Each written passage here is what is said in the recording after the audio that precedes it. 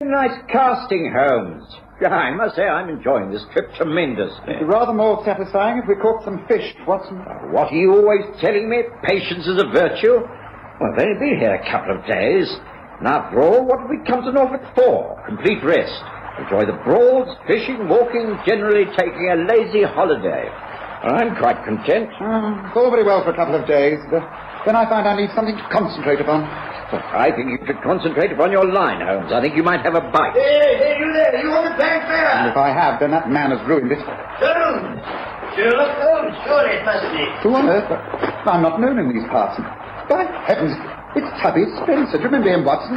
Superintendent at the Yard many years ago. Well. What on earth's he doing up here?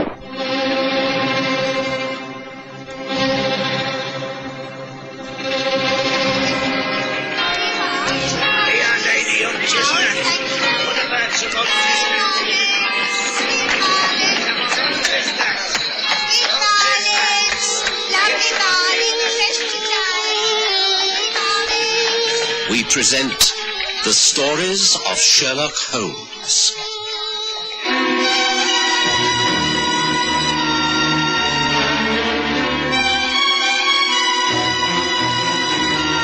The Neen River Mystery.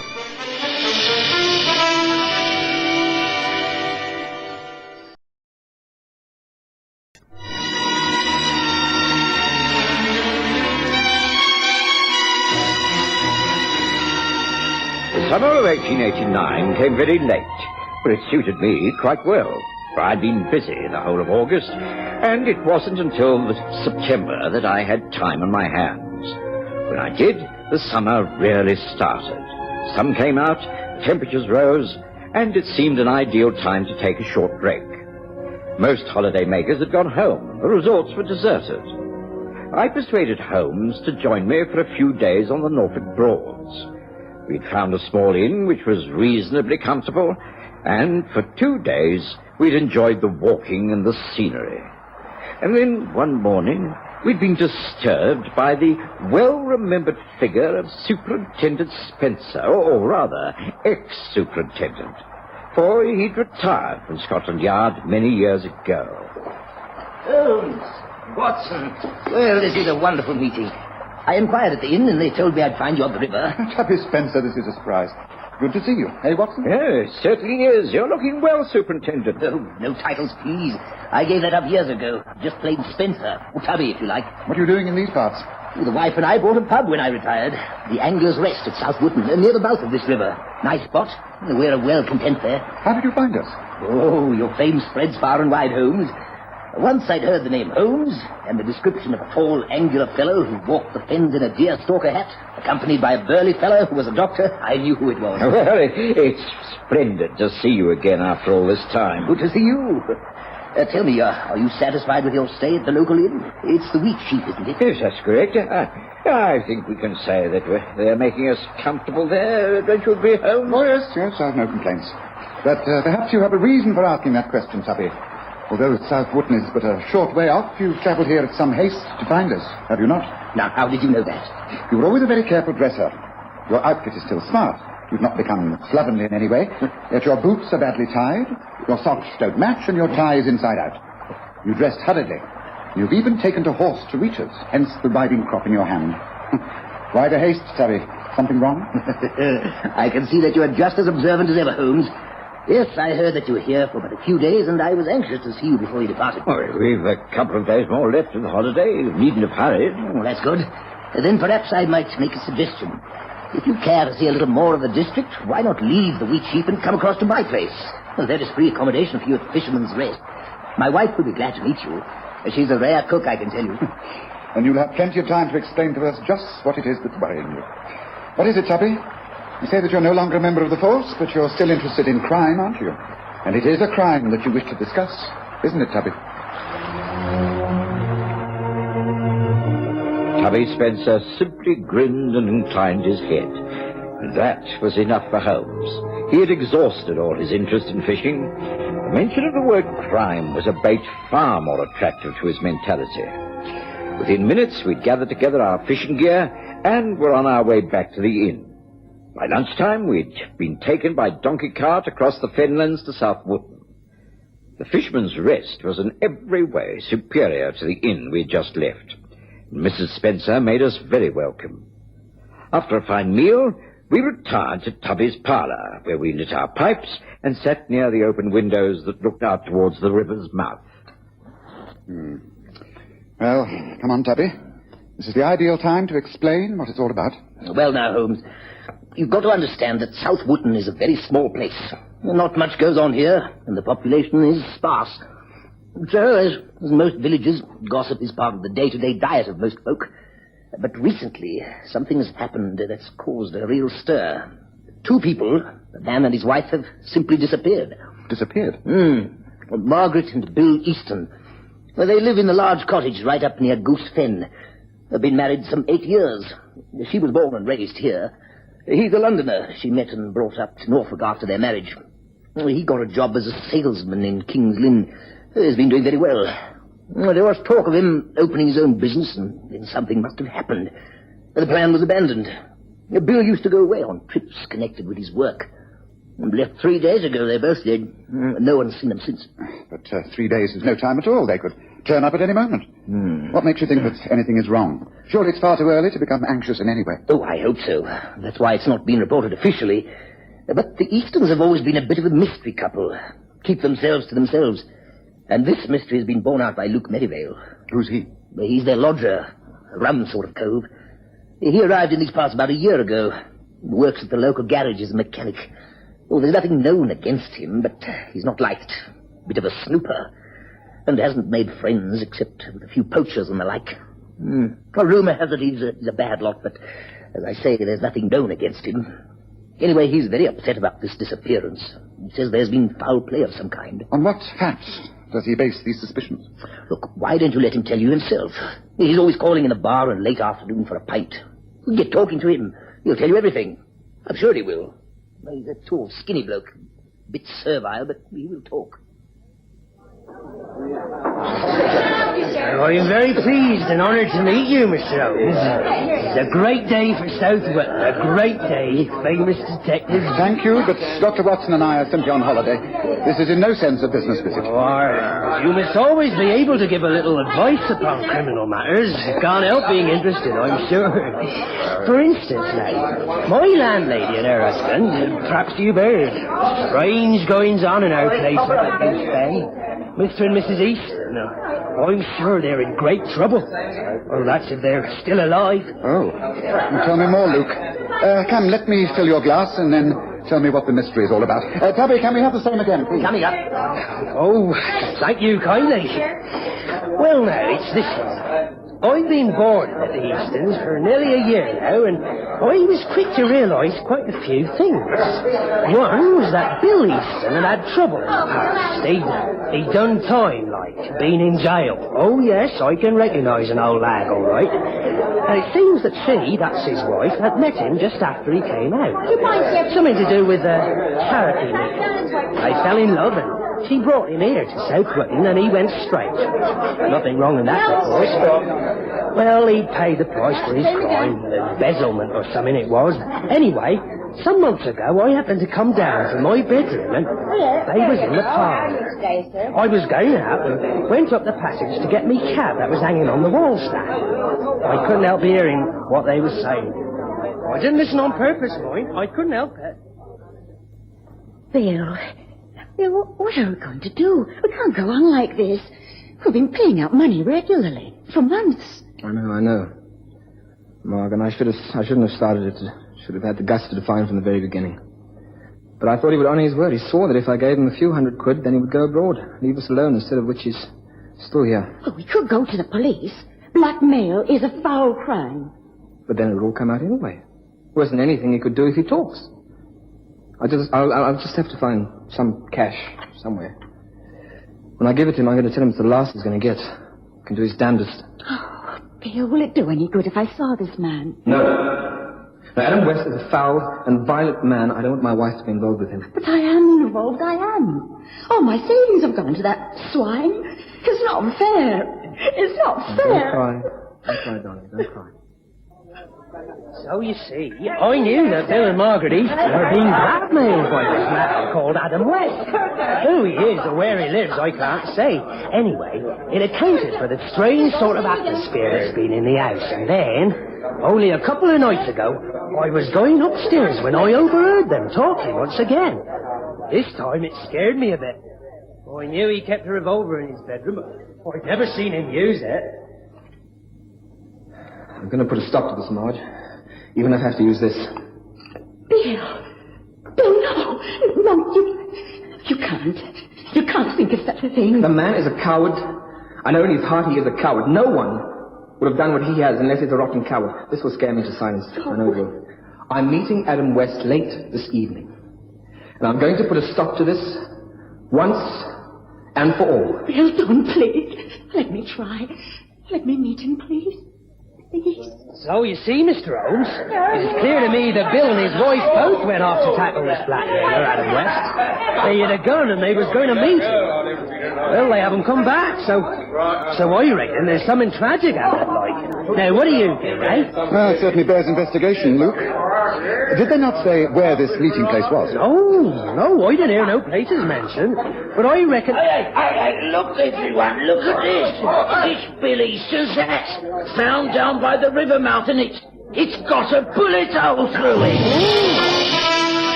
It's difficult to describe the sensation that broke out in the bar of the Fisherman's Rest. The man who had entered holding a large countryman's hat was Silas, well known in those parts as a casual worker during the day and a poacher at night. But for once, his poaching activities were not under question. He approached the bar and threw the hat onto the counter. Tubby Spencer picked it up immediately. Yes, this is Bill Easton's, all right. Got his initials inside. Recognize it anywhere. May I see that, please? Yes, there is a bullet hole, all right. Holmes, you think this Someone seems... must go for the police. This must be handed over to the police at once. Police? What, Sergeant Peppercorn? What good is it? It has to be officially reported. Now, come on, Silas. You must take us down to the police station and make a statement.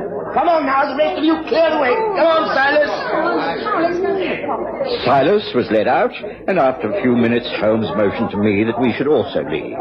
It was typical of Holmes that he didn't wait for the police to arrive. Mention had been made of the river, and that was enough for him. We were down on its banks within 20 minutes. It was still broad daylight. Holmes noted the footprints on the sandy path, and eventually he stopped by some tall reeds bordering the marshlands. Yes, I think this must be it, Watson. You see, the reeds are bent all over the place, towards us, mostly. Which means Silas the poacher must have come from the river this way. Come. Yes.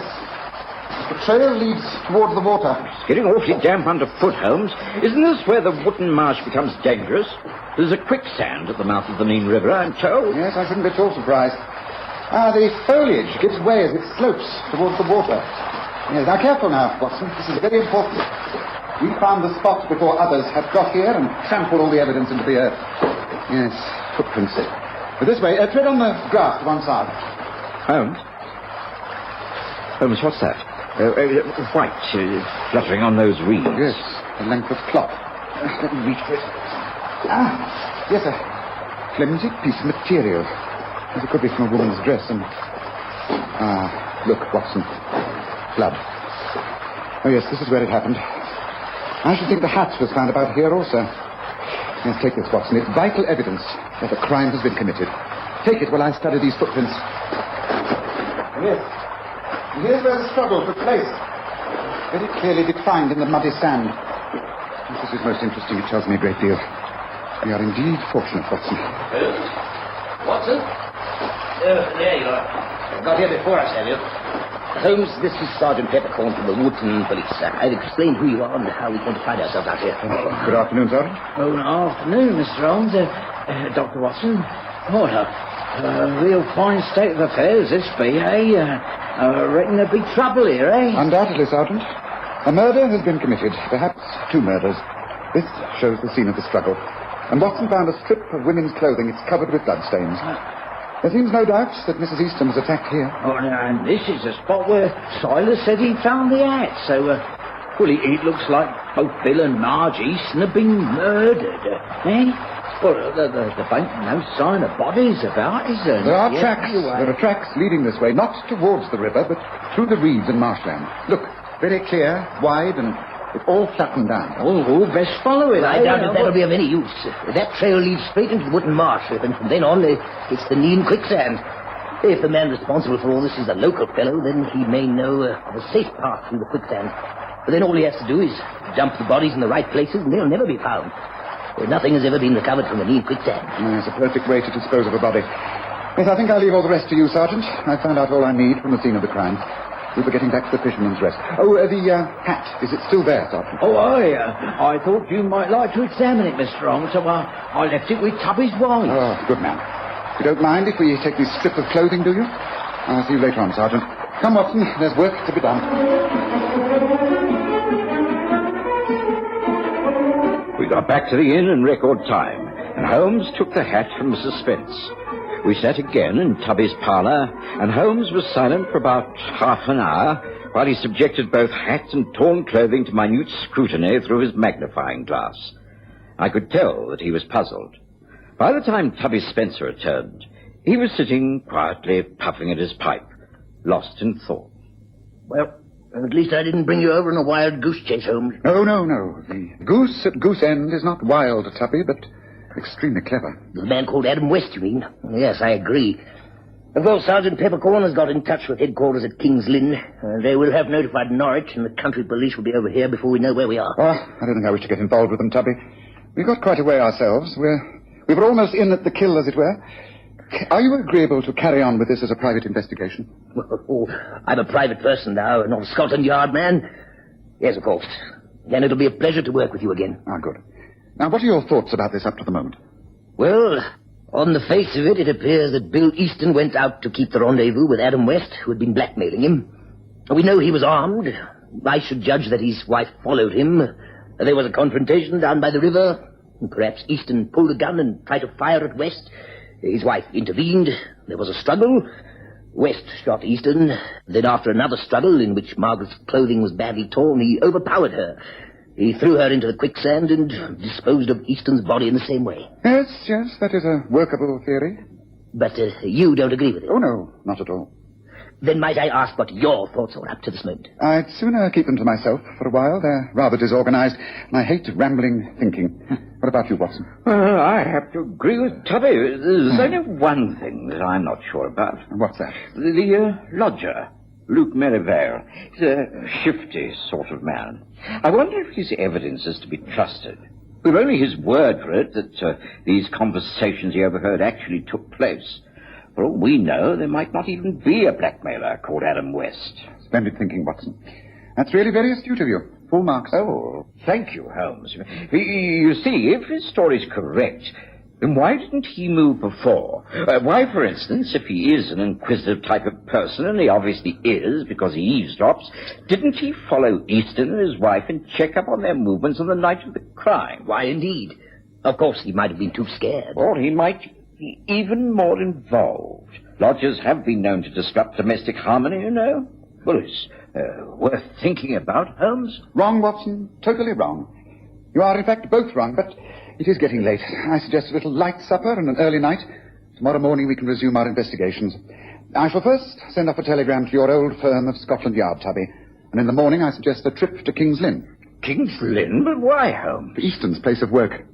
I think we might be able to pick up a few missing threads from quite an opposite direction. And meanwhile, your wife tells me there is cold game pie and cider for supper. Shall we join her in the kitchen, Tubby?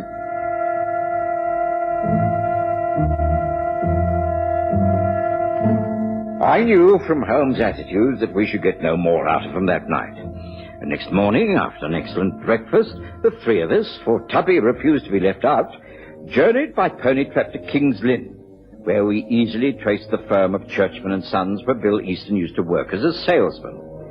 The chief clerk showed us into the small office that Easton used.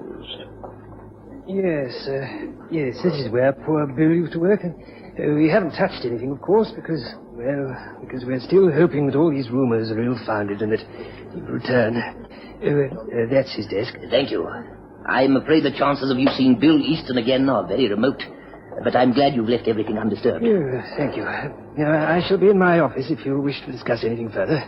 Excuse me now, please. Christopher, I can see what's so important about searching his place of work, Holmes. I should have thought a search of the house would have been more profitable. Not if there was something he wished to conceal from his wife. There's this, for instance. A wallet. And in the wallet, letters. Yes, one letter in particular. Listen to this. My dearest Adam, just a short note to say that I shall be waiting at the same place for you. I love you and will wait for you for always. I know that we shall come together in the end and live comfortably for the rest of our lives. Yours, Pearl. Letter to the blackmailer? Yet Bill Easton came by it. Holmes, do you think this is significant? Could Easton have been planning to turn the table, blackmail the blackmailer? Lady Pearl has unfortunately, by sheer force of habit, perhaps, written her address at the top of the paper. 12 Sheepcote Lane. Well, our next port of call is clearly indicated. Come, gentlemen, let us visit this Pearl lady. I think we're nearing the end of our chase. Sheepcote Lane was on the other side of the town, but we found it quite easily. Holmes walked rapidly up the steps, and a buxom young lady answered the door. You are Pearl? We are the police. Kindly let us in. We wish to ask you a few questions. What's your name? You can't come in here. We are in. Now, where is the man who calls himself Adam West? Adam? He ain't here. He's gone to... What is it, Pearl? I thought I heard someone... Bill Easton. That is correct. Bill Easton, who served his first term of imprisonment as Adam West, and who will now hang for the murder of his wife, Margaret Easton. You'd better take charge from now on, Superintendent Spencer. Tubby Spencer took charge automatically. Easton broke down once he realized he'd been caught. Holmes drove the pony cart back to the Fisherman's Rest and explained. You see, Watson, there were two things that simply didn't fit in with Tubby's theory, that a blackmailer had murdered both Easton and his wife. The first was the scene of the crime. That struggle clearly indicated only two sets of footprints, a man's and a woman's. There was no third party. Hence, the struggle was between Easton and his wife. The second was the hat.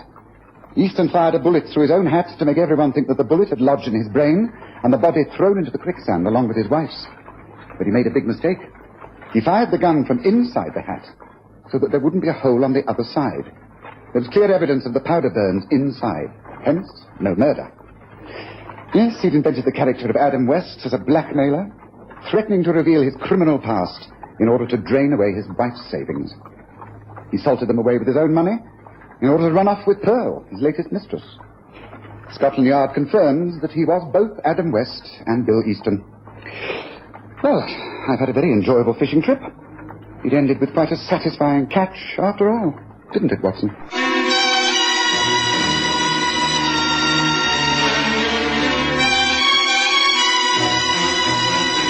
Listen again next Sunday to The Stories of Sherlock Holmes, with Graham Armitage as Holmes and Kerry Jordan as Dr. Watson.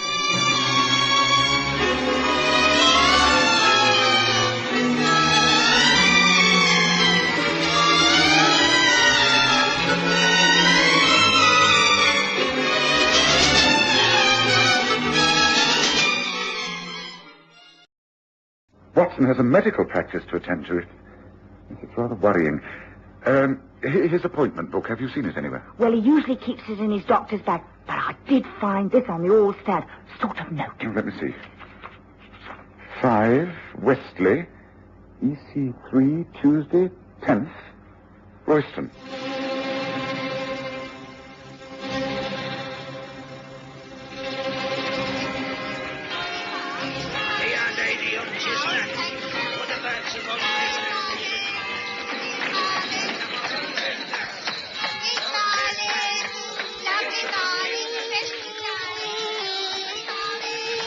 We present The Stories of Sherlock Holmes.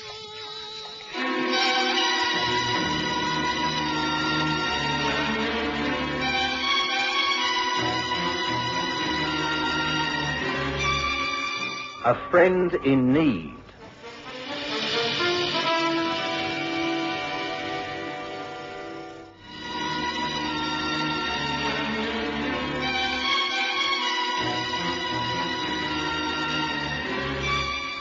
I was doing very nicely in my practice and thinking of going into partnership with an old medical colleague. His name was Royston. I'd met him on several occasions and knew he was engaged upon opening up a medical centre in one of the poorer parts of London. I didn't think twice about the authenticity of the proposal. One Tuesday, I called at a very grim and rather dilapidated building called Westley, just off the river. I was totally unprepared for my reception, for instead of meeting my old friend, I was shown into a small anteroom. It was dark. I couldn't see properly. Before I knew what was happening, hands seized me from behind. I struggled valiantly, and then a violent blow against the side of the head caused me to gasp. Stars swam before my eyes, and I lost consciousness. Couldn't have been easier. See him falling for it like that. Yeah, you'd think anyone who'd associated with Sherlock Holmes would be a bit more careful. What's the next step? We get him out and into a cab. Drive him to the boss's nursing home. From then on, it's nothing to do with us. They're not thinking of knocking him off, are they? I mean, it's not murder. No, the idea is to hold him as hostage, that's all. This is the one way of getting at Holmes. Those two have been buddies for years. If anything can tempt Holmes out into the open, this is the man. Come on now, prop him up. Yeah. He'll be coming round soon. We want to have him safe and sound by then. It's not going to be easy getting him into a cab. He's a big bloke. No, bigger than I am. We'll switch clothes. I'll carry the doctor's bag, and it'll look like we're helping a patient home. Yeah. Here we are. Check the street. Yeah, looks all clear. Getting dust. Gas lamps aren't on yet. But there's more than a bit of fog gathering. Yeah, right to you. Come on. No more talk. Get him on his feet. Right. He'll be able to put one foot in front of the other. By the time he comes to, he'll be in the nursing home, with no idea of where he is or how he got there. Come on. You support him under one arm, and I'll take the other. Here we go. Hurry now.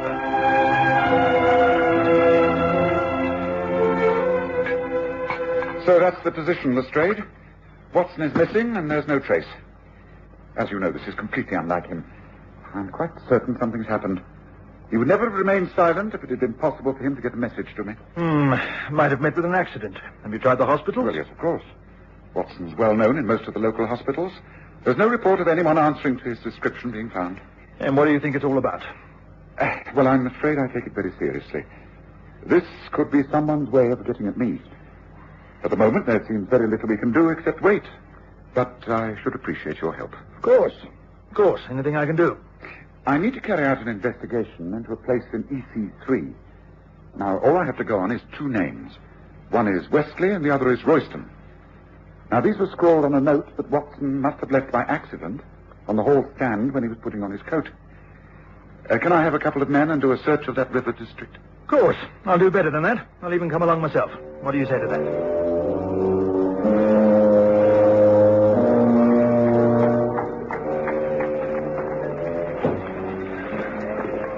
Now, this sudden fog is not going to make our task any easier, Holmes. No, but in a way, it's an advantage. One can remain more secretive in the heavy mists. Look, I think we're on the right track. That large building over there. I have a shrewd idea that it's empty. And I think... Yes. Look here, see by the light of my dark lantern. The street is Westley. Now, that building will be number 5, and if it is, well, we're in luck. I might remind you that we don't have a search warrant. Oh, Lestrade, you're in plain clothes. I've no intention of letting your men swarm all over the building. Come on. I think there's bound to be a window open. I'll do the breaking and entering, and you can come in through the front door. Yes. That's a nice one. Go. If they could seat me at the yard now, I'd get a railroad tailing off. What sort of place do you think this is, anyway? It's just a disused house. Strange. Now, why should Watson want to call here? Now, wait a moment. Look out here in the hall. There's signs of a struggle. A chair knocked over, movement in the dust, and hold the lantern up. Yes, look, smudges of mud. Yes, here, down by the wall. That looks like blood to me. Yes, I'm afraid the good Watson got into quite a bit of trouble here. Do you see this? It hasn't rained in these parts for some days, and yet this is that grey type of mud that's found near the river. And imprinted in the mud are leaves and small particles of petals. Well, this should tell us something. Holmes, do you seriously mean to say that Watson has been abducted? Well, it certainly looks like it, Lestrade. But why? That's the question. Watson hasn't got an enemy in the world. It can only be because of his connection with me. Yes, so who is behind all this? That's the question. What's the next move? Well, I don't think we can do a great deal tonight. If I'm right, then Watson will not be in any active danger until I've been approached direct. There will be an attempt to blackmail or coerce me in some way. I think we might well find something of interest if we question the cabbies who service this district. There can't be many of them on these routes. If Watson was abducted, he must have put up a struggle. He's a big man. Now, come on, Lestrade. Let's get back on the street and see if any of your men have picked up any clues. Nothing to report, sir. The fog has settled in good and proper. Most folk have got themselves indoors by a good fire. Yes, something we'd all like. Now, here comes a cab. Perhaps we should return to Baker Street and wait for events to develop. But just a moment. Hello there, cabby. Not many fares on an evening such as this. Going off duty? Oh, that's about it, sir. Leading the old mare back to the stables. Can't see a thing in this. Are you a regular in these parts? Oh, that's right, sir. Been working this part of the city for near 20 years. Well, then you must know it like the back of your hand. Tell me, have you in the last 24 hours had reason to convey a sick man from that large house across the way there, number 5? Oh, funny you should ask that. As a matter of fact, I did. Earlier on, there was a doctor and his assistant. He had a sick fellow with him. He was recovering from an accident. They bundled him in the cab, and I took them south of the river. Place set back on its own grounds. They said it was a private sort of nursing home, sir. Why do you ask, sir? Well, because we're most interested in this accident. Look here, I know it's a foul night, and you're thinking of going home, but could you find your way to this so-called nursing home? Oh, yes, of course I could. Come on, up in, sir. It'll take a little time, but we'll manage it. Ah, good man. Now, there'll be a sovereign for your pains at the end of it. Now, send your men home to their beds, Lestrade, and jump in.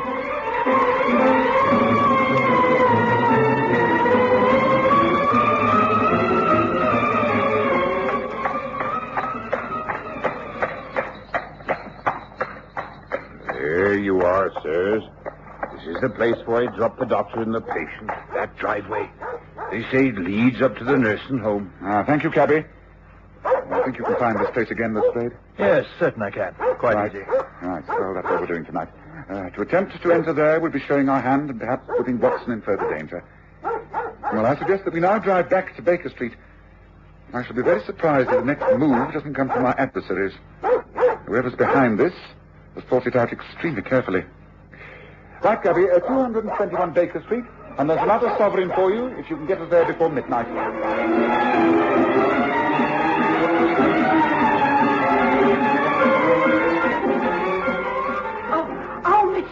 Oh, I'm so glad you're back, and you, Inspector. Oh, Mrs. Hudson, but why are you up and about at this hour? Well, I was worried about Dr. Watson and how you was getting on, and then I went into the kitchen to make myself a cup of tea. I spotted this on the front doormat. It's a message, and it's from him. It's gotta be. I recognise his handwriting anywhere. Oh, do open it, Miss Holmes, and set my mind at rest. He must be all right. Well, it's only a note, not a posted letter.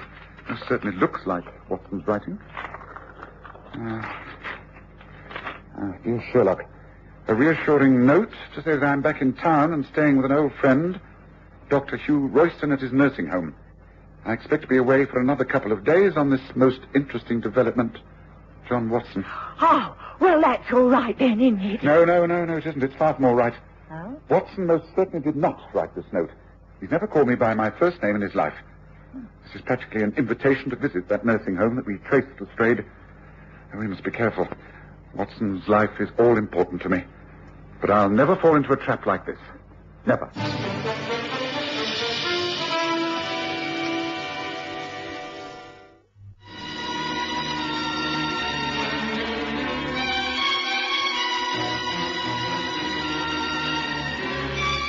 I had no idea where I was and knew better than to attempt to open my eyes. There were two uncouth voices and one cultured foreign one. There you are, boss. Delivered just like we promised. No trouble at all. Easy as pie. How long has he been like this? Oh, several hours. Then we can take no chances. He is here in the nursing home, but he is not to stay here. He must be moved once again to his final resting place.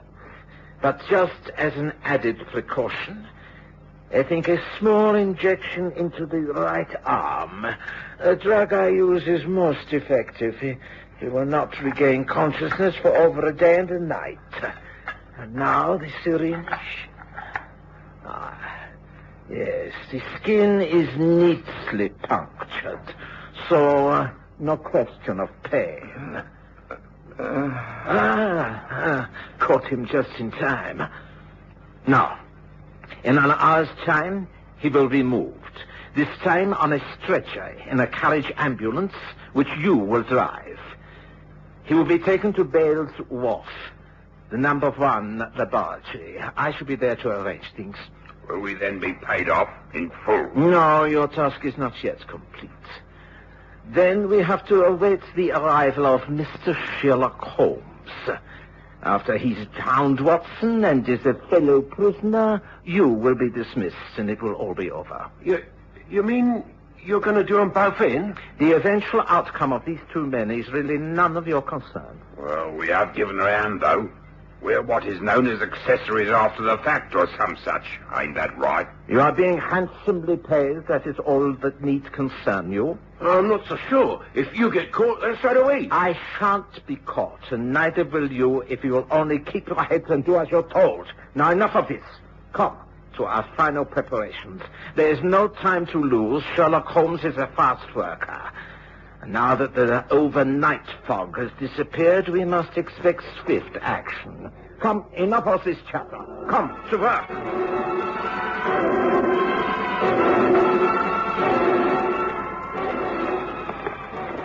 Yes, I'm sorry to behave so strangely this morning, Lestrade, but I believe this is more difficult than I thought. It's clear to me that Watson has been abducted for the sole reason of trapping me. I've therefore not rushed in, but taken things slowly. And the first essential is to establish the true identity of this man, Dr. Hugh Royston. I've therefore taken an hour of early morning, looking him up in the London Medical Register. He does exist, and he lives in this street. We're about to call upon him.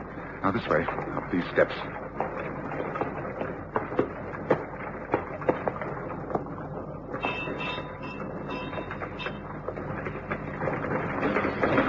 Yes, can I help you? My name is Sherlock Holmes, and this is Inspector Lestrade from Scotland Yard. Is it possible to see Dr. Royston for just a few minutes? Please do come in. I will inform Doctor that you have called. Thank you. Excuse me. Well, this looks respectable enough, Holmes. Doesn't look much wrong here. No, I didn't think there would be. Would you like to come too, please? The doctor will see you now. Thank you. Sherlock Holmes, great pleasure to meet you. You're a great friend of John Watson's, isn't that so? Please, won't you be seated and tell me what I can do for you? It's Watson himself. He has disappeared. The only clue we have is your name and address in Wesley Street, EC3. Gracious, are you sure of this? Disappeared, you say? Extraordinary. You can throw no light upon this? For instance, when did you last see Watson? Some weeks ago. We'd been corresponding. I was rather keen to take a small nursing home in the East End and run it for hard-up people, the poor and delinquent. Watson agreed to consider this. The suggested site was at 5 Wesley Street, that rather derelict and seedy, run by a man called Henry von Bork. Von Bork? So he's the man behind all this? You know the man? Only too well. One of the most treacherous spies in Europe. Yes, it's all becoming quite clear to me now. Von Bork is using Watson to lead me into a trap. Unfortunately, I cannot afford to ignore it. He will have no hesitation in killing Watson unless he thinks I am coming to the rescue. Thank you, Doctor. You've been a great help. Come, Lestrade. Royston told me what I wanted to know. I know Von Bork's mind. I know it's tortuous and arrogant. He's convinced that he can outwit me, and in order to save Watson, I shall have to allow him to think so. Well, why don't I get a search warrant against his home and let's raid the place? The element of surprise is always good. This Von Bork won't think you'd consider such a bold plan. Well, you may do that by all means if you wish, Lestrade, but I don't think that is the answer to our problem. I'm prepared to believe that Watson was enticed into that nursing home, thinking he would meet the good doctor there. But I cannot think Von Bork will keep him there. It's too risky. No, he'll have him removed. But where to? Von Bork, used to have offices in the dock area. You may recall that we thought he was using them in the smuggling case of the Blue Peter. Now, wait a moment. When we called at 5 Wesley Street, we found evidence of a struggle. Undoubtedly, that is where Watson was overpowered. Then I also observed grey mud, do you recall? Imprinted in the mud were leaves and particles of petals. Now, the flowering petals were autumn willow blossoms. Those trees only flourish down by the river. Yes, I think I can trace the old offices that Von Bork used. If I'm right, then that's where they would have taken Watson. Seems to be taking a long shot to me, Holmes. Wouldn't it be better to stick to more orthodox methods? There's no time. Von Bork will be getting anxious. He's not going to hang around keeping Watson alive if he can't get at me. Now, I've got to move. The point is, Lestrade, are you still going to back me up? I've done so up till now. I'm not backing out when it comes to a crisis. Lead on, Holmes. I'm with you. This is it, Lestrade. These are the offices. And I fancy Bork has been using them for experimental purposes. They have the appearance of being scientific laboratories. Doesn't look as though they're at all occupied. I think this way, round the side entrance. I know you do not approve of my method of entering premises, but needs must when the devil drives. Watson has always said that the police were lucky that I didn't choose a career in crime. I should have rated with the best of them. Observe, I have a full set of burglars' tools with me now. For instance, this door, although made of steel and padlocked, presents no problems. Something tells me I'm going to regret this. If we're caught, it's demotion for me, no doubt of that. Oh, nonsense. Now, here, watch. Now, come on, let's take a look. Blessed if I can see why you think Watson should be shut away in a place like this. It's quite dark. There's just packing cases. The workrooms must be through there. Yes. Yes, this looks more like it. Fully equipped as a laboratory. Yes, we're on the right lines, all right. Look, wooden steps going down and footprints. Muddy footprints. Now, you see how staggered they are? Now, those are the sort of prints 2 men would make if they were carrying a stretcher. Come on, Lestrade. Now, here. Now, once our eyes grow accustomed to the dark, and Lestrade, I'm right. There, in the corner. It is a stretcher. And it is Watson. By Jove, you're right, Holmes. What devil? The door. The top of the stairs. It's closed. Caught, Holmes. Caught like a rat in a trap. I knew you would find Watson sooner or later. It all worked out as I planned. It is useless to think you can escape. And within 20 minutes you will both die. You'll see, for months I have been working on an explosive device which is triggered off by that iron bar door closing. 20 minutes, Holmes. Goodbye. What the devil? Holmes, we've fallen right into his hands. Explosive device. It must be here. Down by the stretcher. Look, Lestrade. Gun cotton, sulfuric acid, nitric acid. Look, help me to move, Watson. Right to the far corner. There's only one chance. We must make our own explosive first. Quickly, Lestrade. Right over here, by the fence. Now, come on, give me a hand. Prepared cotton. It has to be 3 parts sulfuric acid to 1 part of nitric acid. It will burn without explosion on ignition. But it's laid up by that iron door. With percussion, it goes up at about 5 times the power of gunpowder. Holmes, do you really know what you're doing? Oh, I'd better get right, Lestrade. Well, this really is a triumph for Herr Bork. Now, listen. Do exactly as I say, and as swiftly as possible. Take this. Carefully now. Right. Now, here. Now, get right back. Back by the far wall. Cover Watson with anything you can to protect him. The percussion, when I trigger off, should blow the gate outwards. If it does, then we are safe. We grab the stretcher, get up those stairs as quickly as possible. You ready? Yes, I'm ready. Right, here we go, well. Here goes. Now, get down. We've done it. We've done it. Come on.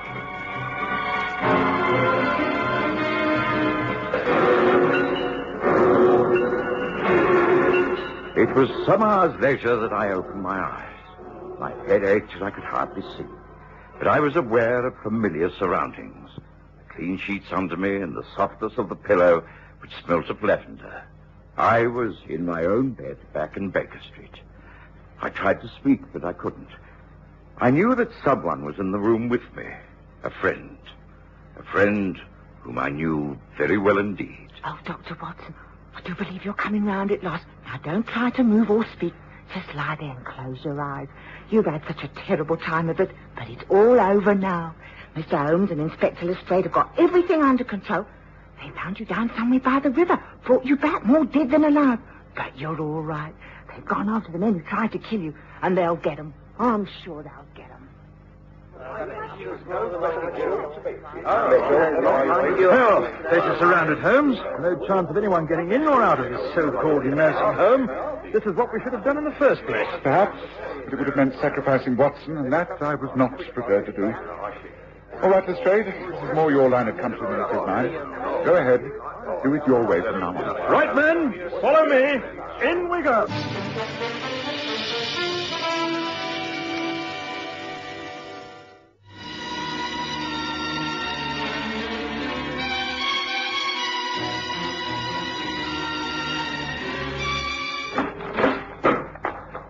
Well, I'll be... Not a sign. Nothing. Not a living soul in the place. Now, what do you make of that, Holmes? I'm hardly surprised. If Von Bork had been successful and killed Watson and me and you in his booby trap, then he wouldn't have wanted to stay around London to be questioned. Now, clearly this nursing home's just a blind.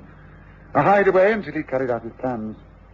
Well, I'd soon it worked out like this. Watson is alive and Von Bork has escaped. But he who fights and runs away lives to fight another day. I'll catch up with Von Bork, and when I do, it will be a fight to the death.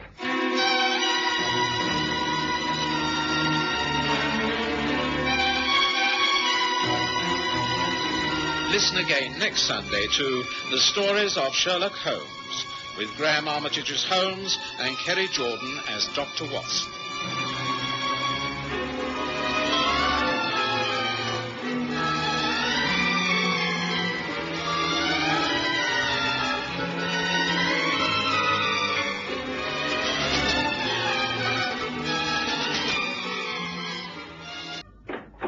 Ah, Mr. Holmes, I was hoping I'd find you here working in the library. My dear Tebbit, I know you are a tutor and lecturer at this college, but you must understand I am an extremely busy man. I realize that, but a very awkward and delicate incident has occurred here at Magdalen. By chance, you are here, and I must turn to you for help. I'm sorry I cannot be disturbed. If there is any trouble, I should prefer it if you would call in the police. The police? Oh, no. No, that would cause a terrible scandal at all costs. Magdalen must avoid a scandal. I beg of you, Mr. Holmes, help us. For the sake of the college, help us, please.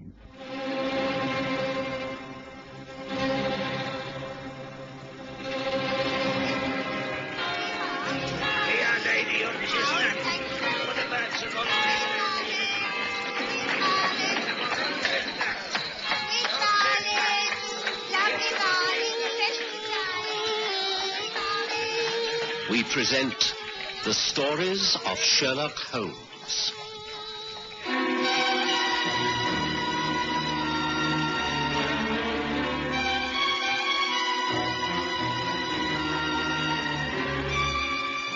Tonight, a hollow victory.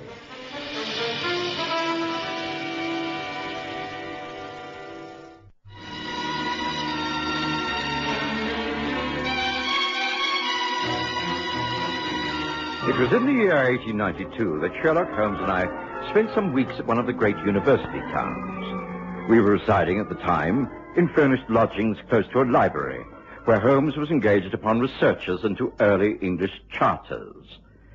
It was whilst he was busy with his research that Frank Tebbit, one of the lecturers at Magdalen College, burst in upon him. A gaunt man of excitable character, he was even more agitated than usual. I must explain, Mr. Holmes, that tomorrow is the first day of the examination for the Hamilton Scholarship. I am one of the examiners. Today, at about 3 o'clock, the proofs of the examination paper arrived from the printers. I read it carefully, as the text must be quite correct, a large part of it being passages in Greek to be translated. There must be no printer's errors, you see. Quite so. At 4:30 p.m., I left as I had an appointment to take tea in a friend's room. I left the proofs on my desk. I was away for little more than an hour. As you know, our college doors are double, the green baize one within and the heavy oak without. As I approached my outer door, I was amazed to find a key in the lock. But it was not my key. I knew I had not been so careless. My key was still in my pocket. Nevertheless, there must have been a duplicate. Who carries it? Oh, my servant, Jackson, who's been with me for 10 years. His honesty is above suspicion. Have you questioned him? Yes. I met him in the corridor and discovered that the key was indeed his. He had come to my room to ask if I wanted to take tea, and he had very carelessly left his key in the door when he had left a few minutes later. Of course, in ordinary circumstances, it would not have mattered. And what are the examination papers on your desk? Oh, the moment I looked at the table, I knew that someone had been in there. The proofs were in 3 long slips. I'd left them all together. Now I found one on the table, one on the side table near the window, and the third upon the floor. Tell me, Tebbit, is the scholarship a valuable one? Very. There is a lot to be gained by getting it, including money. Jackson entered the room with you. What was his reaction to all of this? He nearly collapsed. I had to seat him in a chair and give him brandy. He was so upset to realize he'd been the cause of such an outrage. Did you examine the room? Yes. While Jackson was recovering, I tried to be thorough. I found evidence of a broken pencil, the tip of some lead near the paper on the table. Ah, excellent. Continue. Then a definite cut, about 3 inches long, in the red leather surface of my new writing desk.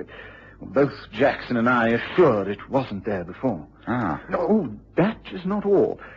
I found a small ball of clay with specks of sawdust on it.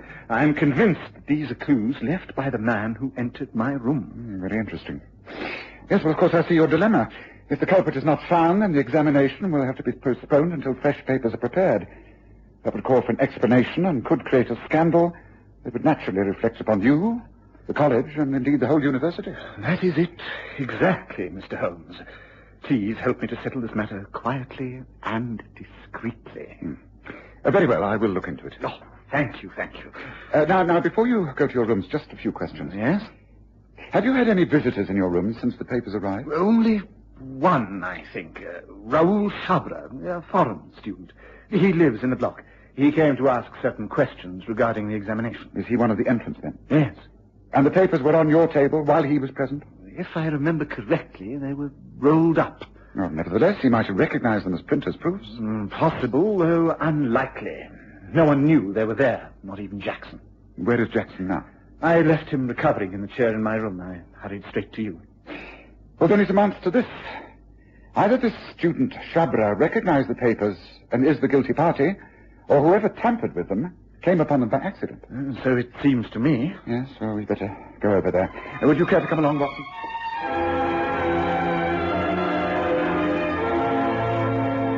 I'd remained silent throughout this interview.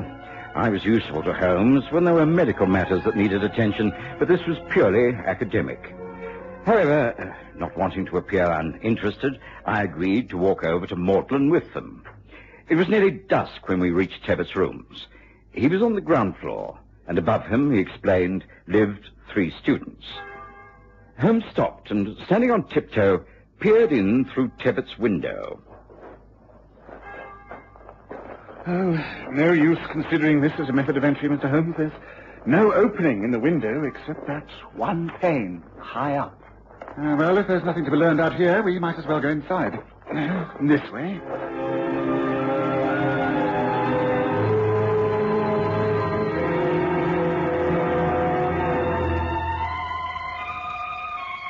We entered the building, Tebbett leading the way. Tebbett let himself in with his own key and bade us welcome. Holmes set to work making a thorough investigation of the carpets. Nothing here. The day's too dry for footmarks. Jackson has recovered, I see. Which chair did you leave him in? There, by the window. I see, near this small table. Yes, I imagine what happened is that the man entered through the door, took the papers to the window so that he could see you if you crossed the courtyard, so you could make a quick escape. As a matter of fact, that would not have helped him. I returned by the side door. Ah, that's interesting. Well, that's what he must have had in his mind anyway. Now, let's see the printer's 3 pages. Yeah, and here you are. There's no fingerprints that are visible anyway. So many people could have handled these. How long would it take to copy one of these using every possible method of contraction? Oh, allowing for careful study and taking pertinent notes, I should say a quarter of an hour. Then placing it on the table, he studied the next paper. He was still doing this when you returned unexpectedly. Yes, he could not have seen you cross the courtyard, but something disturbed him. He had not time to replace the papers. Yes, this is the lead of the pencil. Yes, I have not touched anything, I assure you. Good. Yes, an unusual type of lead. Not often used in ordinary pencils. Valuable. This is a small black pellet. Yes, I need to study this through my lens. Yes. Yes, and here is the cut in the red leather top. Yes, it's quite a tear. Well, this gets more and more fascinating. Where does that door lead to? To my bedroom. Have you been in there since discovering all of this? No, I came straight to you. Take a look if you wish. Allow me. Thank you. What a charming room. I don't wish to pry, but I presume this large wardrobe is where you keep most of your clothes. May I? Yes. Large and convenient. Now, there seems to be... Now, what have we here on the floor next to the shoe rack? It's a similar piece of clay, formed into a pyramid shape, identical to the one by your table. Now, isn't that extraordinary? Yes, let me see that. Yes. Yes, you're right. What does it mean, Mr. Holmes? I don't know. It seemed that your visitor had access to your bedroom as well as to the sitting room, Mr. Tebbit. That does not make sense. Surely anyone wanting to take notes from my papers would be familiar with the layout of these rooms. Whoever it was could not have fled into the bedroom by mistake. But then he must have done so intentionally, in order to hide. Do you mean that he might have been hiding in here when Jackson and I came back? Very likely.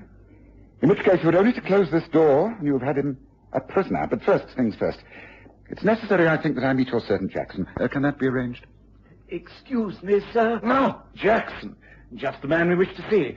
I came back to see if there had been any new developments, sir. No, but this is Mr. Sherlock Holmes and Dr. Watson, who are investigating.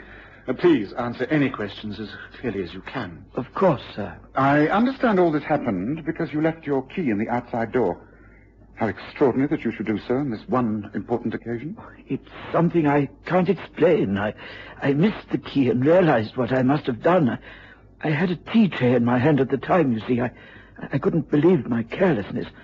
I hurried back, but met Mr. Tebbit in the corridor, and when we entered together, I saw the worst had happened, and someone had been in the rooms.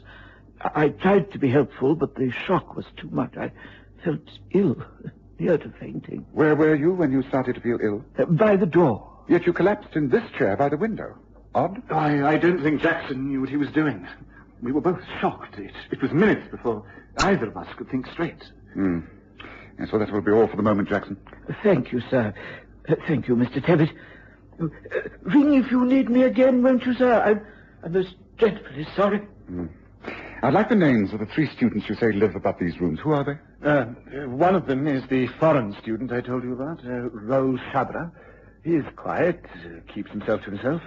His work is good, although I would say his Greek is his weakest subject. Then there is Forbes, a fine scholar and athlete. Well, perhaps too keen on sport, but a fine young man. His father was the notorious Sir Stafford Forbes, who ruined himself gambling. The son is poor, but should do well. I see. And the third? Harland McBride. Brilliant. One of the brightest intellects of the college. But wayward and unprincipled. I know what your next question will be. Which of the 3 do I suspect? Oh, I can't answer that. I'm glad, because I wasn't going to ask you anyway. But I was about to suggest a quick stroll outside in the courtyard before it becomes too dark. Shall we go? Holmes led us out of Tebbett's rooms and back to the courtyard. It was not quite dark. 3 yellow squares of light shone above us. The 3 students were spending the night before the exams in their rooms. Shadows moved across the blinds of one room. Is Raoul Chabra pacing the floor. An occasional movement came from Forbes's quarters. From the 3rd window, there was a bright light, but no sign of activity. Holmes suggested that we make some excuse and call on each in turn. Tibbet thought it could be arranged and led us up the ancient staircase.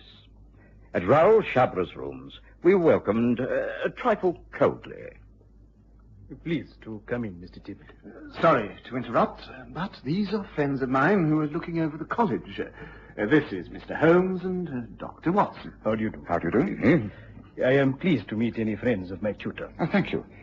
I'm interested in the internal design of these buildings. They're very well appointed, are they not? I find it very comfortable here. Please to look around. Well, I'm pleased to see that you're not doing any last-minute studying, Chabra. That shows confidence. I do not feel confident. I am greatly worried. I am very nervous.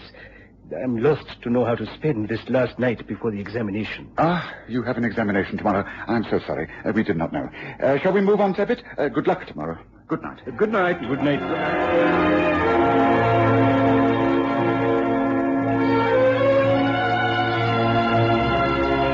I noticed that Holmes' eyes had been darting about all over the room, especially at the large desk by the window. Raoul Chabra seemed a mystery. Courteous and well-dressed, he could have been thinking anything as he bowed us from his rooms. We went up another floor, and this time called upon Julian Forbes. Pleased to meet you, Mr. Holmes. Dr. Watson. How do you do? Come in. Make yourselves at home. I'm afraid I have nothing to offer you in the way of a drink. Oh, that's quite all right. We're just making a brief tour of the college.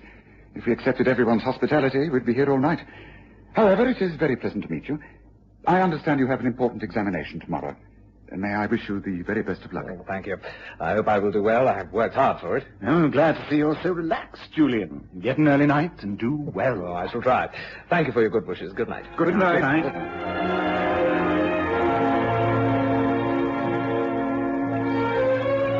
Again, I was aware of the intense scrutiny Holmes had given the room and its occupant. We followed Tibbet up further stairs to the rooms of the third student. This time, our reception was far from cordial. Who is it? Your tutor, Tibbet. Go away. I beg your pardon.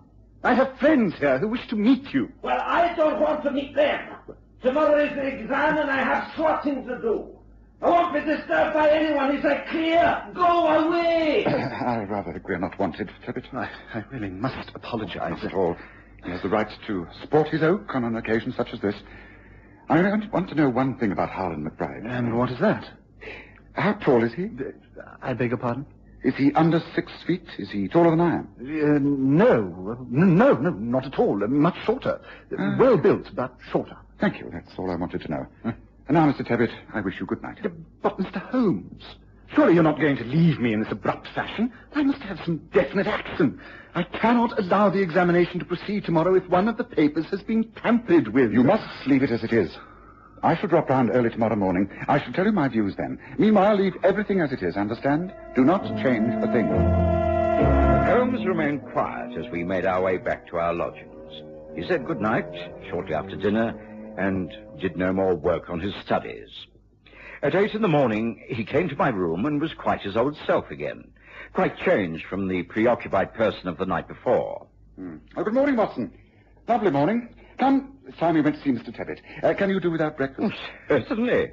Tibbet will be in a terrible state until we tell him something positive. But have you anything positive to tell him? Oh, yes, my dear Watson, I've solved the case. What? Well, how could you have done? What possible fresh evidence could you have got since last night? This. It's not for nothing that I got up at 5:30 this morning. I put in 2 solid hours of work and covered over 5 miles, and I have something to show for it. There it is. 3 small pieces of black clay, almost identical. But Holmes, yesterday, there were only 2. Quite. Now, this one I discovered this morning, and the 3 of them will solve the whole mystery. Come, Watson, let's go and put Tibbet out of his misery, shall we? The unfortunate tutor was certainly in a state of great agitation. In a few hours, the examinations would commence. He appealed to Holmes immediately. Thank heavens you come, Mr. Holmes. What am I to do? Shall the examination proceed? Oh, yes, let it proceed by all means. But the culprit... He will not sit the examination. How can you say that? Does it mean that you know who it is? I think so. And if this matter is not to become public, then we must pass judgment upon this ourselves. And so, in this private court-martial, so to speak, we shall take up official positions. Watson, will you stand there? Oh, very well. There. And ring the bell, please. But that will bring Jackson. Exactly. Very well. I say, Holmes, can't you tell us a little more? I mean, what do we have to do? Just you stand there and glare, Watson. Fiddle with your moustache and frighten the life out of anyone who comes through that door. Ah, here is the first person. Come in, Jackson. Do as Mr. Holmes requests, Jackson. Yes, sir. Now, Tebbit, would you leave us for a little while? Please go down and bring Mr. Forbes down to us. But I don't understand. I mean, what... Do as I say, please. Very well, but I must confess that I do not understand this. It is lamentable, lamentable. Now, Jackson, would you please tell us the truth about yesterday's incident? I have told you everything, sir. You have nothing to add? No, sir. Then I will make a suggestion. When you came in here yesterday, and you appeared to be considerably shocked, you sat down upon that chair. The reason was to conceal something, was it not? No, of course not. I think you answered that a little too quickly. I wonder why. You know who was in this room yesterday, don't you, Jackson? No, sir, no. It is a pity you feel that you have to lie. Stay with us, but stand over there by the bedroom door and wait. Ah, yes, I think the time has come. Oh, it is lucky that I found you. I think you must have been coming to see me. Yes, I was. It was very important, you see, sir. Come in. Close the door. Yes. Now, Mr. Forbes, we are alone here. We can be perfectly frank with each other. We want to know why an honorable man such as yourself ever stooped to become the cheat you were yesterday. What? Jackson, how could you? It wasn't me, sir. Mr. Forbes, I never said a word. Ah, but you have now. Forbes, your only chance lies in a frank confession. I don't know where to begin. How can I tell anyone? Then let me tell the story, and you can correct me if I'm wrong. Now, Tebbit told me that no one, not even Jackson, knew the papers were in this room. It was extremely unlikely that Raoul Chabra could tell what the papers even looked like when he came in here. After all, they were rolled up. The chances of someone coming in here by accident and finding them would be too remote. Obviously, someone saw into the room from outside. I see. Forbes had been training that afternoon. He had his running shoes with him, the traditional kind, spikes on the soles. When he passed the window, he saw that you had been working on the exam paper. As he passed the door on the way to his room, he noticed that the key was in the lock. The temptation was too much. He let himself in and saw the situation at a glance. He placed his running shoes on the table and placed something, gloves perhaps, on the chair whilst he hurriedly made notes. Correct, Forbes? Yes. Thinking you, Tebbit, would return across the courtyard, he stayed by the window to watch. But you didn't. You came by the side entrance and he was caught. There was no escape. He grabbed for his shoes and made a tear in the red leather. Darting across to the bedroom, he forgot his gloves on the chair. Some of the black clay from around the spikes of his running shoes dropped off. One piece was left here, another in the bedroom cupboard where he hid himself. That third piece I collected from the pitch where he trained yesterday. Correct so far, Forbes? Yes, it's exactly as you've explained. Is that all you can say for yourself after such infamous conduct? I'm sorry. And to prove it, I have here a letter which I wrote last night. I couldn't sleep. I couldn't live with what I'd done. In the letter, I say I'm withdrawing from the examination. I'm ashamed. Well, I am relieved to know you have recovered your self-respect. Why the change of heart, Forbes? Jackson. He persuaded me. Well, Jackson, can you clear up the last point in this mystery for me? What was your interest in all of this? It's simple enough, Mr. Holmes. I was at one time butler to Sir Stafford Forbes, this young man's father. When he was ruined, I came here to work for Mr. Tebbit. I never forgot my old employer and made it my job to watch over his son. That's why I pretended to collapse when I sat in the chair in order to conceal the gloves. When Mr. Tebbit left to seek your help, I aided Mr. Forbes to escape. What else could I do? My loyalties. I didn't approve, of course, and I persuaded him to do the right thing. I'm sorry, but, well, can you blame me, Mr. Holmes?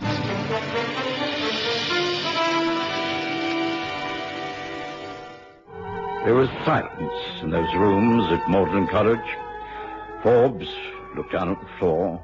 Tebbit stared out of the window, and Jackson slowly left the room. Holmes said... Well, Watson, I think that clears up the matter. Breakfast awaits us. Goodbye, Forbes.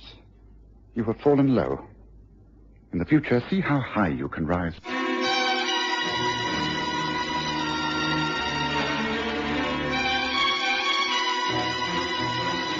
Listen again next Sunday to The Stories of Sherlock Holmes, with Graham Armitage as Holmes and Kerry Jordan as Dr. Watson.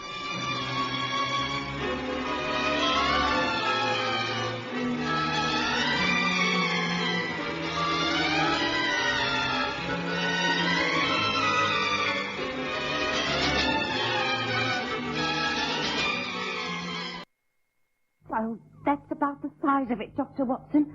I just have to travel north to Cumberland, and I simply can't take young Harry, my grandson.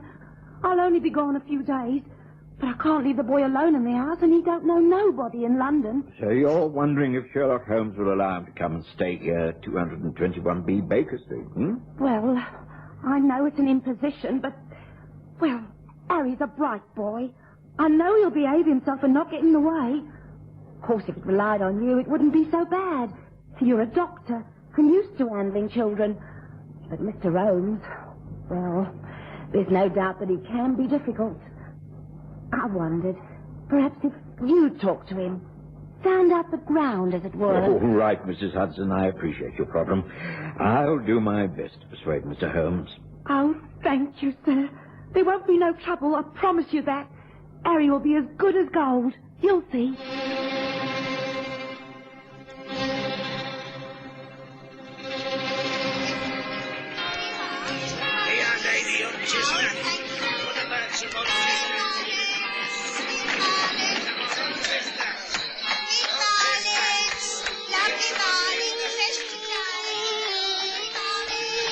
We present The Stories of Sherlock Holmes.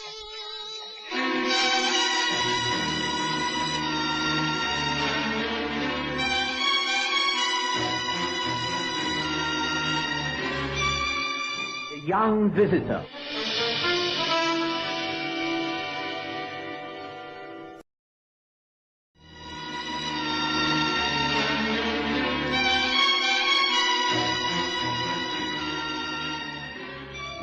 I knew that to put up a lively young boy in our rooms for any length of time would cause untold trouble. But I didn't see why we shouldn't try to help for a short while. There was a small box room at the top of the house that had a trestle bed in it. It could be made quite comfortable. The only difficulty was Sherlock Holmes and his work. He was the last man in London to want a small boy under his feet while he was engaged upon a case. I broached the subject carefully the next morning. Much to my surprise, Holmes agreed to the arrangement quite amicably. Mrs. Hudson was delighted, and on the Friday afternoon showed him the lad, all dressed in his Sunday best and schooled in the proper behavior. Come in now, Harry, and say hello to Mr. Holmes and Dr. Watson. How do you do, sir? Very pleased to meet you, Doctor. So, you're Harry, and you're to be our young visitor for a few days. Yes, sir. Thank you very much for letting me stay here. Harry's a bright lad. He won't make any trouble. I mean, he isn't rowdy or anything like that. As long as there's plenty of books for him to look at, he'll be as quiet as a mouse. Well, there are plenty of those, although perhaps you aren't quite grown up enough for most of them. Well, young man, sit yourself down. It's a bit early for tea. Gran's shown me where everything is, sir. I can get it for you any time. Well, not yet. Well, come on, sit down and tell us something about yourself. There isn't much. I'd sooner hear about you, Mr. Holmes. Do you really catch criminals, murderers, and people like that? And do they fight to the death at the very end? Well, not very often. Detection isn't all blood and thunder. It's a question of observation and thinking in the right manner. But I'm not working on any case at the moment, so you needn't bother about disturbing me. Oh, that's a pity. I think I'd like to be a detective when I grow up. Well, there's plenty of time for that. Now, what would you like to do this weekend? Play games? Visit the zoo? Not really. You know what I'd really like? No? What? To go down Charing Cross Road and look at all the second-hand bookstores. Now, that will really be a treat. Well, if that's what you want. That's exactly what we shall do. We shall do so tomorrow morning. How's that? It's a promise. Wow! I think I'm really going to enjoy it here. I really do. Things had got off to a most pleasant start. It was clear that Holmes liked the boy, who was quick-witted and not over-familiar. True to his promise, Holmes ordered a hansom cab the next day, and the two of them started off for an exploration of the London bookshops. Charing Cross Road was the obvious start. Holmes knew every store intimately. And one in particular, Nesbitt & Son, was a great favorite. Well, now, Mr. Holmes, found anything to your liking? Not at the moment, Nesbitt, but I'll browse around if you don't mind. Make yourself at home, sir. Make yourself at home. Mr. Holmes, just come and look at what I found. What is it, Harry? Look! It's an old book all filled with maps and drawings. Look! Sailing ships and pirates. All the voyages marked out. Called E. White Cosgrove. Travels of imagination and exploration. What's that? Gracious me. Nesbitt, what have you got an old Cosgrove out here on the store pavement for? What's it marked out as? 5 shillings. It should be worth far more than that. Well, I don't know. It came in with a job lot from a Mr. Robert Johnson of the Manor, Lake Radlett. It's in a poor state. Many pages missing, and the cover is stained and warped. It's a pity. It's rare enough, but I doubt if it could be restored. Please, may I buy it? I'd love to start a collection with this.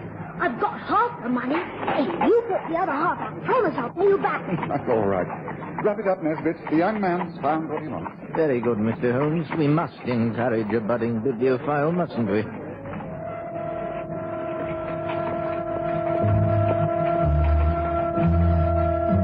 The rest of that day, young Harry stayed in the box room, poring over travels of imagination and exploration. We heard not a sound from him. It was on the Sunday morning, after a brisk walk in the park, that we returned to find a visitor had called. Ah, come in, Watson. Young Harry, this is Miss Amelia Johnson. She's called about the book you bought yesterday, Harry. I rather think she wants to buy it from you. What? I'm sorry. Perhaps you'll let me explain, young man. You see, my uncle is Mr. Robert Johnson, and this book came from his private collection. I think there must have been a slight mistake. The volume should never have been included in the parcel of books sent to Nesbitt's in London. Since then, a few pages have been discovered, which, when added to the book, would make it quite valuable. We found out Mr. Holmes's name and address from Nesbitt's, and he said he was sure you would agree to sell it back. I'll offer you far more than you paid for it. Now, what do you say? No. I'll give you a sovereign here and now for the book. Here? See, a bright new golden sovereign. Mr. Holmes, I don't have to sell a book, do I? I'll never get another one like it. And if that page is missing, well, maybe I'll be able to buy them for this lady later on. The book rightfully belongs to you, Harry. It's yours, and you've paid for it quite honestly. Of course, Miss Johnson, the missing pages may deal with the island of Corsium and the legend of the dinosaur. There is a reference to that later on in the book, isn't that so? Exactly, Mr. Holmes.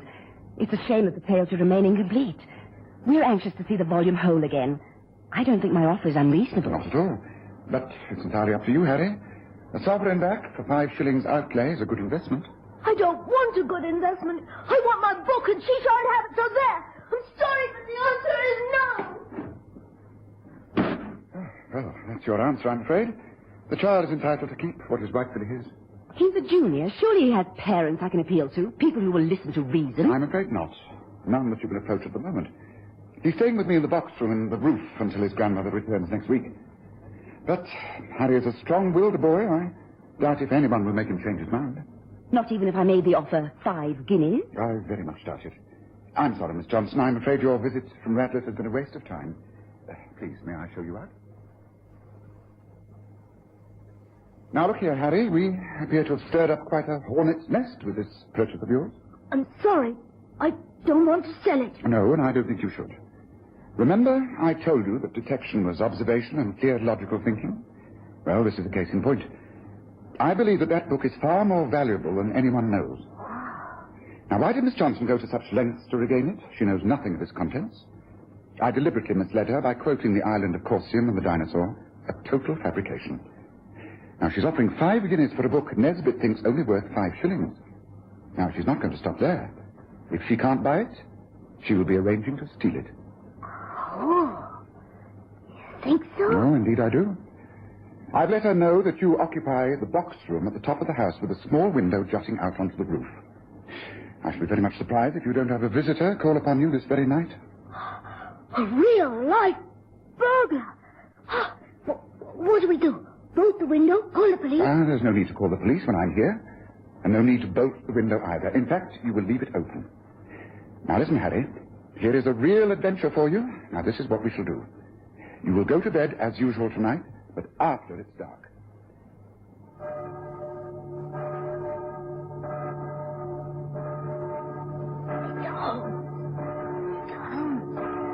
Still awake, sir? Yes, Harry. I think this is proving a washout, Holmes.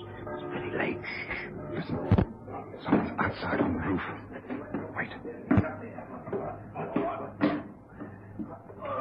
Right, man, easy. This is a window. Here. You go first. Right, hold on. That's right. Right. Head. Right, come on. Bring the lamp. All right, Watson, get them. Right.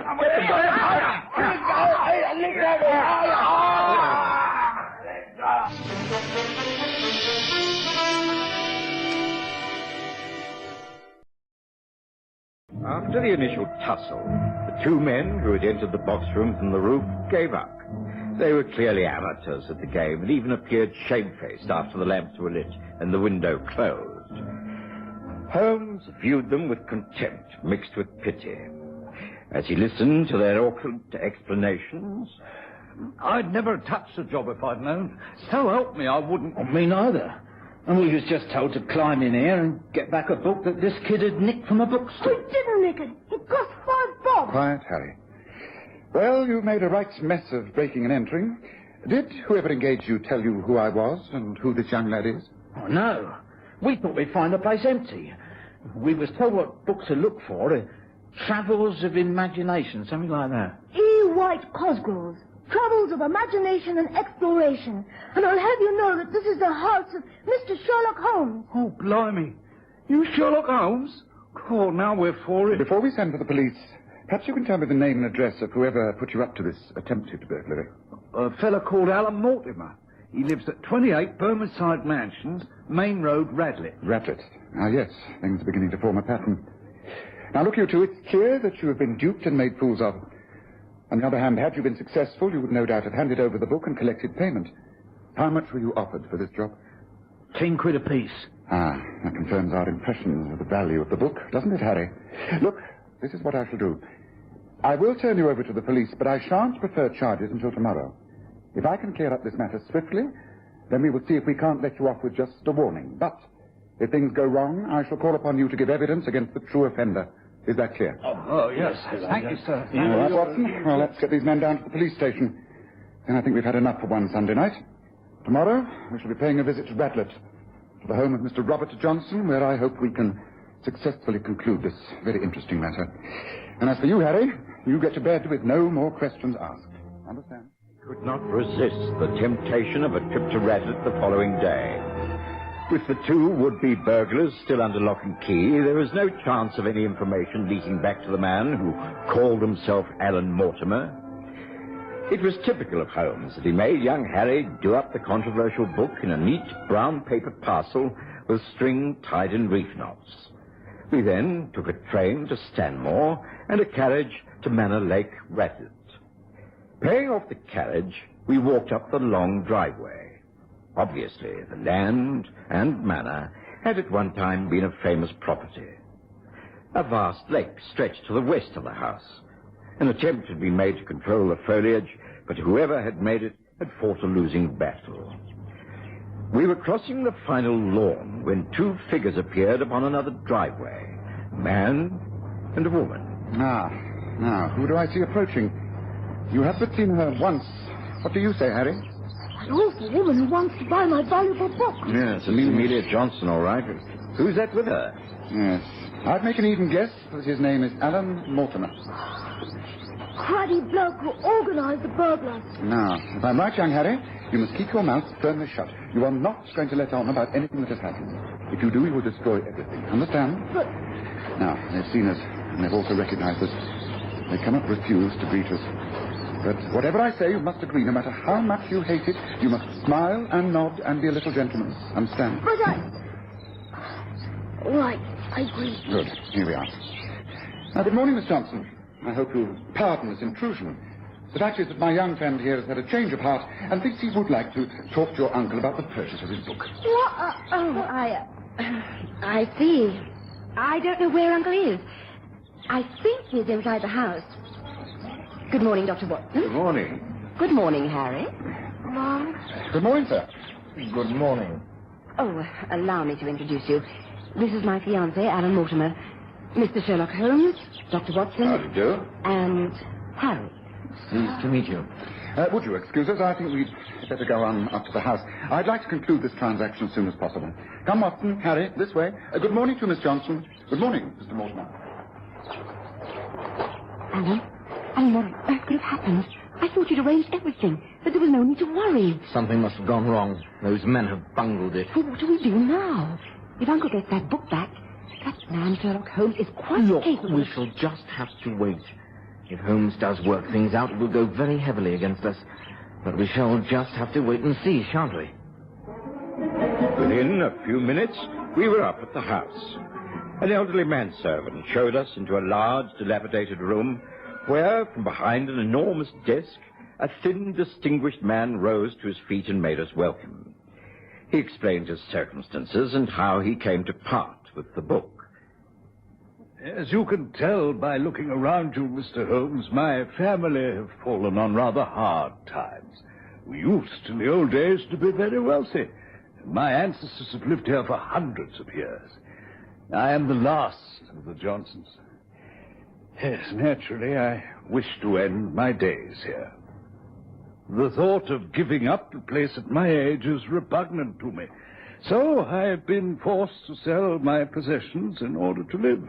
Amongst the things I got rid of is the family silver and many rare books.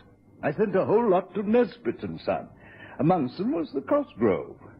I fail to see why you wish to return it. I don't. But there's a riddle attached to this book, Mr. Johnson. And I think with your help, I can solve that riddle. And perhaps in doing so, I'll be able to help you overcome some of your more pressing problems. Riddle? What sort of riddle? I don't understand. Open up the book, Harry. Very well, sir.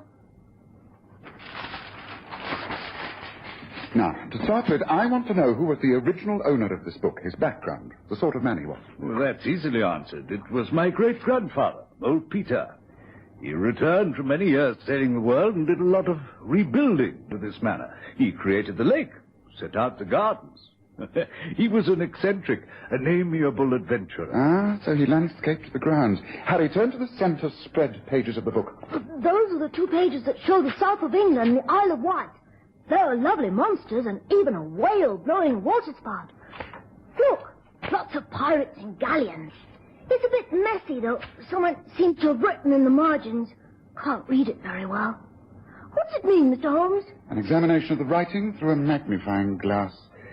Is TRESOR TROUVE. Oh, trésor trouvé. Treasure found, or as we say, treasure trove. Yes, and it's on the island marked with a cross, very near to that water spout. A treasure! On the Isle of Wight? I think not. Let's come to the window. You see, the French windows open out with a view across the lake. Now, do you see anything unusual about it? Oh, best that I can. Well, it looks a bit overgrown. That's if you forgive the observation, Mr. Johnson. Oh, I agree, but personally, I've never liked that lake. It seems so oddly designed. No symmetry, just everything thrown together. Look more closely at the small island towards the far end. I think if we had a bird's eye view of its shape, we would be reminded of something. Now, does it mean anything? Well, I must confess I don't know what you're getting at. Well, what about you, Harry? Come along, you're a bright boy. What does it remind you of? Well, funny. I've got it. It's the same shape as the map. The Isle of Wight, like in the book. Ah, exactly. But I don't understand you. You mean that old Peter landscaped that lake and island to resemble this map? That's it. Now, wait a moment. There must have been a reason. But the treasure trove. You think that there's some sort of treasure hidden on that island out there? Well, one can but assume that old Peter worked all this out for that reason. It explains why this book is so valuable. I presume that you have a boat that can get us across to the island, Mr. Johnson? Well, there's an old rowing boat moored down there. Phew, I haven't been across to the island for months. Old Giles, my manservant, will know if it can still be used. Good, then I suggest a trip to the island and a little exploring, don't you? Wow! Buried treasure! The boys at school are never going to believe this. Come on! Oh, I don't understand. There isn't any water spout, Mr. Holmes. So how can we know where to look? What's that half hidden in the reeds and bushes? Looks like a sort of fountain. Hey, a water spout! Pull up alongside it, Watson. Right, here.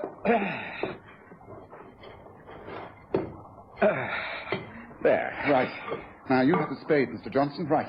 Let's get ashore and start to dig around that fountain. I think but a few paces the other side is the nearest we can attempt. Ready? Yes, I'm ready.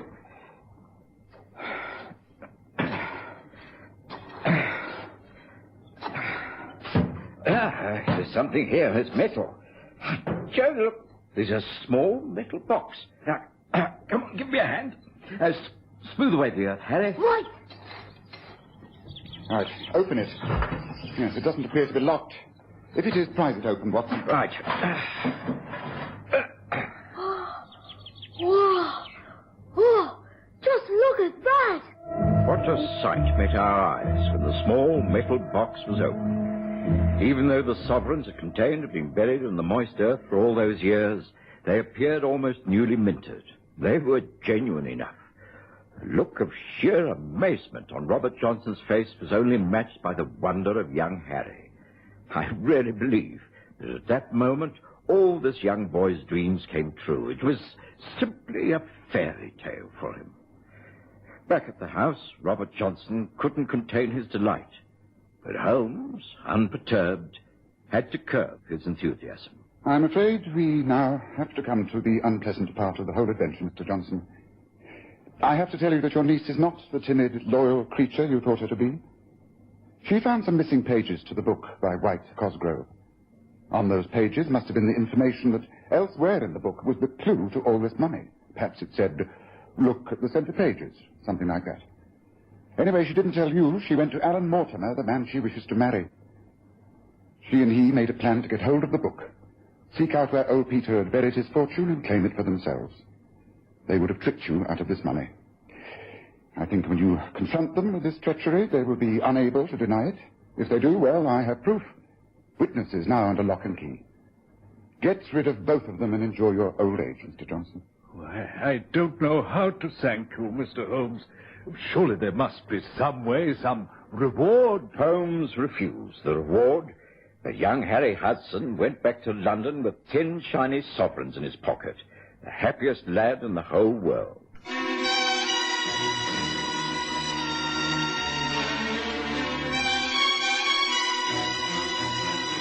Listen again next Sunday to The Stories of Sherlock Holmes, with Graham Armitage as Holmes and Kerry Jordan as Dr. Watson.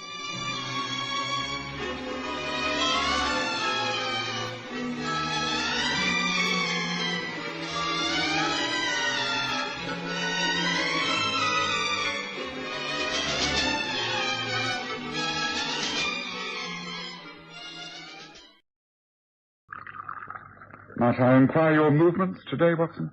Oh, only my usual rounds in the Paddington area, Holmes. And now back here for lunch at the usual time. Surgery late this afternoon and some paperwork in the evening. Nothing very special. Why? I've had a note brought round. It's extremely interesting. It reads, Sir Charles Drewings will be pleased if you would receive him at your rooms in Baker Street at 2:30 this afternoon. It is a matter of national importance and extremely urgent. Yes, it comes, as you can see, from the seal on the envelope from the Admiralty. Well, I think I understand. The matter will be secret and your meeting highly confidential. You'd like me to lunch in town and come back later? No, not at all. I believe Sir Charles Drewings is a very shrewd and devious character. I should very much like a witness to this meeting. You will be here to assist me.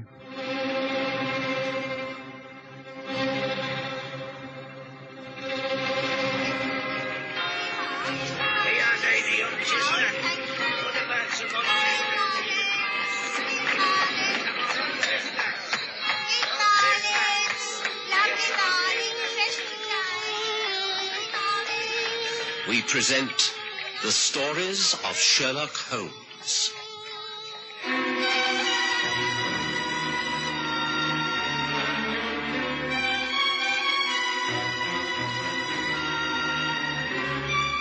Lack of evidence.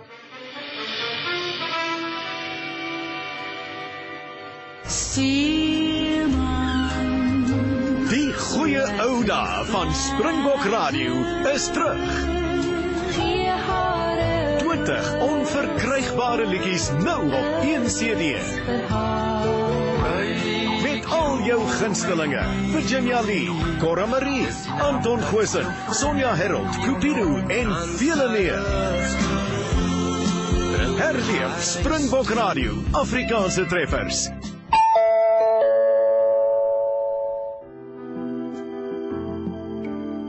Flower Connection has just opened their flagship store in Linden, Johannesburg at 65 on 4th, situated in 4th Avenue. For fresh cut flowers, plants and florist accessories at wholesale prices, come to Flower Connection. Call Jenny on 076 951 9449 or visit our website at www.flowerconnection.com.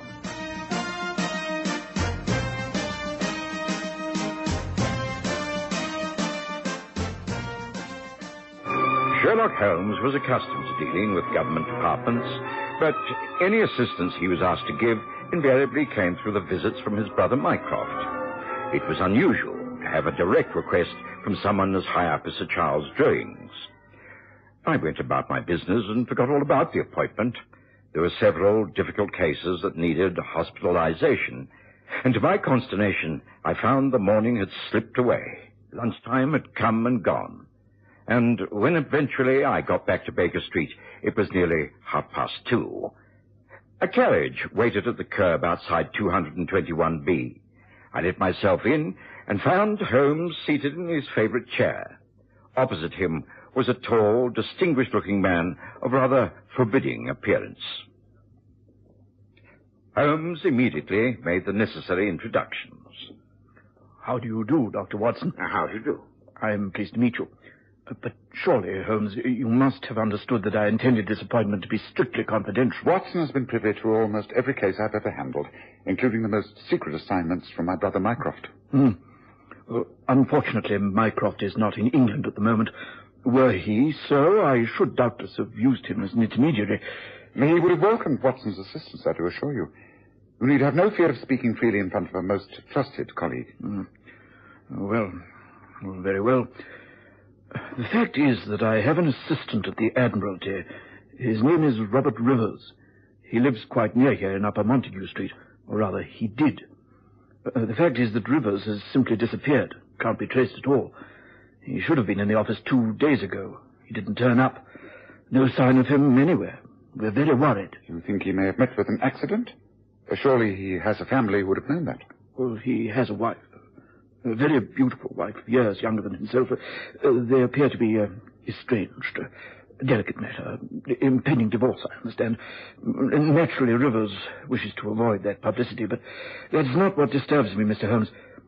The fact is that for some time now we've been aware that certain information has been passing from our office to foreign shores. As you know, we in Britain pride ourselves on our secret service, best in the world. Information coming back to us leads us to believe that someone in the Admiralty has, to put it bluntly, turned traitor. I see. And you suspect it's Robert Rivers? It's a grave accusation, Holmes. I don't care to put it in as many words, but the possibility does exist. Recently I've been watching Rivers. Only he and I have the keys to the safe where the codes are kept. It's top secret. The codes are continually changing. Now, I know that Rivers has been at work on certain papers. I'm reasonably sure that he has contacts in Austria. Your brother Mycroft is over there at the moment and confirms that information is being leaked out. So you think Rivers became aware that you were onto him and that he has skipped the country with your latest plans? That is what I fear. I see. Well, if he's been missing for 2 days, he could easily be aboard ship or even across the channel. What does his wife say? We have not contacted her. She's rarely at his house. The point is, Holmes, I don't want to call in the yard. If this can be handled quietly, if you can obtain proof that Rivers has defected, then our men on the continent will know what to do. At the moment, there is simply not enough evidence. Will you consider taking up this investigation and giving it top priority? Please agree for England's sake. Of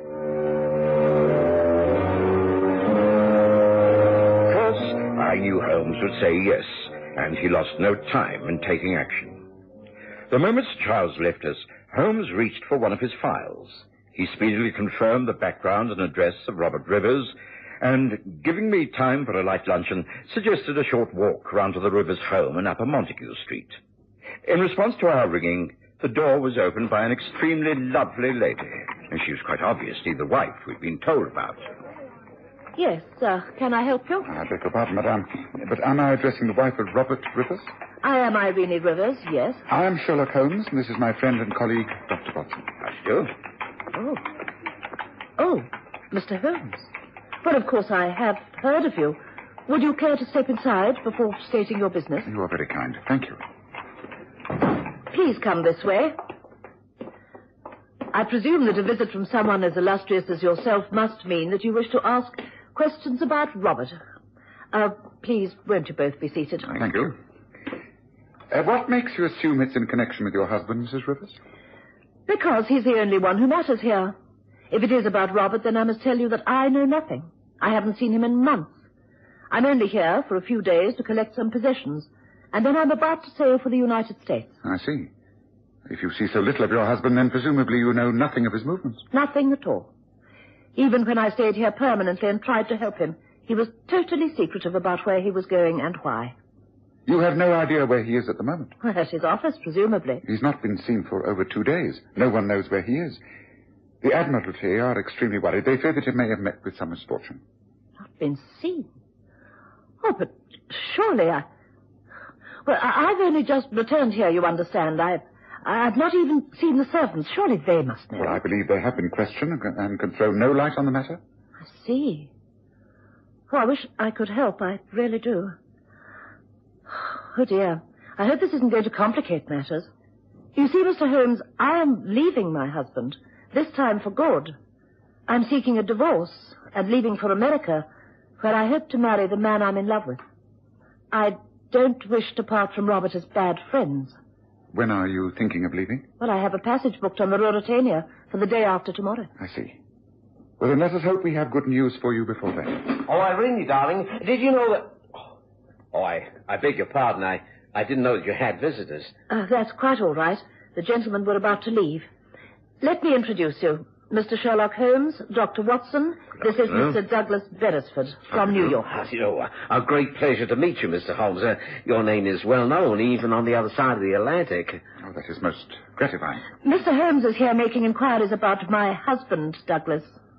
I have told him that having just returned to the house after an absence of some weeks, I know nothing of his whereabouts. I see. Well, I'm sorry. I can't help you either, Mr. Holmes. Rivers and I hardly know each other. Oh, then it's useless to question you further. May I have a few words with the servants before we leave, Mrs. Rivers? Yes, of course. Be so good as to ring the bell, please, Douglas. Yes, sure. May I leave you my card? You will, of course, get in touch with me if you hear from your husband or can throw any light upon his sudden disappearance. Yes, of course. You rang, madame? Yes, Briggs. Please take these two gentlemen down to the servants' quarters and allow them to question whoever is available, and then be so good as to show them to a carriage. Very good, ma'am. If you would follow me, gentlemen. Thank you. Well, good day to you, Mrs. Rivers. Mr. Beresford. Good day. Good day. Irene, darling, what do they really want? What did you tell them? I told them nothing, except that I'm in love. And I'm going to America to divorce and remarry. That's all, my dear. That's all. Really? Oh, my dear.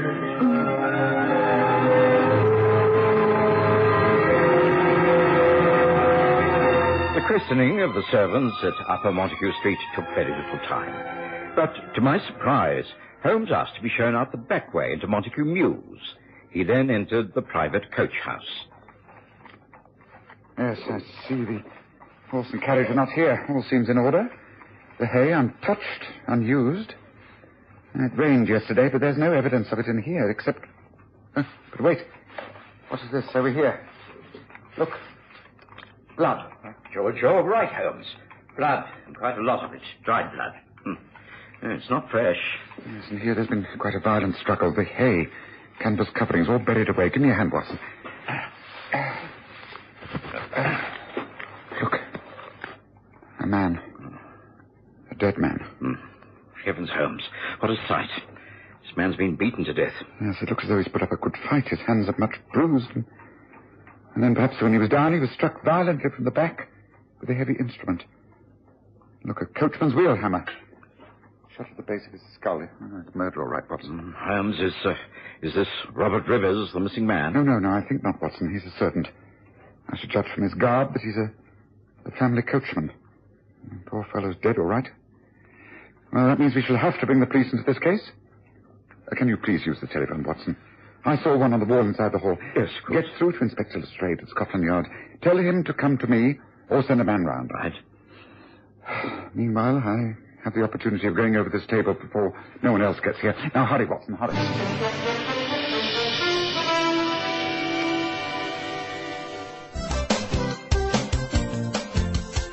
Looking for space to hang and dry your washing? Washline distributors have the solution. Their rotating and fold-down wash lines take up the smallest spaces. Ideal for townhouses, simplexes and balconies at affordable prices. Galvanized or powder-coated and available in 5 different colors. For 24-hour delivery, installation, reliable and friendly service, phone Washline Distributors on 011 792 2486. That's 011 792 2486. Wash lines for every space and need. Enjoy the best of both worlds. Only 2 hours drive from Johannesburg and Pretoria and half an hour by air. The magnificent Sundown Ranch Hotel and Lion Park, just 10 kilometers from the Pilanesberg Game Reserve and Sun City Resort. It offers an exciting escape from the hustle and bustle of everyday life. Reasonable rates, excellent food, friendly service and comfortable air-conditioned rooms. It will ensure a memorable stay. Activities include tennis, squash, horse riding, the Lion Park and much, much more. Call now to make your reservation on 014-573-1000. That's 014-573-1000 or visit their website at www.destinations.co.za/Sundown Ranch. The Sundown Ranch Hotel and Lion Park. 2 worlds in one. In less than an hour, Inspector Lestrade had arrived with a police sergeant. Holmes had got the butler to identify the body. It was indeed the coachman Morgan, who'd been in service to Robert Rivers for so many years. Lestrade made his own examination and agreed with Holmes. Struck down from behind. Murder, all right. Yes, I hope you don't think this is too small a matter for you, Lestrade. This is the home of Robert Rivers, isn't it? He works at the Admiralty. A murder on the premises of anyone employed at such places has serious undercurrents. I see that the horse and carriage are not here. Is it possible that Mr. Rivers has taken them? Yes, it is possible, but I think you do well to concentrate on this as a straightforward murder, Lestrade. Oh, well, where do we start? Any ideas? Oh, yes, plenty. You're looking for a man of approximately 5 foot 8 inches tall. He has red hair, and he has a tooth missing from the front of his mouth. Holmes, you aren't serious. I'm never more so. The coachman Morgan put up a good fight. I see the knuckles of his hands and the bruises on his face. He landed several blows to the head of his assailant. Adhered to the blood on his hands were various hairs. I've used tweezers to place them in this envelope. Yes, the hairs, as you will see, are of a rather vivid red. Yes. Yes, all right, Holmes. Carry on. You'll find there's also a broken tooth in that envelope. I picked it up from the straw. It must have been from the man Morgan was fighting, because Morgan's teeth are all quite intact. Also on the beam of the stable there are similar red hairs. That shows that the man was hit and staggered back. His head hit the post at roughly 5.5 feet from the ground. It is reasonable, therefore, to assume that he is a small man. He must have red hair and a beard. Yeah. Well, that is something to go on, isn't it? I think so. There must be hundreds of red-headed men in London, but not many who also have broken front teeth. It narrows down the field somewhat. I think you'll find that the killer is a hired thug, experienced in this field. May I make a final suggestion? By all means. Try Limehouse. There is a pub called the Anchor near the river. It's the kind of place where all the seamen gather. There is a so-called gymnasium at the back. I've long suspected it as being a screen for various smuggling activities. If you get a couple of plain clothes men to dress up as rough seamen, they may be able to pick up a lead on the man you're after. Oh, yes, all right. I'll follow through on that, Holmes. Thanks. After we left Montague Mews, Holmes went back to Baker Street and I took a cab to my surgery. I'd delayed my work long enough. It was now quite dark, but I was able to see the many patients who'd been waiting for me. It was late when I eventually made my way back home. Watson. I've been sniffing about in Limehouse. The Strayeds men are there, standing out like sore thumbs. They were in the bar of the Anchor, but in a way they helped. They made my own investigations pass quite unnoticed. I found the murderer all right. Oh, you have? Well, who is the man? A most undesirable creature by the name of Joe Cornfoot. He's a burly 5'7", has red hair and a front tooth missing. I've advised Scotland Yard and the Strayed should call him in for questioning. They should be able to get the truth out of him. Yes, but Holmes, even if they do get a confession out of this man, will that help you to trace what has happened to Robert Rivers? Oh, I sincerely hope so, Watson. Well, there must be some connection. An important Admiralty man disappears and his coachman is murdered on the same night? No. There must be a link. It all depends on Lestrade. Can he get at the truth? Oh, let's hope so. Oh, well, it's been a long day. I'm getting to bed. Good night, Watson. Good night, Holmes. Now, come on, Cornfoot. Tell me the truth. You ain't got nothing on me, Inspector. What makes you think I'm the man you want? You've got a front tooth missing, haven't you? We've got one that will fit that gap in your mouth exactly. So what? Lots of seamen have got teeth missing. How did you come to lose yours? Well, it must have been 2 or 3 nights ago. I was mixing it with another bloke in the gym at the back there. A fella called Max Welder. Caught me one in the face, knocked me bleeding tooth down my throat. Here, look, that's Welder's just come in. You can go and ask him if you like. I will, later on. Tell me where you were last Monday night between the hours of 6 and midnight. Well, see, I was here most of the time. Yeah. The landlord will bear me out. He'll tell you that I had a bit of grub, a few pints, and then I went round to the gym and had a couple of rounds with the boys and got my tooth knocked out and came back in here until closing time. As a matter of fact, because of me swelling face, like, I spent the night right here in one of the rooms at the Anchor. You expect me to believe that? So please yourself. I've got a dozen blokes to back me up. Just hold on, Jiffy. Alf Brown is the landlord. Hey, Alf, come over here. What is it? The inspector here is questioning me about where I was on Monday night.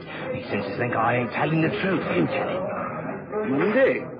Oh, let's see now. That will be the day you had your tooth knocked out, wouldn't it? Right. Yes, after you'd had such a nice supper to stayed all night, if I recall. Yes. Well, there's Max Welder over there. He's the bloke who copped you one, wasn't he? That's Max. Shall I call him? All right. You're all going to stick together. But I warn you, Alf Brown, this is a serious offence. If you are shielding a murderer lying on his behalf, then you are an accomplice, and you could end by swinging on the end of a rope.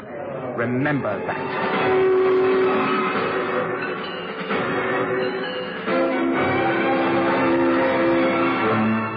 The next day was spent in trying to destroy Joe Cornfoot's alibi and continuing the search for Robert Rivers. Both ended in failure.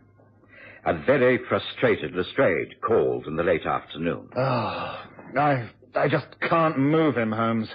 Can't make the charge stick. He simply says he's innocent, and that's that. But he is not innocent. He is guilty. I've been fetishing away down at Limehouse, and Joe's pals are perjuring themselves to protect him. He is guilty, and he knows where Robert Rivers is. I'm sure of it. Well, Holmes, I don't know how we're going to prove that you're right. Well, I shall have to take active steps myself. There's no time to lose. We move tonight. First, I want you to send off 2 telegrams for me. One is to Mycroft, wherever he is in Europe. Oh, I think we should be here to take the responsibility. The second is to Sir Charles Drewings. Then I want you to have your men at the ready down at Limehouse, Lestrade. Watson, are you agreeable to accompany me? Yes, of course. Of course. Then it's about 9 o'clock we will journey to Limehouse. Suitably clad, of course. I'm sure I can find old clothes that you can get into. A large Inverness cape with big pockets, that can contain a revolver or two. So you think it's going to be dangerous, Holmes? No, we're tackling dangerous men. Let's go prepared. Come, let's get started. Now, Lestrade, this is what happened.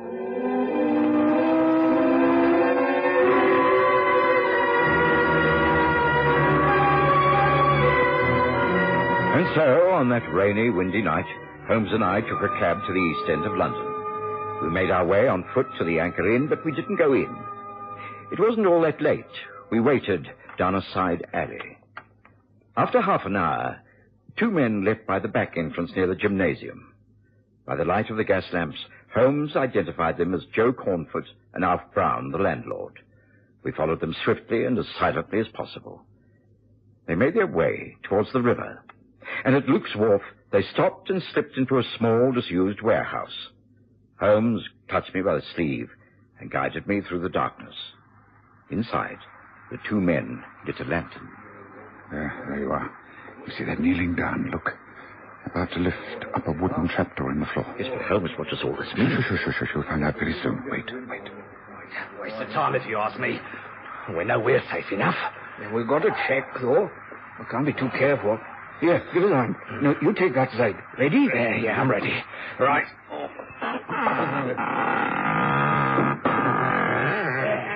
See, still there. Told you. No chance of anyone discovering him under the floorboards. Now, all we have to do is put him in the chest. Come on, now. Easy, now. That's got it. Right. Close him in. Right. Now, tomorrow he goes aboard the Seawolf.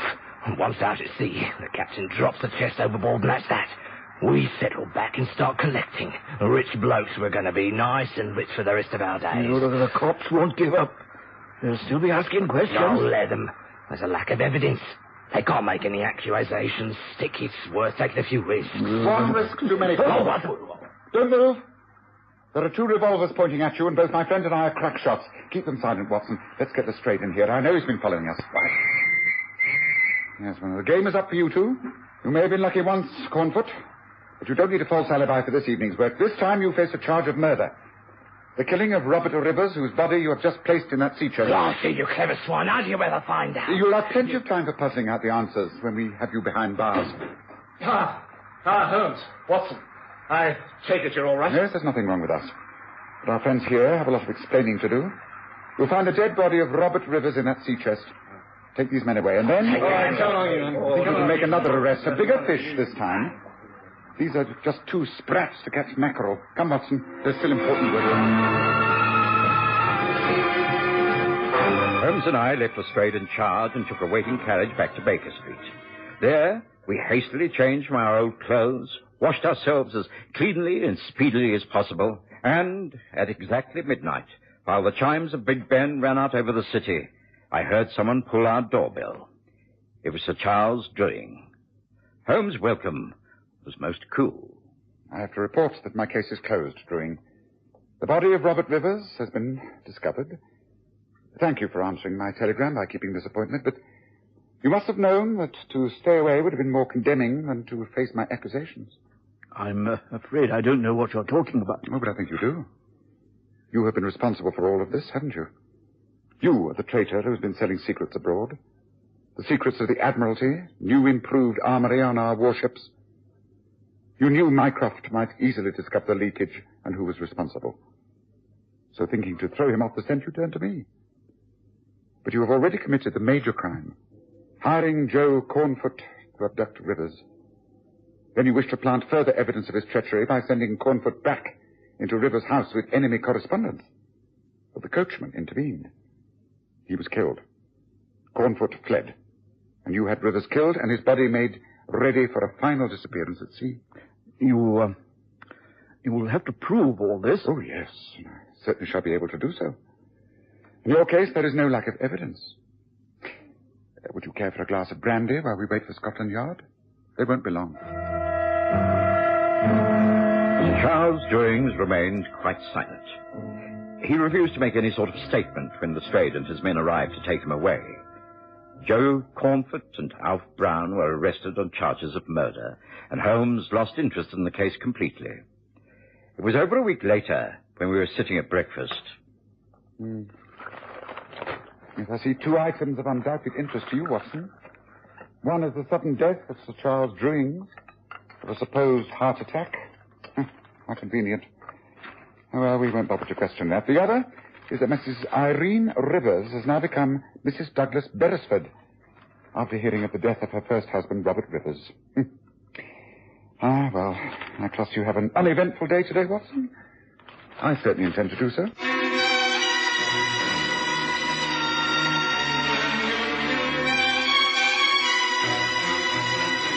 Listen again next Sunday to The Stories of Sherlock Holmes, with Graham Armitage as Holmes and Kerry Jordan as Dr. Watson.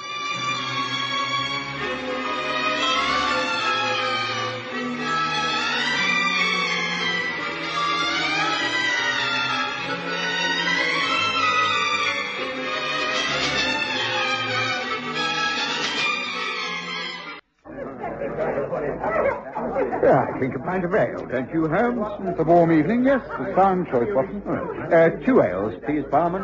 Coming right off, sir. I tell you, there's not to be trusted. He's a fine doctor, foreigner he may be, but he cured my Bessie in no time. Give a man his due, Mr. Morton. His due? If I give him his due, I'd take a horsewhip up to the lodge this very evening. In fact, I'm almost persuaded to do just that. Dr. Juan Lana is not just a foreigner, he's a fake. A total fake. Now get out of my way. Seems the tempers run high in this place, barman. That's the young squire, Arthur Morton. He's hot-blooded. But a nicer fellow you couldn't meet in a day's match. Wouldn't hurt a fly, no, not him. Here your drinks, sir.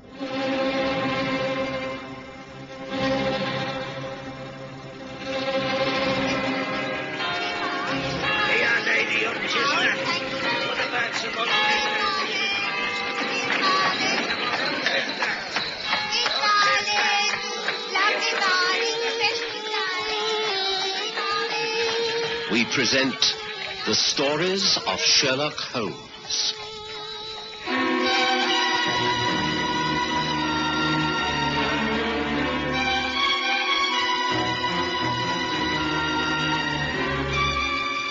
Tonight, The Spanish Doctor.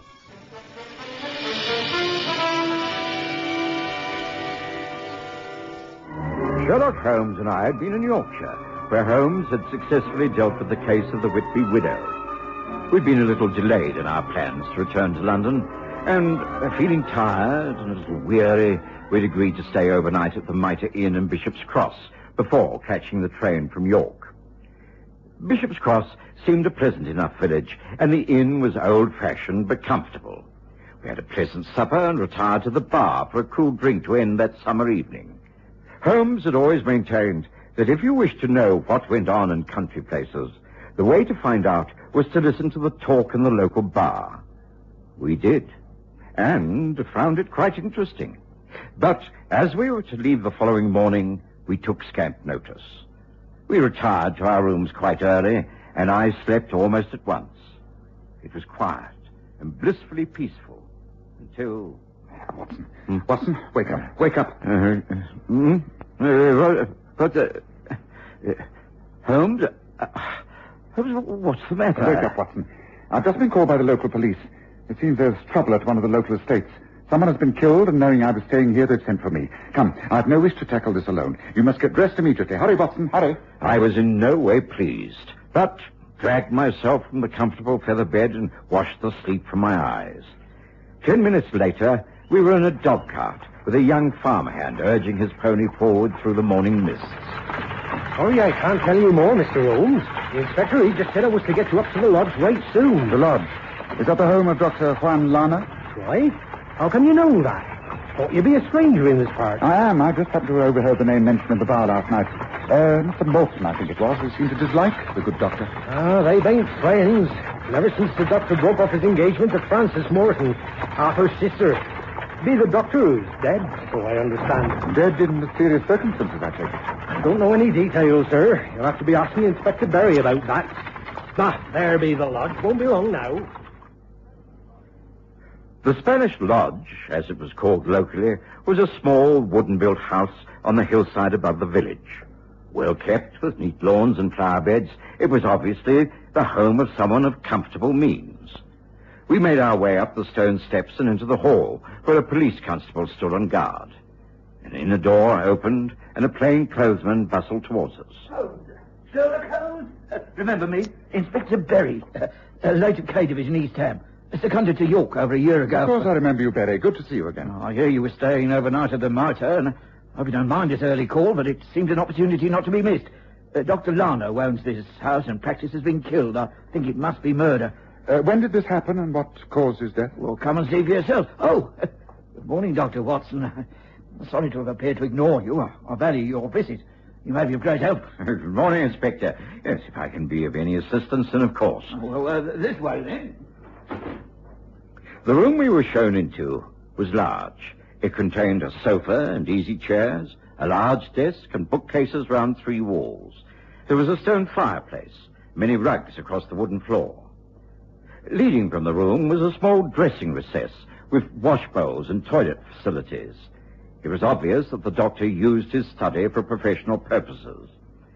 As for the good doctor himself, at the side of the table, away from the window, he was stretched upon his back. No doubt that he was dead, and that it was a violent death. One of his eyes was blackened, and there were marks of bruises about his face and neck. The thickening of his features suggested to me that the cause of death had been strangulation. He used this room as a home surgery, it seems. That's right. That's the outside door. It's clear that someone entered from there, killed the doctor, and escaped unseen. That the assailant was a man is certain from the footprints outside and the nature of the injury. Yes, it's very seldom that I have the opportunity to examine a murdered man in these circumstances. I shall make a thorough investigation of the body and this room. How many people live in this house? Just an elderly manservant who attends to the house. The cook, housekeeper, the coachman, and the surgery boy sleep out. Did the manservant hear anything? I believe so. His name is Bloggs, but he's still in a state of deep shock. Perhaps, once you've completed your examination, you'd care to join me in questioning him? Yes, certainly. I shall be about half an hour. Have Bloggs wait in the hall. Find out if there were any visitors last night, and patients who were expected to call. Names and addresses of everyone he saw yesterday. Meanwhile... yes, this is very interesting. I'd often watched Holmes at work, but rarely had I seen him so thorough. He examined the body and every inch of the rugs and carpets surrounding it. Then he went into the washing recess. I watched with amazement as he picked several items out of the basin with tweezers and placed them in an envelope. He spent a long time looking at the dead man and was clearly puzzled. Then, locking the door behind him, he walked across the hall to where an elderly gentleman in a state of deep shock was seated by the hat stand. I can't believe it, sir. It's not possible. A good master's dead. You must try to recall all you can about last evening. Now, when did you last see your master? About 9:30, sir. I went in there, and he was writing at his desk, and I bade him good night and went about my duties. And it was about 11 o'clock when I went to go upstairs, and a short while later, I thought I heard a cry or a call of some sort, and I went back down here, and I tapped on the door. Doctor! Hey, Doctor, sir, are you all right? Who is that? Who is that at this hour? Well, I'm here, sir. Bloggs. I beg that you leave me in peace. Go back to your room. This is... Well, I thought I heard you call out, sir. Is everything all right? Perfectly all right. Go. Go to bed. Go, leave me. Oh, very good, sir. Now, let us solve this whole matter once and for all. How dare you come here and cause this trouble? There was someone in there with him, sir, and I couldn't tell who it was. I went back to my room, but sleep came hard. And about an hour later, I can't be sure of the time, but I got up to open the window a bit wider, it being such a hot night. And did you see anyone in the grounds? Well, come, man, come, speak up. Well, yes, there was someone, a man, walking away from the house, from the surgery door. I couldn't be sure who it was, but it was bright moonlight. You thought you recognized the man? Well, I can't be sure, of course, but, well, yes, it looked to me like young Arthur Morton.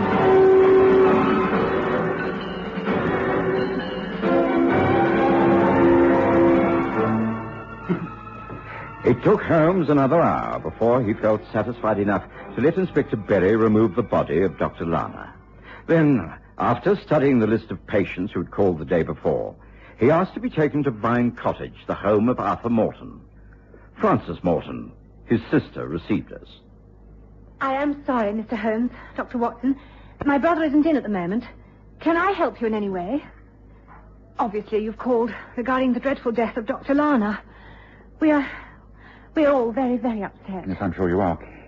Please do tell me everything you know about this man. Am I right in thinking that you knew him extremely well? Was there perhaps some emotional tie at one point? You're very astute.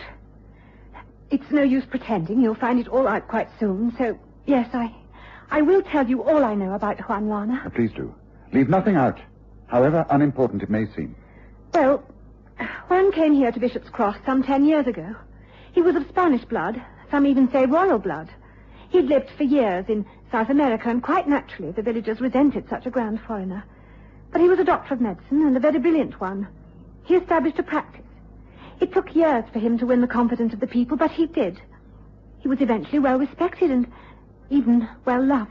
When did you yourself become acquainted with him? About 2 years ago, when I returned from Europe. We fell in love. And 6 months ago, we announced our engagement. I find this most painful, you see. Please, take your time. Tell me all you can.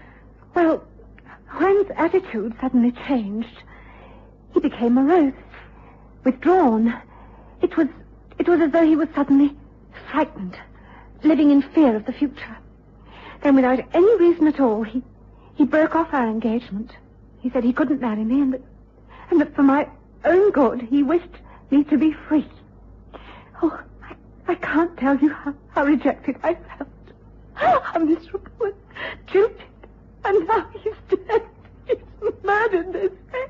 Well, it appears that he died as a result of wounds sustained in a fight. Tell me, Miss Morton, and you may as well be quite frank. Have you any idea who could have done this deed? Oh, no. No, of course not. What did your brother feel about Dr. Lana? Did they not hate each other? Oh, it wasn't Arthur. It couldn't have been. It wasn't Arthur. Please believe me, it wasn't. Oh, tell me it wasn't Arthur.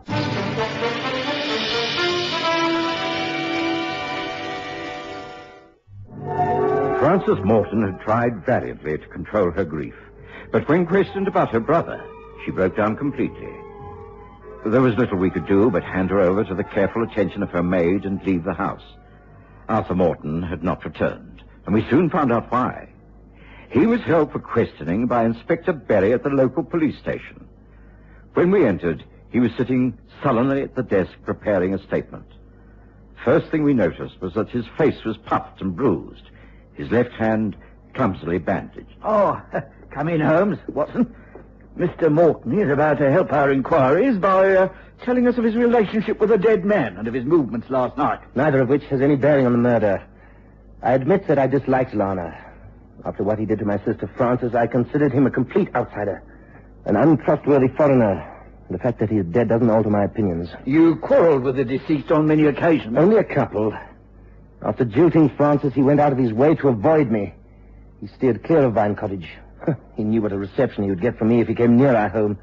But in spite of this, I never laid a finger on him. I certainly didn't kill him. Those injuries that you show, the bandaged hand, those bruises, how did you come by those?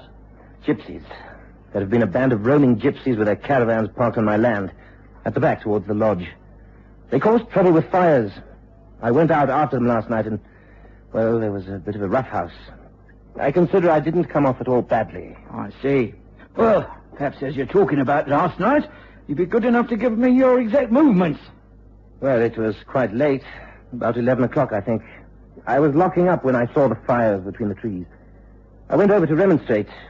Well, you know how dry everything is in this hot weather. And a couple of these Romany types took exception to my orders, and I had to knock one of them down. Did you go near the lodge at that time? I walked back down the side lane. I didn't go near the house, although I noticed that the lights were on in the room Lana uses as a study and consulting room. You didn't go near the house? What if I tell you that you were seen in the grounds? Whoever says he saw me must have been mistaken. Bloggs, the manservant, says he saw you from his bedroom window. You were walking away from the surgery door. The time was after 11 o'clock. Bloggs, that old man. With failing sight, how could he have identified anyone in the middle of the night? And from the top window under the eaves. You know his window. Or could you perhaps have seen his light on also? Of course I know the layout of the house. Mr. Morton, might I ask to see the boots you wore when you went up to the gypsy encampment last night? Oh, I don't remember which ones I wore. They could be in the boot cupboard, I suppose. Why? I should like to take them with me when I return to the lodge. Do you mind? Not at all. Good. Have you any questions to ask this young man, Holmes? Not at the moment, Inspector. I think he should be allowed to go home and comfort his sister. She was most unwell when we left Vine Cottage. Thank you, Mr. Holmes. Please will excuse me, gentlemen. Holmes was in a particularly thoughtful mood as we made our way back up the hill to Spaniard's Lodge. And once again, Holmes let himself into the study and carefully inspected the room. He rang the bell, and Bloggs appeared instantly. Can I help you, sir? Yes, Bloggs. Now that the body of your master has been removed, has anything been touched in this room? Oh, no, sir. I kept it locked on the inspector's instructions. Ah, good. Then can you tell me if you can notice anything missing from its usual place? No, sir, I don't think so. It all appears much the same. Of course, I haven't... Why, that's strange. The photograph on the desk, it's an empty frame. Someone has removed the actual photograph. How curious. Yes, curious indeed. Because nothing else has been stolen. Dr. Lana's gold watch was still on his wrist. Money in his wallet, in his smoking jacket. Valuable cufflinks and tie pins in the box in the dressing room. Well, clearly robbery was not the motive for breaking in here, but... Yes, a photograph is missing. What was the photograph, Bluff? It was one of Miss Frances Morton, sir. The young lady from Vine Cottage to whom Dr. Lana was at one time engaged. Ah, yes, I see. Yes, that makes sense. Yes, well, thank you, Bloggs. That will be all. Oh, thank you, sir. Look here, Holmes. What's this all about? Blessed if I can see that any of this makes sense. Now, you surely don't think you know what happened last night? No, not yet, but I shall do very shortly. Well, I think it's important that we stay on at the Mitre Inn for a few days. Is that all right with you, Watson? What could I say? I was in no hurry to return to London in what promised to become a scorching heat wave. A few extra days at Bishop's Cross would be pleasant enough without the interest of the Spanish doctor case. As for Holmes, well, he seemed very intrigued. But he offered Inspector Berry no advice at all. Perhaps because Berry seemed to have already made up his mind. I've tested Morton's shoes on the ground outside the surgery door. They fit exactly into the impressions left on the flower beds. I've also been up to the gypsy encampment. There are no caravans there. Of course, they could have taken fright and left, but there's little evidence of wagon tracks. There's no sign of recent fires. Also, there's a woman in the village who says she went up to the lodge to ask Dr. Lana to visit her sick daughter. The doctor didn't come to the surgery door when she rang. When she returned home, she also saw Arthur Morton coming away from the gates.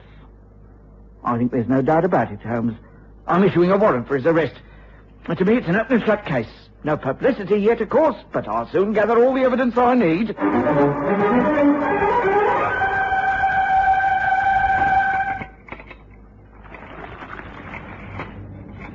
Great heavens, Holmes. I thought Inspector Berry said no publicity.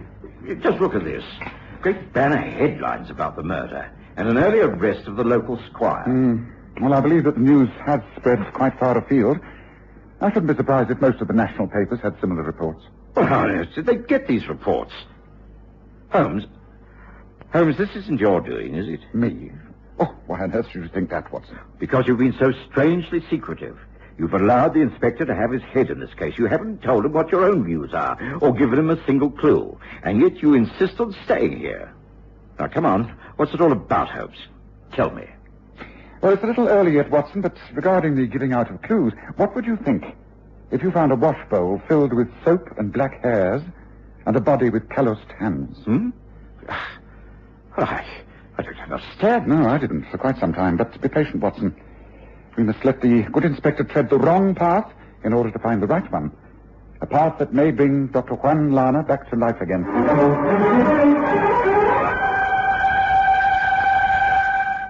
Damn it all! I don't understand it, Holmes. I've been made to look a cracking ass, all right. Here it is, spread all over the newspapers, and I haven't got my case together yet. I should be a laughing stock. How did the news get out? I don't think you should despair, Berry. In fact, I think you're going to make a startling success of this case. You do? Well, I'm darned if I can see how. Supposing we decide to all get together in this case, hold a council of war. Well, I support that plan. As a matter of fact, I've been hoping for slightly more of a lead from you, Holmes. Yes, I know. I've had my reasons for remaining in the background. Now, why don't we decide to spend the day quietly gathering together all the data possible? And then, say at 9 o'clock tonight, we meet at the lodge. You, me, Watson, Arthur Morton and his sister Frances, Bloggs, the manservant, and any others whom you may suggest. You must all be wondering why you've been invited to come here this evening. Well, the answer is quite simple. It's necessary to conclude the investigations into the death of a man found dead in this very room. Firstly, let me set all your minds at rest. None of you is guilty of any crime. But one was murdered. Someone must have done it. With due respect, Miss Morton, that is incorrect. You see, Dr. Lana was not murdered. What? Yet another guess. Please be so good as to answer the front door, Blocks. What do you mean Lana was not murdered? You mean it was just an accident, the result of a fight? Death was the result of a fight, but... please do come in. I came as soon as I could. John, I can't believe it. I am extremely sorry to give you a shock like this, but I had to return. I could not let another man take the blame for murder. Now, look here. Just what is all this? You're Dr. Juan Lana, the owner of this house? Then what the devil... Who was murdered, then? I think it was the doctor's twin brother. Was it not, Doctor? Perhaps you'd be good enough to tell us the whole story. Take your time and leave nothing out, however painful it may be for you or others in this room. Very well, thank you. I feel I must tell the tale to you, Francis. It is a tale of confession. This gentleman, Mr. Sherlock Holmes, who was responsible for bringing me back here, is quite right. The dead man is my brother, Stefan. I was born in Madrid, a twin. My father, who came of the best blood of old Spain, took his family to South America when we were very young. He did well, but was killed in the riots at San Juan when we were children. We were forced to earn our own living. Stefan and I were identical. No one could tell us apart. But as we grew older, there was clearly a difference in our temperament. I have to say this. From reaching manhood, Stefan developed evil ways. I grew up in horror of him, often taking the blame for his notorious behavior. I found my career in jeopardy. I left the Argentine forever to seek happiness in Europe. I worked hard, got my degrees, and came here. For years, I thought I was free of Stefan. I found you, Francis, and fell in love. I am still in love. Oh, Juan, my dear. Then, some while ago, I received a letter. Stefan had traced me. He was coming to see me. I immediately knew that the terror of my childhood would be repeated. He would bring disgrace upon me by impersonating me, borrowing money, causing scandals. I had to protect the one I loved. I broke off our engagement. It seemed the only thing to do. Why the devil didn't you tell us all this? Now, come clean. I am of proud Spanish blood. I am not an Englishman. Well, get on with what happened, Doctor. The other night, he arrived. He had walked from York and said he was tired and ill. I was shocked at his appearance. He was just the same, apart from sporting a thin moustache. But my medical knowledge told me that there was some serious internal malady. He'd been in a fight with some sailors from the ship he'd arrived in at Hull. His poverty contrasted with my own well-being. This angered him, and he began to abuse me, demanding drink and money. He threatened and insulted me, using the most foul language. I am a hot-tempered man, but I remained master of myself, and I never raised a hand against him. My coolness only aggravated his anger. He raved and cursed, and then he became contorted in a horrible spasm, and clutching at his own throat, fell to the carpet. His diseased heart had broken down. His own violence had killed him. Oh, Juan, my poor Juan. I couldn't face it. It seemed there was only one thing I could do. I changed places with him, shaved off his moustache, dressed him in my clothes, and took these, the ones I stand up in. And your photograph I took as a remembrance, Francis. If I am guilty of a crime, it is one of deception, but not of murder. You do believe that, don't you, Francis? A subsequent investigation into the case of the Spanish doctor proved that Juan Lana had been speaking the truth. It was proved that his twin brother had traveled over in a cargo boat from South America, and that the ship's doctor testified that Stefan had a weak heart and could well have died in the circumstances described. Two things were obvious, Watson. One, the fact that the dead man had been recently shaved. I found ample evidence of that in the wash basin. And the other was the state of the man's hands. A doctor does not do a rough seaman's job. I deduced that the dead man was not Dr. Lana. So it had to be someone who looked exactly like him. A twin brother was obvious. The rest was easy. A great deal of press publicity, a few telegrams to the nearest port of Hull, and that was that. Well, Inspector Berry can now tell the story and take the credit. I think we can proceed on our homeward journey now. Don't you, Watson?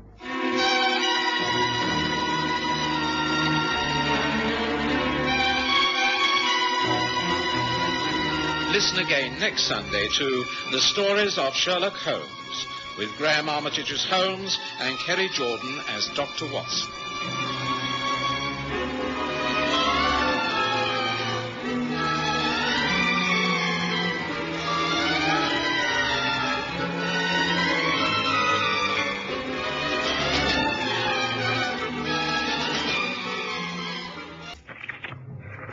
Here you are, Gerald. I think that should do the trick. Thank you very much, Dr. Watson. I must confess that I can't for the life of me think why you should need a reference from me. After all, you are a registered practitioner. Well, that is what the advertisement in the paper demands. Here, see for yourself. Wanted for short period services of medical man. Necessary he be of strong physique and steady nerves. Must be entomologist. Coleopterist preferred. Apply in person, 77 Brook Street, immediately. A reference from other medical man essential. Very curious advertisement. I wish you well with your application. But if you get offered the post, I advise you to go into the position quite thoroughly before accepting it. Good luck, Gerald.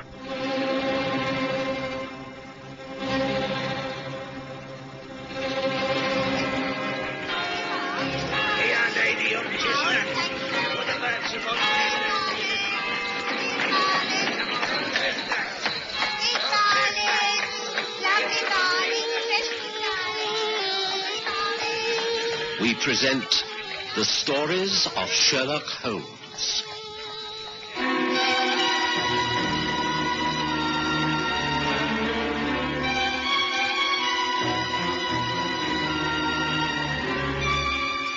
Tonight, The Man Who Loved the Beatles.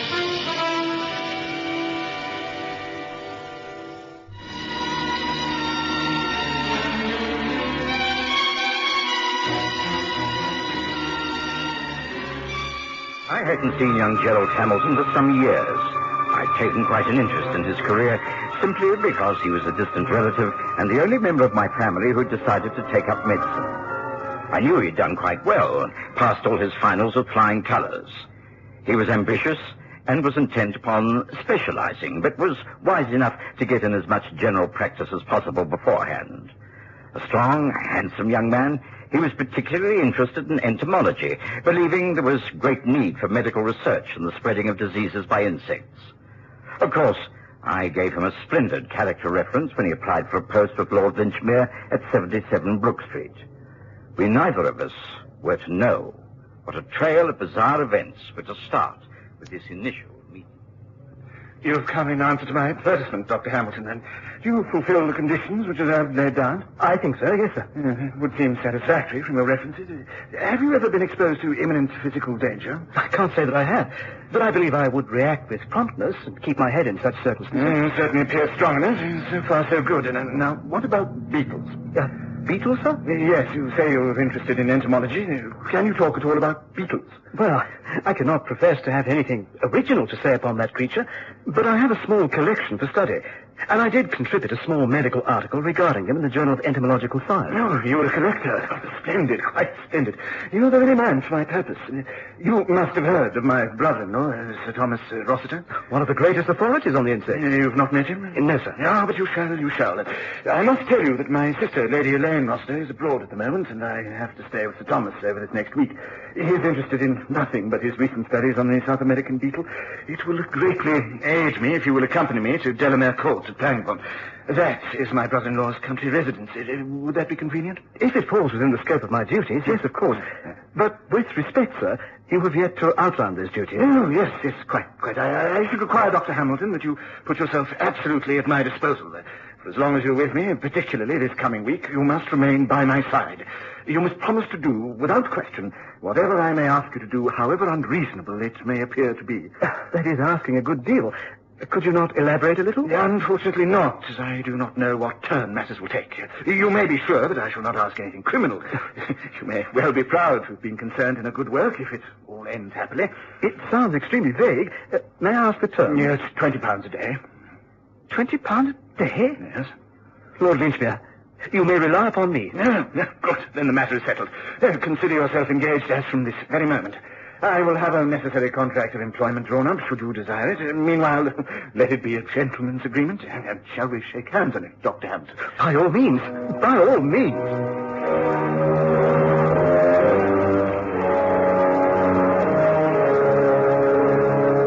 It was in the middle of the next week that I received a letter from Gerald Hamilton explaining his circumstances. It was a very interesting and somewhat puzzling letter. I read some of it aloud to Sherlock Holmes. It really is a most strange household. And as each day passes, I ask myself just what I'm doing here. Lord Linchmere is pleasantly eccentric, but his brother-in-law, Sir Thomas Rossiter, is quite extraordinarily mad. He is a singularly ugly man, standing some 6 feet 6 inches, and is thin but wiry. His craggy features are topped by a domed head of strange appearance. His forehead appears to be in a state of continual movement, sometimes twitching, and at other times the muscles seem to rotate. Most alarming, and I have never encountered this condition before. As a medical man, have you? I can't say that I have. Most interesting. Carry on, Watson. Read more. My duties are extremely vague. I am simply a companion to Lord Linchmere, accompanying him wherever he goes, and even sleeping in the adjacent dressing room of his suite, so that I am within call should he wake in the night. Why he requires a doctor to attend him, I don't know, as he seems in very good health. For some hours every day, I talk to Sir Thomas, usually in connection with his work. But there is a strange atmosphere in this house, Dr. Watson. It radiates a sinister feeling. It would not be over-fanciful to say that the place smells of evil. How long I shall manage to stand it, I cannot say. How I would like you to visit here and see for yourself. But I need the money, and I shall endure it for as long as I can. Well, that's the main body of his news. Seems very odd, doesn't it? Yes, indeed. Well, I've heard of Sir Thomas Rossiter, of course. I think he's mentioned in all the modern works of entomology. There was a Rossiter who was a triple murderer. I sincerely hope there's no family connection, Holmes. Yes. So do I.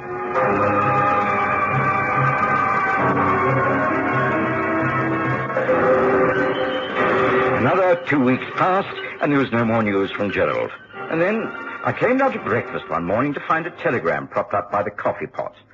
Holmes had finished his meal and was puffing away at his first pipe of the day when I opened it. Good gracious. Oh, something serious must have happened, Holmes. This is a telegram from Gerald Hamilton. He's in trouble. Listen. Please come Delamere Court, Pangbourne, soon as you can. Murder imminent. Bring Holmes. Despair for sanity. Hamilton. Yes, well, what do you make of that, Holmes? No more or no less than what it says, Watson. Lord Linchmere warned the young man of danger from the very beginning. Shall you go down? Yes, of course. Will you accompany me? Oh, by all means. I've already looked up the times of the trains and discovered that the best inn in the district is the Drover's Arms. How could you have anticipated this, Holmes? The postmark on the telegram is Pangbourne. It's marked urgent. Must be a cry for help. Only your young prodigy could have sent it. Shall we hurry and catch the 9:45, Watson?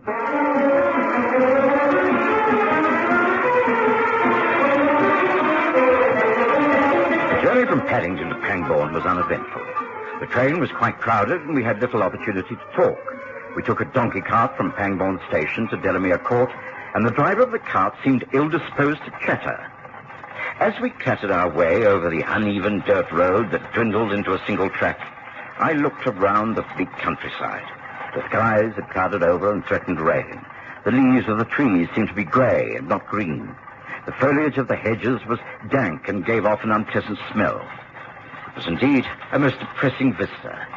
And Delamere Court, grey-stoned, bleak and depressing, peered from the hillside with gloomy foreboding. What a miserable-looking district, Holmes. Not a great deal of cheer about it, is there? That, I take it, is the home of Sir Thomas Rossiter. Yeah, it must be. Is that Delamere Court, driver? That be it. I'll be dropping you at the Drover's Arms as we arranged. I ain't going to drive up to that place no matter how much you pay me. Oh, now, why should you say that? Because it's haunted, that's why. That place is haunted. By the dead and by the undead. You take my advice, steer clear of it. There's many who set their foot in there and never been seen again. Just be warned. Stay clear. Aye, well, dear. Staying clear of Delamere Court was the last thing we had in mind. We signed in at the inn and immediately changed into our country boots and set out to walk across the fields to join the driveway of the estate. We were crunching our way towards the house when... What the devil? Stay quite still, Watson. Make no attempt to take cover or move in any way. That shot was meant as a warning. What may I ask you two doing here? Can you not read the signs? Trespassers will be prosecuted. Turn immediately and leave my land. You are Sir Thomas Rossiter? What if I am? I am Sherlock Holmes, and this is Dr. Watson. We've come to visit Lord Linchmere. Well, this is my land. Don't want any strangers here. I don't care who you are. Name Sherlock Holmes doesn't give you any more rights than anyone else. No, I agree. On the other hand, the name Sir Thomas Rossiter does compel me to thank you for your book upon the Coleopatra. I found your chapter on the better-known species of British scarabaei quite fascinating. Oh, it's a rare thing to meet a man who takes an intelligent interest in such matters. If you wish to speak to my brother-in-law, perhaps we could discuss this matter on the way to the house. Oh, certainly. But surely this is Lord Linchmere approaching. Ah, yes, it is. But come, let's not bother about him. Now, what is your opinion upon the life cycle of the golden brown raspberry beetle? Thomas! What is this? Who are these men? Mr. Sherlock Holmes and Dr. Watson called to see you. Mr. Holmes is about to give me his views on the laparispa acid. Please do not interrupt us. Now, you were saying, Mr. Holmes... Well, like those fast-running active creatures... Dr. Watson, and you've brought Sherlock Holmes. Oh, thank heavens for that. Thank heavens. Please promise you will stay with me. Please promise me that you will never leave my side. Promise.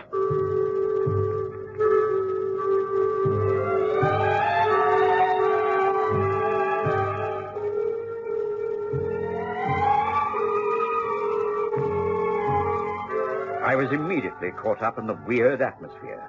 I sensed at once the unbalanced mental state of both the men who walked with us up the windswept drive. Sir Thomas Rossiter appeared only calm and reasoned when he was discussing his work. When talking about beetles, he was thoughtful and rational. On other subjects, he was quite distrait. As for Lord Linchmere, he seemed beside himself with fear. Once inside the house, Sir Thomas made for his study with no word of explanation. Linchmere took us through to the sitting room and offered us drinks. I know it's early, but I feel the need. Will you join me? Thank you, no. Not for me, thank you. Lord Linchmere, I feel I must explain our intrusion. The fact is that we've been sent for by my young friend and colleague, Dr. Gerald Hamilton. He seems to have been in some trouble. Hamilton, Dr. Hamilton. Well, yes, he isn't here. Not here? But you mean he is out at the moment? Yes, since the morning, this morning, early. He had some business to attend to today, so he asked me last evening if he could take the day off. I naturally gave him permission, and so he's out this morning. He's gone to London. This is extraordinary. He sent a telegram to us, urging us to come down here immediately. Well, why would he have done so if he contemplated coming back to town? He could have seen us there. I don't know. Believe me, I don't know. I'm most distressed by it all. Perhaps he will return this afternoon. But please, you will stay to luncheon, won't you? Stay tonight, as long as you like. Oh, thank you, but we are comfortably housed at the Drovers Arms. I'll send your luggage. It'll be a pleasure having visitors. We wouldn't dream of imposing upon your hospitality. No trouble at all. Just let me... But I do assure you, Lord... I think we shouldn't be so churlish as to refuse an offer to stay in such a unique home, Watson. And after all, we do want to find Gerald Hamilton, don't we? Yes, I suppose you're right. Capital. You rang, sir. Yes, please take a trap down to the Drovers Arms and bring the luggage for Mr. Holmes and Dr. Watson. Very good, sir. And tell the maid to make up the beds in the room either side of mine. Very good, sir. Will that be all, sir? For the moment, yes. Thank you. Well, I cannot tell you how thankful I am that you've called, gentlemen. Most obliging of you to consider staying over until Dr. Hamilton gets back. I'm sure that he will not be long. Well, I still find the whole business most confusing, but naturally we want to do what is best for both you and him. Yeah, thank you. I'm afraid you may find things a trifle dull here. Sir Thomas hardly ever leaves his own room except to walk in the gardens and study the insects. It's a very large house. Does he live here alone? My sister Elaine is travelling abroad at the moment. She runs the house. There are some 5 servants. It's large but comfortable, providing you stay in the rooms that she has planned. No one dare venture into Sir Thomas' domain. There are some rooms that even the servants are forbidden to enter. Heaven knows what they're like inside. Would it be possible to see around the place? Yes, of course. Come, let me show you to your room.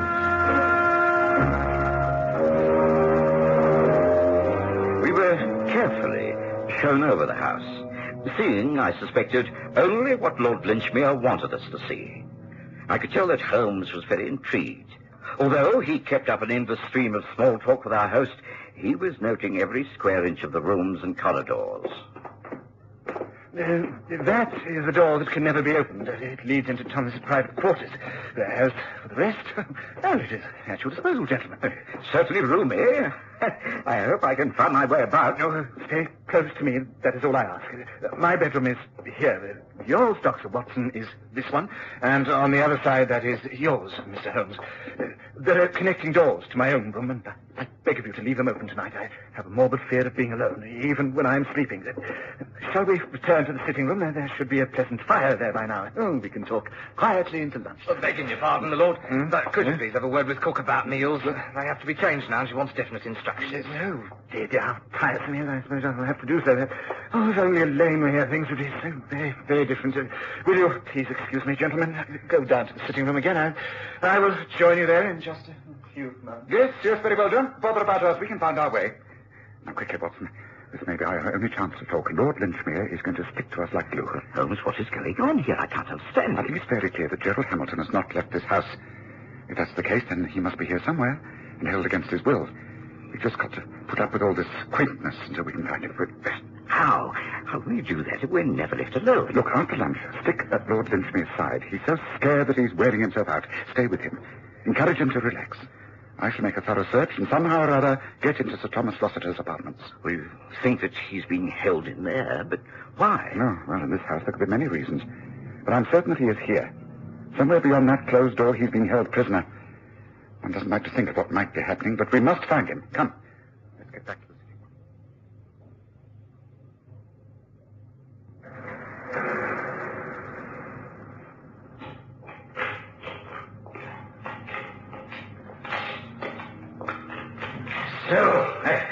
So, my friend, you're awake. Good. What the devil is going on here? The servant's sick. I'm punished. Why am I tied down like this? So many reasons, yes. Very many reasons. One is so that you cannot protect that tiresome brother-in-law of mine who is watching my every move. It's worse than my wife. That's nothing to do with me. I'm only here to do my job. And your job will be over quite shortly. Oh, yes. You will not be needed after tonight. But meanwhile, I'm anxious to try a small experiment. I am sure, with your interest in the South American beetles, you will agree to this in the cause of science. I have a theory that the large red Montevideo thrives on human blood, in much the same way as leeches draw blood. And so... Get away! You must be mad! I have many of them here, in this large glass container. I shall open your shirt. So, next... Get away! You must be mad! Take those blasted things away! I remove the top, so. There, and now up in it, placing it upside down on your chest. There, the little ones will fall. Ah, yes, they have fallen onto your skin. Oh, they're confused. They run backwards and forwards over your flesh. This is coughing off me. The baby's maniac. Take him away. Oh, no, I have cords on either side of the glass container. On each cord I can fasten to your wrist. So, and again here. There, I have the glass case will now be secure. The experiment now begins. How long before they start to take your blood, I wonder? How long? There must be. I can't stand it. I can't stand it.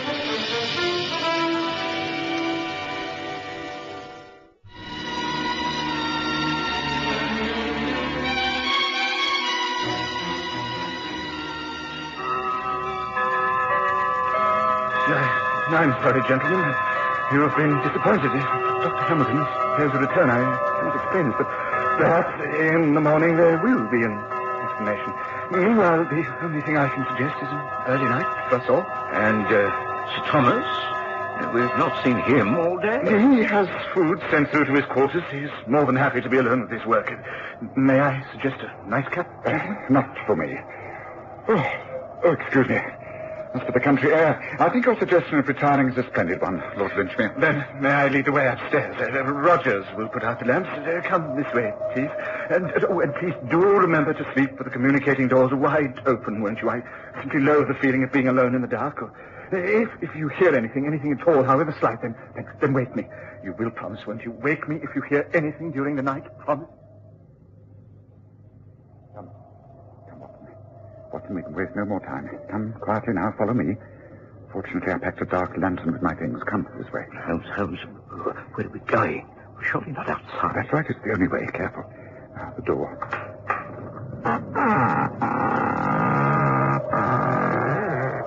Quickly, Watson, quickly. Holmes, what is this? I thought you said that Gerald must be held inside the house. He's in the cellar under Rossiter's study. There is a large ventilated grill that must lead down into the cellar. It should be easy enough to remove. Come, see. Here by the light of the lantern. There. Half covered by the ivy. That has got to be the place. Yes, I think you may be right, Holmes. Shine the light downwards.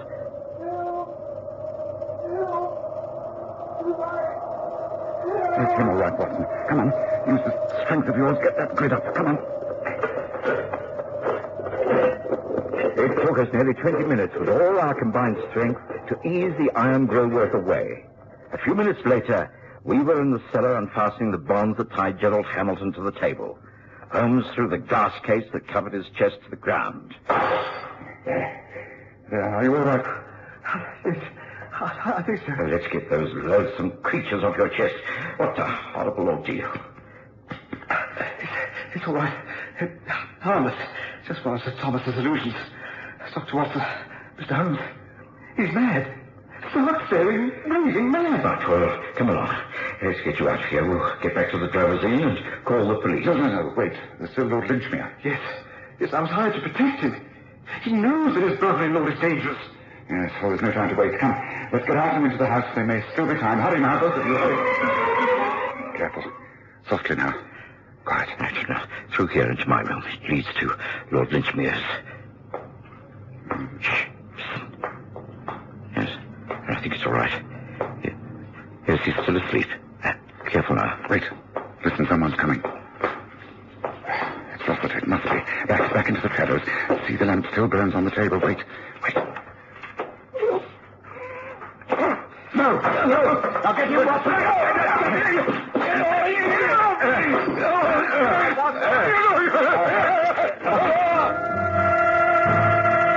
It took four of us all our strength to overpower Sir Thomas Rossiter. The lamps were then lit and order restored. Rossiter lay back in a chair, his arms securely tied with the sash cord from the windows. One glance was enough to prove that he was a most dangerous maniac. Gerald Hamilton found his doctor's bag and administered an injection that took immediate effect.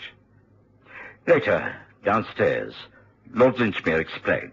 My poor brother-in-law is stricken with a disease. He comes from a stock which is deeply tainted with insanity.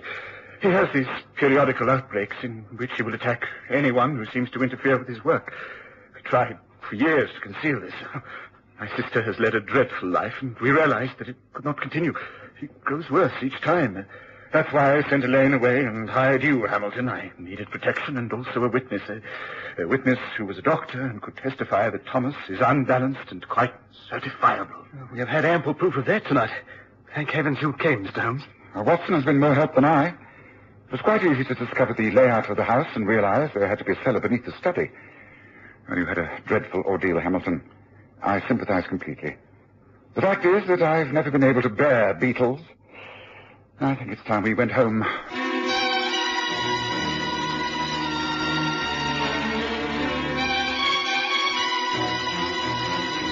Listen again next Sunday to The Stories of Sherlock Holmes, with Graham Armitage as Holmes and Kerry Jordan as Dr. Watson.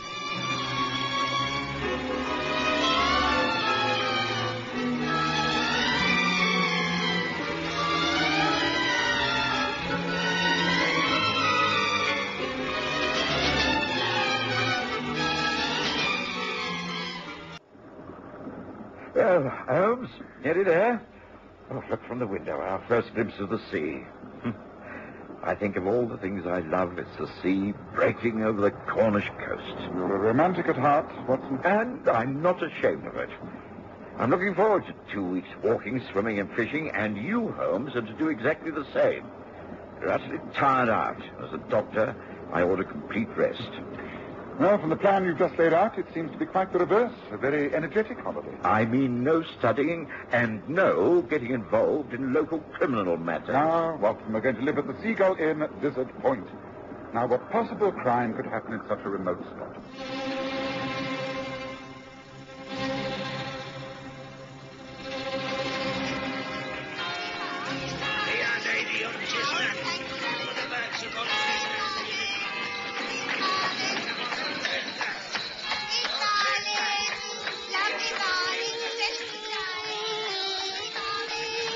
We present the stories of Sherlock Holmes.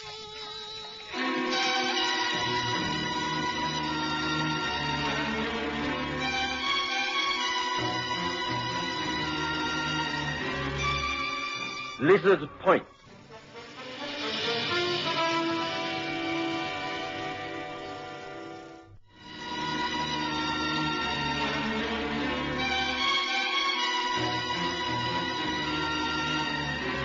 In the spring of the year 1897, that Sherlock Holmes' iron constitution showed some symptoms of giving way in the face of constant hard work of a most exacting kind, aggravated perhaps by occasional indiscretions of his own.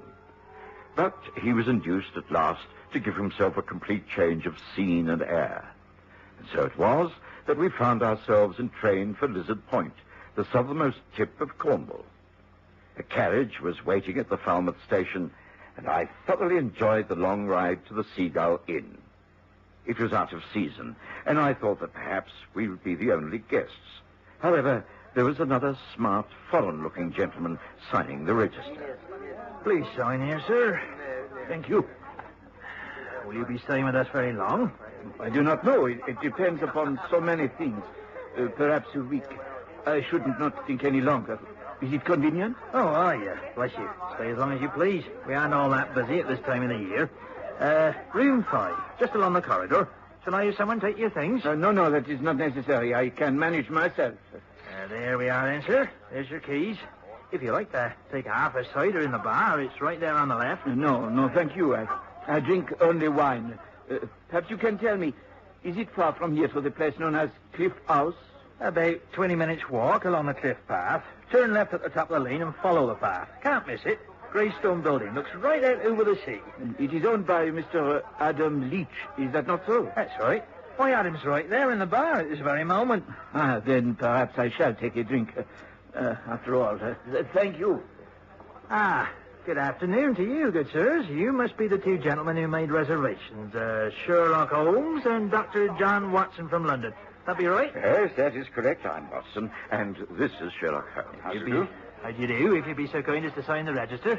You have rooms 8 and 10 with a connecting sitting room between. Nice view, right out to sea. Oh, thank you. That sounds ideal.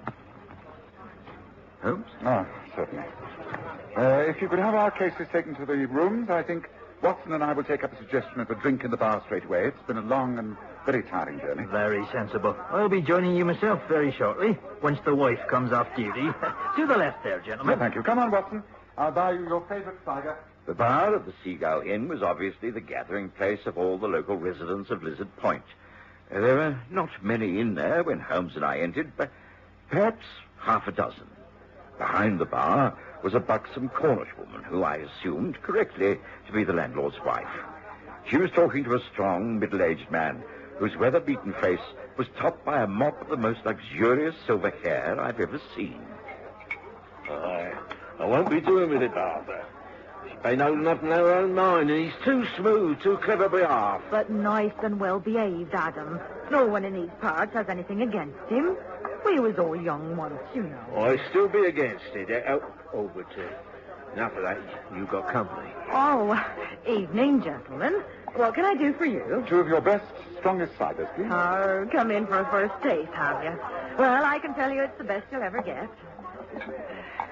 You the two gentlemen from London who'll be staying here? That's right. We've just arrived. Well, have a good holiday. Not exactly the right time of the year, but you struck it lucky. Weather be that fine and hot the last week. Suppose it'll break with a storm sooner or later. There we are. Thank you. Place it on the bill, will you? Of course. I think you're wrong, you know, Adam. Why not try to get to know Mr. Mason better? Well, here's to your much improved health, Holmes. What? Oh, yes. Good health. Good evening. Is it possible to have a glass of wine? Well, yes. We've got some French stuff, but it's by the bottle only, you understand. Oh, yes, of course. Thank you. I'm on my way. Good night to you. Oh, early are you? Night, Adam. Please, excuse me. Mr. Leach. Mr. Leach, please. You know me. My name is... Well, strange things are going on here tonight. Who was that? A French gentleman named Jules Lebrun, who arrived from Paris quite recently and intends to return there once his business here is completed. Holmes, how can you possibly know that? You haven't even met the man. No, but I signed the hotel register after he did, and it's very easy to add up. 2 and 2 make 5 if you have any imagination at all. You were right, madame. An excellent cider. Evening, Martha.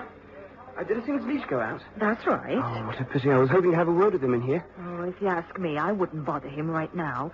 He don't seem in none too good a humor. I'd play a waiting game if I was you. Slowly, don't you? Oh, you mentioned me. Aye, and he wasn't too friendly. Take it easy, my boy, and you'll stand a chance. Otherwise... I suppose you're right. I'll have a pint of ale then, Martha. Right you are. Oh, meet Mr. Sherlock Holmes and Dr. Watson. Down from London they be. This is Christopher Mason. Oh, good evening to you. You're on holiday, are you? Yes, that's right. And a fine spot it looks, too. Oh, Lizard Point is a rare place and no mistake. Take a turn up on the cliffs when the moon comes out. You'll see. It's like a fairyland. There you are, then. Oh, thank you, Martha. And here's to your good health, gentlemen. May you have a very pleasant stay. Cheers.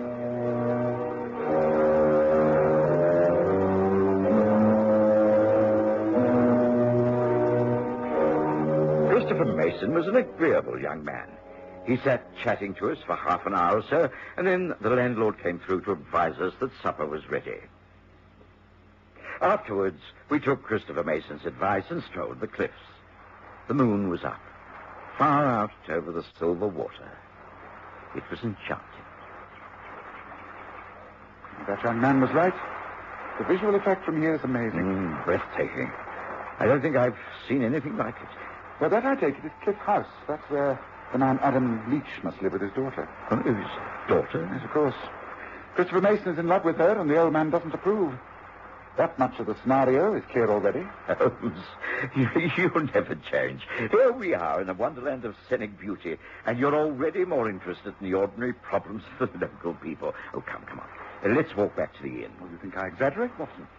Then look carefully down there. There, on the beach path. 2 lovers, if ever I saw a pair. No?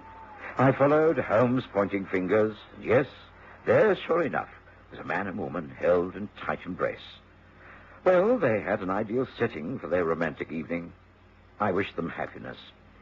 We turned, walked swiftly back to the inn, had a nightcap in the sitting room, and said good night. I think I slept better than I had in years. I know Holmes did, because he was still sound asleep when I rose to bath and shave. The morning was quite glorious. We decided upon a walk before breakfast.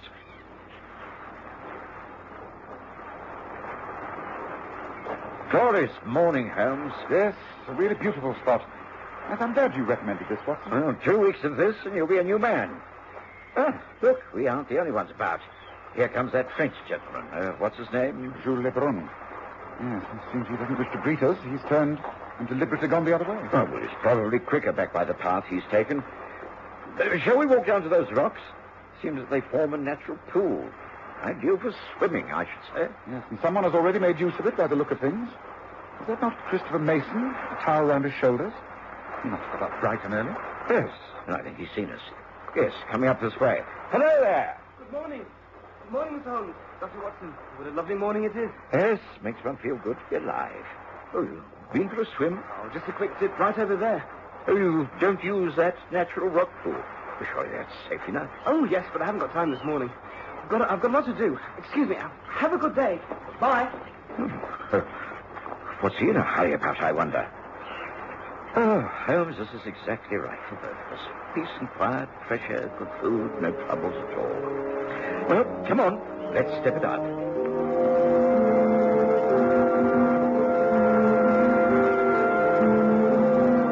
This is the rock pool. Must be careful how we climb down slippery. Just look at the colour of the water. It's all kinds of... Watson, you may not be correct in saying all is peace here. Look, there on the beach between the rocks. Great heavens, it looks like a man's body floating face down. Quickly, Watson, quickly. Down here, on the beach.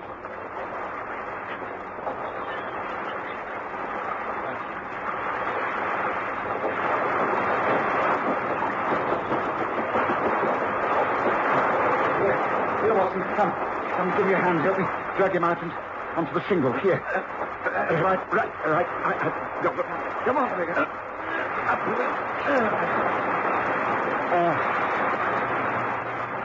There. That's it. Oh, good heavens, Holmes. Poor fellow, he's dead, I'm afraid. No point in trying to revive him. Drowned, of course. No, not at all. It's the old man, Adam Leach, killed by a vicious blow at the back of the head.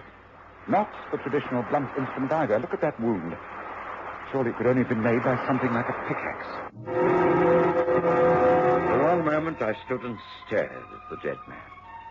I've seen some dreadful wounds upon the human body in my time, but never one of such a peculiar nature.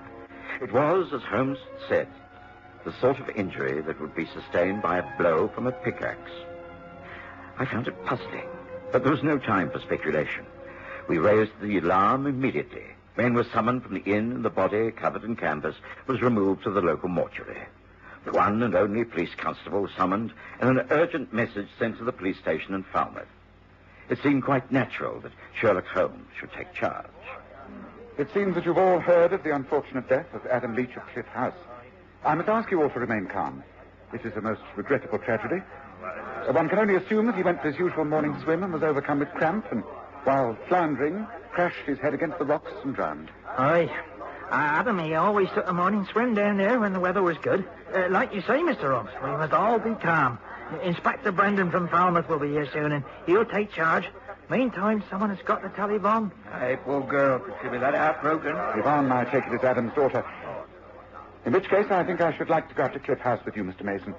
You will be anxious to be with the young lady when she hears the news, will you? Yes, of course I do. Well, I just can't believe this. It's unreal. Yes, of course I must go to Yvonne. Right. Constable, perhaps you'll wait for the inspector. Come along. I'll do that. Let's get up to Cliff House.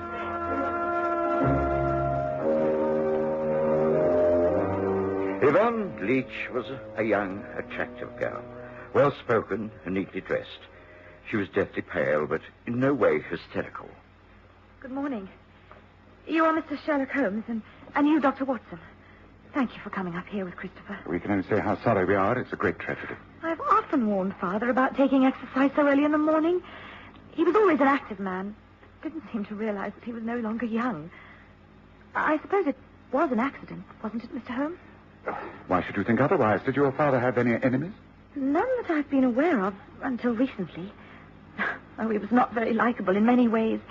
He had a vicious temper and always wanted his own way. He resented Christopher, for instance. There's no point in denying that. But Father usually came round and compromised. It's going to be hard to think I shall ever see him again. I'm sorry. You said your father had no enemies until recently. What did you mean by that? Well, it started about 6 weeks ago. He received a letter from France. At least it had a French postmark. And from then he appeared strained, even frightened. And then last night he had an unexpected visitor. I was in my room. I didn't hear the man arrive, but I did hear voices coming from here, this room. I wondered who it was and if Father needed anything. So I left my room and came down here. I didn't enter because it was quite clear that they were quarreling. I heard Father say... You shan't get a penny. Hear that? Not a penny. An unwise decision, Leach. You know that you will have to pay in some way or another. I think paying in money is better than paying with a year or so in jail, don't you? I refuse. Not a penny. I don't believe you have any evidence at all about what happened in Paris. In any case, that was so many years ago that no one will take the slightest interest in your feeble accusations. That I should not bet on. The families who suffered are still alive. They will remember. They will demand retribution, whereas if you agree to the sale of the letters, then all will be peace and quiet once more. After all, what is £100 to a man like you? No. I say no. Here, look, the letters. No, that's got it now.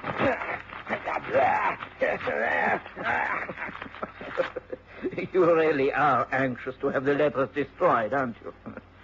You don't think I'd be stupid enough to bring them with me tonight, do you? These are only the empty envelopes. No, I still have the letters, and they are still for sale. But now that I am sure you want them, the price goes up. I want £500 now. What? A nice round figure. 500, and I promise you I will hand them over and leave for France by the next packet steamer. What do you say? I say get out. Take your blasted letters, get out of my house and stay out. Oh, go on, do your worst. Get out of my sight while you're still alive, and if you ever set foot in this house again, I'll kill you. Very well. I will go. But you will live to regret this, Adam Leach. That is, if you continue to live at all. Good night. I was in the hall. I stepped back and concealed myself behind the curtains by the stair windows. I was able to see the stranger as he left. A tall, dark man, smartly dressed and top-hatted. Jules Lebrun, the foreigner from the Seagull Inn. I know it was. He's the only French-speaking visitor in these parts. This is most interesting. Well, thank you for telling me, Miss Leach. I think you'll be having a visit from Inspector Brendan of the Falmouth Police later on. I advise you to confide this to him. Very well. But I do not wish to cause more trouble. Whatever happens, it can't bring Father back, can it?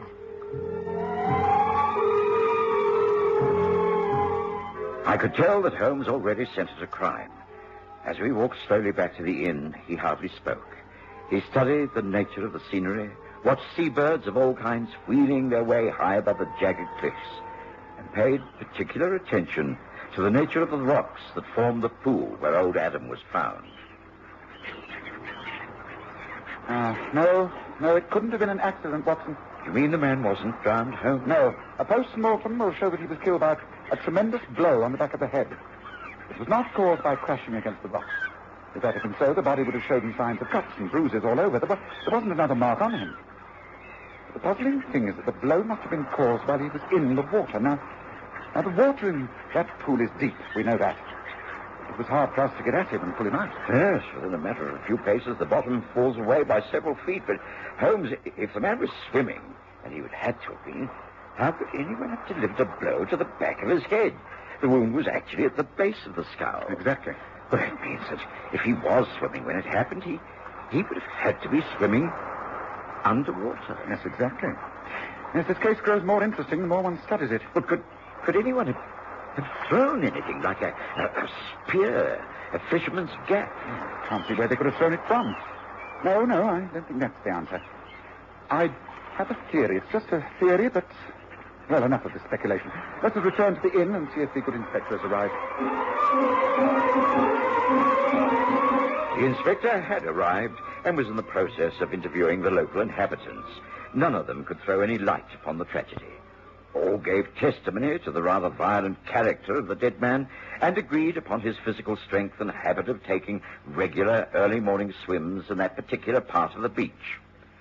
Then the inspector was told by the landlord that Jules Lebrun, who had said he might wish to stay for a fortnight, had requested his bill.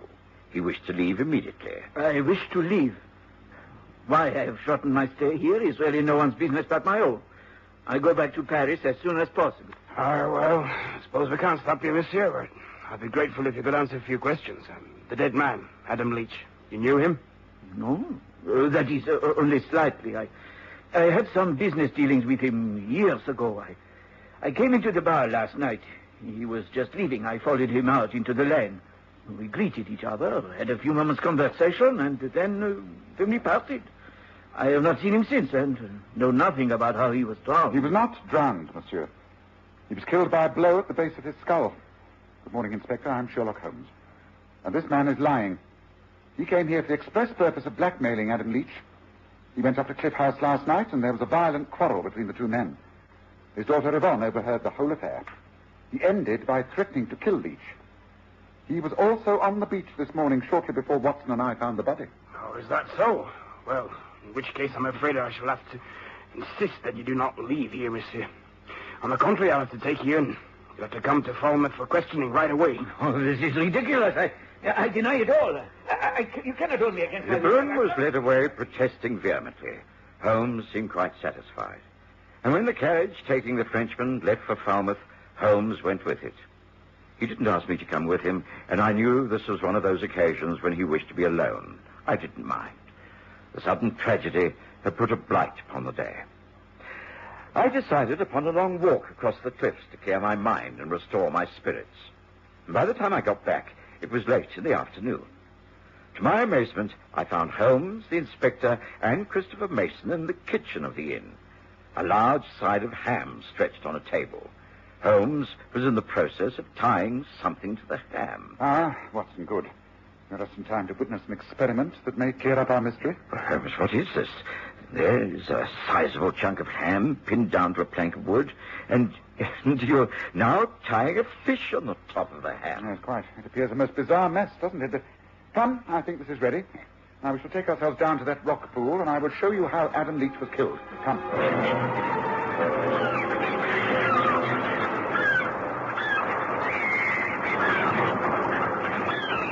Now, you see, we float this strange contraption out into the calmer waters of this large rock pool.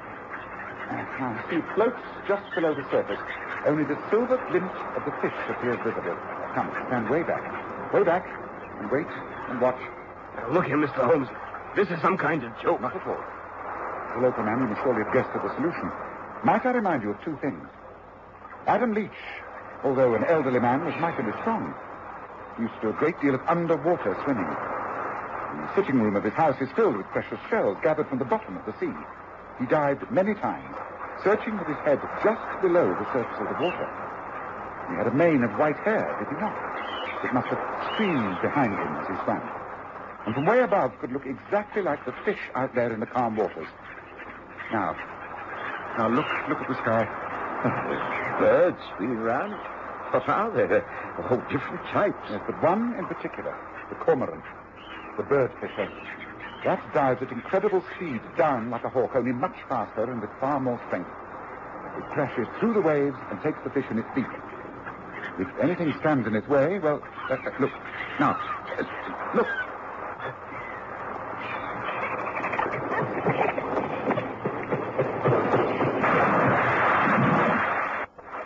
There is your killer, Inspector.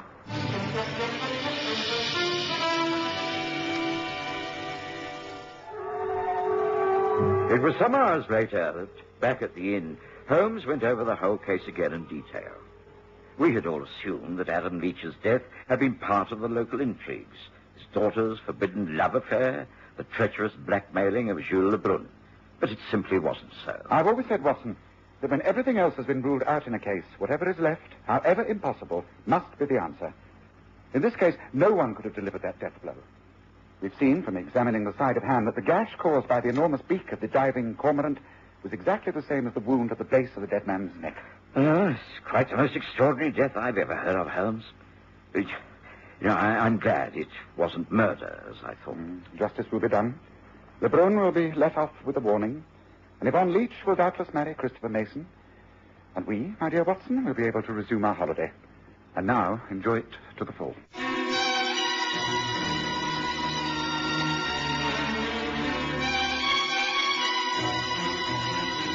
Listen again next Sunday to The Stories of Sherlock Holmes, with Graham Armitage as Holmes and Kerry Jordan as Dr. Watson.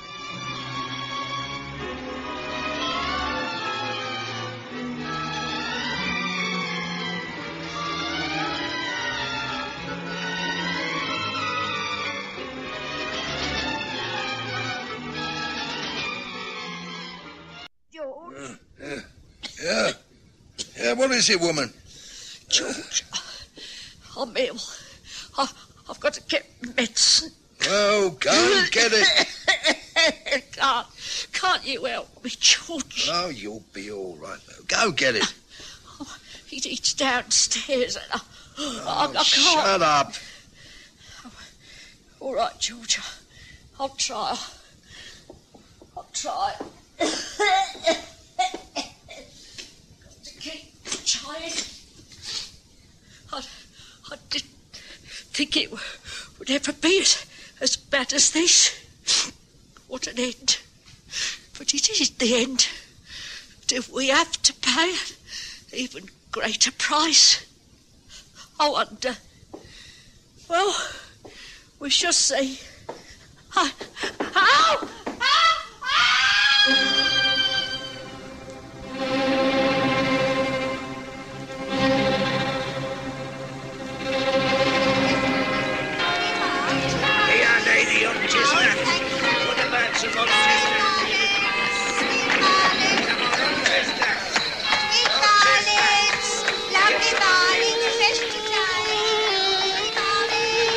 We present the stories of Sherlock Holmes.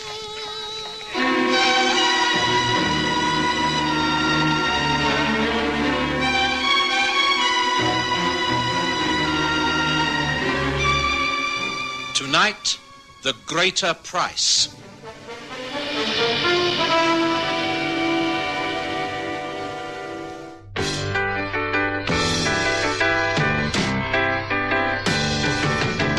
Soek jy dit? Vryf jy dit? Sien jy dit? Vergelyk jy dit? Ek het 'n hamburger gewen. Ja, die Wimpy, dis 'n groot fees. Scratch and match spel is 'n groot fees. Groter as wat jy gedink het. Wen R25 of 'n onvergeetlike reis na Disney World met die Wimpy. Dis 'n groot fees scratch and match spel. By 'n Wimpy. No!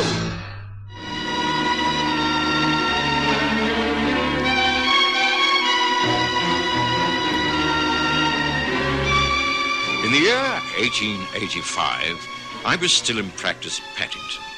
I was living at Baker Street and slowly building up a reputation as a general practitioner. Holmes had already achieved some quite considerable fame, and our friendship was already settling down to a solid partnership. I was growing used to his untidiness and eccentricities, and he was tolerating my steady respectability.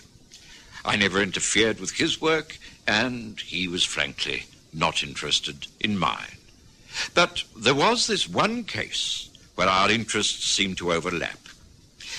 It started when I was called out to the home of George and Emma Baker. Emma was an old patient of mine, and she'd had a nasty fall down a flight of stairs. Now, Emma, there's nothing broken, thank goodness, but you're getting a little too old to take these falls. You must rest in bed until I tell you to get up and take a little exercise. You're very badly bruised. Oh, I'm all right. It was silly of me, really. I should have made sure the gas was on the landing. I must have tripped over the rug. Well, you shouldn't have been out of bed anyway. Well, I had to get me medicine. You should have insisted that your husband get it for you. Oh, was that not a good it does to ask him for help? Oh, dear, Dr. Watson, things have reached a desperate state. Oh, you mustn't give in. As I say, you've been very lucky. I'll have a word with George and tell him he must take better care of you. It won't do any good. He'll be home here soon, wanting his supper. Well, he'll have to get it himself. I'm sure you've got plenty of food in the larder. Get him to boil some eggs or make some soup. He'll be off down the road to the Rose and Crown. Spends more time and money in that place than he does in his own home. Emma?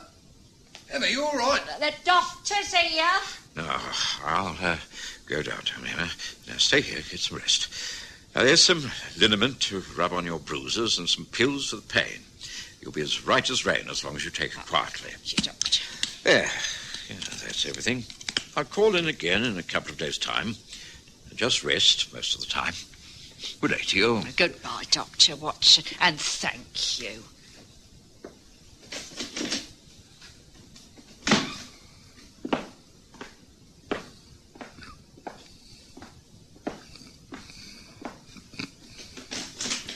Oh, hello, Doc. How's the old girl? Oh, severely shaken. You really must take more care of her. She works too hard and she isn't a very strong woman. She's been lucky on this occasion, but she's got to take care.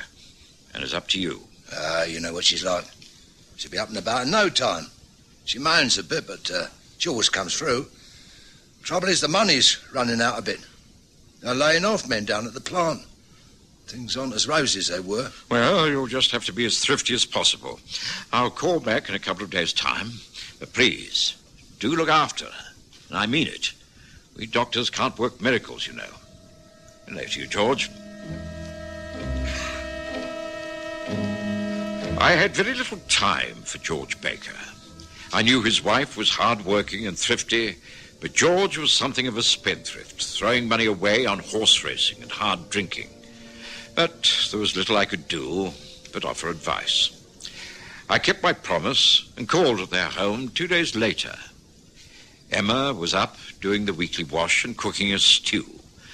The air was fetid with the smell of drying sheets and boiled cabbage. Well, on as you see me. Not so bad, not so good. I've warned you before, Emma. You're overtaxing your strength. Oh, it's got to be done. Couldn't go on being ill. Not when we've got a visitor coming to stay. Sort of vague cousin from Australia. Ever such a nice letter he's written. Just arrived in this country. First time he's been here, and he don't know anyone. George has gone down to the station to meet him. Oh, must get this all cleared up before they arrive. Oh, dear. Oh, that sounds like them. Oh, dear, dear. All behindhand. Now, sure you won't stay for a cup of tea, Doctor? The kettle is on. No. Thank you. You already have company. Come in, Sully. Meet the wife. Emma, this is Roy Thornton. Oh. Roy, this is the missus. Oh, and Dr. Watson, the family doctor, you know. Well, our Iris is youngest, all the way from Australia. How do you do, Mrs. Baker? Very good of you to make me so welcome. Oh, it's great pleasure. I hope you'll be comfortable here. We're only working class, you know, rough and ready. But you can treat the place like home for as long as you like. Thank you. It's very good of you. Well, look, the missus obviously isn't ready for us at the moment. Why don't you dump all your cases in the spare room and let's stroll down to the Rose and Crown for a pint? Might as well introduce you to the English pubs. One of the prides of the country.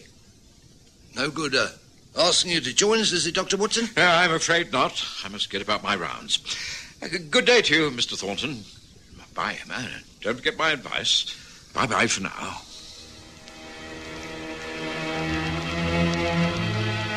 Roy Thornton appeared to be a well-set-up young man of obvious education and a wealthy background. I couldn't see him fitting in very well to George Baker's scheme of things, but the matter was no concern of mine. I put it from my mind. But subsequent events proved me to be right. Well, now, Roy, think you're going to like it in England? Hard to say. I want to move about a bit first. Travel, see something of the countryside. Visit places I've read about and never seen. Not thinking of getting a job at all? No, that'll come later. There's no immediate urgency. Comfortably off, are you? Plenty of the old ready cash? I'm reasonably well off. I have enough to last. The inheritance I came into has a reasonable backing. I have shares, some jewellery. I'll be all right. Oh, you are a lucky boy. And no dependents over here? I don't know a soul. And that's just the way I want it to be. Well, of course. The wife and I are simply poor Londoners. You'll have to take us as you find us. Of course, it's all a question of give and take. We must try and help each other, mustn't we? Well, how about another pint? Then we'll toddle off home. Must show you the place. Got a nice bit of garden out the back. Of course, you'll be used to wide open spaces. But you might be interested in what we're doing to it. Anyway, cheers, and great having you among us. I didn't call on the Bakers for some time. In fact, it must have been over a month before I called again. The young man, Roy Thornton, had packed his bags and gone travelling. I can't say I was surprised. The best news was the improvement of Emma Baker. She was in far better health and looked neat and cheerful. She attributed this to a rise George had had in salary. She seemed quite a new woman. Oh, yes, I'm so much better, Doctor. Just makes all that difference a bit more in the wage packet. And really, George has been so much better about things. You should see what he's done out there in the garden. Look, a new shed is just erected. Going to have me own pot plants, geraniums and such like. A bit of a lawn plan, too. Oh, I'm really glad to see this improvement, Emma. Quite like old times, seeing the sparkle back in your eyes again. Oh, yeah, I'm all right now. No troubles at all. Now, you will stay and have a cup of tea this afternoon, won't you?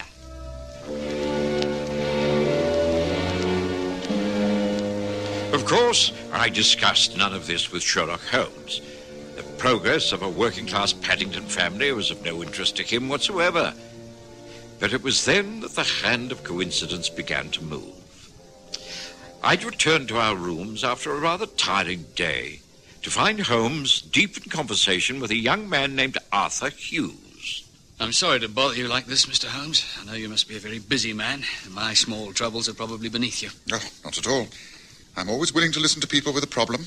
Please do sit down and feel free to smoke. Watson and I find the relaxation of a pipe ideal at this time of the day. Yes, most agreeable. Take a light from the fire. Oh, thank you.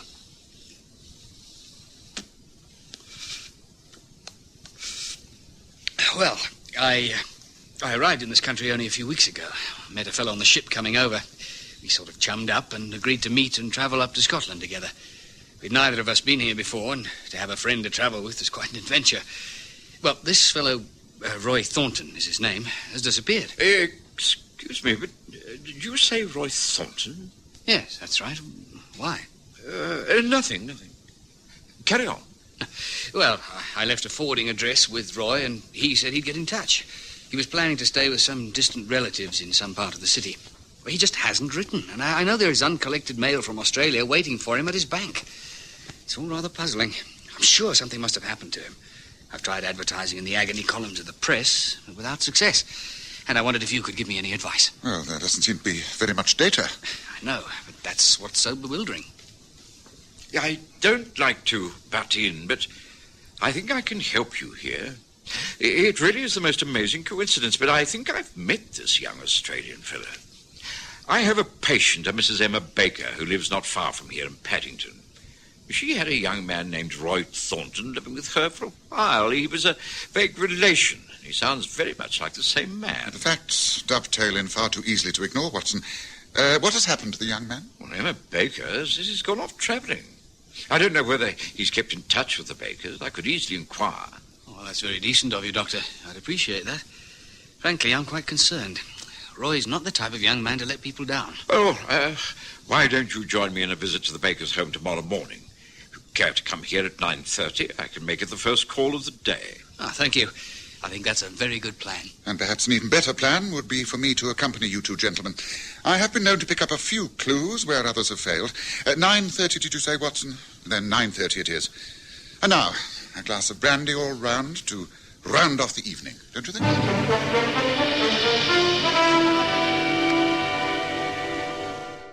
We maak vandaag 'n sunshine day. Sunshine D, heerlike smaak, plus die sonskynvitamien wat ons liggame nodig het. Op wakker en kyk wat daar op jou wag. 'n Vrolike lagdag, 'n sonskyn of reëndag. 'n dag vol van smaak, 'n lewe vol maak, ja. Sunshine D, die margarien met sonskynvitamien. Kyk uit vir die groot rooi D. A while back I was coughing, wheezing. My chest was so tight and sore.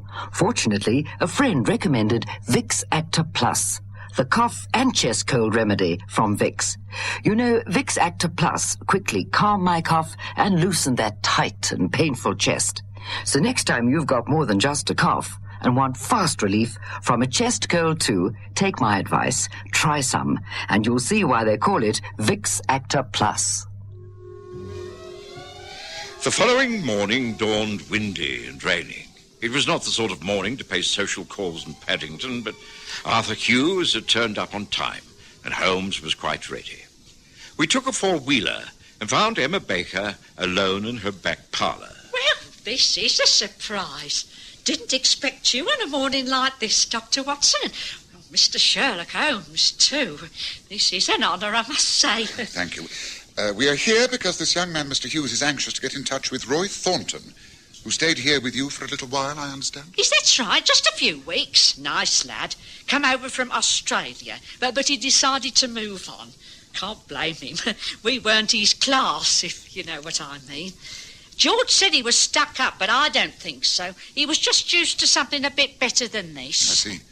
Have you heard from him since he left? No. Strange. I thought he might write, but we haven't heard a thing. Easy come, easy go. Didn't he leave a forwarding address? No. Now, George saw him off at the station and he said he would write, but as he was going to be travelling around all the time, we couldn't get in touch with him. I suppose we'll hear sometime. Oh, I can't understand it. We had a definite plan to travel together. Oh, well, I suppose there's nothing we can do. Did he take all of his things with him? Oh, yes. Well, that is, I think there were a couple of cases he said he didn't want. George put them in the shed. I wonder if it might be possible to take a look at those cases, Mrs. Baker. There might be a clue left hanging around. I suppose there can't be any harm in it. Better put your capes on. It's a wet old morning and no mistake. Well, there's no sense in your getting yourself wet. Just show us the way. Oh, well, all right. It's through here. The back door is unlocked. And the key of the shed's hanging up over the door. Mind you, you'll be getting really wet if you don't watch out. Now, here we are. There it is. Down the path. Right, come on, Watson. Hughes, let's make a dash for it.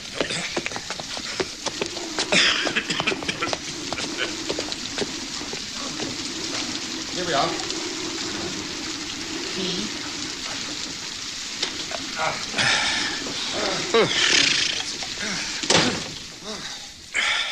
This looks most interesting. Quite a recent building, I take it. Yes, pride of Emma Baker's life. She's going in for pot plants. Yes, but meantime, we need those suitcases. They're on the shelf, I think. Yes, that's one. I'm sure I recognise it. Yeah, it's quite a good pigskin bag. I would have thought this far too good to leave behind. Now, let's see. Empty. Oh, very, very strange. A man leaves a house without a forwarding address, doesn't write, and leaves a valuable case behind. Now what have we here? It looks like a stain. Yes, or an attempt to remove a stain. Yes, I'm afraid the mystery deepens, gentlemen. It's fairly clear that the man to question is one George Baker. Yes, well, it's not yet mid-morning, but I should judge that Mr. Baker will take advantage of this inclement weather to wet his whistle in the bar of the local pub. Yes, I think we must take our leave of Emma Baker and drop in there, don't you? Yes, gentlemen. What will it be? Just a pint of ale, I think, Barman. Same for me. And me. 3 ales. Right you are, gentlemen. Holmes? Holmes, you're right. Look, there in the corner of the bar. That's George Baker. And he looks as though he's been putting away quite a lot of scotch. That's odd. For a man who's just been given a handsome rise at work, he should be drinking at this time of the day. Quite. He's seen me. Well, we'd better go over. I'll introduce you, and then you can question him however you choose. Come on. Hello, George. Why, Dr. Watson, what are you doing here this time of the day? Just been visiting your wife. Oh, and this is Sherlock Holmes. This is Mr. Arthur Hughes. Arthur is a great friend of Roy Thornton's. Came up this way to see if there's any trace of him. Been down to the house, have you? Not a medical visit this time? Snooping around. That it, Mr. Holmes? I've heard of you, Nosy Parker. What are you after this time? The answer to that is the whereabouts of Roy Thornton. He seems to have disappeared. Oh, who says so?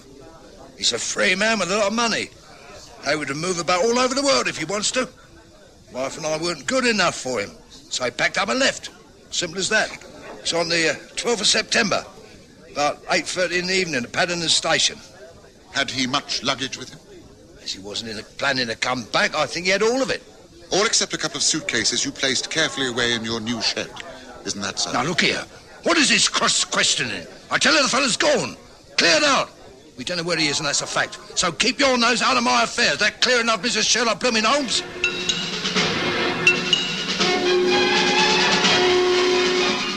It was clear that Holmes suspected some kind of foul play. What exactly he decided to do about it was a mystery, but he wasn't going to leave things alone. He spent the remainder of that rainy day closeted in a public surveys office at the Paddington Town Hall. And the next morning, Mrs. Baker, once again, had a visitor. Good morning, madam. My name is Channing from the survey department. We're doing a survey on new road planning. This area has been chosen for examination. If the proposed plans are approved, it could be that part of your land will be requisitioned for development. Well, I don't think I understand. My husband and I own this place. You mean you could throw us out? Oh, it wouldn't be as drastic as all that. More than adequate compensation would be made. You would be a very wealthy woman. Oh, well, I don't know about this. This is our home. We like living here. Well, I must explain that this is purely in the exploratory stages. No plans have been finalised. But progress must go ahead, you know. Better roads, lighting, sewerage, all have to be considered. But I thought that was all going to happen on the outskirts. I mean, this is old established area. Just how much would be affected? Oh, it is impossible to judge at this stage. The whole back garden would probably have to go. Oh, well, our back garden? Oh, just when we got it looking so nice. Well, as I have said, this is purely an investigation. We thought that you should be told of our work. Might I suggest that you talk it over with your husband? Reassure him that everything will be taken care of. He will not be out of pocket in any way. Oh, that's as may be, but he's not going to like it, I can tell you that. Oh, just so we're getting everything right. It's not one thing, it's another. Now, we shall want to know more about this in full detail. Understand that, everything, in full detail.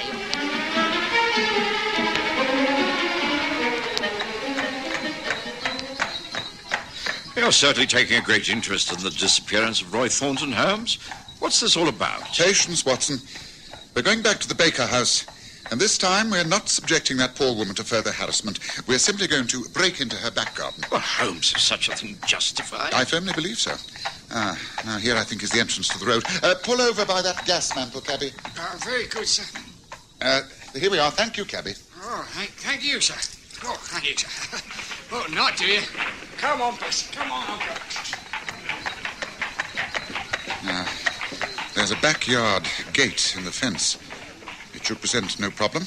I noticed it last time we were here. Just a bolt on the inside, which is easy for a tall man to reach over and unclasp. It should provide us with no trouble. Well, Holmes, what's the purpose of all this? What do you intend to do? Listen, Watson. Just listen. I think our friend George Baker will be in a high old temper when he hears what his wife has got to tell him. Come on, this way. It isn't possible. It can't be true. You can't mean it. George, I'm only telling you what the man told me. But they can't do this to us. You can't go around knocking down people's houses and building roads through their lands. Well, he said it was just an idea. The authorities were going into it. And if it all come to pass, then we should be adequately compensated. We'd be rich people.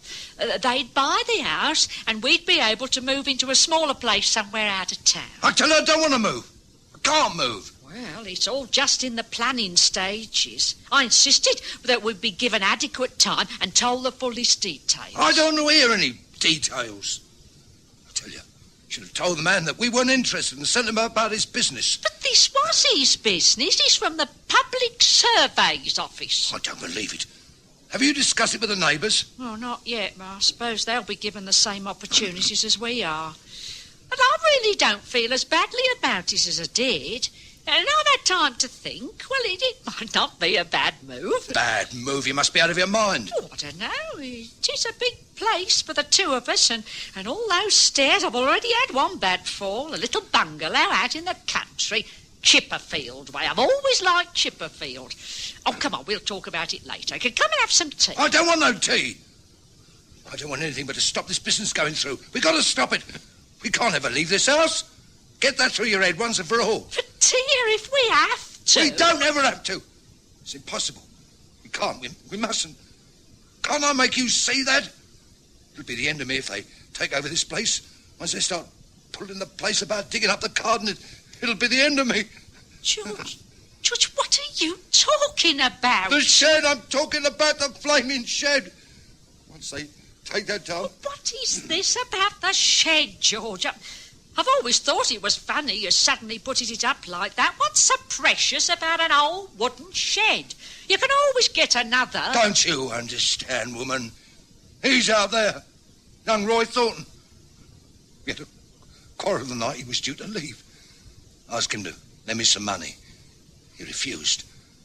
I lost my temper and ate him. I didn't mean to kill him. He hit his head on the side of the fireplace when he went down. George, you can't mean this. You'd taken your medicine and gone to bed. I didn't know what to do. I took him out in the shed and buried him in the earth. The next day, I started to cement it over. He's out there, lying under a layer of cement. What can I do, Emma? What can I do? You must go to the police. Confess everything. It's the only way. Oh, what an end. I wondered if we'd ever have to pay an even greater price for happiness. Well, now I know.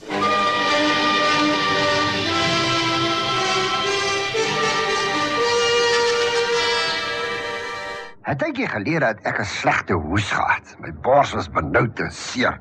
Gelukkig beveel 'n vriend toe Vicks Actoplas aan. Die nuwe hoes- en borsverkoue medisyne van Vicks.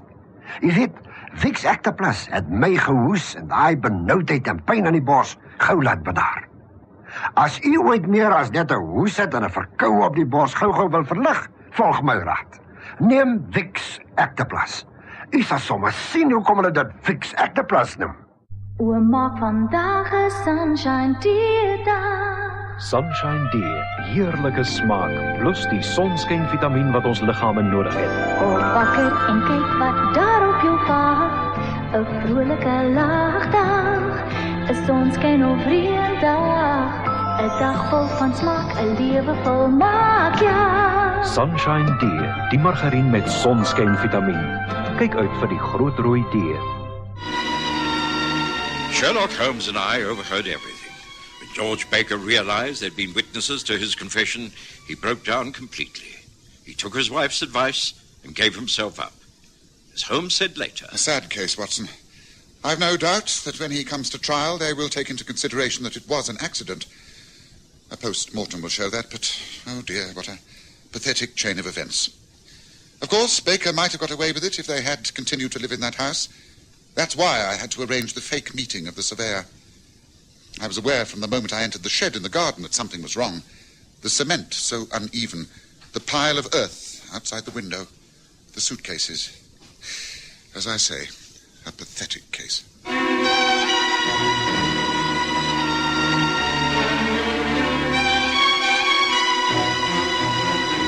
Listen again next Sunday to The Stories of Sherlock Holmes, with Graham Armitage's Holmes and Kerry Jordan as Dr. Watson.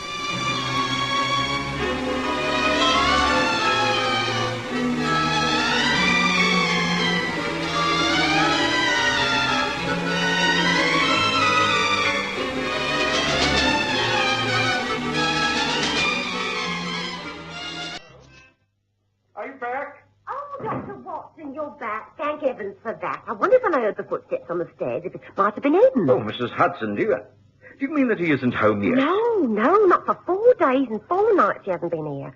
Oh, Doctor, I'm that worried about him. What could have happened? No, Mrs. Hudson. You know what Holmes is like. He's often disappeared for days at a time. Well, it's due to his work. It's customary. He'll turn up soon, so don't worry. Is supper ready? Yes, it's been ready since 8. But you know, this time I'm really worried about Mr. Holmes. I'm really worried about him. I'm worried sick and that. Yes, well, this time I'm worried too.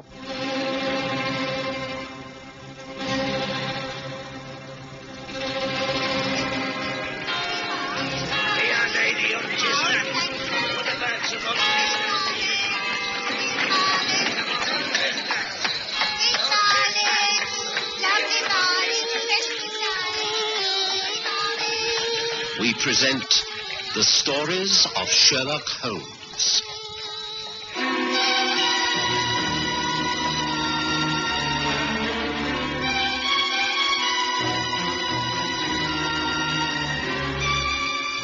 Tonight, The Rubber-Faced Man.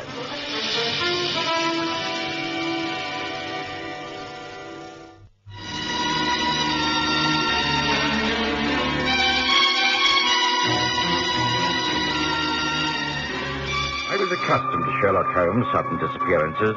I knew he had many private hideaways in various parts of London, rooms in lodging houses where he could assume another name and identity. A master of disguise, he could mix with any class, from the lowest beggar to the highest in society. Always, of course, it was connected with his work. And regarding his current case, he was very secretive. I told myself I should hear in due course and tried not to worry, but there was a nagging doubt in my mind that all was not as it should be. And so, later that night, when I heard a commotion upon the stairs, I naturally thought Holmes had returned, but... I'm so sorry to burst in like this, Dr. Watson, but Amy Castle is here and she says she must see you. Oh, yes, of course. I must apologise for calling like this, Doctor, but I am in very serious trouble. No, that's all right, Amy. Come in, and that'll be all, Mrs. Hudson. Thank you. Oh, yes, sir. All right. Right, now, come and sit down by the fire. Now, tell me what's troubling you, Amy. That husband of yours again? That's right, Doctor. It's the old business, the smoking. You've tried to get him to break the habit many times, but... well, it's the opium. Hugo's been away for over 2 days now. Well, you know what it's like. He can't keep away from the stuff.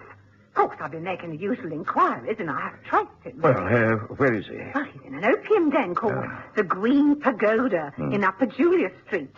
You know the road that runs parallel to the river off Bell Lane. I want to go and get him out, but I daren't, not on my own. So I thought, well, if you came with me as his physician, you could get in there and talk some sense into him. Well, I'll come with you if you like. Well, I don't think that would serve any useful purpose, Amy. It would only distress you.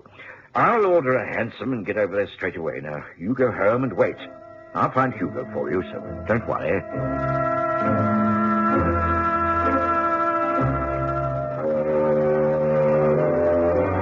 Hugo Castle had always been a problem patient. Like thousands of others in London, he was a constant visitor to the opium dens that clustered around the dock area. The Green Pagoda was one of the more respectable of these houses of iniquity. Near the river, to the east of London Bridge, it had a single door opening off a narrow alley. I entered, and by the low flickering of the oil lamps set against the damp stone walls, made my way into a low, long room filled with thick, brown opium smoke. Wooden burrs like those in an ancient galley lined the walls. Faint sounds of Eastern music came from the gin shop beyond the bead curtains, but no one listened.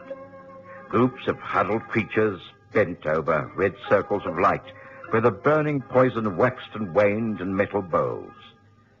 Most men lay silent. Some were groaning or whispering, mumbling their own distorted thoughts aloud. As I entered, a sallow Oriental slipped from the shadows to offer the customary pipe. Evening, my sir. Comfortable bed, very good pipe. Long sleep and good dreams. This way.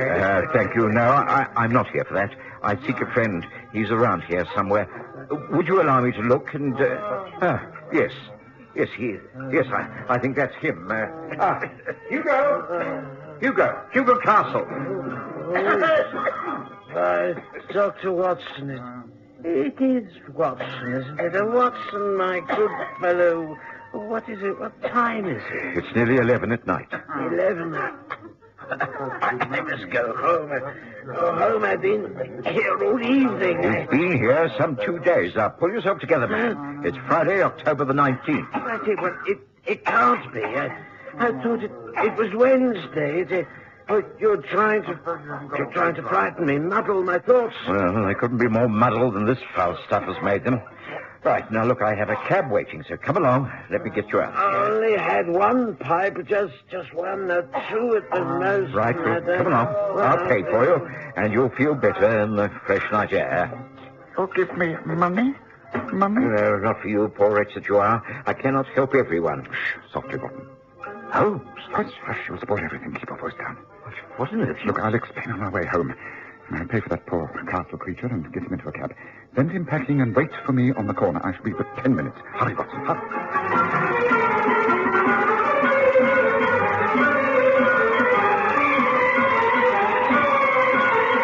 I did as Holmes requested. Hugo Castle made no protest as I bundled him into a cab and, paying the driver, gave Hugo's home address. I was confident that Amy Castle would take good care of him and, once he'd recovered, give him a sound talking to. I would call in the morning and do my best to make him break the pernicious habit. Meanwhile, I waited on the corner. Holmes arrived, still dressed in beggar's rags, and joined me in another hansom. As we clattered our way homeward, Holmes said with a chuckle, If you could have seen your face in the lamplight, Watson. I suppose you think I've added opium smoking to the long list of my other vices. Well, I assure you that, like you, I was visiting the Green Pagoda in order to find someone. You found Hugo Castle. I, unfortunately, have not found the man I was after. May I ask who you were looking for? A man called Maynard Burley. He came to live in London several years ago. He led a checkered, colourful existence, having been an actor, a seaman, and a tobacco importer. He bought a house, married a local lass, and settled down in Islington.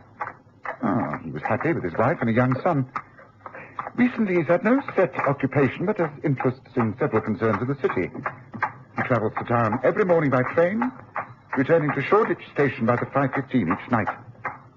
Last Monday, Maynard Burley left the house earlier than usual. His wife, Sarah, remembers it very well. I'm going now, Sarah. Maynard, dear, it's long before your usual time. Yes. There are several things I wish to do before reaching the office. I want to do some shopping. I'll bring home a set of soldiers for the boy. Oh, Raymond will love that. He's been asking for those for weeks. Have a good day, dear. And you. Don't work too hard in the house. I expect to be back at the usual time. Goodbye, dear. Goodbye. Now, shortly after her husband had left that morning, Sarah Burley received a telegram saying that a parcel of considerable value that she'd been expecting from her family in Australia had arrived at the offices of the Tower Shipping Company. So after lunch, she went to the city. She did some shopping and collected the parcel. Walking back to the station, she crossed Bell Lane, and at the corner of Julia Street, looked around hoping for a vacant cab. She waited and looked up at the opposite building. To her horror, she saw at a high-barred window the face of her husband staring down at her. She couldn't believe her eyes. Maynard! Maynard! What on earth, Maynard? In a place like that? Help someone. Please help. She tried to enter the building. She couldn't, because, as you may have guessed, the room she wanted was above the Green Pagoda building that we've just left. Eventually, she appealed to the police, and a sergeant from Tower Hill Station accompanied her back to the building. She identified the room, and as they climbed the stairs... I know I'm not mistaken, Sergeant. It was my husband, all right. I saw him quite clearly. He had his hands up to his face. He could have been pleading with me for help. He looked so ill, and he covered his face with his hands. He is in here. I know he is. Oh, this must be the room. But it's empty. There's no one here. But that was the window. Those long, dirty curtains. He must have been standing here and looking down and... Wait. What's this? It's a box. It's a box of toy soldiers. The present he was going to buy for little Raymond. What is through there? Let's see. Another room. And a window that looks out over the parapet and onto the river. Wait, there's blood on the windowsill. Fresh blood. Look, there in the corner, the chair. Those clothes. When I saw him at the window, he was wearing a shirt but no tie, but these are his clothes. The clothes he was wearing when he left this morning. I know they are. Leave this to me, Mrs. Burley. I'm convinced there's something really wrong here. I'll go and question other folk who may be living on this floor. You stay here with the clothes. I'll try to get you out of this place as soon as I can. No place for a lady of breeding. What have we here? What are you doing, sleeping on the stairs? I ain't doing no harm. Just leave me be. You've been here quite a while. Have you seen anyone come down this way, from the rooms above? No one at all. Wait a minute, I know you. Mike the peddler. Beg on the streets. Pretend to sell matches, but you're a beggar, aren't you? Work a beat from here to Threadneedle Street. Have you been upstairs? No, I swear I haven't. I don't know nothing. No? Come on, up you get. Yeah, what's this? Blood. Blood all over the cuffs of your shirt. Well, you've got a lot to answer for, Mike Beale. Come on, come along with me. And only this evening I have learned from men in the Green Pagoda that Maynard Burley's overcoat has been found in the Thames. I'm afraid it's a case of murder. I feel I've failed, Watson. What am I to tell that poor woman? It was late when we got back to Baker Street, and I went straight to bed. The lights remained on in Holmes' room, and I knew he was far from satisfied with the way things had worked out. Over breakfast the next morning, he seemed morose and disinclined to talk. We'd finished breakfast, and were lighting our first pipes of the day when Mrs. Hudson bustled in. I've come to clear away, but there's a lady waiting on the landing, a Mrs. Burley. She says it's urgent. Well, then show her in, Mrs. Hudson, show her in. Leave the dishes. You can fetch them later. Just as you say. It's through here, please, Mum. I'm sorry to arrive so early, Mr. Holmes, but I had to speak to you. That's quite all right, Mrs. Burley. Please do sit down. Some coffee? Oh, I don't think you know my friend and colleague, Dr. John Watson. How do you do, Doctor? No, I won't have any coffee, thank you. I suppose you've heard the news. They found your husband's overcoat in the river. The police have it now. You may be required to identify it. Strange enough, the pockets were filled with odd coins. Loose change, mostly pennies. It looks very serious, I'm afraid. You think that Maynard was attacked by that peddler named Mike, or some other thugs, and his body thrown into the Thames? I'm afraid it is more than likely. But you appear unafraid. Mr. Holmes, Maynard is alive. I know he is. You see, I've just received a letter from him. You have? You brought it with you? Yes, here it is. Well, let me see. Well, the handwriting on the envelope is not the same as the note it contains. No, but the note is in Maynard's handwriting. Yes. My dearest Sarah, please not despair. I am alive and will make sure all ends well. There has been a grave mistake. It may take time to correct. Please have patience, my darling Maynard. It is Maynard's handwriting. I'd know it anywhere. It's written in pencil on the flyleaf torn from a book. The envelope. It seems that the person who wrote it wasn't sure of the address. The name has been blotted first and the address added later. It was posted in Gravesend by a man with dirty hands, and the gum flap smeared by someone who chews tobacco. Yes, your husband gave the note for someone else to address and post. And there's something else contained in this envelope, wasn't there? I can tell by the imprint of a circle of creases on the paper. You're very observant, Mr. Holmes. Yes, there was a ring. A signet ring. I have it here. It's Maynard's. Then we must accept the fact that this message is genuine. But if your husband is alive and well and able to write to you, why does he not return home? I cannot answer that. He must have some unfinished business that he has to attend to. Either that or he can't return. He's incapable of doing so. Now, let me refresh my memory.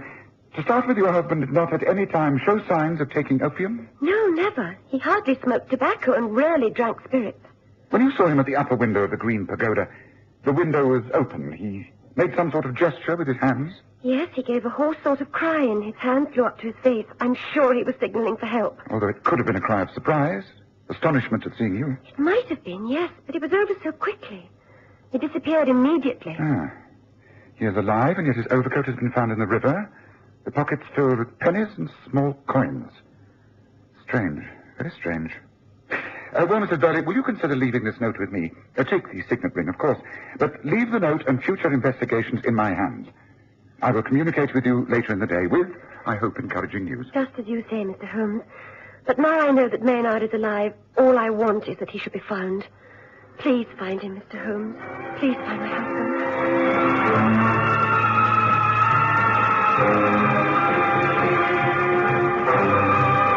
I went about my day's tasks and for a few hours forgot the case of the missing man from the Green Pagoda.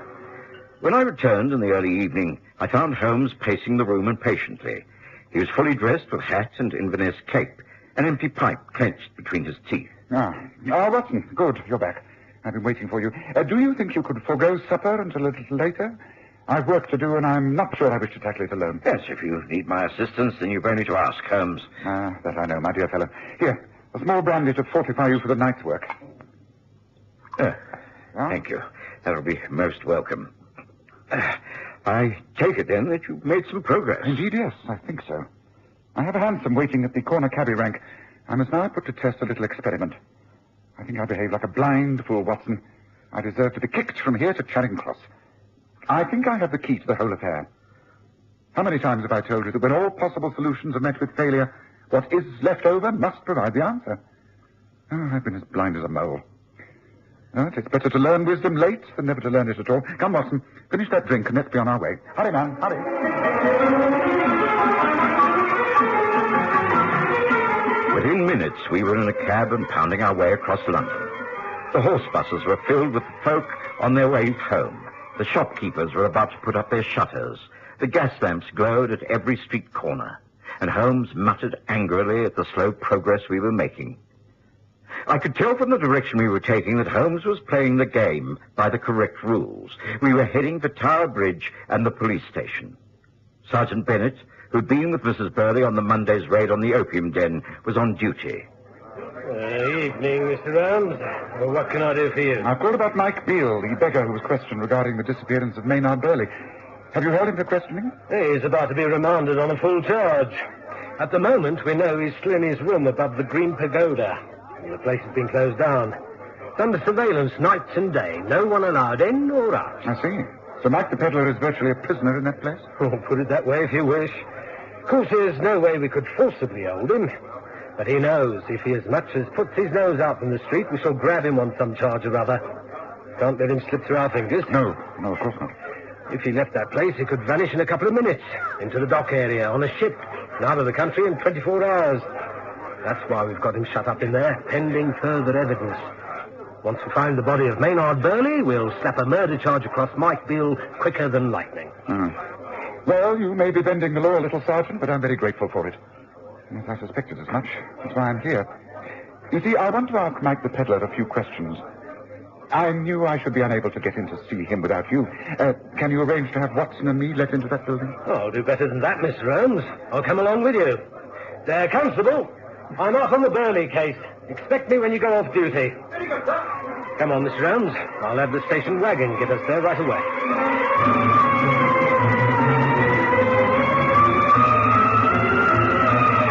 It was a short ride this time. Within a matter of minutes, we drew up outside the dark alley that led to the Green Pagoda. This time, all was still. There was just the music wafting in from the gin shop next door. But the opium den was deserted. It still smelt of smoke and filth. By the light of a lantern, the sergeant showed us the way through and up the stairs to the sleazy rooms above. He's got to be in here. Can't have left. Mind you, I doubt if we'll be able to get much sense out of him. He just mutters into that filthy grey beard of his. What was his explanation regarding the blood on his shirt cuffs? He said he'd fallen and cut his wrist on a bit of broken glass. The funny thing is, he did have a nasty cut. Didn't go into details. He couldn't. He was too drunk to talk much. Of course, he has had time to sober up, being in here all alone. That's unless he's got a real good supply hidden away.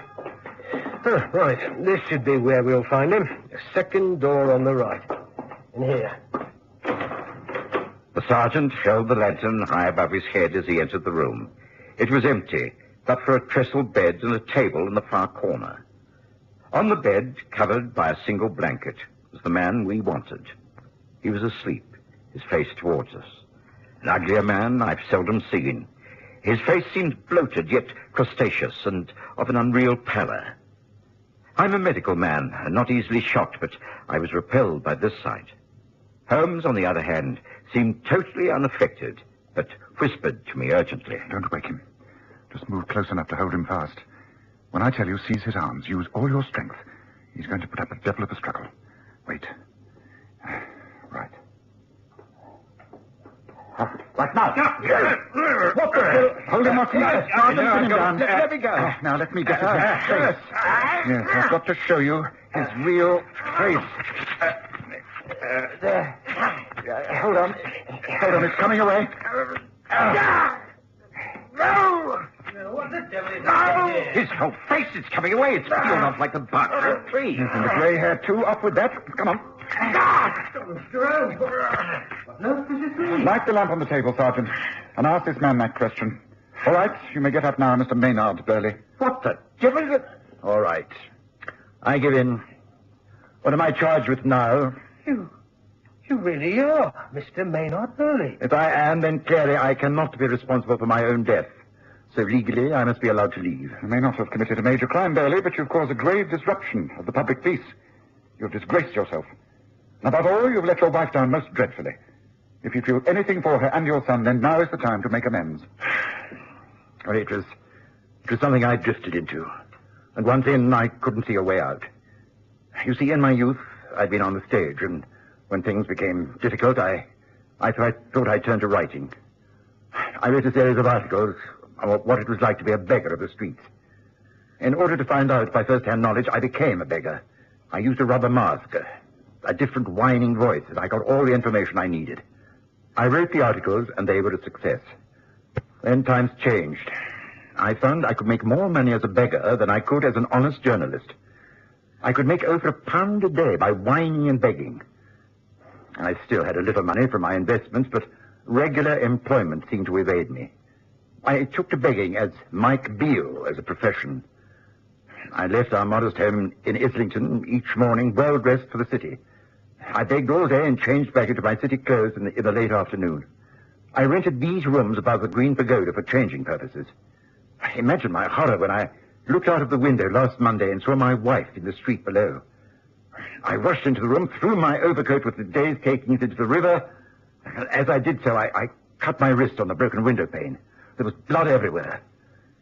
I donned my rubber mask and hurried to the room below, pretending a drunken sleep. I assumed the identity of Mike Beale. I've had to do it ever since. I've been waiting for the chance to slip away, go back to Sarah and my young son. Yes, you were worried about them. That's why you arranged to send your wife that note and your signet ring, posted by one of the inmates of the Green Pagoda before it was closed down. As well, Mr. Burley, it seems to me that you have a great deal upon your conscience. You obviously cannot be held for the murder of Maynard Burley, but how you'll be able to face up to your wife again is something I shall never know.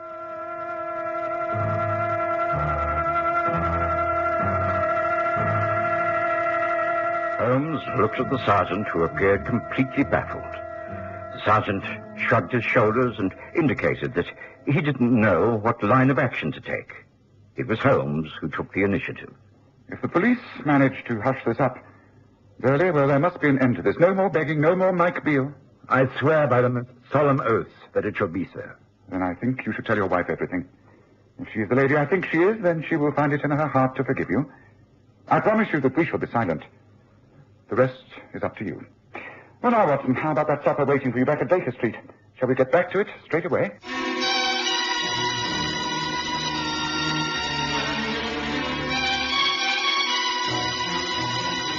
Listen again next Sunday to The Stories of Sherlock Holmes, with Graham Armitage as Holmes and Kerry Jordan as Dr. Watson.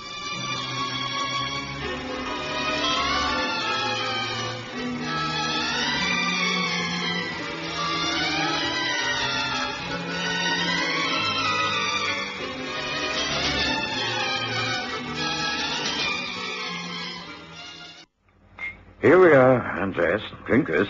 I do not know why you should make this fuss over me, Dr. Watson. Anyone would think that I am seriously ill. Oh, well, you're not. But you might be if you don't take care of yourself. You're not a young man, you know. And after a life such as you've had, well, it's a wonder you're in such good shape. It tastes bad. But you are right. At least I, Andreas Paulus Juno, have lived. Look at my pictures, the photographs, Greece, Spain, Italy. Ah, yes, Italy, the most beautiful. If only my Maria were alive. She would be really looking after me. But thank you, Dr. Watson. There's really no need to concern yourself anymore. Good day.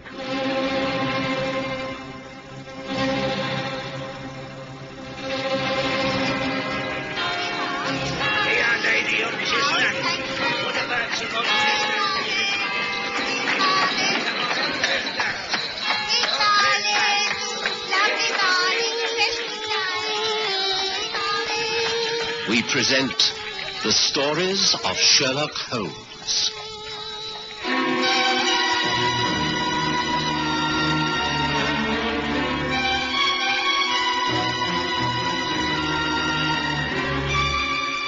The Italian Intrigue.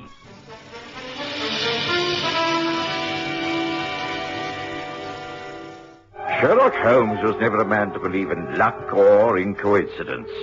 As a medical man, I suppose I should have been equally scientific, but my long travels in the East, mixing with strange fakirs and mystics, had left me with a form of ingrained superstition. I became aware of this once again in the summer of 1891, when I attended one of my most colourful patients in his small detached house in Moorfields. Andres Juno was a wonderful man, filled with a zest for living at every moment. He'd married an Italian girl, Maria, and they had one son, Rico. They were supremely happy. Later, tragedy had struck.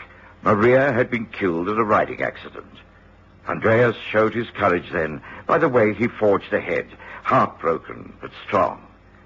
These thoughts had been uppermost in my mind as I drove back to Baker Street. And somehow, I wasn't surprised to find a well-dressed, foreign-looking woman outside our home. Scusatemi, please, but this is the house of Mr. Sherlock Holmes? That is correct. My name is Dr. John Watson. I share rooms with Mr. Holmes. Can I be of any help to you? I wish, please, to be interviewed by Mr. Holmes. I have no appointment, I'm afraid. Well, let us go inside. I'm sure if Holmes is free, he'll talk to you. Come this way. Oh, grazie. Sherlock Holmes was free. He was sitting by the open window reading a book. When we entered, he looked up and greeted us both with a thin-lipped smile. Ah, Watson. I observed you arriving by hansom and wondered if you'd be kind enough to bring up this young lady. She's been hesitating outside for some little while. Please do be seated. I observe that you have travelled a long way. I'm very flattered. You are an Italian? You come from Naples, perhaps? And you are not familiar with our English currency. You have difficulty paying the cabby. That is quite correct, Mr. Holmes. Although how you can tell at just a glance, I really do not understand. Oh, it's really quite simple. Please, do be seated. Your very appearance says that you are not English. There's always a style about continental women that shines in our drab London streets. You're wearing a locket round your neck, which is unmistakably Italian. I think, if my memory serves me correctly, it is the charm of Naples. Only people born and bred in that city are allowed to wear it. It's supposed to bring good luck. That is also correct, but I'm afraid the luck, it is not with me for a long time now. I am in trouble, Mr. Holmes, and that is why I come to you. My name is Lucia Cataldo. I'm not married. Until recently, I lived with my father, Marco Gino Cataldo. He was the prosperous merchant. Then a year ago, there was trouble. Things in the business, they go wrong. We lose the money and the prestige. My father, he suddenly sells most of we own, and then he disappears. I do not know where he is. Friends, relatives, they do not know. I must find out what has happened. Well, if I can help you, you may be sure that I shall, Signorina. But tell me what brings you to England. I hear from a friend of the friend that Papa, he took the boat from France across the channel. That was some months ago. I have little money, but I come to try and find him. But London, it is so big. I don't know how to start. Well, of course, there is your own embassy. That I have tried. They do not know of him. He does not report to them. And you have already tried to reach him through the agony columns of both the Morning and Evening Standard? You know that? How? I study these columns. Recently there was an appeal for Signor Cataldo to reply to an urgent appeal. The moment you mentioned your name, I knew it must be the same family. So what can I do? I must find Papa. Well, of course, I shall make all the inquiries I can.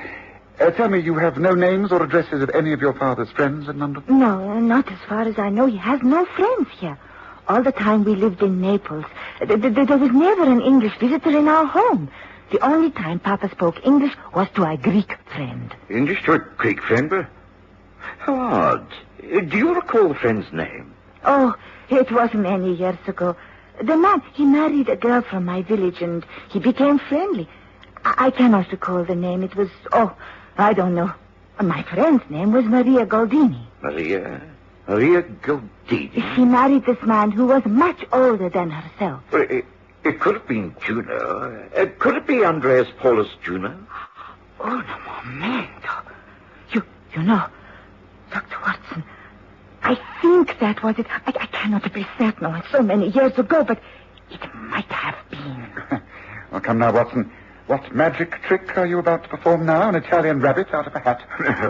Not exactly, but by the wildest coincidence, I've just returned from administering to a patient. He's an elderly Greek gentleman, Andrea Paulo Juno. He married this Italian girl when he was middle-aged. I have a strong feeling that it must be the same man. Oh, well, now, that is something to go on. Dr. Watson, even if this does not lead us to Papa, if this is the same man, then please, can you not take me to him? I should greatly like to meet him again. Of course I will. Andreas is not desperately ill, but I can always find an excuse to call in upon him. I shall be busy with other patients for the rest of the day, but tomorrow morning, perhaps. Oh, grazie. That I can agree to. Good. Now, where are you staying at the moment? In the Garibaldi Hotel in Albion Street. Marble Arch. It's quite convenient. Shall I pick you up there at, say, at 9 o'clock tomorrow morning? Oh, that will be most convenient. Oh, thank you very much. I will take up no more time, Mr. Holmes, but I do hope that we shall meet again soon. I do most sincerely hope that we find your father. Good day to you, Signorina Cataldo. Okay. I saw Lucia Cataldo downstairs and into a hansom cab. When I returned, Holmes was seated at his desk, one of his innumerable research folios open in front of him. I do not seem to find what I'm looking for, Watson. Well, might I ask what it is? The name Cataldo. It has a definite ring about it. I thought when I saw the agony columns the other day that it was to do with a criminal element associated with Palermo in Sicily, the treacherous organization known as the Mafia. You're not suggesting that Lucia Cataldo's family are criminals, are you, Holmes? I didn't say that, but ask yourself one thing, Watson. Why has this man uprooted from Naples and come to England? And without explaining the reason to his only daughter? It's the act of a desperate man, a man afraid for his life. You mean he's been hounded out of his own country and is hiding over here? He doesn't want to acknowledge the fact, not even to his own daughter. Yes, exactly. He might even think the advertisements appealing to him in the newspapers are a trick to get him to reveal his whereabouts. I see, and I don't fancy our chances of tracing him. Oh, I wouldn't be as pessimistic as that.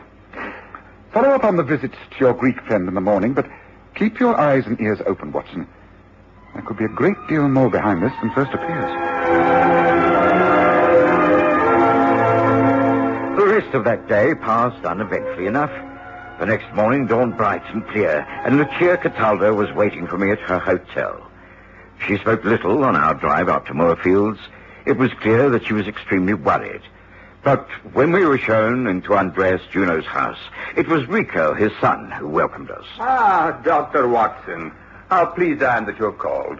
Father was taken quite bad during the night. I was wondering how to get in touch with you. Do come in. Oh, allow me to introduce you. This is Lucia Cataldo. She believes that her father and your own were friends many years ago in Italy. I'm very pleased to meet you, Signora. And I you. It was lucky that I called here yesterday afternoon.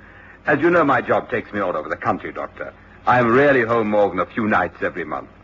Will you please follow me? What appears to be wrong with your father, Rico? Oh, he has the pains in the chest and can't breathe very well. I gave him some of the medicine you left yesterday, but he didn't sleep at all. If I didn't know him better, I would think he was imagining it all. He seems to be worried about something, quite unlike him. In here. Dr. Watson to see you, Father, and also a friend from Italy. Italy? A friend from Italy? I am Lucia Cataldo. I wondered if you were the friend who used to visit my father, Marco, in Napoli. Lucia, I cannot pretend. Oh, si. Oh, but what are you doing here? I think before you start to explain, Signora, I must attend to this gentleman. Would you mind? Rico, please, now that the Signora knows your old friends, won't you take care of her until I've examined your father? No need. I'm all right. You are not all right. You are clearly in great distress. I must take your temperature and listen to that chest of yours. Do as the doctor says, Father. Come, Lucia. I may call you that, Menta. Come this way. Now, let's get one thing clear. If I have any more of this nonsense, I shall have you removed to a hospital. You won't like that, so you'd better do exactly as you're told. Now, open your mouth and don't talk. I gave Andreas another thorough examination. His condition was much the same as it had been the day before. I could detect no marked deterioration. All I could do was leave more medications and order him to take a complete rest. Then I allowed Lucia Cataldo back into the room and left them together. So you see, Signor Juno, I must find my father. I must know what all this means. You are the only person I know in England who may have heard from him. Ti prego, have you seen him? Has he been in touch with you? Tell me. My dear, my heart, it bleeds for you, but from the little I know, I can only advise one thing. Go back to your own country. Cease this search for your papa. It is a hard thing for me to say, but if you stay here, continue to ask the questions, you will only make things far worse. Go, while there's a chance. Go, leave now. Leave me and this house and never come back. Understand?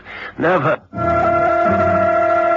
Lucia Cataldo was with Andreas for only about 20 minutes. When she came out of his room, she was pale and trembling. She refused to talk about their conversation and begged me to go about my daily business. I was reluctant to do this, but when Rico Juno said he would take her back to her hotel, I was forced to agree. We said we'd keep in touch, and I assured Rico that I would call upon his father within 2 days, and that I was available on the telephone should he want me before then. The next afternoon, just as I got back to my surgery... Call for Dr. John Watson. Watson speaking. Hold the line, Dr. Watson. You're going through. Hello? Hello, Dr. Watson. This is Rico Juno speaking. Oh, good afternoon, Rico. What is it? Anything wrong? Yes, there certainly is. It's father. He's been attacked.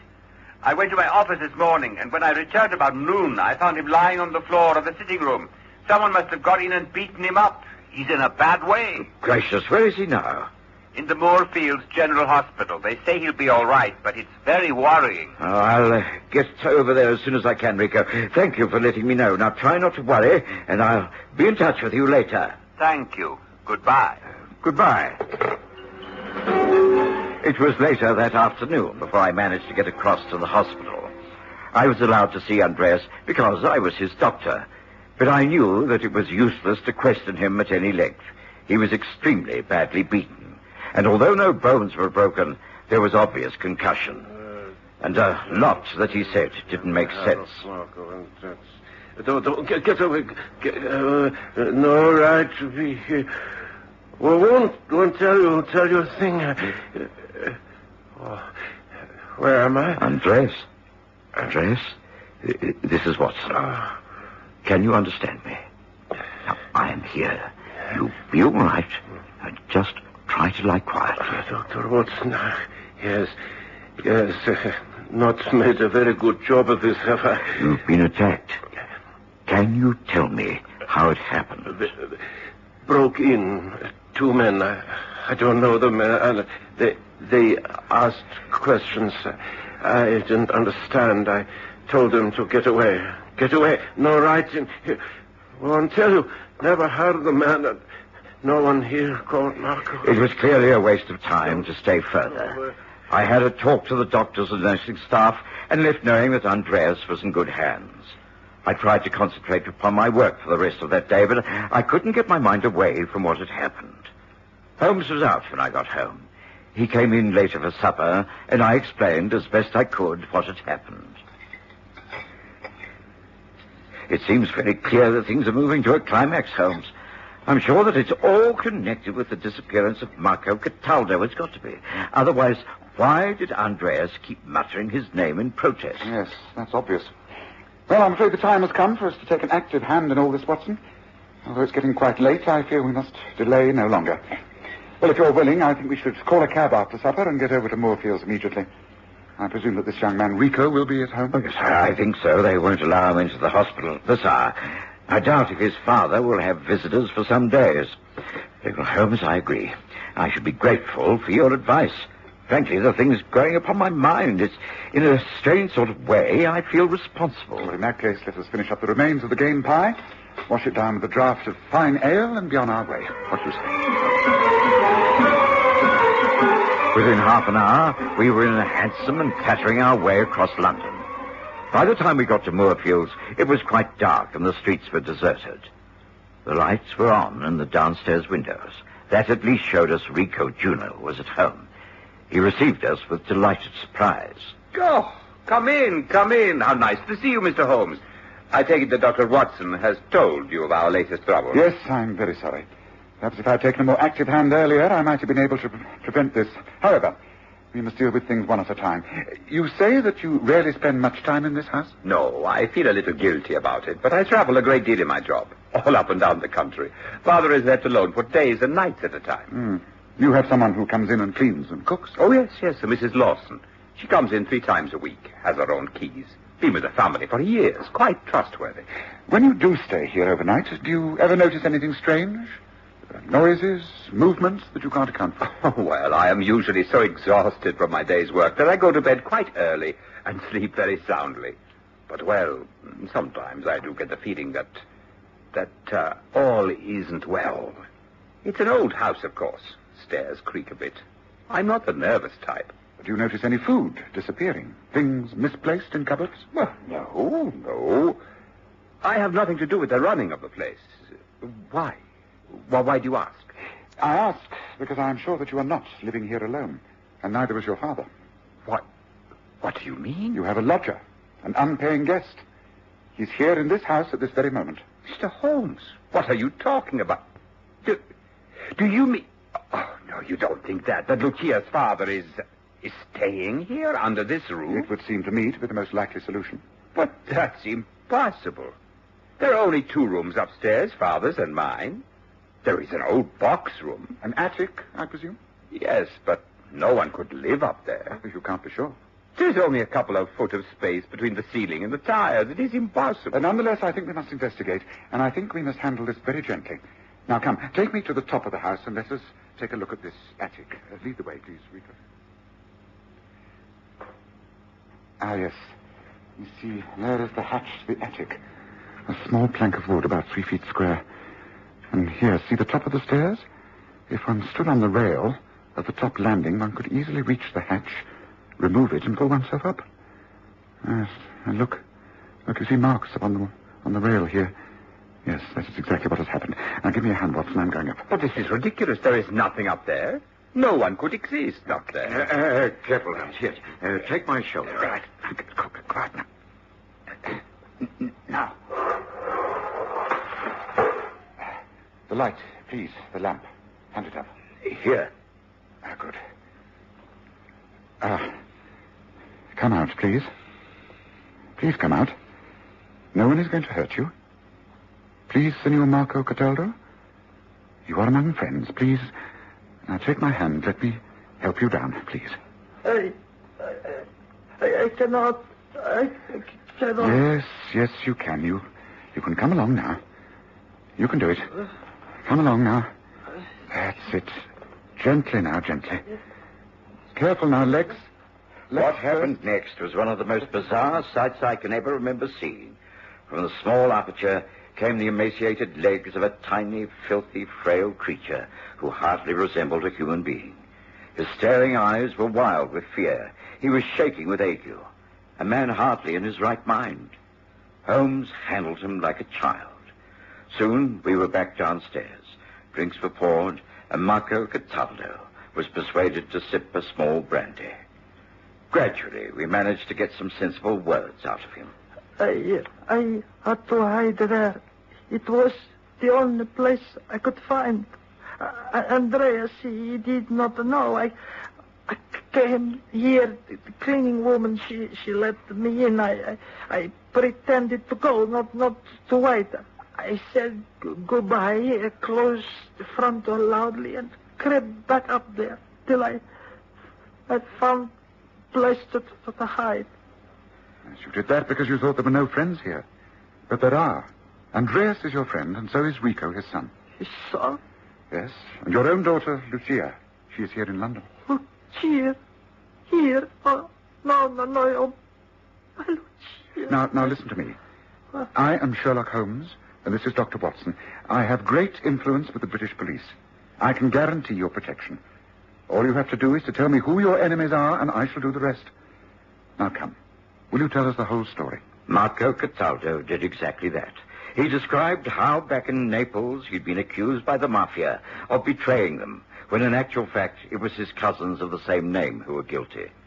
He'd been blackmailed by them, forced to pay protection money, and eventually flee for his life. Now they'd followed him to England, and he'd been forced into hiding. Holmes listened to the story with the greatest of interest. I was able to use my influence to get Cataldo admitted to the same hospital as his friend Andreas. I knew he'd be safe there. The following morning, Holmes announced over breakfast, "If you go to read the agony column of the Morning Standard, Watson, you'll see that Marco Cataldo has come out into the open. He's appealed to his daughter to call upon him at a certain address in Elm Park. He even stated the time, 8:30 this evening." Gracious, Holmes, how extraordinary. Is it wise? Well, I hope so. It's the apartment of Inspector Gregson of the Yard. Yes, I think our mafia friends will be unable to resist this invitation.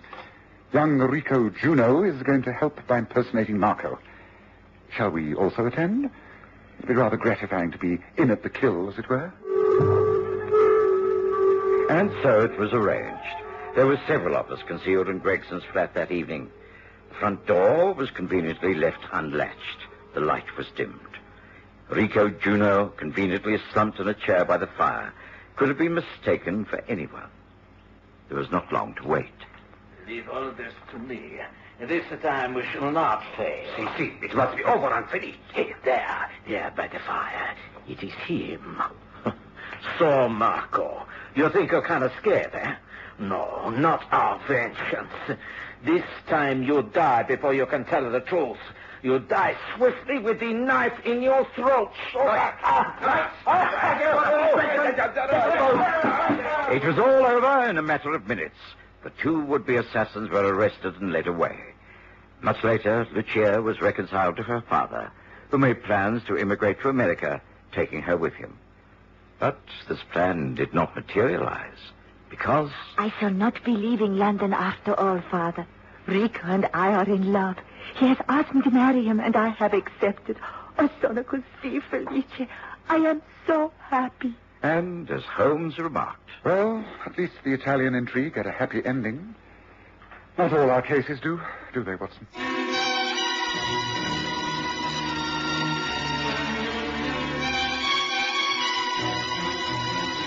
Listen again next Sunday to The Stories of Sherlock Holmes, with Graham Armitage as Holmes and Kerry Jordan as Dr. Watson.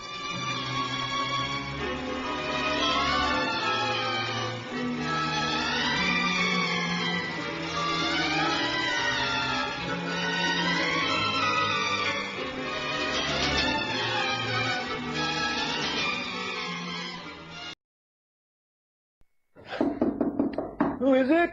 It's Jimmy Richardson, Mr. Bishop. Oh, very well, Jimmy. Wait just a moment.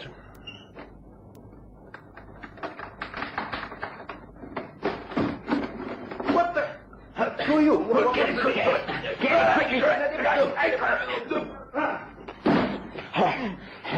Chloroform quickly. Don't make so much noise. Get him. All right, I got him. And he got lost. Yes, easy now. That's it. Good. Good, he's out. We've got him.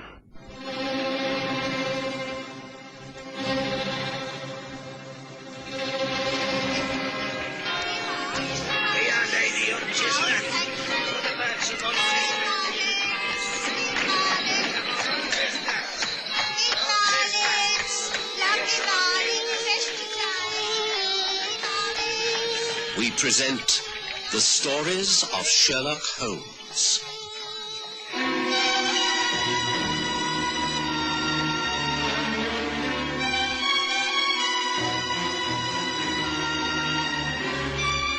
The Missing Inventor.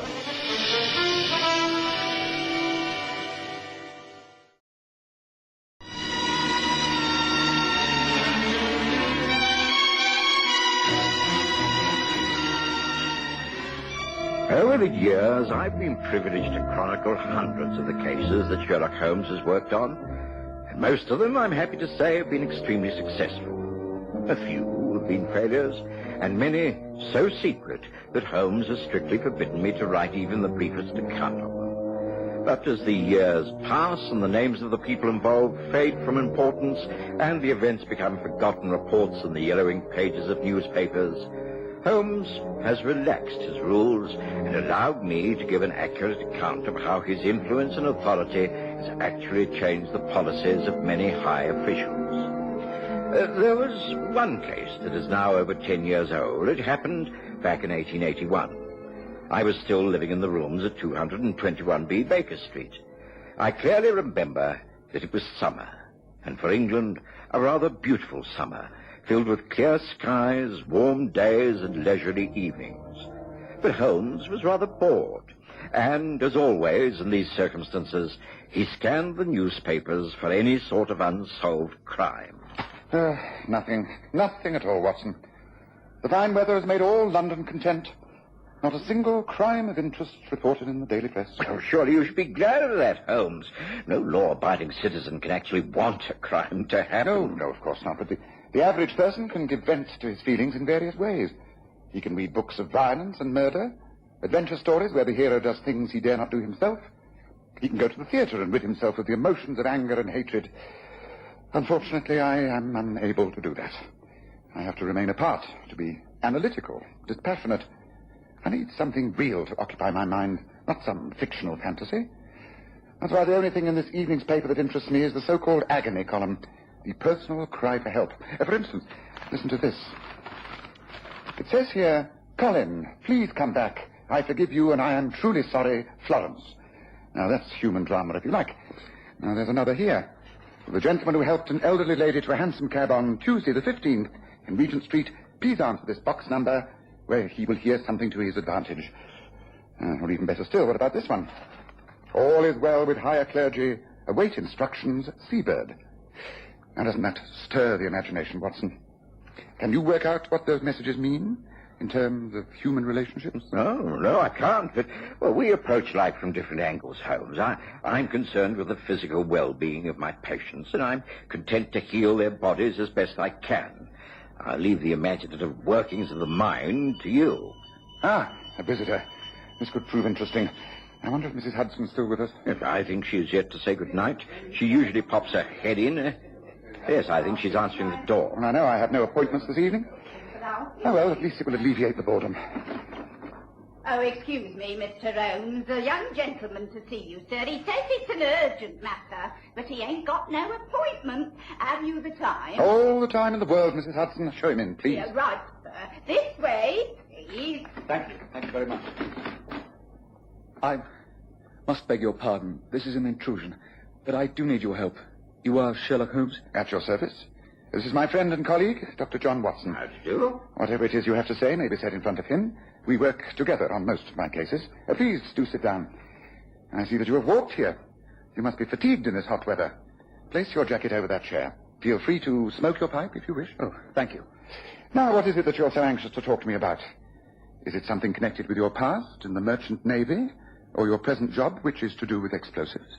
Good heavens, Mr. Holmes. I was told that you were swift to deduce things, but how do you know all this about me? I know very little about you, except that you walk like a seaman, that you have a tattoo mark from Australia on your right forearm, and that while your hands are well kept, suggesting that you do not indulge in manual work, the hairs on both hands and arms have been recently scorched. Those type of burns are usually associated with experiments with some form of gunpowder. Are you perhaps a scientist of some sort? Well, I'm amazed at your perception. Yes, I am. My name is Jimmy Richardson. I've had quite a checkered career, which did include a long stint at sea. I've always been interested in chemical and explosive research. At the moment, I work for Mr. Giles Bishop in his experimental workshop at Twickenham. I've been with him for a little over a year now, and, well, it's because of him that I'm here. You see, Mr. Bishop is an inventor, quite a brilliant one.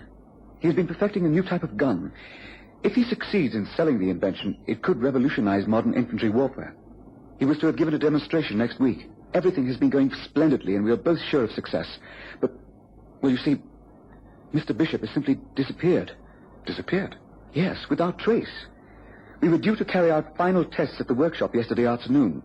I arrived, let myself in with my key, and did some paperwork while waiting for him. He didn't arrive. I worked until 10 o'clock and then packed up and went home. I thought some technical matter arising from his negotiations with the War Office might have delayed him. Well, I woke early this morning and was once again at work before him. When he didn't arrive by 10 o'clock, I once again locked up and went round to his lodgings. The landlady, Mrs. Craddock, said he hadn't been seen since the previous evening. His bed was not slept in. He must have been missing for 2 days, and I'm at my wit's end. I don't know what could have happened to him. You've been to the police? No, I think the very nature of Mr. Bishop's work indicates that I should stay away from the police. Frankly, Mr. Holmes, I'm worried that someone is after our new invention. In the hands of a foreign power, it could have a devastating effect upon our military position in many parts of the world. You have evidence that the secrets of this new gun have been leaked abroad? No evidence at all. I've made a complete check of the workshop. All the equipment is intact. All the relative papers are safely under lock and key. Nothing is missing. I would know if there was. It's all untouched exactly as it should be for our demonstration. And then you're worried for Mr. Bishop personally? Yes. He's a wonderful man. It would be much more to the advantage of a foreign power to kidnap him and force all the knowledge from him than it would be to simply take the gun and its secrets. Please, won't you help to try and trace what has happened to him? It is far more important than I've been able to explain. I know that Mr. Bishop would not go off at this crucial time without letting me know what he was doing. He must have been abducted, forced away against his will. It's an urgent matter, Mr. Holmes. Please say that you will help.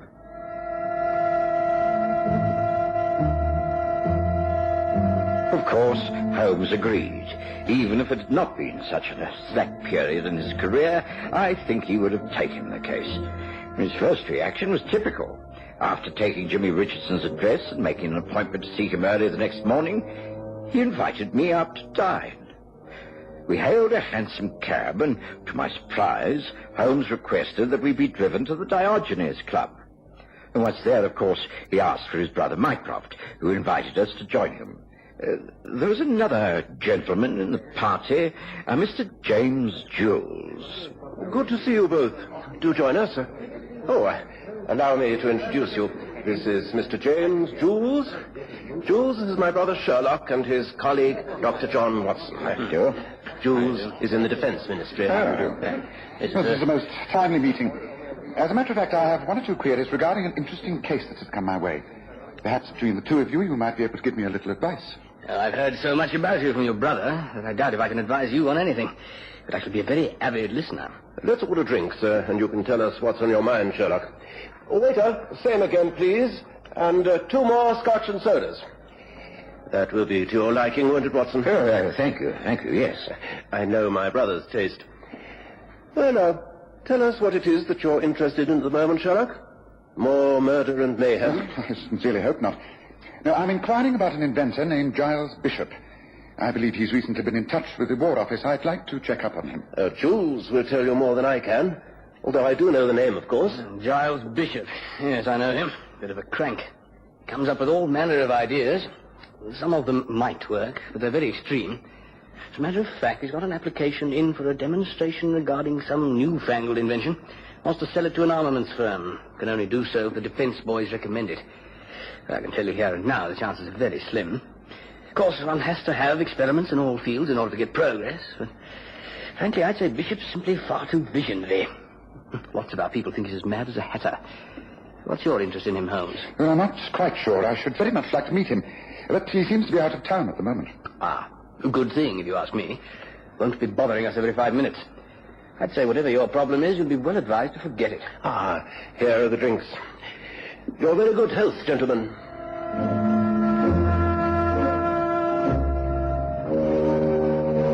I was surprised that Holmes appeared to take James Jules' advice, for he immediately changed the subject, and during and after an excellent dinner, the matter was not referred to again. We left the club quite early and took a hansom back to Baker Street. Holmes appeared thoughtful and hardly spoke. It wasn't until we were actually outside 221B that he showed any sign of interest. For having paid off the cab, we found young Jimmy Richardson waiting on the pavement. Mr. Holmes, Dr. Watson, I've been waiting for you. I have to tell you, I have received a letter from Mr. Bishop. He says there is nothing wrong and that he has simply gone away for a few days to think things out. But the letter is a fake. I'm sure it is. Please, won't you study it and give me some advice? I know it's late, but please, won't you agree? I'd rarely known a case start off so very tamely. I was surprised when, instead of dismissing Jimmy Richardson, Holmes actually readily agreed and showed the young man upstairs to our sitting room. There, he asked to see the letter from the missing inventor. Dear Richardson, a short note to say that I've gone away into the country for a week. I've been at it too hard, and I'm inclined to rather overdo it a bit. I want you to clearly understand that there is nothing to worry about. I will see to everything when I return. I want you to simply carry on as usual. Yours, Giles B. This is his handwriting? Oh, yes, it's his handwriting. No doubt about that. I don't think anyone has forged the note, but he must have been forced to write it. To start with, he would never call me Richardson. He would write Dear Jimmy.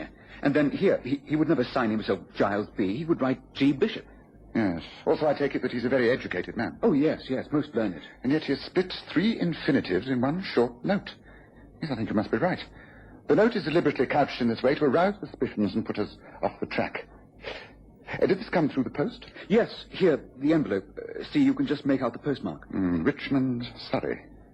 Do you think that I should get in touch with the police after all, Mr. Holmes? Get them to alert the Richmond squad with a description of Mr. Bishop? No, I don't. If this letter was written under duress, then it would not be posted in an area where we can trace it back. Yes, I think I shall start from quite the opposite end. It's late now. There's nothing more we can do tonight. But first thing tomorrow morning, I should like you to take Watson and me to Mr. Bishop's lodgings. That is where we shall start. Now, shall we agree to meet at 7 o'clock here for an early breakfast? Jimmy Richardson was right on time the next morning, and Holmes, who had spent a good 20 minutes in deep thought over the agony columns of the morning papers, served him breakfast with no mention of his plans for the day. We took a cab and drove to Giles Bishop's lodgings. They were on the top floor of a terraced house in St. Margaret's Avenue, Spring Grove. Mrs. Mabel Craddock received us with genteel disapproval. Of course, you may see the rooms, although I consider it quite unnecessary.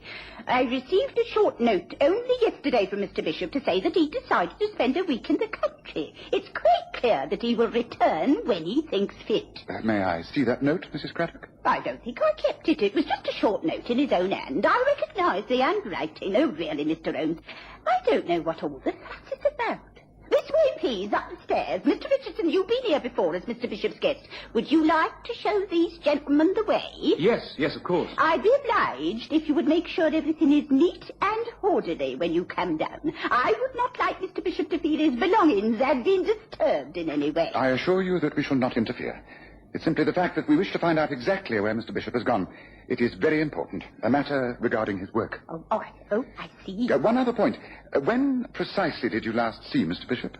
When he retired for the night 3 nights ago, he went to his rooms. I heard nothing. But he must have changed his mind and gone out again. For the next morning, he had gone. His bed had not been slept in, you see. He must have decided to pack and leave that night. I did think it rather odd as the front door was still bolted. He must have let himself out the back way. I was a little disturbed at first, but of course the note he sent was put everything all right. Up those stairs. I shall be waiting for you when you come down, when you finish. Thank you, Mrs. Craddock. Please follow me. So, she had a note as well. I wonder what clues Mr. Bishop left, hoping that she would realize all was not well. I'm afraid Mrs. Craddock isn't the type to understand subtleties. No, in here. So these are his rooms. This is the living room, and through here, I presume, is the bedroom. Yes, I think this is the room we want. It looks out over the back roofs, doesn't it? A sash window, and outside, yes, a small fire escape to the roof. Just give me a hand with this, will you, Watson? Well, do you think the Bishop might have left through the window, Holmes? Well, that would certainly explain why Mrs. Craddock didn't hear anything. Yes, and also how the front door remained bolted. Just a moment. Don't touch anything until I've made a thorough examination. Yes, there are fresh scratches on the brown paintwork. See here and out on the ledge, near the iron staircase.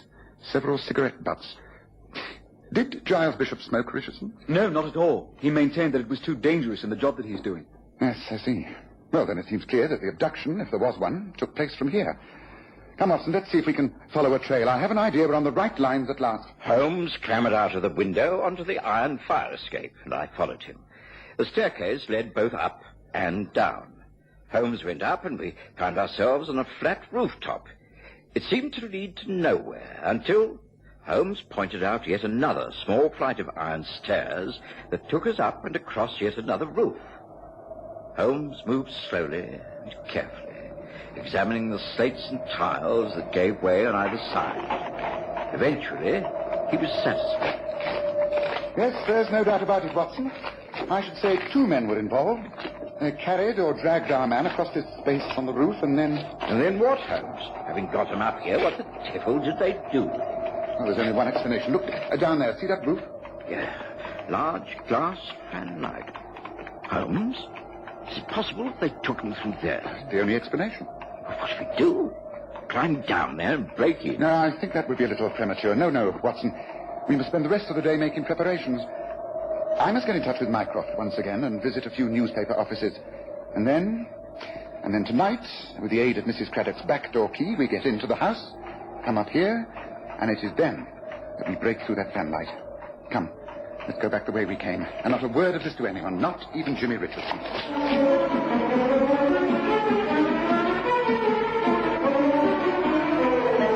I was completely baffled by the rest of that day. When I saw Holmes, he was either hurrying in or out of our rooms at Baker Street. He seemed tireless. But I knew him well enough to recognize that he'd formed a theory and was working upon it. That evening, at about 9 o'clock, we once again took a cab and made our way to Spring Grove. The house we're about to burgle is owned by Mr. Harold Kestrel, Watson. He works as head of the Essex Arsenal. Now, does that not mean something to you? I suppose well, frankly, no. The Essex Arsenal supplies government arms of various types on contract to the Defence Ministry. Now, surely there must be a connection with Kestrel and the Bishop's new invention. Yes, now that makes sense. Now, you may have noticed that I've been taking a great interest in the agony column of the newspapers. Do you remember one insertion? It read in the morning paper, "All is well with higher clergy, Seabird." Now, surely that can easily read, "All is well with Bishop Kestrel." Joe Holmes, that's clever. Thank you. And there was a reply to that insertion. It read, "Seabird, take care of clergy, money ready, 2 J's. What, you think a ransom is about to be paid? No, I don't. Now, let me read you tonight's message. It is, "Clergy dangerously ill. Call 10 tonight. Knock 3 times with money and instructions. Seabird." Oh, heavens, you think you're about to kill the man? No, Watson. It's a trap. A trap I laid by myself. You see, I placed that insertion. And if I'm right, we shall clear the whole matter up in just 1 hour. Ah, here is St. Margaret's Avenue. Good. It won't be long now, Watson.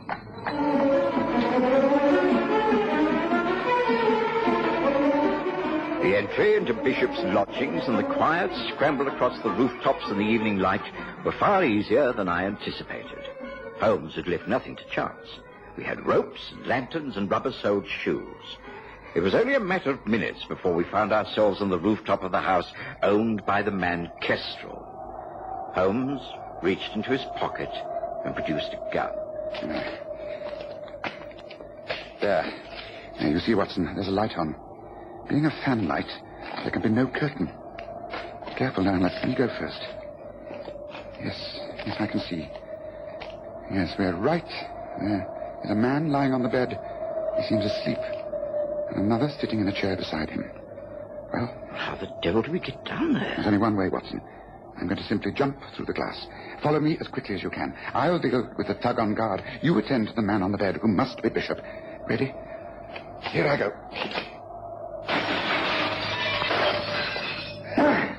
All right. Stand there with your hands over your head. Who are you? Now, what's this all about? Not to sound, or you're a dead man. Watson. It's all right, Holmes. I'm with you. Tend to Bishop. Very well. But this man's drugged, Holmes. He's still alive. And I can't wake him. Don't try. Wait. Listen.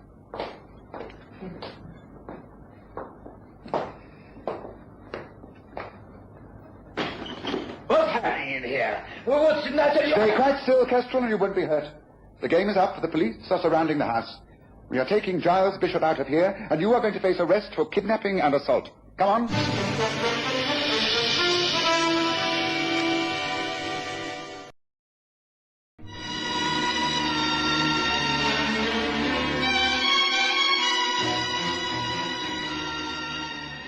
After that, events happened at a remarkable speed. The man named Kestrel must have realized that he could not escape. He refused to make a statement, wisely waiting for his lawyer to advise him. Holmes left me to take care of Bishop, and at gunpoint forced Kestrel and the man called Woods downstairs. They didn't have long to wait before... Open it, Kestrel, and don't make a fuss. Very well. Kestrel, what is it? What's wrong with Bishop? Why... we've caught the big fish at last. Come in, James Jules. Mycroft, bring the police in. The case is over. Well done, Sherlock. This way, man. This way. This way. Be careful. Back at our rooms, Holmes was able to add the final detail. It was all arranged by James Jules, the 2 J's of the advertisements.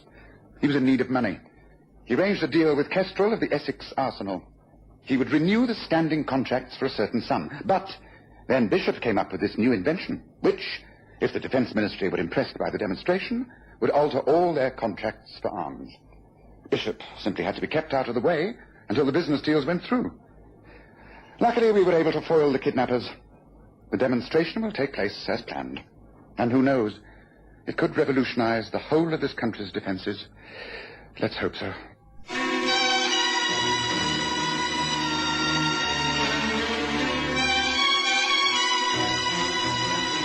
Listen again next Sunday to The Stories of Sherlock Holmes, with Graham Armitage as Holmes and Kerry Jordan as Dr. Watson.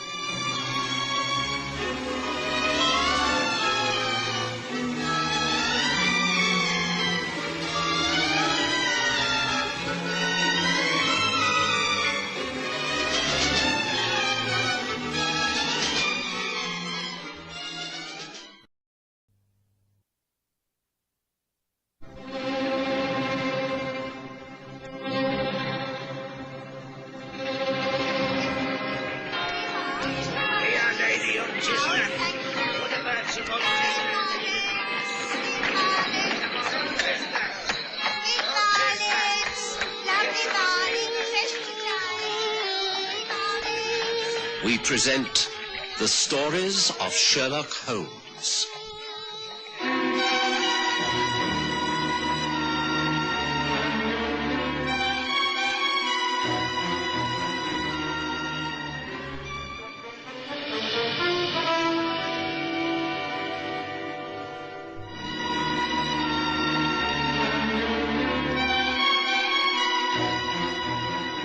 Getting about in this fog, it's almost impossible. Yes. I've been fortunate in not having to move from this most comfortable fire. Give me a day or two in which to get my records straight. The indexes were sadly out of date. Anything of interest in the papers? I imagine this fog has stopped a great deal of the crime in the city. On the contrary, it's made a lot more possible. Perhaps we don't hear about the crimes because they're easily hidden away, but there's increased activity going on, you can be sure of that. Some crimes will get full publicity. I imagine the murder of P.C. O'Keefe on Wanstead Flats will not be easily ignored. Oh, if the murder of a policeman, well, that's unusual. Yes. Depends on the circumstance, of course. If he was trying to make an arrest, it's understandable enough. But his body was found on the common.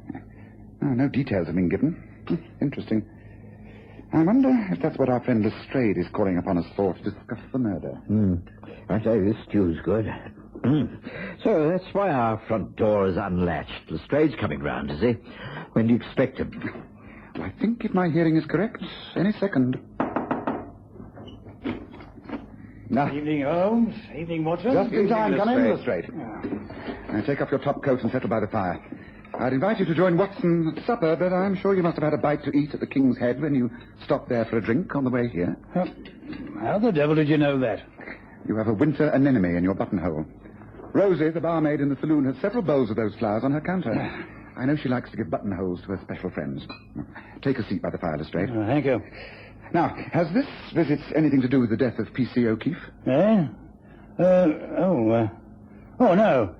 No one has turned to the yard for help on that one yet. Now, this has to do with an event not yet reported in the press. A dangerous criminal lunatic has escaped from the hospital in Hornsey. He'd been serving a 15-year sentence in the scrubs, but went off his head. They shoved him in the men's ward of the Crouch End Asylum. Yesterday, he went for his usual treatment at the doctor's section. He assaulted the doctor, threw a chair through the ground floor window, jumped out, tore across the grounds and out of the gates that were just being opened for the weekly goods van to come through. And the alarm was raised, but, well, in this blasted fog. He's on the loose. A dangerous criminal lunatic, you say? What is his name? Nathaniel Cross. I see. This is really most interesting. You recall him, Holmes? I most certainly do. It takes me back to, what was the case? Yes, the Greek interpreter. Nathaniel Cross convicted for 15 years, and he's broken out, has he? Yes, I think you're going to have to be careful, Lestrade. Cross is as cunning as a rattlesnake and hates authority, and particularly the police. By a strange coincidence, I read up some notes upon him when I was editing my files only yesterday. I remember he always refused to sign his name in full. He just put N and then a cross. That's right. I thought you'd remember him. If you have any theories about how this man will operate and how he's got his freedom, I'd like to hear them, Holmes. I have no theories, Lestrade. I can only say that if Nat Cross is as clever as I think, then you'll have a very hard time finding him. But if he's truly mad, then he won't have to go looking for him. He will come looking for you. And if that happens, then I wish you and the men in your force the best of luck. Started my rounds the next morning. The fog was as dense as ever. But by midday, it had lifted a little. I lunched out and decided to go home to tackle some paperwork. Upon leaving Baker Street Station, I heard the familiar cry of a paperboy at the entrance. Read all about it. Another murder. Second policeman found dead. Read all about it. Another policeman found murder. Great heavens, did I hear correctly? I beg your pardon, sir. The fog. Watson, here's a bit of luck. Were you going back home? Yes, that's right. Holmes, that paperboy, did I hear correctly? The second policeman murdered? Yes, you did. The press got hold of the news quickly enough. I'm on my way now to join the Hampstead police. Hampstead? Yes, the body was found on the heath. Care to come along, Watson? In spite of this fog, crime in London has taken a most interesting turn. Shall we go?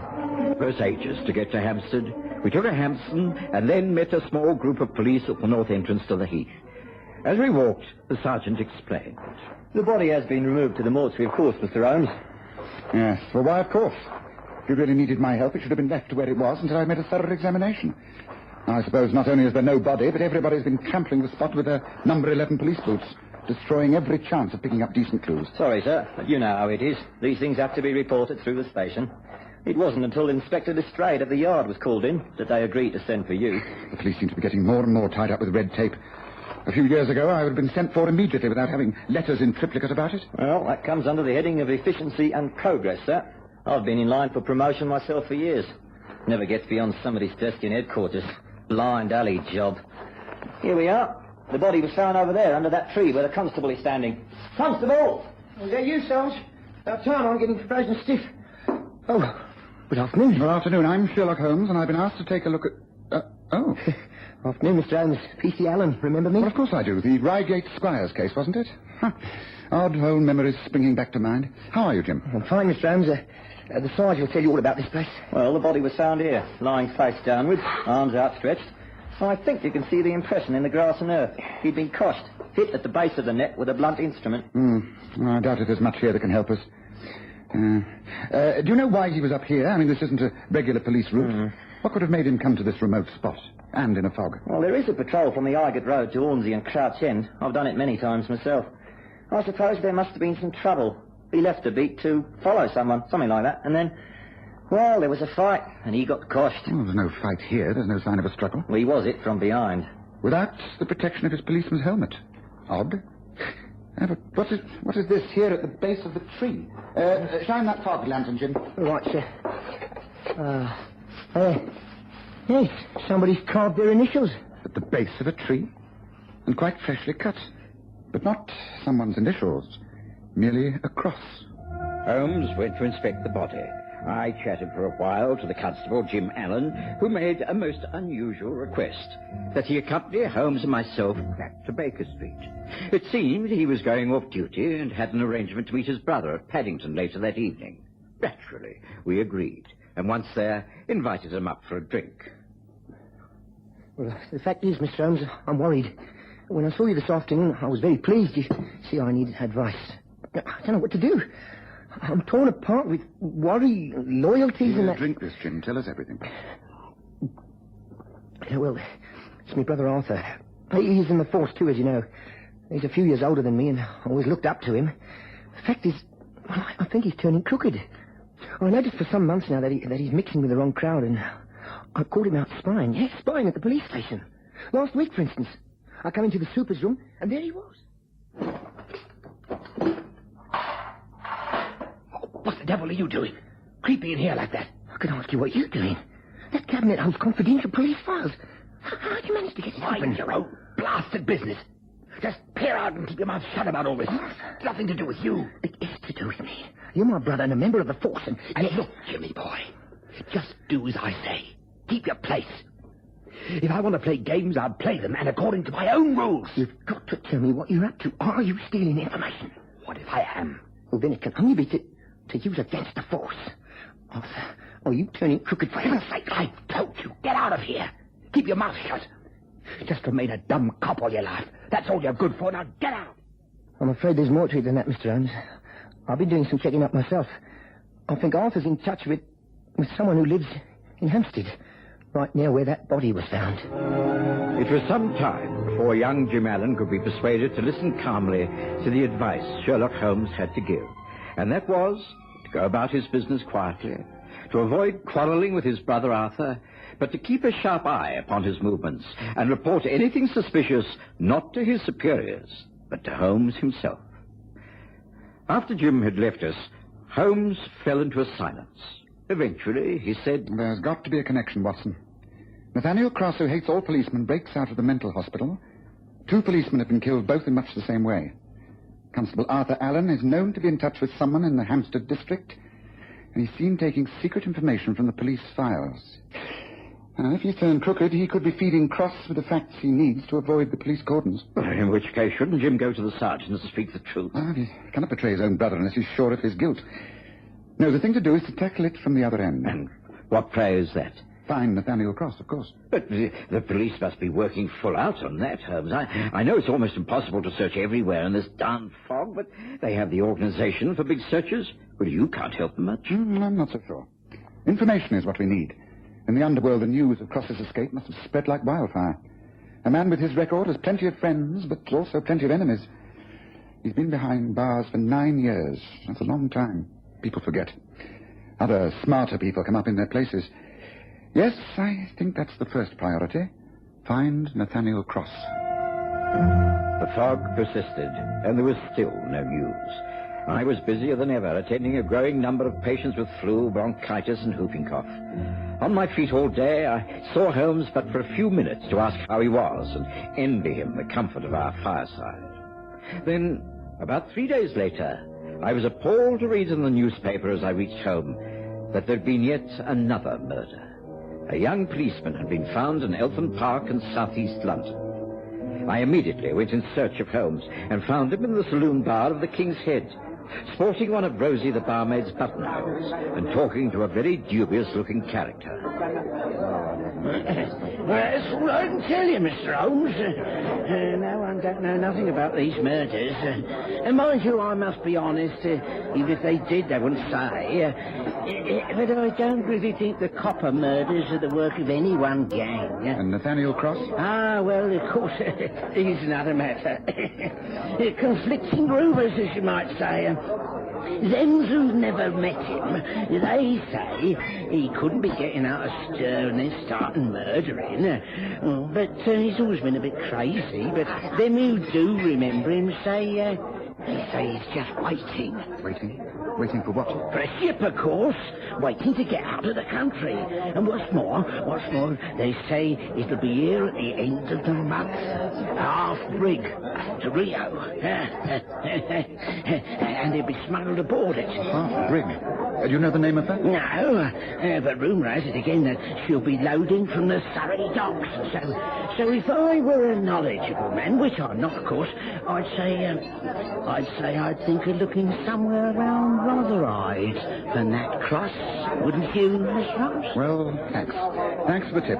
Here, buy yourself a drink and keep those roomy eyes of yours open. Here. Thank you. Holmes! Holmes, I wondered if I'd find you here. Now, is it true? I mean, a third police murder? Yes, I'm afraid so, Watson. Come on, let's get out of here and walk back home. Is the fog just as bad? Yes, I'm afraid it is.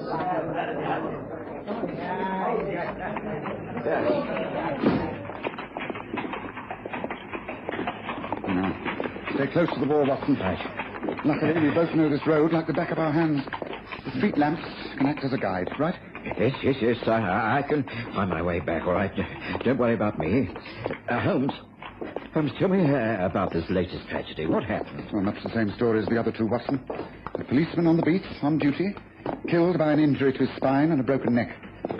Clutched in his hand was a sheet of notepaper. Nothing on it but a large cross. Oh, gracious, this really is the work of a madman. Yes, I think it is. The crimes are without motive. The only factor that links them together is that they were all policemen. And this man, Cross, hates the police. Oh, Holmes, they've got to catch him soon before he kills more of these young... Watson, I think we should cross over. Nice. That's strange. There's a light on in Mrs. Hudson's room. Oh? She must have come home suddenly. Come on, Watson. Let's find out what happened. I'm sorry, Mr. Holmes. I know it's a cheat, but when I saw Mrs. Hudson come home, I asked if I could come in and wait. Oh, don't apologize, Jim. Obviously, you wouldn't turn out in this weather unless it was important. What is it?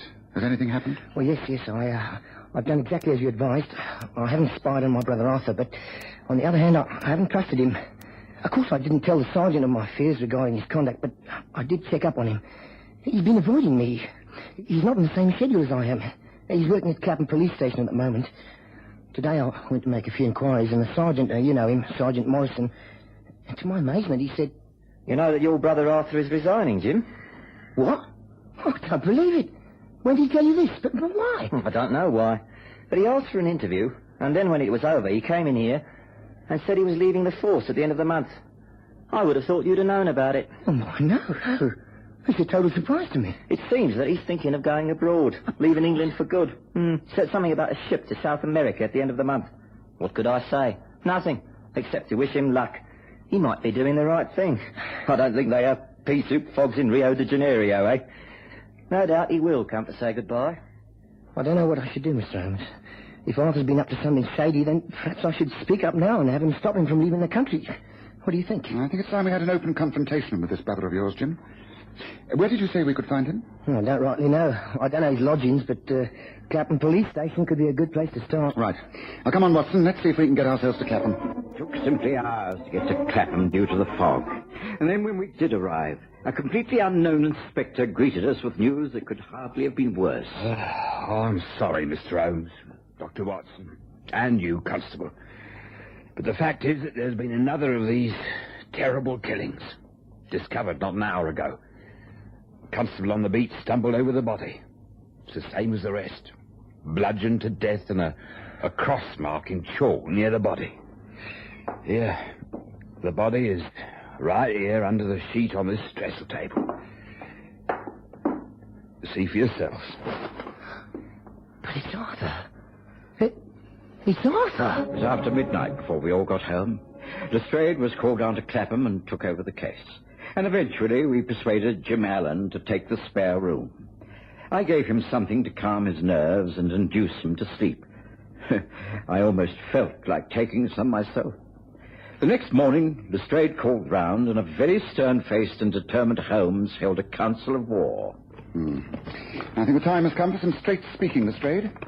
Between us, we've made a thorough mess of this case. Oh, I've been fooled as much as you have, and I thoroughly admit it. But now, let's start by forgetting any preconceived thoughts about Nathaniel Cross and his murderous instinct. Just let's look at the facts. On the day that Cross escaped from the mental hospital, the first policeman was killed here, Wanstead Flats. Now, the second, which is when Watson and I were called in, was here, Hampstead Heath. The third, here, Eltham Park, South London. And Arthur Allen was killed here in Clapham. Now, 4 different parts of London. They almost make a square, don't they? But now, if you draw a line through them diagonally to make a cross, what do you find? Let's see. And a large cross. And at the centre, what? Surrey Docks. Holmes, this is all very intriguing, but I don't Wait a minute. I think I do. There's a murderer who makes crosses of 4 policemen And killed. the 5th will die in the centre of that cross you've just drawn. There is a 5th murder planned near the Surrey Docks. That is what I believe. Then let it be me. Let me patrol the Surrey Docks beat. Can that be arranged, Inspector Lestrade?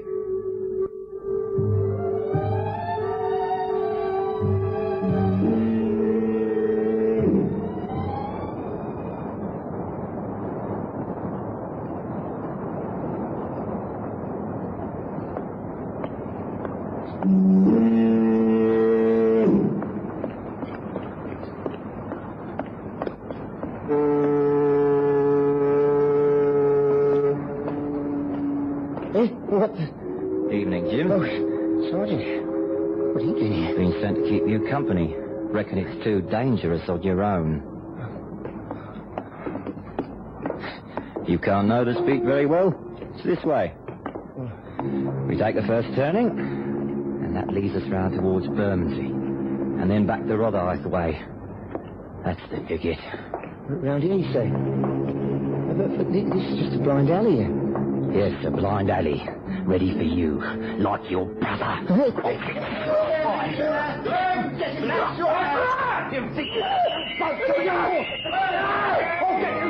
Yes, I was fooled, and I admit it. I didn't realize until the lie Sergeant Morrison told you, Jim, about your brother leaving the country, that he was the person responsible.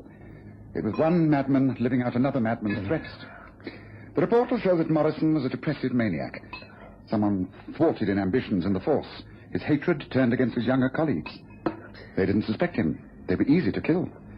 When Cross broke out of jail, he realized how easy it would be to trick the world into believing he was doing the killings.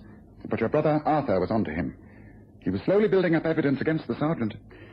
It's a pity Arthur didn't turn to me in the first place the way you did. I can't believe it. But of course, when you think about it, it had to be someone who knew police procedure, knew where every man on the beat would be at a certain time. And of course, the sergeant could stroll along any of those beats at any time without rousing suspicion. But he must have been stark raving mad. How can anyone who appeared so calm and reasonable turn out to be a madman? The line between sanity and insanity is very thin. Frustrations, anger. No one can answer certain questions. Oh, what about Nathaniel Cross? He's the other madman in this case. He's still at large. What's going to happen to him, Mr. Holmes? Lestrade is laying his plans just as I laid mine. Let's hope he will be successful. Lestrade was successful. Nathaniel Cross was caught just 1 week after Sergeant Morrison was held for trial. He gave no trouble and is back inside finishing his term of sentence. But I doubt very much if either of them will be released to plague society again. As Holmes said... Let's hope we never get such another fog over London, Watson.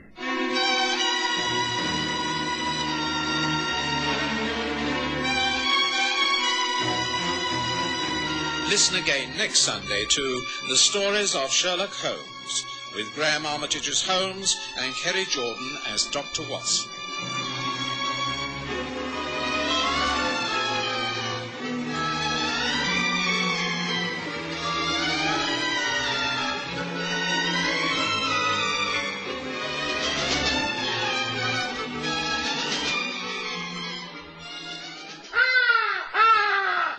Enjoy the best of both worlds. Only 2 hours drive from Johannesburg and Pretoria and half an hour by air. The magnificent Sundown Ranch Hotel and Lion Park, just 10 kilometers from the Pilansberg Game Reserve and Sun City Resort. It offers an exciting escape from the hustle and bustle of everyday life. Reasonable rates, excellent food, friendly service and comfortable air-conditioned rooms. It will ensure a memorable stay. Activities include tennis, squash, horse riding, the Lion Park, and much, much more. Call now to make your reservation on 014-573-1000. That's 014-573-1000, or visit their website at www.restinations.co.za/Sundown Ranch. The Sundown Ranch Hotel and Lion Park. 2 worlds in one.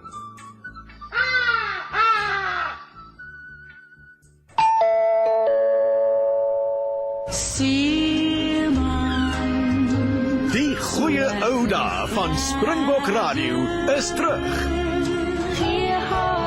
20 onverkrygbare liedjies nou op 1 CD. Met al jou gunstelinge: Virginia Lee, Cora Marie, Anton Goosen, Sonja Herold, Cupido en vele meer. Herleef Springbok Radio, Afrikaanse treffers.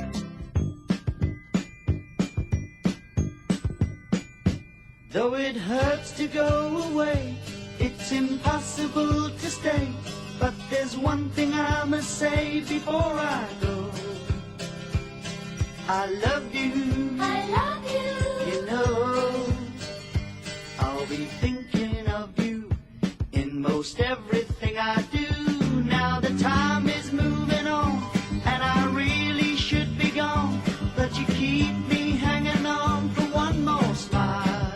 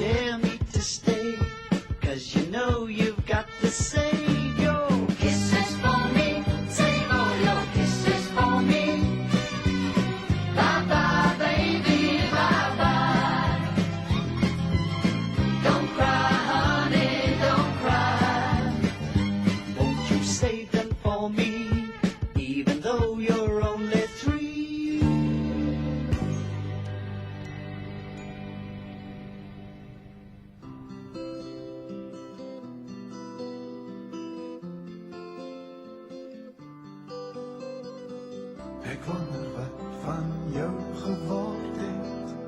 Jy wat nog so by my spook. Ek weet net ons het die vuur gemaak, die wêreld aan die brand gestook. Nou is die nagte soveel stiller, die dae eis hul eie tol. Maar ons twee was die wilde windse blare. Ons kaartjies lê die hele wêreld vol. Tussen treine,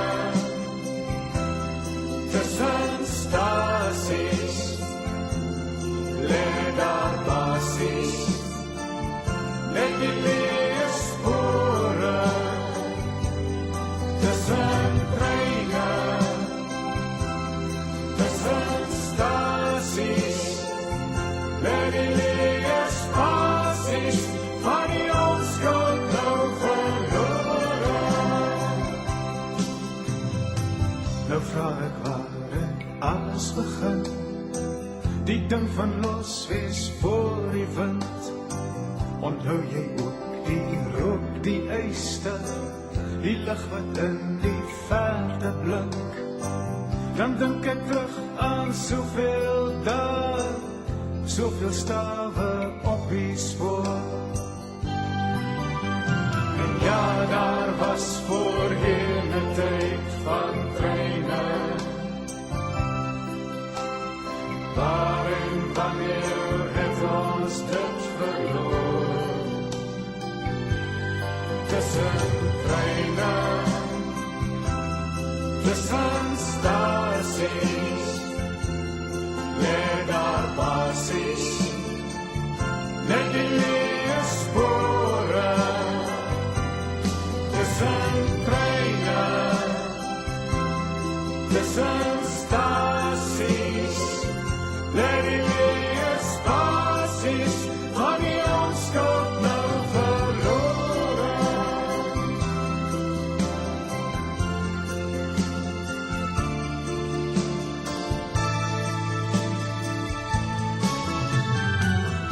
Elke keer was dit 'n afskeid, elke keer weer 'n begin.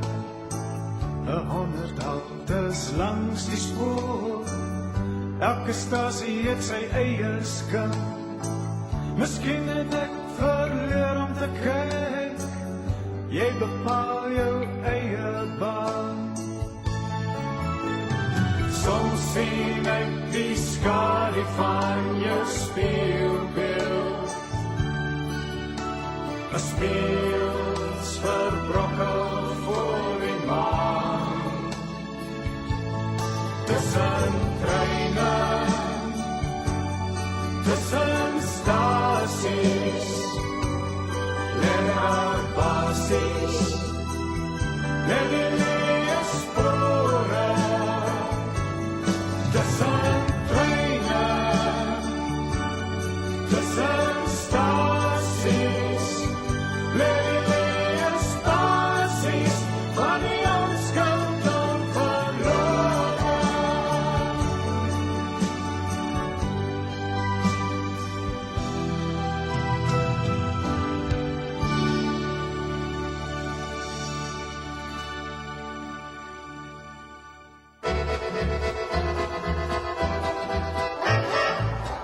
U is ingeskakel op die internetradiodiens van springbokradio.com.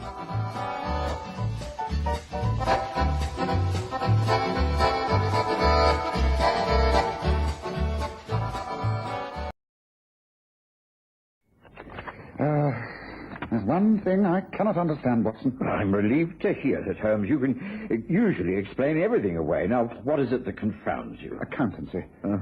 I've often thought it to be worth my while to engage a lady secretary who could put my affairs in order, but I do confess I cannot cope with balancing these bills. You're in financial trouble, Holmes? I don't think so, but then you see, I understand these banking statements so little I can't be sure. Oh, well, I shall simply have to rely upon my bank manager's judgment. What a bore earning a living is.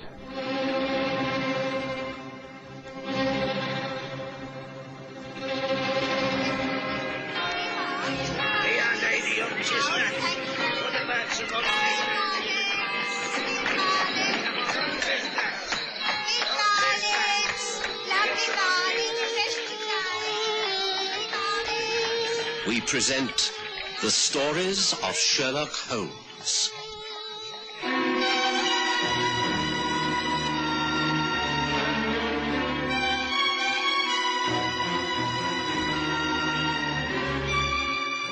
Tonight, the unpaid debt.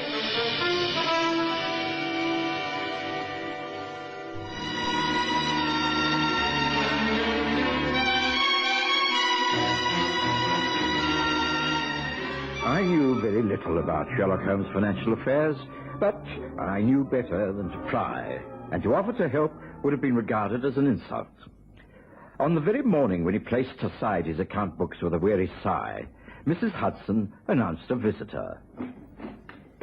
Lord Edgerton to see you, sir. Oh, he's not made an appointment, but I think I have the time. Ask him in, will you please, Mrs. Hudson? Please come this way, my lord. Thank you. Mr. Holmes, I'm so sorry to call without making an appointment, but I was passing this way and rang the bell upon a sudden impulse. If this intrusion's inconvenient... Not at all, no, not at all. This is my friend and colleague, Dr. John Watson. Good morning. We work together on many of my cases. Please feel free to speak openly in front of him.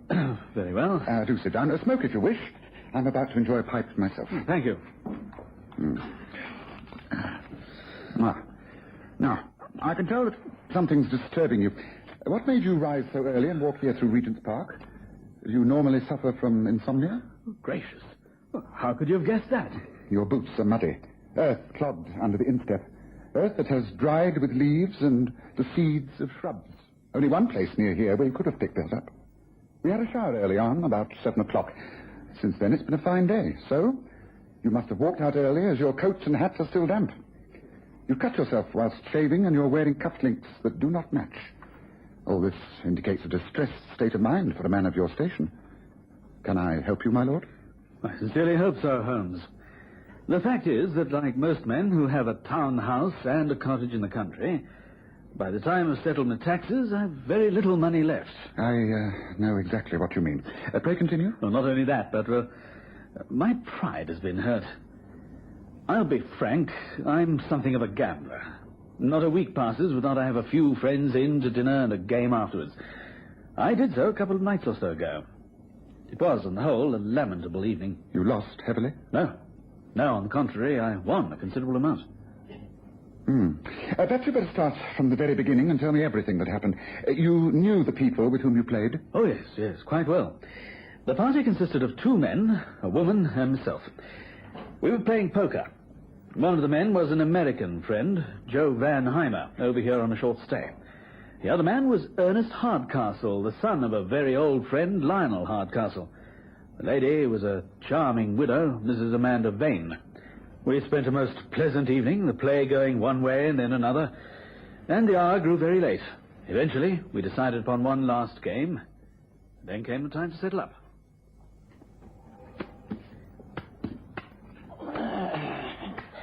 Well, I guess that's enough for one night for me.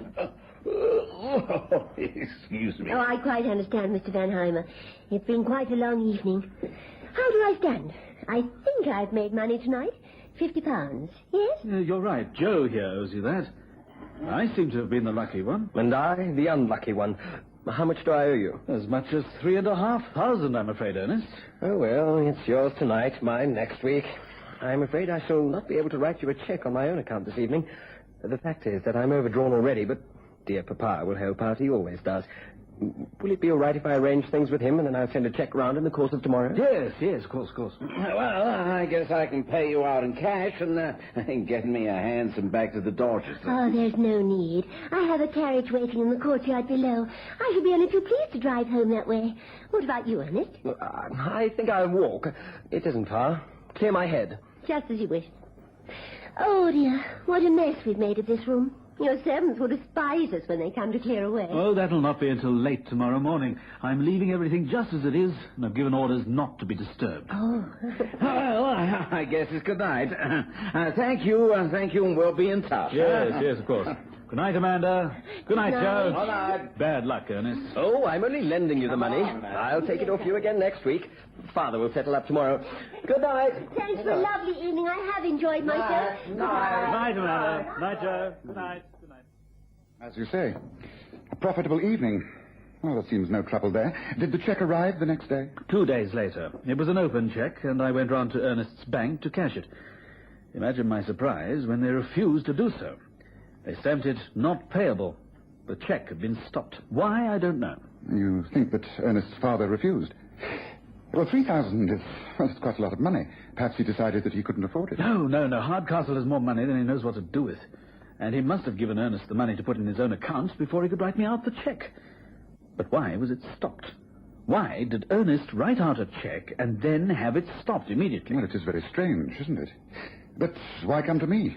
What makes you think I can do anything about it? Frankly, I'm afraid of some sort of scandal. Lionel Hardcastle's an extremely influential man. If he and his son feel they have a good reason for stopping that cheque, then I am on dangerous ground. If I tell people that Ernest has welched on a debt, his honour will be questioned. He'll naturally defend himself, and there'll be the most almighty scandal. Every club in London will be gossiping. I can't afford that. Frankly, I need to clear this matter up silently, and I need to be paid the money that I've won. I need the cash. I see. But if Ernest Hardcastle is indeed a friend of yours, then can't you quietly call upon him and chat this over in a friendly manner? Ask him man to man what the trouble is. I've tried that. I knew that Ernest would be at his club at lunchtime yesterday. I made a point of being there. I came across him in the billiard room. Ah, Ernest. Very man I wish to see. Look here, what is all this nonsense over that cheque? Do you think this is quite the right place to discuss such things? It's as good as any other, isn't it? Come, a short answer. Well, this is deuced awkward. I'm most fearfully sorry, but the fact is that, well, my father ordered me to stop payment. But why? I don't know. Honestly, I don't. I simply received a message from him ordering me to stop payment to you. You know what father is like. I have to obey him no matter what he asks, and I simply don't know why he demanded that I did so. Oh, excuse me, now I have to play. And that was that. I don't feel like having an open confrontation with Lionel Hardcastle himself. I thought I'd call on you. You have a reputation of solving delicate problems with discretion. Thank you. Then, will you help? I will try. I have my own methods, of course. I must be allowed complete freedom. No, you shall have it. Regarding payment, as I've told you, I am rather hard up at the present. That's why I need that cheque. So... The debt is for 3,500, not so? I take it that you would be happy with the round figure of 3,000. My bank manager would be pleased to accept the rest. Good day, Lord Egerton. I couldn't help smiling at the way Holmes neatly adjusted his bank balance that morning, for I'd no doubt that he would succeed in straightening matters out. It was a simple matter for a man of his reputation to gain an audience with the millionaire Lionel Hardcastle. Glad of this opportunity to make your acquaintance, Holmes. Wish it could have been made in other circumstances. Thank you. I've been as frank as I can. I'm representing Lord Egerton, who feels too embarrassed by the circumstances to call himself. Appreciate that. If the expression does not appear too jocular, I shall lay my cards on the table. At the general settlement of that poker game, your son had to pay Lord Egerton £3,500. He agreed to pay the debt. You advanced him the money which he placed in his account. He then wrote out a cheque and delivered it. But suddenly you demanded it be stopped. Now, to my mind, someone must have influenced you in that decision. Oh? Of course. It could surely have been one of only two people. The other two seated round that card table. Joe Van Heimer or Mrs. Amanda Vane. Mr. Van Heimer is about his business. According to the Dorchester, a very busy man. That leaves Amanda Vane. Now, what did she say to you that made you stop that cheque, Mr. Hardcastle? You're as astute as they say you are, Holmes. You are quite correct. Mrs. Vane wrote me a note informing me that, in her opinion, the game had been a cheat from beginning to end. Ah, that is as I thought. Do you know Mrs. Vane very well? I can't say that I do. I have met her, say, half a dozen times, that's all. And yet you are prepared to accept her accusation against the sound reputation of Lord Egerton, a man you have known and been friendly with for many years? How very extraordinary. It's not extraordinary at all. You see, Holmes, I have since met with Mrs. Vane, and she is able to prove her accusation. The games in which my son lost that considerable amount of money were played with a rigged deck of cards, and Lord Egerton used them to cheat him. I'm prepared to remain silent upon the matter, provided that Egerton drops it at once and never asks a member of my family into his home again. Perhaps you'll be good enough to convey that message back to him. Good day to you, Holmes. When I got back to Baker Street that afternoon, I found Sherlock Holmes awaiting me with some impatience. He was dressed very smartly and obviously about to go out. He insisted that I went with him. It was the last thing I wanted to do, but he was adamant. I was forced to wash and change and accompany him to Eaton Square, the sumptuous home of Mrs. Amanda Vane. I found her totally enchanting. She smiled her welcome and assumed the role of a shrewd hostess. I take it that this is a business visit, Mr. Holmes, but that is no reason why you should not enjoy it. There's whiskey and soda here, and cigarettes at your elbow. I'm sure the doctor would approve of a little stimulant after a hard day. May I have a small whiskey? Well, yes, of course. Well, thank you, Mrs. Vane. But before going any further, I must point out that you've put yourself in something of a predicament. Oh, good. Really, life is so boring for me, doing the same dreary social rounds, that any kind of predicament sounds most exciting. And I must admit that I'm completely thrilled at meeting so famous a detective. I shall dine out on this for weeks. Your drink, ma'am. Oh, thank you, Doctor. Oh, do help yourself. Thank you. Thank you very much. Just right. Now, Mr. Holmes, please explain my predicament. I feel I should know what it is. You wrote a note to Lionel Hardcastle regarding a certain poker game. Later you visited him and told him that the game's a crooked one. Due to your visit, Hardcastle ordered his son to stop payment on a cheque for his debts. Now, the inference is that Lord Egerton is a cheat. Now, have you heard of the laws of libel and slander, Mrs. Vane? If this comes out and you cannot prove your accusation, a suit against you would cost you a great deal of money. Why, no. I was aware of that before I did what I did. But what else could I do, once I was convinced that the game was cheated? How do you know it was? What is your proof? Well, it's really all rather simple. You see, I have no reason in the world to complain. After all, I won £50. From whom? Joe Vanheimer. And he paid me there and then in notes. Lucky me. To tell you the truth, I was thrilled to bits. I'm normally not very lucky at cards. I do better at love, I must admit. Anyway, the game broke up very late, and I gave Mr. Vanheimer a lift back to Dorchester in my carriage. And when I was in the carriage, I realized I'd left my vanity bag behind. So silly. I remembered exactly where I'd left it. I put the money Joe had given me in my purse, and my purse in my large handbag. That one hanging from its strap over that chair. But my vanity bag I'd left out. Well, the very next morning, I was leaving from Euston to Tring on the early 7:20 train. I had to virtually pass the Egerton home. I stopped my carriage and called. I know it was very early and hardly the done thing, but I knew only the servants would be up. Fortunately, old Harris, the handyman, was there. He let me in. He knows me, so it was all right. I told him I'd find my own way out. So I went into the room where we'd played cards the night before. It was exactly as we'd left it, even to the empty glasses and the smell of stale cigarette stubs. I found my bag, just where I knew it would be, and I was about to leave when... Yes, go on.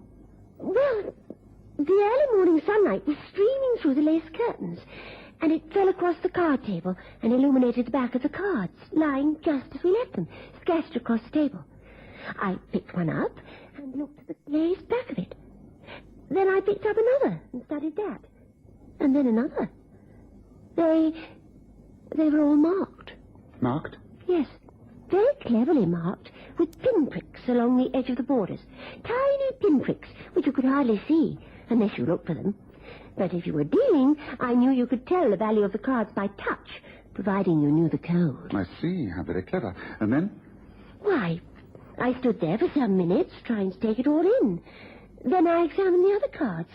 They all carried some kind of small indentation. I didn't know what to do. Then I made up my mind. I took 5 or 6 cards at random and left the house. Later, I wrote to Mr. Hardcastle and took those cards along to show him. I left the decision to him. He stopped Ernest's cheque. And really, I don't think anyone can blame him. Sure you won't have another drink, Mr. Holmes? Holmes declined a drink and wished Amanda Vane a good evening. He was silent as we walked down into Sloane Square and hailed a hansom cab. And it wasn't until we were clattering our way up Sloane Street that he broke the silence. It won't do, Watson. It just won't do. Just a sad state of affairs for Lord Egerton. Mrs. Vane acted very well within her rights. After all, Holmes, what else could the lady do? That is exactly the point, Watson. I'm a man who deals in facts, a man who searches for clues. But clues aren't necessarily all material ones that can be studied under a microscope. One can detect from people's behavior. And Mrs. Vane's behavior was extraordinary. I thought she was a perfect hostess. I mean when she applied to the facts of the card game. For instance, why did she go to Hardcastle Senior about the cheated game? Surely the man she should have gone to is the man she played the game with. The man who stood to lose £3,500. Ernest Hardcastle is a grown man, but he's a very spoilt puppy and very much under his father's thumb. But he was the one directly involved. Why didn't you go to him? Well, perhaps she did. If she did, he'd know the reason for stopping the check. He says he doesn't. I don't understand. Amanda Vane didn't go to Ernest and tell him the game was a cheat. And she didn't go to Joe Vanheimer either. Now, why? Because it was necessary to their little plot that there should seem to be no collusion between them. Collusion? What? Between Mrs. Vane and Ernest Hardcastle? Oh, yes, of course. What, you mean that the whole thing was an elaborate trick? Look at it this way, Watson. Lord Egerton told us that Lionel Hardcastle was accustomed to paying his son's gambling debts. He's a millionaire. He's not going to have society saying his son cannot pay his way. But clearly Hardcastle knows of his extravagances, so he keeps him on a short supply of money. So short that Ernest feels that sometimes he has to trick his father into giving more. I still don't understand. I'm sorry. Ernest and Amanda Vane worked it all out. They go for a poker game at Lord Egerton's as partners. If they both won, then of course it would be all right, but Ernest loses heavily, and the party breaks up. Amanda Vane leaves her vanity bag behind on purpose. Next morning, knowing the habits of Egerton's household, she goes round there and gets herself admitted by Harris, the handyman. She sends him about his business, saying she'll let herself out. In the card room, she finds her vanity bag. From it, she extracts a slender hat pin and quickly makes a series of marks on the cards in front of her.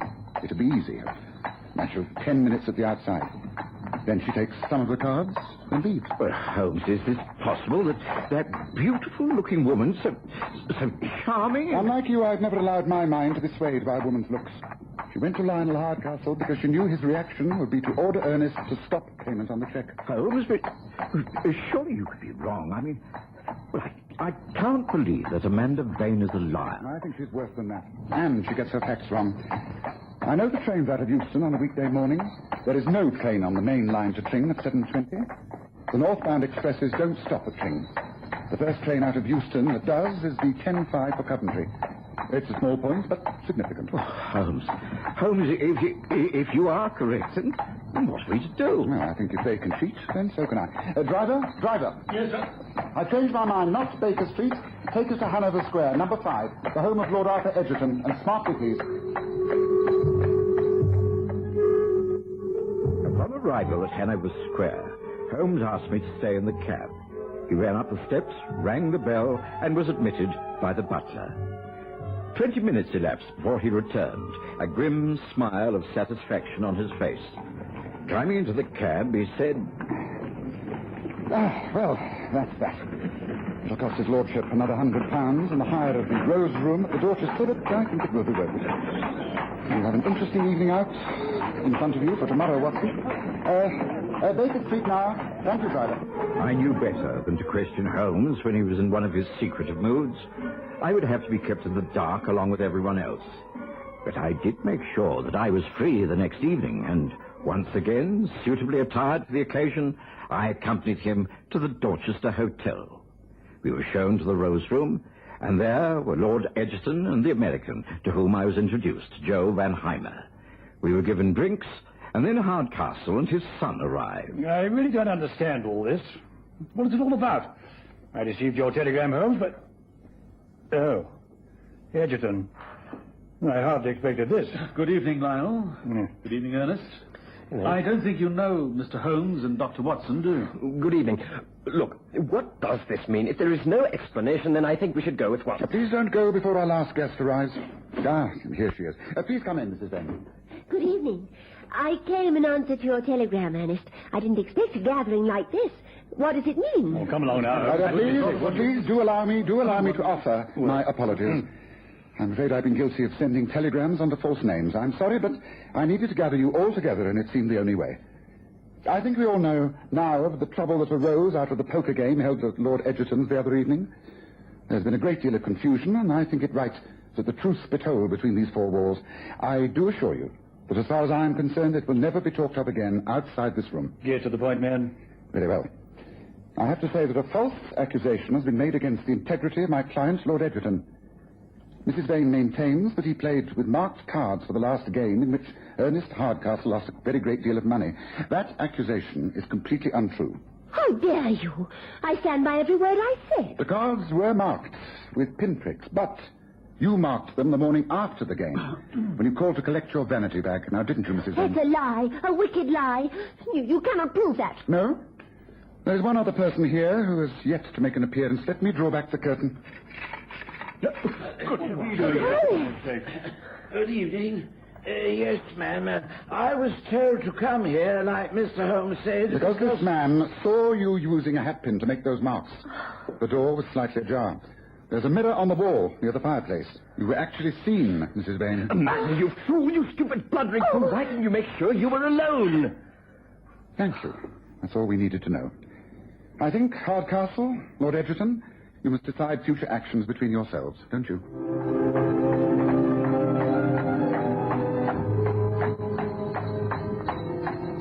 Of course, Ernest knew that once the money was in the bank, his father would never ask for it to be returned, so he was £3,500 to the good. He isn't now, but I'm £500 better off. And the man, Harris? He is £100 to the good. You will notice, Watson, that he didn't actually lie at all. He just had to appear. I did the lying for him.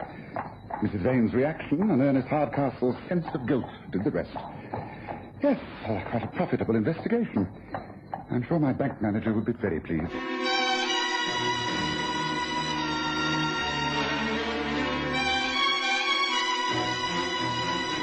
Listen again next Sunday to The Stories of Sherlock Holmes, with Graham Armitage as Holmes and Kerry Jordan as Dr. Watson.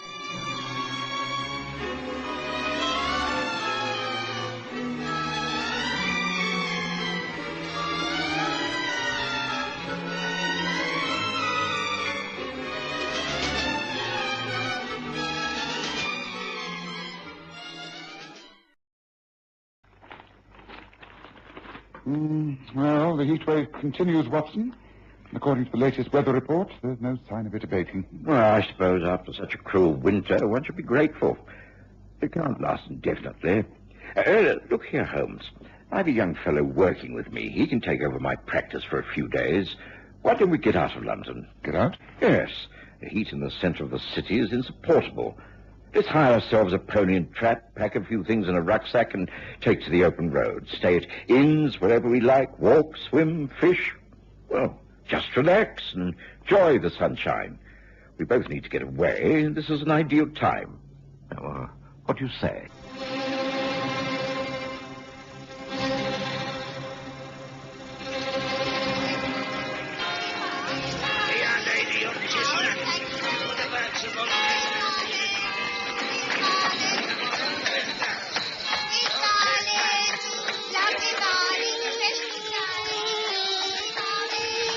We present The Stories of Sherlock Holmes.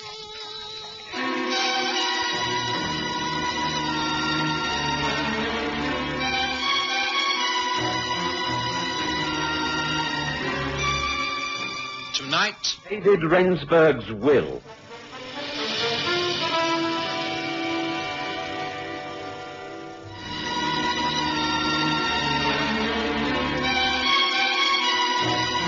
Summer of 1886 was indeed one to remember. It was one of the hottest, driest times ever recorded for the month of May, and London sweltered.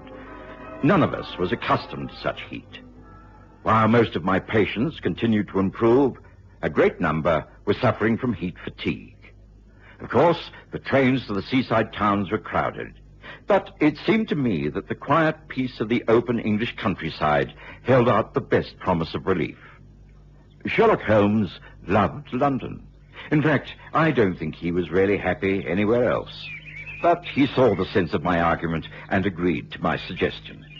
It was easy for me to hire a pony and carriage from the hostelry in Bickenhall Street, and so off we went.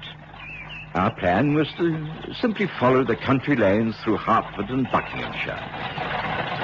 Now, you must admit, Holmes, that this is a splendid idea. Just look around. Wild roses are already out on the hedges. Birds are singing, the wild grasses shimmering on the banks each side of us. Not a cloud in the sky. It is, of course, very beautiful. It's downside better than those pea-soup fogs and the bitter cold of a few months ago. Thank goodness all is peaceful here. I don't know about you, but I'm getting quite an appetite. Well, surely you must come across a country inn very soon. Well, according to this map, we're some miles from a village called Little Sutton in the Wold. Well, that may be it down there. What a view. Shall we stop for a few minutes, Holmes? I could do with a breather. Oh, very well. I'll take the reins later. There. Oh, go. Oh, let's get down and stretch our legs.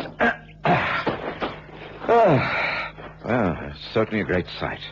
An undulating patchwork of different colored fields stretching as far as the eye can see. Ah, golden corn and sweetest breeze bring peace and quiet to an English heart. You wax very poetic this morning, Watson. I appreciate the tranquility of all that lies before us, but I do confess that to live amongst all this for very long would become unsatisfying. One needs mental stimulation. Oh, I should have thought you had had enough of that to last a lifetime. And thank goodness we've escaped from crime and violence, at least for a short while. Personally, I've seen so much pain and suffering that I could cheerfully... Some travellers are in a hurry. The road is quite narrow. It's got to be pulled off to the side. What was that? Holmes, the driver's lost control. Get me to that horse.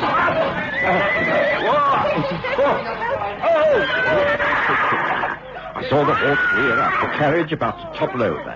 The driver lost the reins, and unless the animal was controlled, I knew there'd be a dreadful disaster. Instinctively, and almost without thinking, I threw myself forward, grabbing at the horse's head. Found the bridle, hung on. My weight slowed him down. I was conscious of being dragged forward. There was a pain in my shoulder. My arms seemed to be wrenched out of their sockets. Suddenly, I felt a searing stab of agony. Mercifully, all went dark and silent. How is he, Doctor? He'll be all right. He's broken a few ribs. I don't like the look of those bruises. But if you ask me, he's been extremely lucky. Should he be taken to hospital? Oh, no. He's a very strong man. Let him lie here in this comfortable room at the Dappled Duck. You have no immediate plans? No. We were taking a country tour with no definite plans. As long as he's comfortable and in no danger. Oh, no. He's a medical man himself, I understand. Yes, that's right. Then he will know what attitude to take when he becomes himself again. Just leave him. Let nature take its course. I'll be in the village if you need me at all. Good day to you, Mr. Holmes. Good day to you, Doctor. I'll show you out. I was conscious of what Holmes and the doctor were saying, and strangely enough, in spite of the aches and pains, I felt quite peaceful. I may have been given some form of opiate. I can only remember feeling quite at ease, knowing that Holmes would take good care of me. Come in. Oh, excuse me. You are Mr. Sherlock Holmes? That is correct. My name's Mary Cook. I've come here to inquire into the condition of your friend who so gallantly rescued us this morning. My mistress and I were in the carriage that nearly overturned. I've been sent from Rensburg Manor to convey our grateful thanks. My friend and colleague, Dr. Watson, is suffering from a few injuries, but I'm assured that he'll make a speedy recovery. Please, won't you sit down and discuss this whole matter? We were parked at the roadside when we heard a shot, and your horse was frightened into bolting. Can you tell me who was in the carriage at that time? Just myself and my mistress, Miss Reva Lowe. Oh, it's all very distressing. You see, Miss Lowe and I have only just arrived in this country from South Africa. We were on our way to Rensburg Manor. My mistress is an heiress and has been left the manor and all the estates in her uncle's will. Oh, what a dreadful welcome. Are you sure that Dr. Watson's all right? Oh, yes, he's a very tough fellow. He'll pull through soon enough. Has anyone inquired into the shooting incident? Why, no, I assumed it was someone shooting in the woods. Oh, what an unfortunate incident. Yes. Particularly as the bullet from the gun ricocheted off the rocks on the bank where we were standing. I don't wish to add to your anxieties, Miss Cook, but I have the distinct impression that the shot was deliberately fired at either your carriage or ours. Oh, but surely that cannot be. Well, as we're strangers to this country, it would be unlikely that you should be the target of such an attack, and so... You mean someone aimed at you? It is quite possible. I'm a man with few friends, but many enemies. Please do not distress yourself on my account. If this was not an accident, you may be sure I shall find out the true cause of it all. Well, thank you for calling, Miss Cook. Convey my respects to your mistress, and assure her that all is well. Good day to you.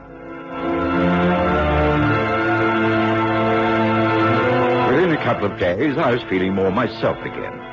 I'd managed to bandage up my chest to give support to my injured rib cage, but the comfort it gave me was offset by the heat it generated. However, I made progress. There was a goodwill note and a bowl of fruit from the ladies up at the manor, and an invitation to call upon them whenever I was able. For most of the time, I sat in the small back garden of the Dappled Duck Inn under the shade of the large oak tree. Sherlock Holmes disappeared for hours at a time. I was surprised, as he seemed cheerful and enjoying himself no end. Then, on the third day, he suggested a quiet drive up to Rensburg Manor.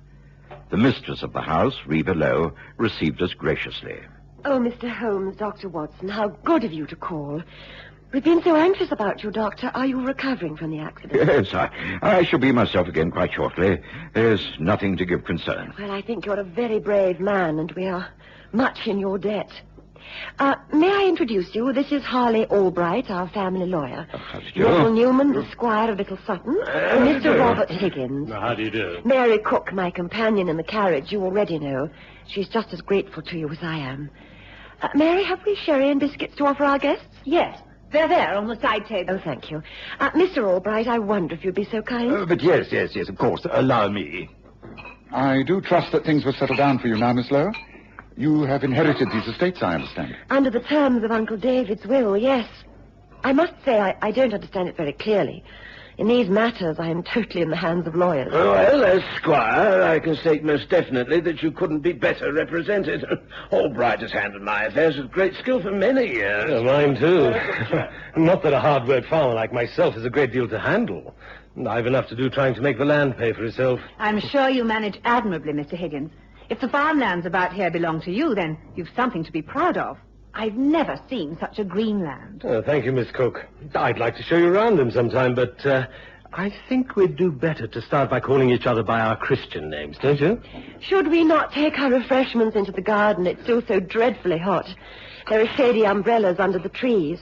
Can you manage, Dr. Watson? Oh, yes, quite easily, thank you. Allow me to help you, Doctor. And I, too, if I can be of any assistance. I'll be getting back shortly. How about you, Albright? Oh, yes. I have a great deal to do. Perhaps a few minutes in the garden, then back to work. Papers to prepare, you know. Well, that leaves us together, Miss Lowe. I understand you come from South Africa. A most fascinating land. What part do you come from? The Cape? Natal? Natal. My family were amongst the early settlers. This is the first time I've been to England, actually. There's such a contrast.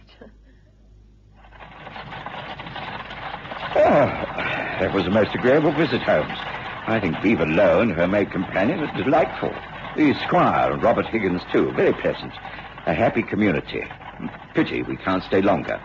But I'm quite able to travel. No, Watson. Huh? I said no. You are incapable of enjoying a further holiday and reluctant to return to the heat of the city. I suggest we stay where we are. Holmes, there's more to this than meets the eye. Now, just what are you up to? Why do you really wish to remain here in Little Sutton? I wish to remain, Watson, because I know all is not happy. If I stay, I may put a stop to a miscarriage of justice. I may be able to prevent a murder. I looked at Holmes in sheer amazement. I knew that he longed for the excitement of the city and his routine of continual investigation, but surely, here in the peace of the countryside, he had to be mistaken. But he was quite serious. Oh, yes, I am quite serious. This isn't daydreaming on my part. You see, I've been wondering about that accident. It was caused by a shot from the woods on the other side of the road. It might have been an accident, a poacher, a wild shot at a rabbit, something like that, but I don't think so. It was deliberately fired at that carriage. It could not have been meant for us. No one, not even Mrs. Hudson, knows we're here. While you've been lying down recovering, I've been making a few inquiries. Oh, you mean into the affairs at Rensburg Manor? Yes, I found that David Rensburg died under very strange circumstances. He was found dead after taking a jump whilst out riding one morning. He was alone and there were no witnesses. He was an expert horseman and had cleared that fence most days of his riding life. The horse was found grazing some mile away. Nothing wrong. It must have been an accident. Well, these things do happen. Why should it arouse your suspicion? Because he made a will. It was a most strange one. I cannot find out the conditions, but I think there's going to be some controversy within the next few days. I can spell danger, Watson. I'm a man who deals only in facts, not suspicions, but I smell danger. I had learned never to take Sherlock Holmes' views lightly. He was a man who rarely wasted time, and if he felt the need to stay on down at Little Sutton, then I was quite agreeable. In any case, I was still in great discomfort, and it was easier to convalesce on the countryside than back in the city. But it was some days later before Holmes' fears were confirmed. Miss Reva Lowe called at the inn, and it was in the early evening. I'm sorry to arrive like this, Mr. Holmes, but I took a chance on the fact that you might still be here. May I talk to you in confidence? By all means. Do take a seat. Thank you. I hardly know where to begin. Well, the fact is, since Mary and I arrived up at the manor, things have not been as trouble-free as I should have liked. To start with, the terms of my uncle's will are very strange. They require that I shall stay at the manor for a whole year before the estates are legally mine. Well, these things often take some time, but a year is rather unusual. Yes, particularly because after that year I shall be required to prove my identity as being sound of mind and body. Extraordinary. May I ask if there are any other clauses in the will? Should you not fulfill the conditions, who would stand to benefit? That's the curious thing. No one else. I am the only relative, and so why all these strange conditions? Yes. Well, if it's all legally drawn up, I don't see what can be done about it. Neither do I. But that isn't all that's bothering me. The fact is... I don't wish to be over-fanciful, but I have a feeling that it's a very unlucky house. In what way? Well, to start with, there was the accident with the carriage before I even arrived at the manor. And then, since then, several things have happened, even in this short time. The other day, Mary and I were out relaxing on the terrace, enjoying the sunshine. Oh, isn't this heavenly? So beautifully cool under the trees. Yes, it's lovely. Oh, it's too hot for tea, don't you think? What about iced lemonade? There's some waiting. Oh, look, here's Sandy, your uncle's old tomcat. Sandy? I wonder if he misses his master. Doesn't appear to. I don't think Uncle David liked cats very much. He must have been much more of a dog man. Let's give Sandy a saucer of milk. You feeling thirsty, Sandy? I'd like some lemonade, please. There we are, Sandy. That's nice, huh? Well, what are the rest of your plans for today? Mr. Albright is preparing some papers for signing. He should be here in a moment. Then the Squire and Robert are coming for luncheon. Incidentally, I think Robert is becoming very attached to you. He talks of nothing else. You must be imagining. What is the matter? What's the matter with Sandy? Sandy? He seems to be having some sort of fit. Oh, I think... No. Oh, he's lying so still now. Oh. I think he's dead. Oh, no. Of course, Sandy was a very old cat. He hadn't been well, and we were told that he was subject to fits, but the incident was upsetting. We naturally called the servants and retired into the house. The cat was dead and buried in a favourite spot in the garden. Well, I thought nothing more about the incident until noon today. It's been yet again another boiling hot day. Mary was about some duties in the house, and I borrowed her green and white parasol and stepped out into the garden. I wandered quietly across the lawns, returning to the house along the open terrace. I was happy, humming to myself, at peace with the world, when...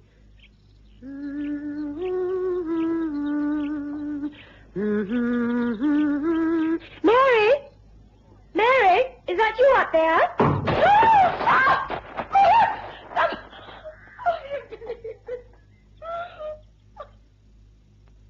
It was all over so quickly, Mr. Holmes. I was on the terrace when I thought I heard a sound from above. I looked up at the veranda, and then one of the heavy flower pots containing pink geraniums crashed down towards me. I just had time to jump aside before it broke into pieces on the tiles. There is no doubt that I could have been killed if I'd not moved quickly. And this is the latest accident? Yes, but now I am sure they're not accidents. There is someone trying to cause me bodily harm. Yes, indeed. You or another? I beg your pardon? No, it's nothing. I do agree with you, Miss Lowe. I think you have cause for alarm. In fact, I'm sure there is a vicious plot afoot up at the manor. With your kind permission, I should like free access to the house at all times, day and night. By all means. I have spare keys. But first tell me, the cat that died, did anyone think of examining the milk on that milk tray? No. You mean you think it could have been poisoned? Almost certainly. Tell me, who was in the house at the time? Just the servants. We had guests to lunch, the Squire and Robert Higgins, both of whom you've met. You find both men agreeable company? Did they pay you much attention? Yes. I think they were both Uncle's friends, and they're doing their best to make us feel at home. The Squire is most attentive towards me, and Robert is more than anxious to look after Mary. In fact, he seems quite infatuated with her. He does? Oh, that's very interesting. Well, let me gather a few things together and find out if Watson is agreeable to taking a trip to the manor. You have transport? Yes, thank you. I have a cab. Thank you, Mr. Holmes. I need hardly tell you that I'd be most grateful if you'd keep this conversation to yourself. I don't want the others to know of my suspicions. Can it remain a secret between us? Of course, but I think it's very important for us not to deceive each other. I'm a well-known detective, and I shall find out the truth sooner or later, and so... So? So why don't you stop all this deception and tell me the whole truth, here and now?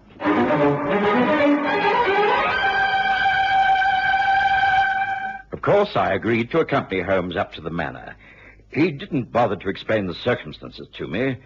Both he and Reva Lowe were silent for the whole journey. Then, to my surprise, we didn't drive the whole way.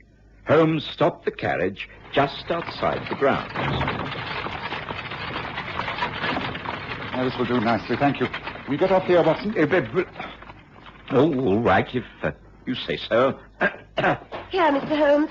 I think you'll need these keys. They are to the whole house. The largest one is it's the old side entrance. That'll be the safest way in. Oh, thank you. Remember all I have said, and good luck. Thank you. I shall remember. Come on, boy. Come on.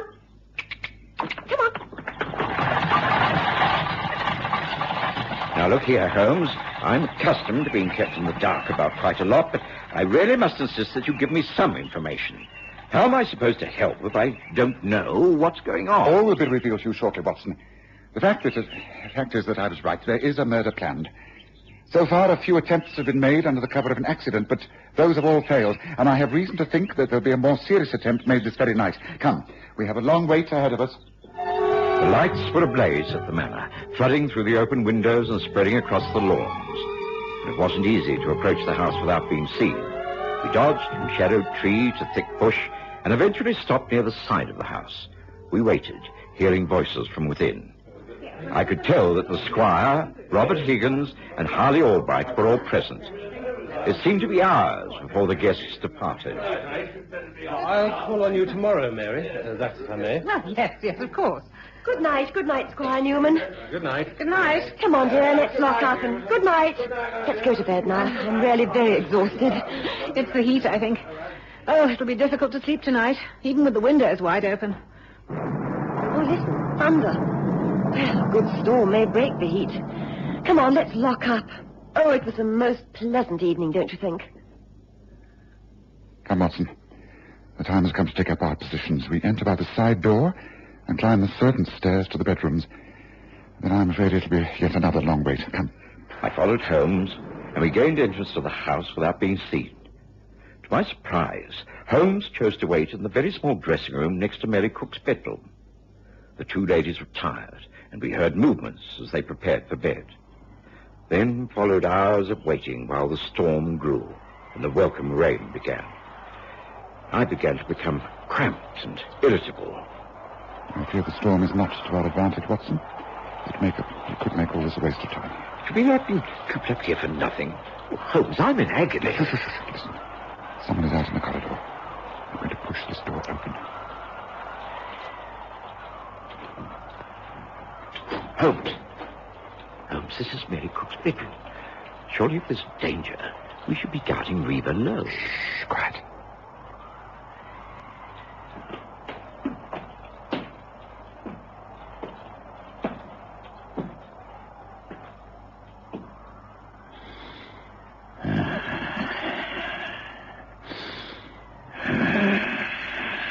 Now, Watson, get him. Right, get him quickly, man.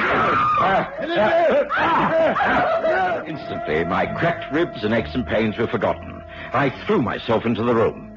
Mary Cook jumped from her bed, and Holmes and I grabbed at the man who loomed over her. He struggled manfully, but he was no match for the pair of us. Overpowered, with wrists tied behind his back, Harley Albright, the lawyer, glowered at us as Reva Lowe entered the room. Just Just what do you think this means, Mr. Holmes? It means that you will be facing a charge of attempted murder, Albright. Mary. Mary, are you all right? Yes, thank you, dear. And the game's up, Albright. I knew there was something wrong from the moment these ladies arrived in this place. Incidentally, I think I better explain, Watson. The two of them changed places. This is really Reva Lowe. And this lady who posed as the heiress is a hired protector. You are a brave woman. Thank you. It was a job. Reva approached me because she'd received a letter in South Africa from her uncle saying that he thought someone was trying to kill him. He was killed. By Albright's loosening the girth of his saddle before he went jumping. Then when you arrived, he set about trying to kill again. Only he knew the switch had been made, and the person he wished to kill was known as Mary, not Reva. The parasol you borrowed made him think it was Mary underneath the veranda. And that's why we guarded this room tonight. Watson and I caught him red-handed. It had to be him. It couldn't be anyone else. You killed to cover up for all the money you've been swindling out of the estate, isn't that right, Albright? Oh, yes. There's no need to reply. You'll have plenty of opportunities for that at your trial.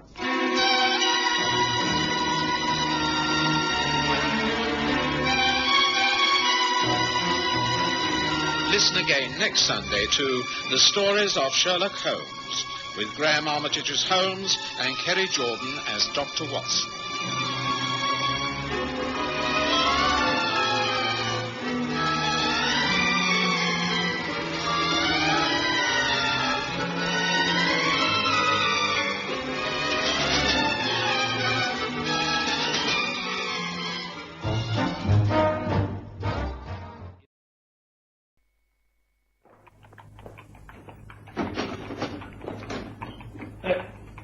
Hey, anyone in here? Anyone mucking around in these stables? Come on now, I can see you there in the shadows. Come on, show yourself. What are you going to do about it? What are you doing here? These are private stables belonging to Mr. Paul Chester. Too bad. I just lost my way, that's all. Sorry, bye for now. Now, wait a minute. That ain't good enough. I'm sending for the police. You won't cause any trouble if you're wise. No? Well, we'll see about that. You asked for it, mate. Right.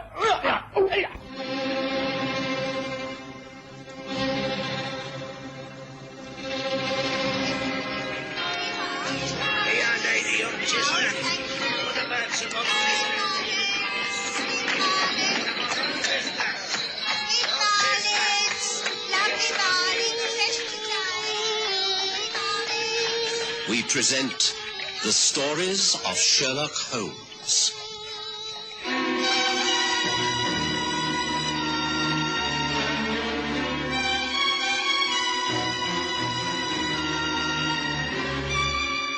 The Porter Mews Mystery.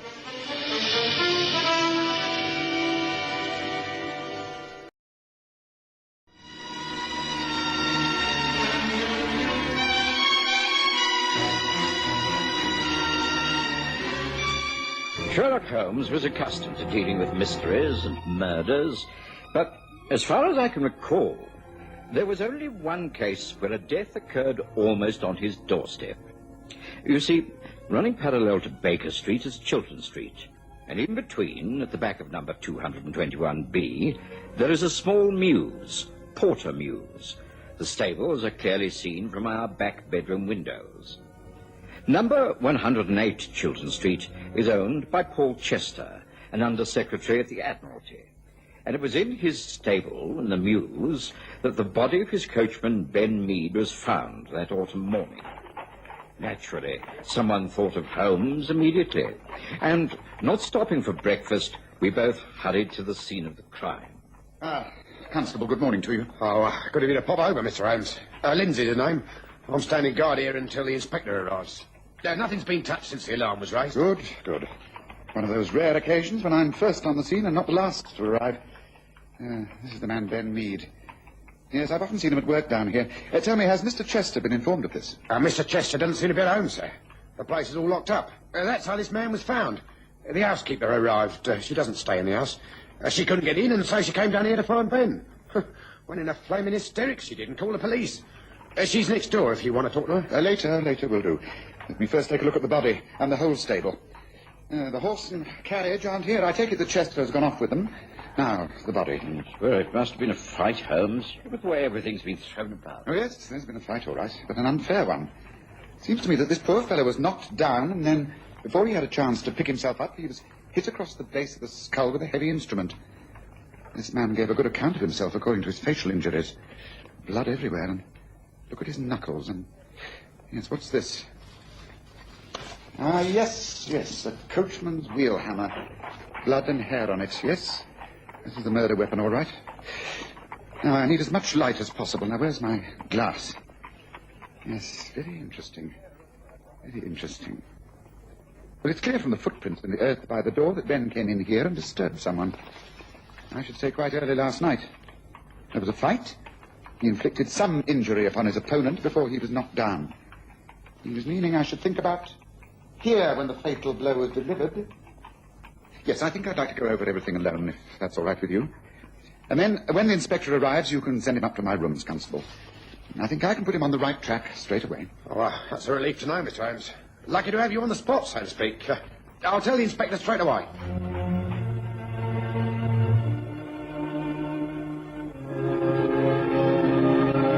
And so, about an hour later, as Holmes and I were finishing breakfast, Mrs. Hudson showed in our old friend, Inspector Lestrade. Ah, Lestrade. I wonder that Scotland Yard has been called in on such a minor case of murder. Morning, Holmes. Morning, Watson. Well, as a matter of fact, the powers that be heard you'd been at work, and they thought it might be more important than it first seems.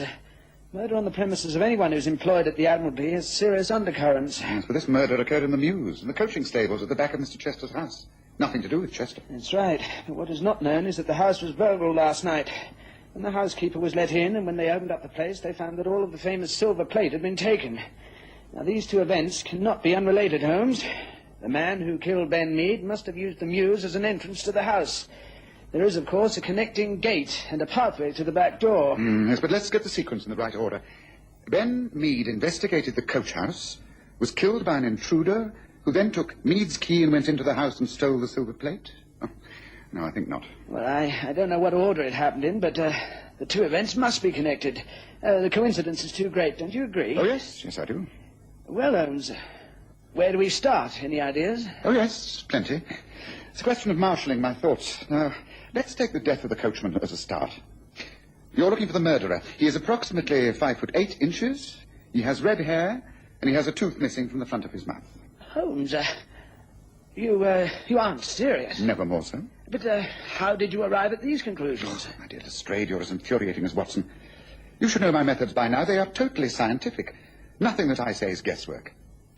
I examined the coach stable in great detail. I found evidence. The fact that the dead man had put up a fight was very clear. He was bruised about the face. Now, bruises are very strange things. They come about in various ways. After death, for instance, they do not grow into blueness. The blood is not circulating. You understand? That's how we can tell the time when death occurred. Now, the knuckles of Ben Mead's hands showed definite, clear cuts. He'd landed several blows.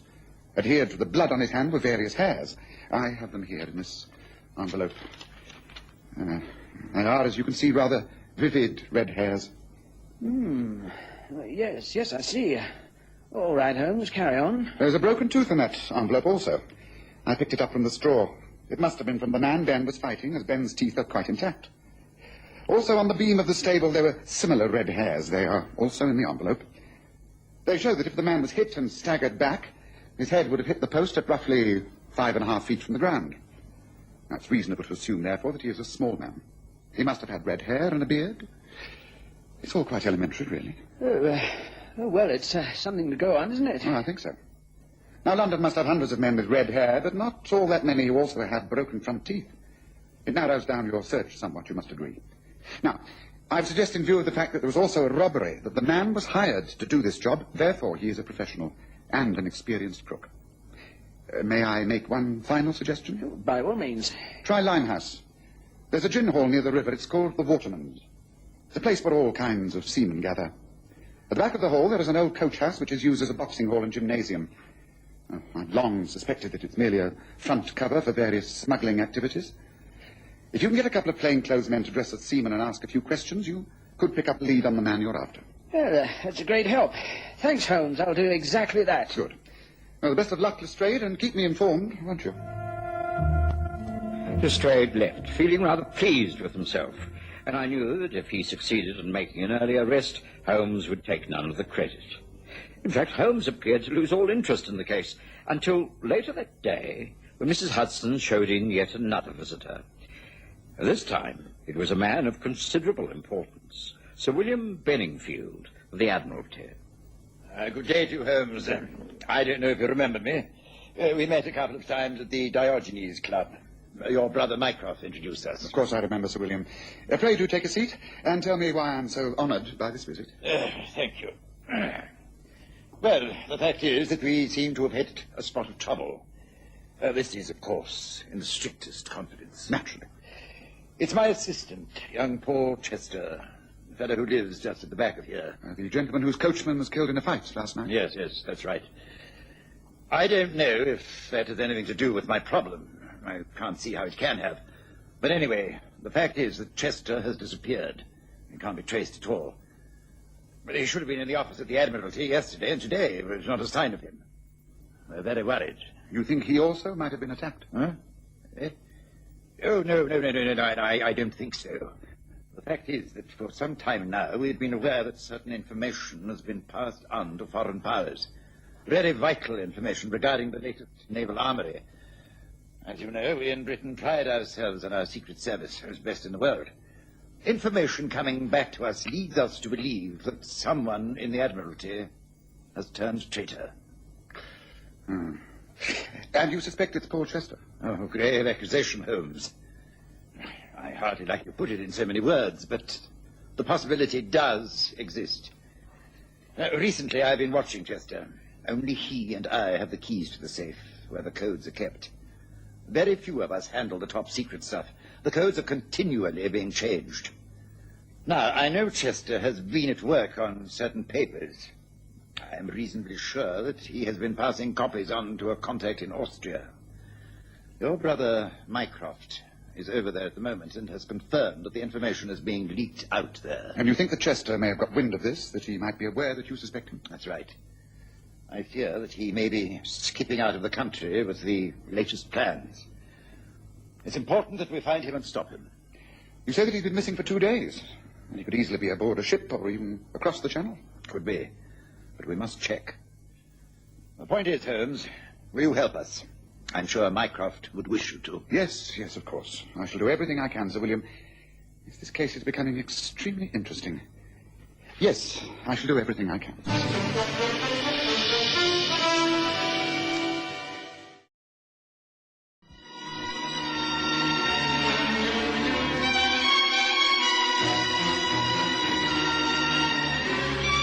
Sir William Benningfield left, and I went about my own business. I had a large number of calls to make and didn't return to Baker Street until early evening.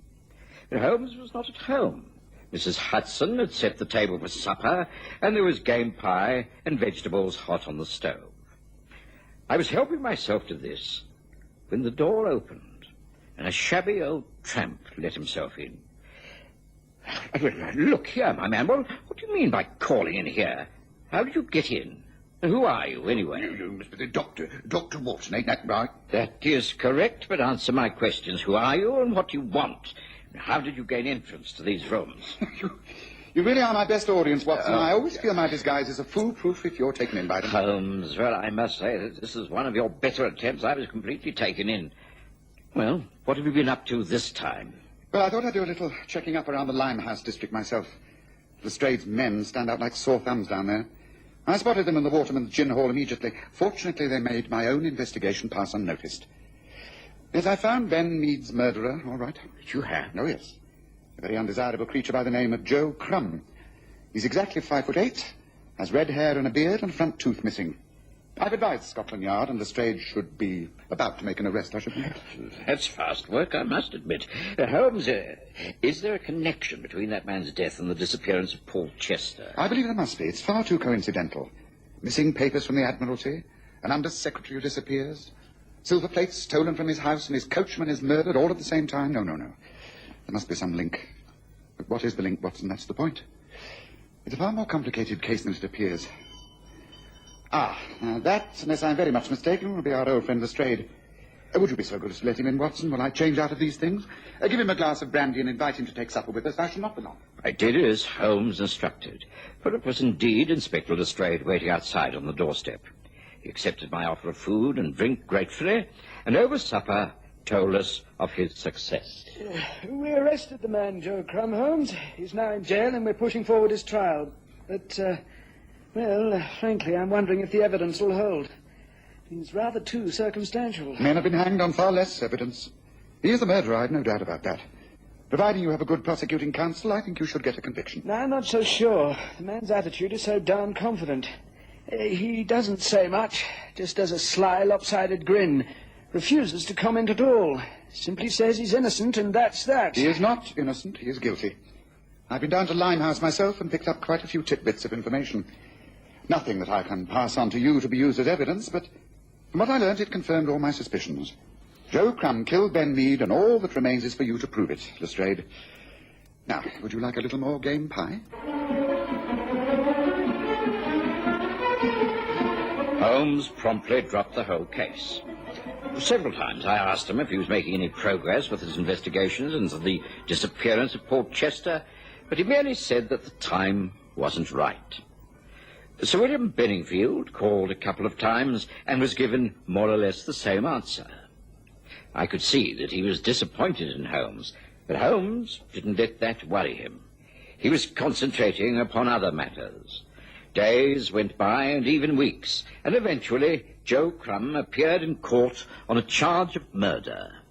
Naturally, Holmes and I attended the trial. The defense was conducted by Hugh Starcross, a most able man. Members of the jury, you must be amazed at the weakness of the case you have been brought here to judge. In all my long experience, I have never known a criminal charge supported by such flimsy, scanty evidence. As it unfolds, you will see that no rational mind can find the prisoner guilty. My client is not content, however, to be acquitted for lack of evidence. He claims the right to prove his innocence. He will show that he could have had no part whatsoever in the death of the coachman, Ben Mead. That means he's about to produce an alibi. The usual questions first, though. A prisoner at the bar. You have heard that at the scene of the crime there was evidence of a fight and the finding of red hairs and a broken tooth. You have red hair. That's right. Natural, too. Always have had this colour here. You also have a front tooth missing. Can you tell the jury how you lost that tooth? Waterman's gym, Limehouse, boxing. Lost it about 3 months ago. A fella called Max Baker caught me one in the face and knocked me tooth out. Oh, that's Baker down there, he'll tell you. Yes, just confine yourself to answering the questions. I shall bring the necessary witnesses to testify as I think fit. And now, on the night of the 21st, when this death took place, can you account for your movements? Of course I can. I was in the Waterman's till about 10 o'clock. Then I went across to the pub. 3 ducks. Stayed there till closing time, playing darts. Then went with the landlord to play poker. Had an all-night session. I won quite a bit, too. And now we shall hear the confirmation from the landlord. Yes, he'll now be called. That's him, that large, fat-faced man with the black hair smarmed down. He will testify for Crumb. Holmes, you seem quite pleased that things are going so badly. If this continues, then Crumb will be acquitted. Oh, yes, I should think that's almost certain. Well, I think there's very little need to stay and hear more, Watson. The jury won't take all that long to make up their minds. We may as well go and get ourselves a cup of coffee, I think, don't you? Gentlemen of the jury, have you arrived at a verdict? Do you find the prisoner guilty or not guilty? Not guilty, my lord. Naturally, I was greatly upset, and so was Lestrade. Scotland Yard had been made to appear rather stupid. He was far from pleased and very much inclined to blame Sherlock Holmes, who was quite unimpressed by the whole of the proceedings. In fact, later that evening, he seemed rather pleased with himself. Tonight, I think we can actually move on the case, Watson. I thought it was all over. Crumb has been acquitted. Well, you may have been right in thinking him guilty, but he's got away with it. Not entirely. He has been made to reveal his hand, and I think now we can step in and solve the whole mystery. I've asked Lestrade and his men to meet me later. First, I have to send off a few telegrams, one to Mycroft in Innsbruck, another to the landlord of the Three Ducks, and a third to Sir William Benningfield. Then we journey to Limehouse, suitably clad, of course. I'm sure I can find an old suit that'll fit you, Watson, and a large cape with a pocket that can conceal a revolver. If you want me to come with you, or you think it might be dangerous. That's right. I've been inactive for long enough.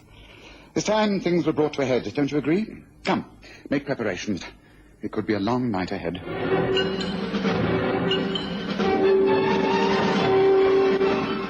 And so, on a rainy, windy night, Holmes and I took a cab to the East End of London and made our way by foot to the Three Ducks public house. We didn't go in. It was nearly closing time. We waited down a side alley, and after about half an hour, two men left by the back entrance. I could tell by the light of the gas lamps that they were Joe Crumb and the landlord. Swiftly and silently, we followed. They made their way down towards the river, and at St. Catherine's Wharf they stopped and entered a small disused warehouse. Holmes seemed to know the way, and catching me by the sleeve, guided me through the darkness.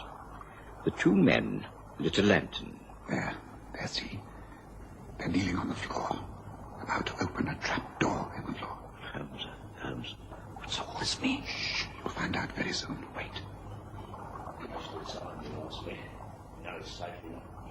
Gotta check out, though. Can't be too careful.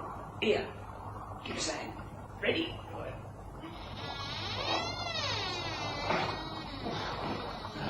See, still there. Told you. No chance of anyone discovering him under the floorboards. All we've got to do is put him in the chest. Come on, easy. Right. Right, that's got him. Close him in. Good. Now, tomorrow, going to pull the Santiago Star. Once right out at sea, the captain drops it overboard and that is down. We settle back in head and start collecting. Rich men we're going to be. Nice and rich for the rest of our days. Worth taking a few risks for, I reckon, don't you? One risk too many, Crumb. What a devil! Don't move. There are two guns on you, and both my friend and I are crack shots. Cover them, Watson. Let's get this straight in here. He and his men have been following me. That's it. The game is up, Crumb. You may have got away with murder once, but this time you won't be so lucky. This time you will face a charge of killing Mr. Paul Chester, whose body you have just placed in that sea chest. You blasted clever swine, how did you... You'll have plenty of time to listen to explanations later. Strayed. Good, right on time. Take these men away. Then I think you can make yet another arrest. A bigger fish this time. These are just two sprats to catch a mackerel. Come on, Watson. Our work here is over.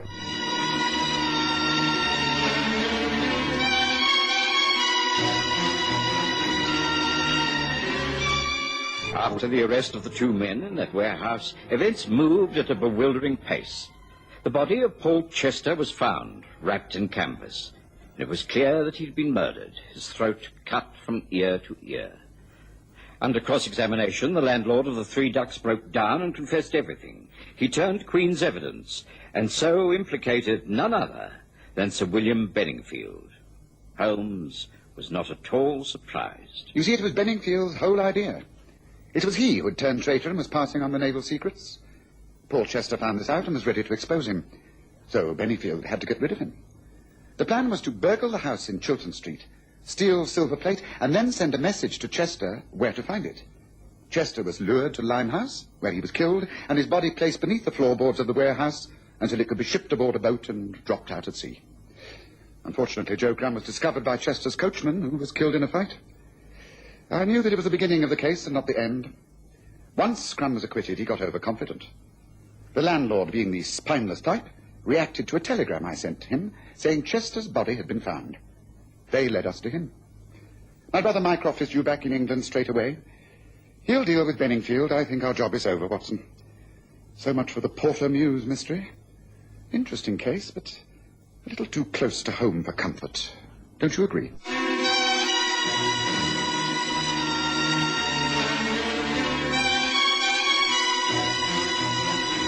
Listen again next Sunday to The Stories of Sherlock Holmes, with Graham Armitage as Holmes and Kerry Jordan as Dr. Watson.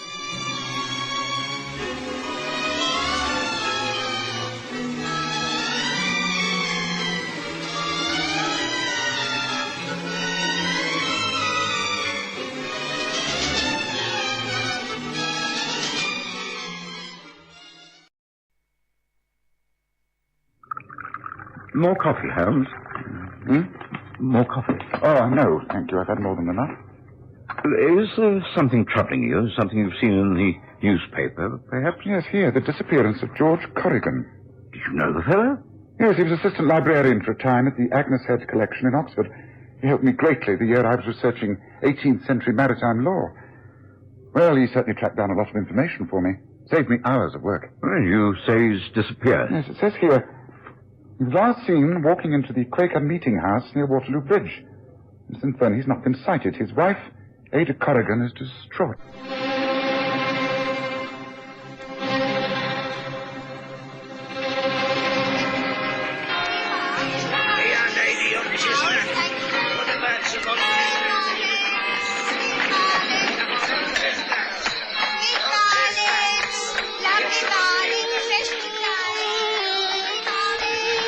We present the stories of Sherlock Holmes.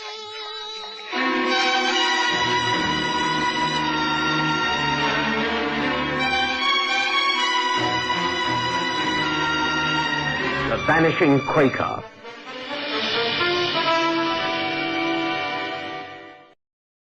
As far as I could recall, he was devoted to his wife Ada, who had not enjoyed good health. I will remember the pride he took in his role at the library. Delighted if he'd been able to locate a reference for me. His small, wiry figure, always busy going to and fro with armfuls of books. I had to admit to myself that I found the news of his disappearance quite disconcerting. I was on the point of suggesting to Watson that we pay a visit to Ada when the lady appeared in my rooms. Mr. Sherlock Holmes, we've never met before. I'm Ada Corrigan. Good morning, Mrs. Corrigan. Good morning. I was planning to visit you. I read about this unfortunate business only this morning. Could you let me have the details, please? Well, he's gone. He's vanished. Mrs. Corrigan, had your husband been receiving any medical attention before this happened? No, but he will when I find him. And I will. I'll leave no stone unturned. Mrs. Corrigan, please sit down and quietly and sensibly tell me all the facts. I'm sure we will arrive at an explanation. George would never go off and leave you. Well, he has. He's more than left. He's vanished. Yes, so you said. And under the most peculiar circumstances. It's hardly to be credited. I'm the laughing stock of the neighborhood. Oh, come now, surely not. Well, I am. And as a professional man, you must agree with me that I deserve to know the truth. Mrs. Corrigan, as a professional man, I am unable to pass any sort of judgment at all, unless you tell me the facts. Well, this is what has happened. As you may know, Mr. Holmes, we live in our own house in Faraday Road, near Waterloo Bridge. The house is in my name, left to me by an uncle. Well, it's a very comfortable home. Quite. Well, I suffer severely from ill health, and I rarely leave the house, just to do a little shopping and to attend church activities. George has to do the rest when he gets back from the office. I've always said that if the woman is ill... Mrs. Corrigan, please, try to get to the point. Which office? Where was George working? Well, they know nothing. They were the first people I went to speak to. It's an insurance office in Fenchurch Street. He's been a clerk there for a long time now. The last they saw of him was when he left, last Saturday. When did you last see him, Mrs. Corrigan? At the meeting house, of course. Really, Mrs. Corrigan, I must ask you to tell me the whole story. I cannot follow your reasoning. And I cannot help but feel that there must be a logical explanation to all this. There isn't a logical explanation. Well, in the simplest possible language, I'll tell you what happened. George and I have been going to the Quaker meeting house for many years. And last Sunday, we left the house as usual. A carriage calls for us by regular appointment, and we arrive there always on the dot of 10:45. On rainy days, we give our maid Gwyneth a lift. I've always insisted that whoever works for us must share our fate. Quite. Well, Sunday was wet, so Gwyneth came with us. We attended the meeting together. No, Gwyneth was sitting at the back, of course. We met with Mr. Symes. He's one of the elders there. Afterwards, and we were standing at the front having a talk.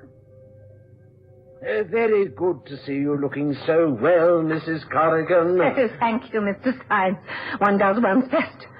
But I do find the weather gets me down. Yes. Well, we must hope that it improves soon. It's been quite dreadful, I do agree. But you said in this morning's meeting that one weathers the storm in order to spread sunshine. We appreciated that, didn't we, George? Oh, yes, indeed, my dear. I thought it was wonderful, Mr. Symes. Thank you, Gwyneth. Gwyneth, Thank you. go outside and see if the rain stopped. Yes, Mum. I'm afraid you'll find it's still raining, my dear lady. Pardon me for interrupting. I'm afraid I've left Ada's monthly meeting agenda. Excuse me, I'll just run off and fetch it. Excuse me, my dear. Really, George, you're becoming so forgetful. I won't be a minute, dear. Oh, he'll forget his head one of these days. He's getting old, that's what it is. He's getting old. And that was the last time I ever saw George. You're saying he went back inside the Quaker meeting house to get a prayer book? And that's the last time you saw your husband? That is correct. Gwyneth and I stood waiting while the rain poured down, and George did not come back. In the end, Mr. Symes searched the whole place, but there wasn't a trace of him. We searched and searched. No one saw him leave the building, and he certainly wasn't inside. Did you check the other exits to the building? The only other door, the door out of the back of the meeting house, was locked. I see. Well, eventually Gwyneth and I gave up and went home. I've been waiting in vain for his reappearance and explanation, but there's not been sight or sound of him. Very extraordinary. You say that you have been to his place of business? Oh, yes. I spent the day making inquiries there. No one has seen George Corrigan since the moment he disappeared inside the Quaker meeting house. He's vanished. Have you been to the police? Have you contacted the local hospital? Of course not. Can I say to the police? I should become an even greater figure of fun than I am now. Why should I contact the hospitals? He was in excellent health. There might have been an accident, madam. A fall. Amnesia. Oh, in the Quaker meeting house? No, this is a plot. A devious plot of some kind. And I am the victim, Mr. Holmes. I am the innocent victim. But I couldn't take the whole incident very seriously. I had little sympathy for Ada Corrigan, who seemed to be facing a loss in a strident and rather selfish way. She seemed less concerned with her husband's disappearance than with her own personal inconvenience. I was concerned, however, about the fate of my old acquaintance, George Corrigan. When Watson read out to me a pertinent piece from the newspaper, we were having a drink at the Wig and Pen Club. Extraordinary. It says here a man's overcoat, jacket, and a pair of shoes have been found in the Thames near Waterloo Bridge. A gold watch was found in the pocket of the jacket and is the property of Mr. George Corrigan of Faraday Street, Waterloo Bridge. I say, Holmes, isn't that the same man? Well, indeed it is, yes, Watson. Does it say that the body has been found? No, it says nothing about a body, although the inference of drowning is obvious. Let me see that newspaper article. The newspaper told me very little, but those were the clothes of George Corrigan without a doubt. It was expected that the body would turn up with the change of the tide. I didn't think it would. And it was whilst I was questioning my doubt about the possible death of Corrigan when Watson said, I've heard of this Quaker meeting house. It's quite a history connecting it to the River Thames. Well, no doubt the police will now carry out their investigations and solve the mystery, don't you think so, Holmes? No, I don't think anything of the kind. I think they'll make a great fuss for a few weeks and they put it down as another unsolved mystery connected with the River Thames. Oh, the man must be somewhere. The chances are that they'll drag parts of the river and find his body. I doubt that, Watson. I doubt that very much. Oh, why? He doesn't sound like the sort of man to disappear without a trace. Well, it must be foul play somewhere. He must have been abducted, attacked, the body thrown into the water. Again, I doubt it. What is the motive? Who knows? Robbery? Oh, come, Watson, come. A few articles of clothing are found in the water, and in order that identification is verified, a gold watch is left in the pocket of the jacket. Does that fit with robbery? A watch is usually worn on a chain attached to a waistcoat. It's all too pathetically obvious for words. My suggestion is that you come along with me and we start to find out something about Corrigan's private life. Did you not discover anything from his wife? That is a waste of time. She's a mass of contradictions. No, Watson, in any case, I don't mean his home life. I mean his private life. What, you mean the people he worked with? Yes, exactly. The people he spent his lunch hours with. I can't see him walking home and back each lunch hour, and Mrs. Corrigan doesn't give me the impression of being the loving wife who would take the trouble to make him sandwiches. Yes, I think we should try a local pub. The Red Cap is the most likely, on the corner of Paradise Row. Certainly, if you say so. Well, when would you like to go? Oh, there's no time like the present, my dear Watson. Let's finish our drinks and then take a cab to the Red Cap. I feel sure the local people will be eager to expand on the mystery. Oh, of course I knew him. Been coming in here regular for a long time. Funny sort of bloke, though. In what way? Well, sort of kept himself to himself, like, if you know what I mean. Well, in all this time he must have conversed with you, or perhaps you saw him bring a friend in here with him? Well, that's the funny part. He didn't seem to have no friends. And he never said much to me, neither, apart from the usual pleasantries about the weather or the cricket score, you know. No, he was definitely a dark horse, was that one. Oh, speaking of horses, there's a chap sitting over there that might be able to help you. There, the green table in the corner. It's Irish Mick, the bookie. Mr. Corrigan always had something to talk about with Irish Mick. I can't think what they had to talk about. George Corrigan hardly looked like a betting man. No, well, thank you very much. Come, Watson, let's move from the bar. Well, hello, Mick. I'm surprised to find you in this place. I thought you usually operate south of the river. Oh, hello there, Mr. Holmes. Nice to see you, sis, indeed. That's all right about that one. South Ark used to be my pitch. That is up to about 18 months ago when I ran into a spot of trouble, you might see, sir. Oh, nothing serious, I suppose? Oh, not at all, Mr. Holmes, not at all. It's all been well looked after. Now, I'm doing all right up here. Nice bunch of punters. I can't grumble. Talking of punters, Mick, I have 3 questions that I need direct answers to. All right. I promise you that none of this will go any further than myself. They concern George Corrigan. Fair enough, Mr. Holmes. I owe you. Though what is it you want to know? Just how clever a punter was George Corrigan? How many years had he been backing the horses? And how much do you think he's won recently?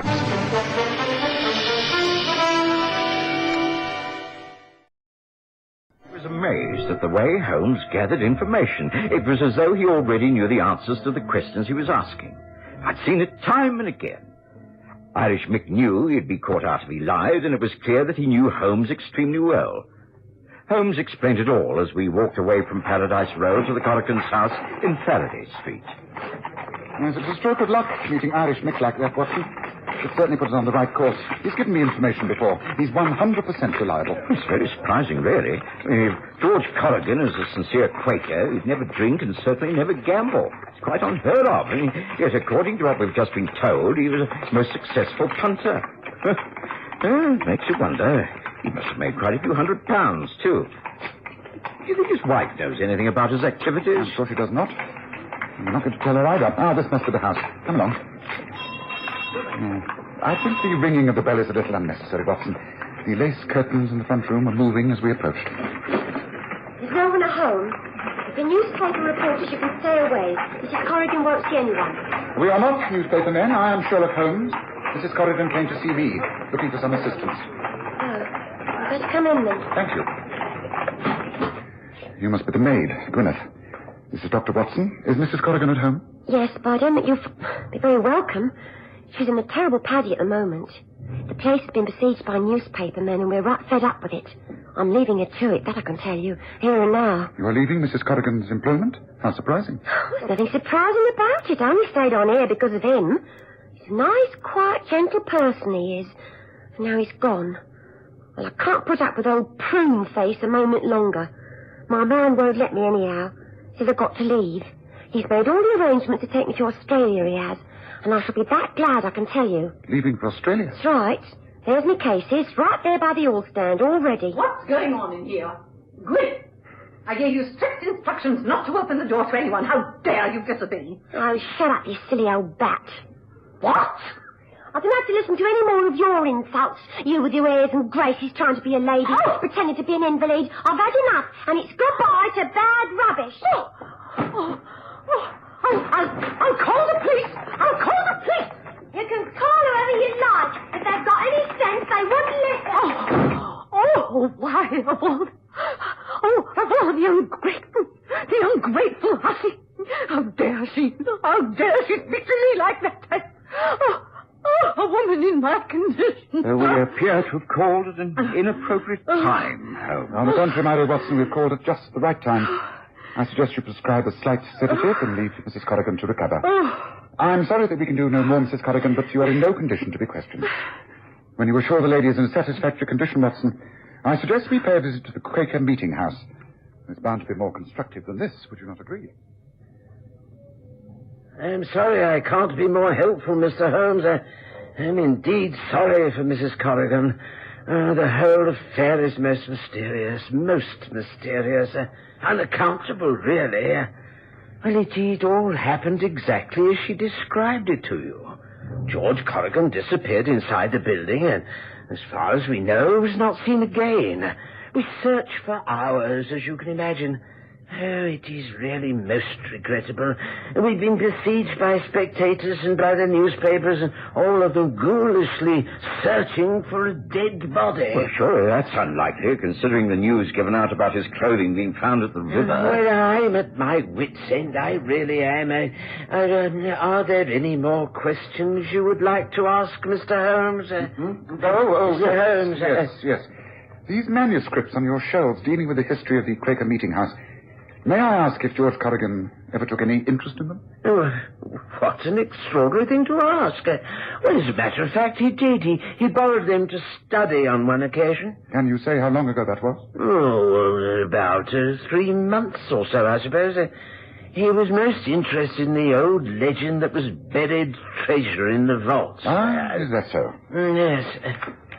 Was there any particular part of these manuscripts to take his attention? Well, I don't know. Those diagrams did, yes. He tried to puzzle out what they meant, but not without much success, of course. This diagram, may I please make a copy of it? Oh, gracious me, that is exactly what George Corrigan did. Yeah. Then we're on the right lines, are we not? I think this is all I need. Thank you, Mr. Symes. We shall not be bothering you again. I take it that the building is open and we may go inside? Oh, yes, of course, anyone may. With luck, the sensation seekers will have gone by now. I trust so. Come, Watson. It's time we put an end to this fruitless search. Maybe like a series of meaningless lines, Holmes. What on earth does it mean? Notice the circle and the figures? A compass. Observe how it's all marked within the rectangle that is clearly this building, the old meeting house. See? The angles of direction. That means down these stone steps over there. Yes, they must lead under the building. Yes, well, that will just be the vaults. There'll be no way out. Yes, but nevertheless, we will follow the map. Remember, it's supposed to lead to buried treasure. Here's a candle in the niche here.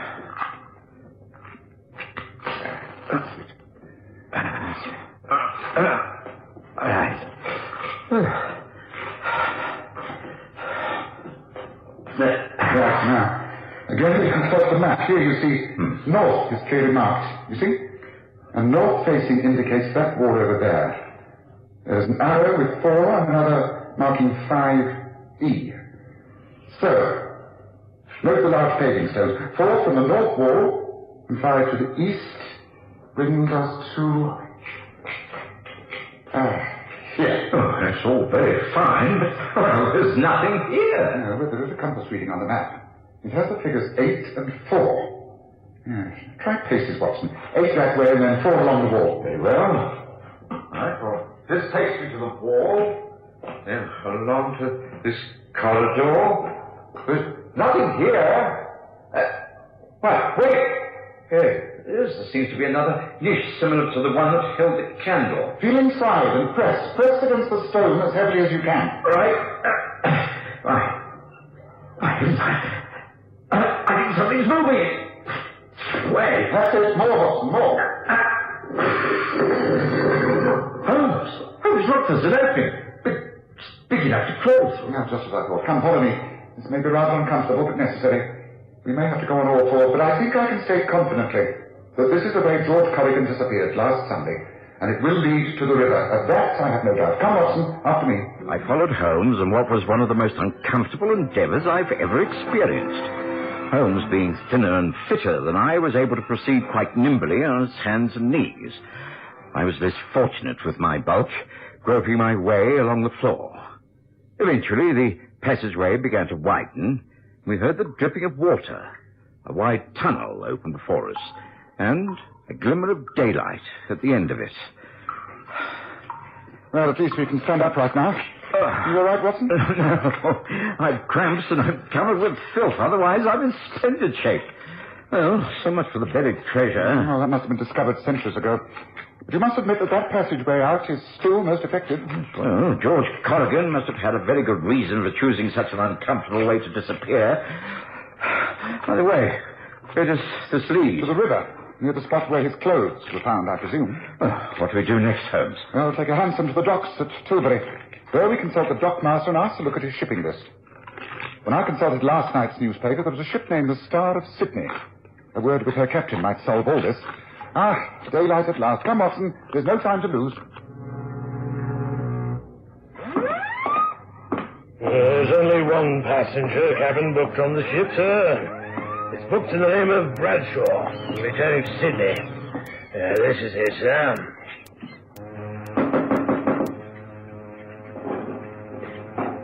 Yes? What is it, Captain?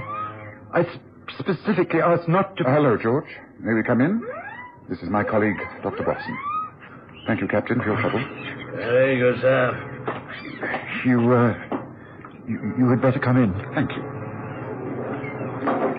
Well, George, we've gone to a great deal of trouble to find you. What does all this mean? How did you find out I was here? Have the police sent you?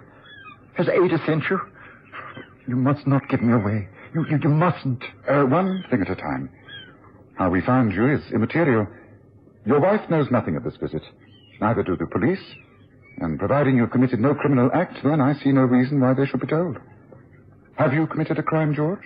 Something you are ashamed of? I'm only ashamed of living under Ada's thumb for all these years. The only crime I committed was to marry her for her money. I didn't even get that. I worked and slaved for her for nearly 20 years. And then I started to make a plan. I needed money. So you gambled, and you were a success? A few months ago, you hit a real jackpot, and that gave you enough to think about starting a new life in Australia. Is that not right? That is it, exactly. I had tried to find some hidden treasure in the old Quaker meeting house. I thought that might give me the means of getting out of the country. But, of course, when I got there was nothing there. Only the escape route. And last Sunday, I did it. I did it, and I'm never going back to that old life. I'm free. Oh, Mr. Holmes, please keep my secret.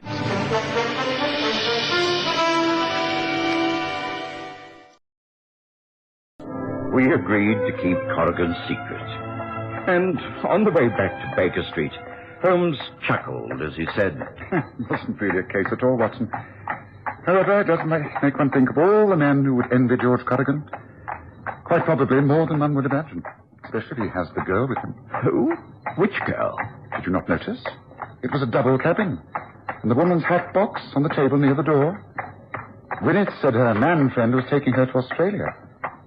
That's what put me onto the Star of Sydney. George Corrigan is the man friend. Well, there's a lot of truth in the old saying, still waters run deep. Wouldn't you agree, Watson?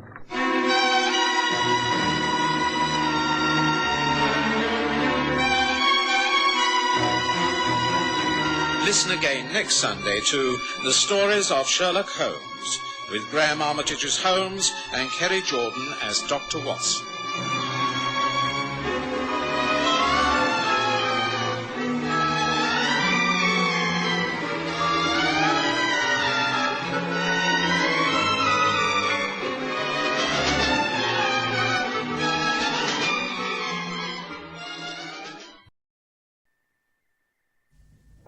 Holmes, you're in. Good. I've been hoping you'd call, Watson. Come in, my dear fellow. Come in. Pour yourself a drink and light up a pipe. You're most welcome. Well, it's a long time since I've seen you so happy, Holmes. Not happy, Watson. Stimulated. Look, a note that was sent round earlier at breakfast time. Here, read it yourself. Oh, very well. My dear Sherlock Holmes, I am back in London for a short while. I have an apartment in Regent's Building's Chester Terrace. May I please call upon you late this morning? After all these years, I'm sure we shall both find the meeting most interesting. I trust you still do remember me. I really acted.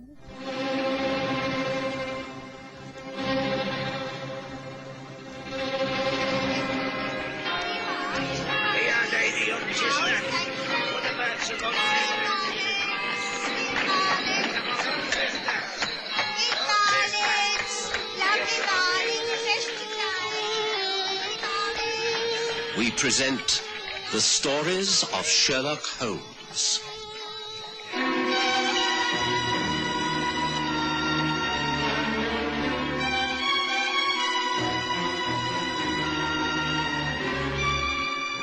Tonight, The Return of Irene Adler. The name Irene Adler caused the years to roll away. It took me back immediately to one of Sherlock Holmes' earliest and most fascinating cases, a scandal in Bohemia. Sherlock Holmes had very rarely been defeated, and only once by a woman. That woman was Irene Adler, an Englishwoman who conquered all Europe and became the mistress of kings and princes. I've seldom seen Holmes so fascinated by the prospect of meeting anyone. Just before noon, a private carriage drawn by 2 splendid white horses drew up outside. I let the lady in myself. I do not recall a more beautiful or gracious visitor. I was enchanted. She lifted her veil, and 2 startlingly blue eyes mocked me. The faithful Dr. Watson. At last, after all these years. Oh, my honor. Now, please, come this way. I trust Mr. Holmes is expecting me. With great anticipation. Now, allow me. Your visitor, Holmes. Shall I leave you? Certainly not. You must stay. I may need assistance now that Mr. Sherlock Holmes and I have met on his home ground. Mr. Holmes. Miss Adler. Or should I not say Mrs. Norton? Ah, you do remember that I married. You were an unwilling witness at the ceremony, were you not? No, Miss Adler will do very nicely, thank you. My marriage was not the success I hoped. Ah. Then may I inquire what brings you back to London? That simple fact. I am now divorced and anxious for a change. I resolutely refuse to become old before my time. I have rented the most modern apartment in the city. It has a telephone, electric light, and even a gas icebox. I shall not remain very long. Just a few weeks. Looking up my old friends. And foes? Yes, and foes. It is a very dull woman who reaches my age without making quite a few enemies. But I am not worried by the future, Mr. Holmes. I have always been able to take care of myself. I heartily agree with that. And you? Your work is still successful? I like to think so. Scotland Yard value me a little more highly than they did in your day. I am glad. That Inspector Lestrade was such a dullard. I most certainly hope I don't meet him while I'm here. I hope you don't either. Oh, you still think of me as a dangerous woman, don't you? That is good. I like to leave a lasting impression. But really, I must go. I have so much to do during this short stay. Oh, I almost forgot. I'm having a small soiree at my apartment tomorrow evening. After 8? I shall be tremendously flattered if you and the good doctor could attend. Is that possible? I think so. Watson? Oh, I shall be charmed. Good. Then we shall not say goodbye. Just au revoir. Until tomorrow, then, Mr. Holmes. Having created exactly the impression she desired, Irene Adler swept from the room. I showed her to her carriage. She bowed graciously while a small group of onlookers gawped by the railings. On returning to our sitting room, I found Holmes in a pensive mood. I wonder, Watson. I wonder. Oh, what, Holmes? I must say I've never seen anyone quite so captivating. Indeed? Oh, yes, her technique has not lessened with the years, but why, Watson? That's what I ask myself. Why? Why what? Why did you call upon me, and why is she in London? It's important that I know. Holmes, I really don't follow you. Why should it not be a quite innocent visit? If she now lives a totally different life... She doesn't. A leopard cannot change its spots, Watson. Irene Adler has been living in America. Her clothes may seem Parisian, but they are not. Her gloves bore the name tag of a New York department store. She's lived over there long enough to call a refrigerator an icebox. No. The lady's here for a purpose. It can only be a shameful one. I must anticipate her moves. Something to do with American crime. Oh, come, Holmes. Surely you're reading a great deal more into this than exists. I know better than to accept Irene Adler at her face value. Yes, I must warn Lestrade at the Yard and check on all rumors in high society. A careful watch must be kept upon this lady's movements. And the party she's holding tomorrow evening after 8? Shall we attend? Oh, by all means, Watson. Oh, yes. We most assuredly will attend.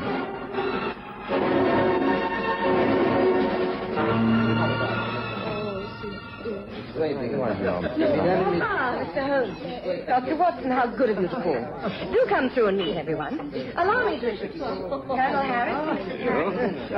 I have to admit your lady friend sure is a nerve, Hank. How come you allowed her to invite a detective here? Quiet. Keep your mouth shut.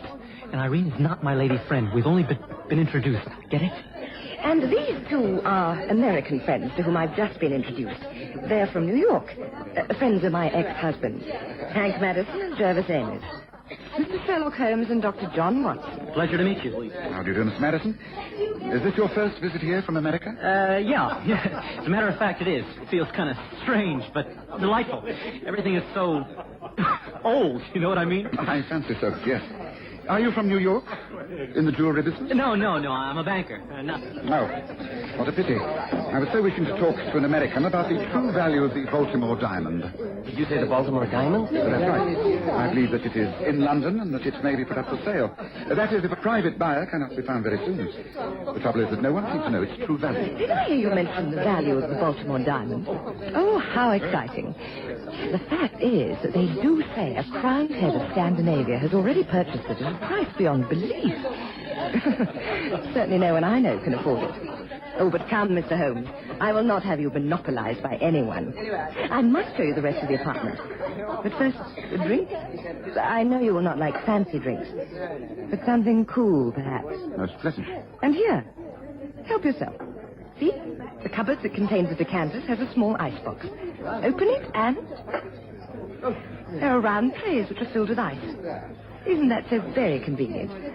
Small enough to pop straight into a glass. I love this apartment. And here, my elegant golden telephone. By turning the handle several times after lifting the receiver, you can ask the operator for any number in Greater London. Isn't that so exciting? Do you think you will ever catch a criminal by making a telephone call, Mr. Holmes? Oh, is that drink to your satisfaction? Because if so, do come and meet me. We didn't stay at the soiree very long. It was the sort of gathering that Sherlock Holmes despised. A number of false people wearing set smiles, engaging in small conversation with earnest intensity. I wondered if it had been at all worthwhile. In the hansom going home, Holmes answered my unspoken thoughts. I think it was worth going to, Watson. Extremely tiresome, of course, but it served its purpose. Oh, you really feel that, Holmes? Well, I confess I've never felt more like a fish out of water. I gleaned a few interesting facts. I was right, Watson. There is mischief afoot. It concerns that man, Hank Madison, and the Baltimore diamond. Yes, I don't know what form the trouble will take. It's not my job to police the whole of London, but Scotland Yard must be alerted. A crime is about to be committed. Lestrade at the Yard has a job of work to do. For the next few days, Holmes was engaged in serious discussions with Scotland Yard. He used to return home in the evenings irritable and frustrated. Lestrade refused to take his warnings seriously. In the end, Holmes gave up. He'd done his best. Matters came to a head 3 days later, when Lestrade burst into our sitting room. Holmes, it's happened. Curse it, I was a blind fool. You were right, damn it. You were right all the time. Come in, Lestrade. Now, do calm down. Tell me what brings you here in such a sorry state. It's the Baltimore diamond. It's been stolen. Now, calm down, Lestrade. I can understand your frustrations, but as the deed has been done, we must now apply our minds to a solution. Wearing a pathway into my carpet will not solve anything. No, sorry, Holmes. It's just so impossible. If the crime involves Irene Adler, then nothing is impossible. Could it have been her? Well, of course it is. I've warned you repeatedly that this would happen. Now, as you seem incapable of coherent action or even logical thinking, I suggest we take a four-wheeler and go straight to Regent's Building, Chester Terrace. You will not have a warrant to search the apartment, but that can be argued about later. While we're on the way there, you can explain the circumstances in which the crime was committed. Watson, I take it that you do not wish to be left out of this? Oh, certainly not. You get your coat, Holmes, and I'll get the four-wheeler.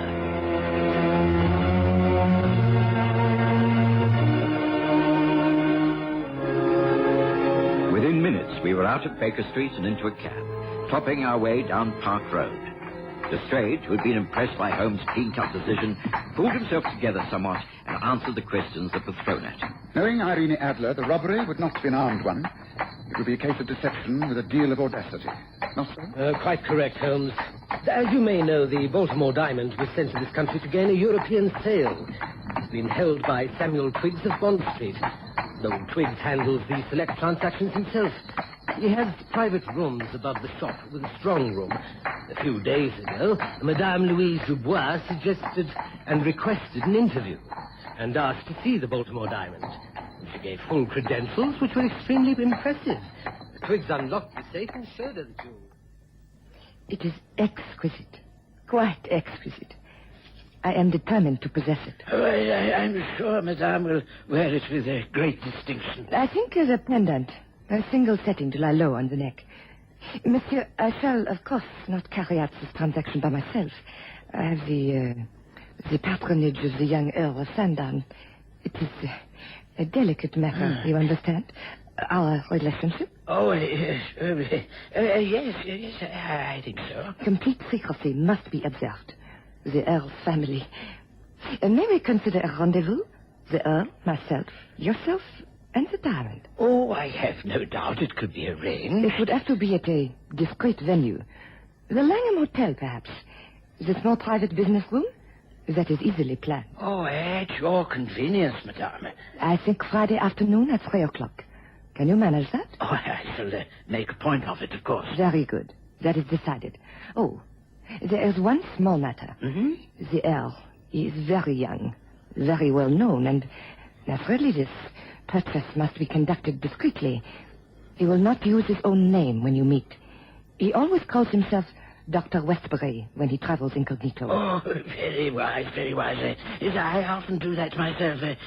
Twiggs of Bond Street is also too well known. I am known as Mr. J. Marsh, a commercial traveller when undertaking delicate missions such as this. Oh, that is most satisfactory.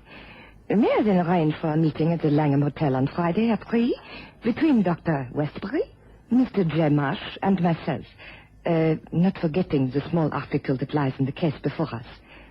Thank you so much, Mr. Twiggs. I do hope the transaction is successful. Yes, Irene Adler, all right. Blonde wig, French accent. She could fool anyone. After all, she was a famous theatrical star. Well, go on, Spade. What happened next? Clearly, there was no Earl of Sandown. No, but there was and is a Dr. Westbury. And according to him, a French lady, Madame Louise Marsh, visited him in his consulting rooms in Harley Street that same day. She was very distressed. It was regarding her husband. It really is so embarrassing, Doctor. You see, my husband, he is suffering from the brain fever. I do not know what I can do. He acts quite normally until these attacks, and then afterwards he... Please do not distress yourself, Madame Marsh. Tell me frankly all about your husband. Well, I am a Frenchwoman. My husband, he is English, and far older than I am. You will appreciate that there are difficulties in such a marriage. I am able to deal with most of them, but lately James has been suffering from delusions. He keeps wishing to give me gifts, expensive ones that he cannot afford. He imagines he is a wealthy jeweler. He really believes he is such a man. Oh, if you could only speak with him, see his state of mind for yourself. Why did you not bring him along here today? Oh, but that is impossible. He would never consent. But perhaps if we met privately, a friendly meeting to humor him. Let him talk of selling jewelry. He is harmless enough. But you could observe his behavior. Perhaps prescribe something to calm him when he talks wildly. I really love him very much, but I cannot continue like this. Please, won't you help me? Of course I will, Madame. Now, when can I see him? Well, we are at the Langham Hotel for a few days. If you could call there on Friday afternoon, say at 3 o'clock, I could introduce you as a friend. We might have tea served in one of the private rooms. You could talk together. I could leave you alone to speak privately. Is that satisfactory, Doctor? Could you manage Friday at 3 o'clock? Oh, yes, it's Irene Adler, all right. The meeting was held yesterday afternoon, not so? Both the jeweler and the doctor, dazzled by Madame Dubois' charm, didn't doubt her sincerity. They all three met as planned with the Baltimore diamond. That is so. Both Twiggs and Westbury, aware that they were dealing with the most delicate problem, were most cautious at their meeting. I can well imagine it. Irene Adler at her theatrical best, playing her cards with consummate skill. So you two have met at last. Tea is served. And now we must talk business. The jewel. I have it here for your inspection, Doctor. Oh, may I... Oh, yes. Yes, is it not magnificent? Oh, of course I shall be so proud to accept it. Oh, the price. Can we afford it? Oh, you must have it. I insist. No one else could do it justice. Don't you agree, Doctor? I'm sure you're right, Mr. Marsh. But we need to talk about a great number of things. A consultation. Oh, I am discretion itself, I assure you. I've had so much experience in these things that I shall require the usual credentials, of course. Place yourself entirely in my hands. If you two gentlemen are about to talk intimate business, then with permission I shall wait in the adjoining room.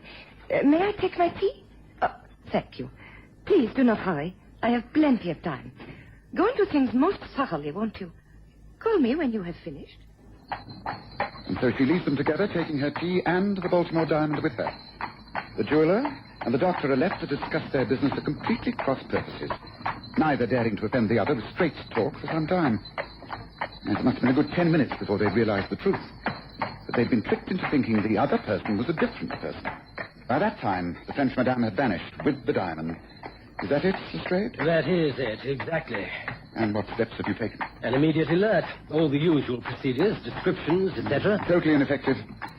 It's even a waste of time questioning Irene Adler. You'll find that with the help of her two new American friends, she'll have a perfect alibi. Then what are we to do, Holmes? It's all very well arriving at her apartment in a few minutes' time without a search warrant, but if she is guilty of this cunning robbery, she could have disposed of the diamond by now. Oh, no, that she will not do. You do not know the lady as I do. She's delighting in this deception. That's the reason why she came to me in the first place. Yes, she got the better of me once years ago, and now she thinks she can do it again. But look, we're turning into Chester Terrace. Things will become quite interesting very soon, I think. Regent's Buildings, Chester Terrace, was almost deserted, and the butler at Irene Adler's apartment informed us that his mistress was out riding in the park with the American, Hank Madison. Lestrade introduced himself, and the butler recognized Holmes and myself from the evening of the party, and we were shown in. A pile of luggage stood in the passage. Madame Adler was due to leave for the continent. Lestrade was all for a thorough search of the cases and the rest of the apartment, but Holmes restrained him and insisted that we sat quietly and waited. To my surprise, although the hour was early, Holmes mixed himself a strong drink with ice before joining us. We waited for some time before... Hi, Mr. Holmes. Dr. Watson, and can it be, after all these years, Inspector Lestrade of Scotland Yard? Well, what a surprise. You know my friends, Mr. Hank Madison and Mr. Jervis Amos. Glad to meet you. Hello there, Holmes. Watson. Good day to you. And pray, why am I so honored by 3 guests? I hope the matter isn't all that serious, for the 3 of us are about to leave on my tour of Europe. I know that, madame, but I must first insist that a thorough search be made of this apartment and all your personal belongings. The Baltimore diamond has been stolen, and we believe you are responsible. I beg your pardon. You can't be serious. Oh, but of course you may search as much as you please. Tell me, when was this diamond stolen? Yesterday afternoon at 3 o'clock from the Langham Hotel. Indeed. Oh, that must have been while we were riding in the park. I guess so. I called for Madame Adler at 2:45. We were out in the park until after 4. Many people saw us. I was looking at my best, I think, in a green and yellow gown with white accessories. There were photographers out there. I refused to pose, but they must have photographed us in the carriage. So you see... I told you that Madame would have an alibi. And I really do think it will be a waste of time to conduct a search. It's both inconvenient and undignified. Do please continue with your investigations in the manner you think fit, Lestrade, but allow Watson and I to retire. I shall say goodbye now. Goodbye, Irene Adler. I think it most unlikely that we shall ever meet again. Are you ready, Watson?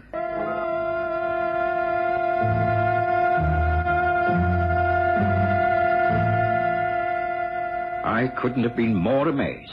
In all my years with Sherlock Holmes, I'd never known him throw in the towel over a case. But he remained unperturbed. And instead of ordering a cab to take us home, he suggested a walk through Regent's Park. There, sitting by the lake, watching the ducks, he said... Like to smoke a pipe, Watson? Oh, I feel in no mood for smoking, Holmes. Just what are you thinking about, allowing that woman to get the better of you like that? She hasn't got the better of me, Watson. Here, take my tobacco pouch. Well, I don't really wish to. Holmes. Oh, what's all this about? This pouch is soaking wet, and the tobacco is drenched. Well, what's this mean? You can't smoke this soggy stuff. Look deeper into the pouch, Watson. Gracious me, it's the diamond. Holmes, I don't understand. It's simple. Irene Adler obtained the diamond by impersonating Madame Dubois. She had an alibi because her American friend Jervis Amos, who's a young man of slight build, dressed in her clothes and was taken for a ride in a carriage all yesterday afternoon by Hank Madison. When she got back to her apartment, she dropped the diamond into a tray of her fancy ice box, where it lay frozen and concealed. I found it there when I helped myself to a drink. Oh, Holmes, it's amazing. Yeah, she worked it out wonderfully well, didn't she? But then, so did I. For I was able to refill the ice tray with water and drop a valueless glass imitation in place of the diamond. Yes, I do hope this trade takes a long time. It will allow the ice to set. It's rather important to me that Irene Adler doesn't discover how she's been tricked until she reaches Amsterdam. Most satisfactory teaching her a lesson after all these years. Don't you agree, Watson?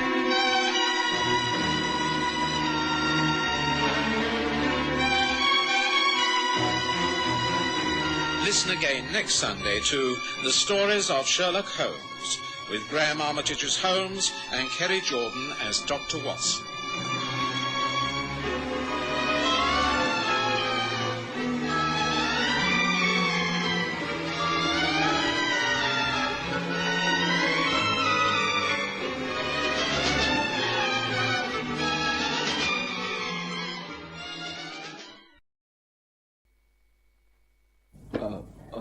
Are you sure that'll be all, sir? Yes, thank you, Gilpin. I shan't want anything more. Oh, by the way, how's your wife? Is she recovering from the operation? Well, I'm happy to say there's progress, but it will be a long job, sir. Yes, yeah. Buy her something with this. Cheer her up. Oh, thank you, sir. You're most kind. I do appreciate it. Oh, that's all right. I hope things go well for you. Good night, Gilpin. Good night, sir.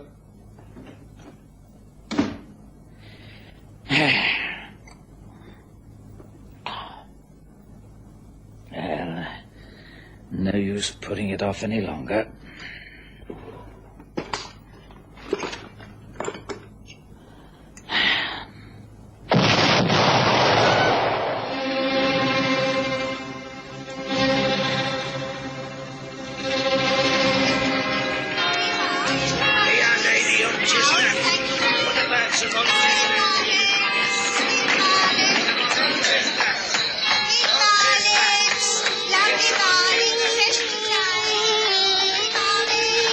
We present The Stories of Sherlock Holmes.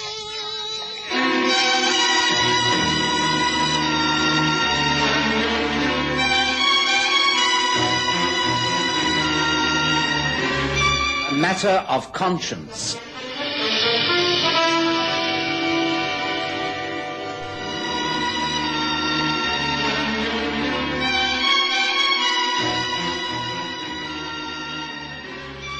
James Beresford's death by his own hand shocked the London business world. The rumours had been well-founded. Never smoke without fire, the financiers said over their whiskies and sodas. Beresford's notes had been going about the city at 40% discount, and there were no takers. Settling day was the very next day. He realized he was a completely ruined man, and so he took the only way out. James Beresford, the man who shot himself yesterday. He at least did not leave a wife and family. No, quite. Poor devil. I know the man was a gambler and probably wreaked a great deal of havoc through his ruthlessness in business, but I can't help feeling sorry for him. He must have been in a desperate state of mind. Indeed, yes. I met the gentleman on more than one occasion through my brother Mycroft in the Diogenes Club. He was on the surface a most amiable and fair-minded man. He was well liked by many and feared by most. A man like Beresford makes many enemies in the course of a lifetime. Well, you mean that his enemies may have brought about his ruin? Oh, undoubtedly. The point is that in order to outmaneuver his kind, one has to be within the inner circle, as it were. Well, I don't think I follow that, Holmes. Well, I mean only someone near to him, someone who held his confidence, would be able to trick him so cleverly that it would lead to total bankruptcy. But you think he was driven to this by the treachery of his friends? Oh, almost certainly. That may appear cynical of me, and I doubt if we shall ever learn the truth, but I should judge it to be so. How dreadful that any man can be betrayed to that extent. Quite. It is inhuman and immoral. But not a criminal matter, for no one has broken any laws. One can cheat a man quite legally by giving him false advice. If I sway your judgment to back a horse that has no chance of winning, well, whose fault is that? Yes, well, I see what you mean. But if Beresford was forced to kill himself by someone else, I wouldn't like to have that person's conscience. Ah, yes, a matter of conscience. Yes, that is a different matter. Ah, we have a visitor. I wonder who that can be so early on a cold November's morning. Now, if it's anybody important, you have no need to fear of my presence. I've sadly neglected my patients due to this flu epidemic, and I must be about my business. Oh, no, please don't go. I value your opinions. They give me the slant of the ordinary man in the street. Oh, excuse me, a young lady to see you, Mr. Holmes. Refuses to give her name, and apparently she ain't got no card.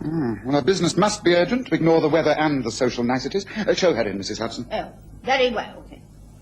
This way, please. Thank you. Do come in. May I introduce myself? I am Sherlock Holmes, and this is my friend and colleague, Dr. Watson. How do you do? I know who you are. I have often seen you, Mr. Holmes. Do come nearer the fire. Take a seat. Some coffee? No, thank you. I cannot stop. And you will possibly ask me to leave anyway. You see, I want some advice, but I'm not prepared to give you my name or address. That is at least honest. You could have lied about those facts and hoped to get away with it. I don't lie. I always tell the truth. I want you to advise me on the correct course of punishing a man who has forced another man to commit suicide. Ah, that is a most curious request. Something which is both pertinent and topical. I take it that you're referring to the death of Mr. James Beresford. How did you guess that? It's really not at all hard. The case is splashed all over the newspapers. Watson and I were discussing the tragedy and the poor fellow's state of mind just before you called. Suicide while the balance of his mind was disturbed. That what you think? Nonsense. He was driven to it by Max Corbett. Max Corbett? Yes, they started as partners, is that not so? Very many years ago. An enterprise known as International Supplies. Very ambitious and very successful. It was all James Beresford's skill and business acumen. But Corbett and his cronies got to know more. They deceived him in various different ways under different names. Beresford trusted them. He was unaware, even up to the last 6 months, of the bitterness and hatred he was faced with. Can you believe it? Oh, yes. Please continue. You're telling me very little that I didn't know. Beresford was forced in the end to turn to moneylenders, only to find that they also were puppets of Max Corbett's men. Then came the final squeeze. It was cold-blooded and calculated, and at the moment these men are pretending to be heartbroken, but they are inwardly delighted. They should be punished. They must be punished. Particularly Max Corbett. Do you not agree with me, Mr. Holmes? My dear young lady, as I pointed out to Watson only a short while ago, this cannot be regarded as a criminal matter. Everything you say may be true. You may even be able to produce certain facts as proof, but there is no way that you're going to pin a crime onto Max Corbett. If you start to spread these rumors, you can lay yourself open to an action for slander. But Corbett is too clever to be caught like that. You mean that my hands are tied? That there is nothing I or anyone else can do? I didn't say that. I shall have to give the matter some thought. I wonder... Watson, while you're doing your rounds, will you be anywhere within the vicinity of the Diogenes Club? I can be, Holmes, yes. Then would you be good enough to deliver a note to my brother Mycroft? He's bound to be there around lunchtime. Excuse me a moment. Paper and pen. Envelope. Yes. Mr. Holmes, it is quite clear that my worst fears have been confirmed. I am doing no good here, merely wasting your time.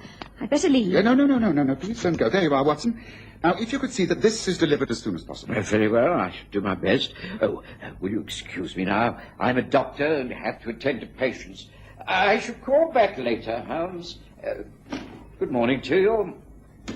Now, young lady, answer me one thing. If I agree to help you, you will give me your name and address here and now? I got to the Diogenes Club just before lunch and left Holmes's note for his brother. The place seemed unusually crowded. I met a few people I knew who invited me for a drink, and it being a cold day, I accepted gratefully. It was while in one of the rooms that I heard the name Max Corbett mentioned. Ah, Max. Max Corbett.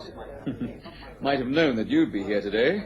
Toasting to success? I don't know what you mean, Wilder. I came to collect some mail. And now I'm off to see my fiancée. That's worth a toast. Ah, yes, the Honourable Abigail Stratton. Yes, I read of your engagement. Congratulations. Thank you. But today is not a happy one.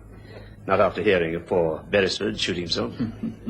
Poor Beresford indeed. Cut out the rot, Max. I happen to have been on the right side when international supplies went under, so I'm not complaining. But I'm not a fool. You and I and the rest of the crowd caused it to happen. That's a lie. It's true, and you know it. You put Beresford out of the game as surely as if you pulled the trigger of that revolver yourself. You played every dirty trick you could to beat him. I've got to hand it to you. You got what you wanted. Mind you, what Abigail Stratton would think. Well, lucky for you, she doesn't understand business deals. Now, you keep Abigail out of this. Oh, it doesn't matter to me. She's your problem. I wonder how you'll explain it all. Tell me something, Max. Were you very afraid of him? Afraid of him? Afraid of Beresford? No, of course not. Not in the slightest. Well, I'd say you were scared stiff. That's why you couldn't fight straight. You've made a fortune out of him, but you had to do it crookedly. James Beresford was a gambler, but a fair one. Something you'll never be, a fair fighter. Now, that's enough, Wilder. I'm not staying here to listen to this. And you'd better watch your step. You're right when you say I have influence now, more than I've ever had. So be careful. You can't frighten me, Max. I've taken all precautions. Excuse me, Mr. Corbett. You called for your mail, but this one must have been overlooked. It was at the desk. How he got there, I can't say. Must have just arrived by hand. Oh. Well, thank you. Excuse me, Wilder. What? Well, that's strange. The handwriting, it looks like... Go on. Open it up then, old boy. Might be important. We can't end it like this. You cannot get rid of me. I shall always be near. I will call upon you at your home in Eaton Square next Thursday evening, exactly at 9 o'clock. You will see me. You cannot avoid it. Jimmy. Oh, what the devil? What's up, Max? You look as though you've seen a ghost. Not bad news, I hope. Something frightened you? Again? What is it this time? Something real or something imaginary? Or is it the fact that you have a guilty conscience? The next few days were very busy ones for me. I was either out in the cold, misty London streets visiting sick patients or attending to them in my surgery. I hardly saw Holmes, and when I did, he was usually coming in or going out of 221B Baker Street, so muffled up that I could scarcely recognize him. Then, about 2 days after the inquest on the death of James Beresford, we had a caller. The morning was a foggy one. Gas lamps burned in the streets long after daylight. It was surprisingly cold, and Mrs. Hudson arrived later than usual. She was not pleased to receive a visitor in these circumstances. Oh, now, what on earth? Oh, it's going to be one of those days. Yes? I want to see Sherlock Holmes, right? I'm not so sure that you can. Have you an appointment? No, but it's early. He must be at home. That is, if he isn't still in bed. Mr. Holmes is always up early, but he doesn't like to be disturbed at this hour. Now, if you give me... No, look here, that's enough. Let me in. I didn't come all this way to argue with a common washerwoman on a doorstep. Common washerwoman, indeed. The rooms are upstairs. Very well, I'll find my own way. You can't charge him like this, sir. You want to know who you are and what your business is. It's my job to look after him and see that he isn't put upon by the likes of people like you. Come in, quiet. Yes, what is it? This man pushed his way in, sir, and he demands to see you. Mr. Holmes, I couldn't keep him out. That's all right. Thank you, Mrs. Hudson. You may come back to clear breakfast in 10 minutes. Oh, come on, what a woman indeed. Come in, Mr. Corbett. Take a seat. You know Dr. Watson? How do you do? No, I don't know, Watson, but I'm glad to see you remember me, Holmes. We've met a couple of times at the club, haven't we? That is correct. May I ask the purpose of this surprise visit? Oh, it's all right. You may speak freely in front of my friend. I have no secrets from him. Well? I'm being persecuted, and I want you to put a stop to it. Persecuted? You mean someone is threatening you? You're in bodily danger in some way? A threat to your well-being? Then why not go to the police? Oh, no. There's nothing tangible for the police to get their teeth into. It's far too subtle. The fact is that since my good friend and ex-partner James Beresford killed himself, someone's been persecuting me. I've received a note. Here, I'll show it to you. It was delivered at the club. It's a stupid joke, of course, someone with a perverted sense of humour. It's written, as you can see, as though it came from Jimmy Beresford. The handwriting is the same. My dear Corbett, if you know this is just a malicious trick, then why not burn it and forget the whole matter? Because it won't stop there. It hasn't. I'm being watched, followed. I know I am. And I've seen him. Not once or twice, but several times. Seen him? Seen whom? Well, someone, disguised as Jimmy. Okay, coming out of the fog. Why, only yesterday I banged into him. I could have sworn it actually was him. Tall, big, dressed in the way that Jimmy always dressed. Even the same cigars, the smell. The fact is that someone's trying to scare me, break my concentration. If that was the objective, it certainly succeeded. You seem very distrait. Well, it's getting on my nerves. Well, of course it is. I'm too busy a man to be bothered by such petty things. I'm going to get married soon. I don't... This going on a moment longer. You've got to stop it, Holmes. I fail to see quite what I can do. Well, catch whoever it is behind all this. I'll pay you any amount of money you want. Now, look, today is Tuesday. And in that blasted note, it says that whoever it is going to call on me at 9 o'clock on Thursday. Well? Well, here's your chance. You've got 2 days. Now, catch whoever it is that's tormenting me. Arrest him. Hunt him out. Scare the living daylights out of him. Warn him that if this persecution continues, he'll be dealt with. I don't quite know what methods you can use. I don't care. Just tell me how much you want to offer me complete protection. Mr. Corbett, I'm a private detective. I only deal in very important criminal matters. I am not a bodyguard. And cases like this are of no interest to me whatsoever. You mean you won't take the case? May I clear now, sir? I do not consider that there is a case, Corbett. Yes, Mrs. Hudson, you may take away the breakfast things and see this gentleman to his carriage. Oh, very well. But you'll be sorry for all this.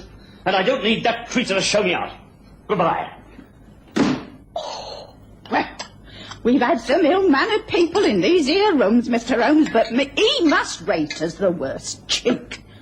No reach, that's what the French should call him. I am inclined to agree, but forget it, Mrs. Hudson. But he called me a common washerwoman and a creature. It really doesn't matter. That's all very well.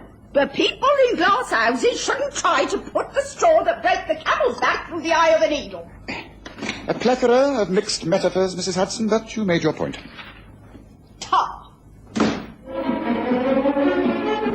After Max Corbett left, Holmes was strangely silent. He returned to his seat by the fire and relit his pipe. He knew far more than he'd told me, and wasn't going to tell me more. I packed my things and prepared to leave on my daily rounds.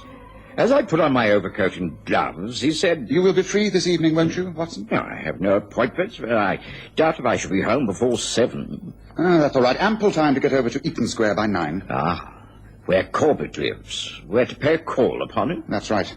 Although I'm quite sure he will have another unexpected visitor before then, but we must be ready for all emergencies. A young lady to see you, sir. Her card. Oh, thank you. Miss Gillian Marsh, secretary to Mr. James Beresford. Oh, what's the time here? 8 o'clock, Mr. Corbett. Oh, all right. Show in. Very good, sir. This way, please, miss. Thank you. Good evening, Mr. Corbett. Good evening. I don't think we've met. I was Mr. Beresford's secretary. I have called because I wanted to know if you could help me. Have you any similar work for me to do? I'm very experienced in your type of business, and I'm now unemployed. I'd be grateful for some help. Well, sit down, Miss Marsh. This seems a most odd time for you to call. Hardly business hours. But let's not bother about that. You say you worked for Jimmy Beresford. I never saw you in his office. I worked for him at his home. I was a private secretary. I see. Then you must know all his correspondence. Tell me, Miss Marsh, have you ever seen this note before? James Beresford's writing. Shall see you, Eaton Square. Call on Tuesday evening. Exactly at 9. What's that? Tuesday evening? No, it says Thursday evening. Oh, no. No, you're mistaken. I know this writing. It's Tuesday. But that's today. I made all the preparations for Thursday. I'm going to Paris that morning. It can't be Tuesday. It can't be. It's 8 o'clock. And Jimmy will be here within the hour. I'll leave you to face him, Mr. Corbett. No, don't go. Please don't. I have to think. You see, I've been having the strangest hallucinations. I've been seeing Beresford ever since he died. He's been standing on street corners, at the club, getting out of carriages, just standing there, haunting me. And now he's supposed to be coming here within the hour. Are you sure that note says Tuesday? Of course. Look for yourself. How odd. Of course, even the signature could be misinterpreted. Instead of Jimmy, it could be Jilly. Oh, I realized that before. Before? You mean you've seen this note before? Now, tell me. Tell me all about it. I'll pay you well. Anything you can do to put my mind at rest. Just prove this is a stupid, malicious joke, and I'll set my mind at rest. Please help me. You really are frightened, aren't you? Frightened that the doorbell will ring, and through that door will walk the ghost of James Beresford to torment your soul. Well, all right. I'll set your crooked little mind at rest. No one will be coming here. How do you know? Because I wrote that note. I wrote it after he died. You see, I wasn't his secretary. I am his niece. Uncle Jimmy was one of the best. You had him hunted down and you were glad when he was killed. Well, I wanted to make you suffer as he must have suffered. I could imitate Uncle's handwriting. I did it because I wanted to see what kind of a man you were. I've proved it. You are a cheap coward. Oh, is that so? Indeed. Well, don't think that a chit of a girl like you is going to show me up. You think you've taught me a lesson? Well, I'll teach you now, here and now. I'll show you to start with. How dare you! How dare you! Stop! Just stop it! Just show me up, will you? You little vixen over here. How's this? Right, that's enough, Corbett. Leave her alone. Watson, take care of him. Come on, who do you want me to deal with you? You all right, Miss Marsh? Yes, I'm all right. Maximilian! Just what does all this mean? Abigail. Well, how did you... Why are you here? I was asked by Mr. Sherlock Holmes to come here this evening. He said I would learn something to my advantage. I seem to have done so. I'm leaving. I have nothing to say to you now, and I shall have nothing to say to you in the future. But I can explain all this. I can explain. It's a trick. Perhaps, Miss Stratton, you would like to take this note. It will explain that what you have seen was premeditated. Max always plans everything, down to the last detail. Thank you. I'm grateful I found out the worst before it's too late. Good night, gentlemen. Goodbye, Maximilian. It wasn't until we were back at Baker Street that Holmes confessed his part in the unmasking of Max Corbett. He puffed at his pipe with satisfaction. You see, I agreed with Gillian Marsh. Something should be done to curb this man's ambitions. So I plotted with her to show up the weaker side of his nature. I even impersonated James Beresford. I'm quite good at disguises, you know, and could well remember how the man looked and walked. Then, when we had preyed upon his mind long enough, we brought things to a climax, making sure that his fiancée, Abigail Stratton, saw what kind of a man he really was. Now, rumours will spread after this. I should think it will be many long days before he dares show his face at the Diogenes Club, for instance. Hardly a criminal case, I agree, but one where I think justice has been done. Don't you agree, Watson? Oh, Joe, yes, very clever, although perhaps not entirely ethical. Well, the man is defeated in a much more gracious manner than he has defeated many others. My conscience is quite clear.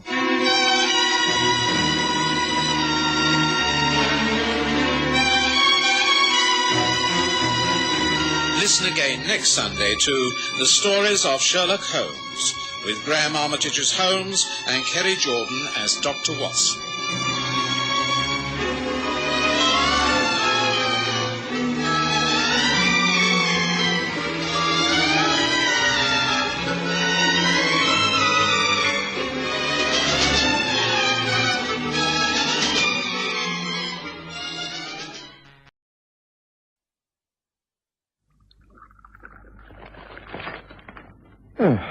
Anything in the newspaper of interest, Holmes? I'm rather worried about the floods in Scotland. What? Oh, the floods. No, not much about it. Water appears to be subsiding, torrential rains abating, local people stoic in the circumstances. Mm-hmm. Well, thank heavens there seems to be an end to it all. I have old friends who are farming in that area.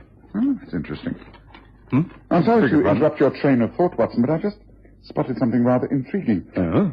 Lady Jane Beresford has had the famous Cerusi pearls stolen whilst giving a house party. And who do you think is in charge of the case? I can't imagine. Our old friend Inspector Thorne from Scotland Yard. What's the betting that he'll be around here before lunch? Oh, not to ask advice, of course, Mark. You meant merely to drop in for a cup of coffee, swapping stories, you know, that sort of thing. I'll lay 10 to 1 that we find ourselves involved. What do you say?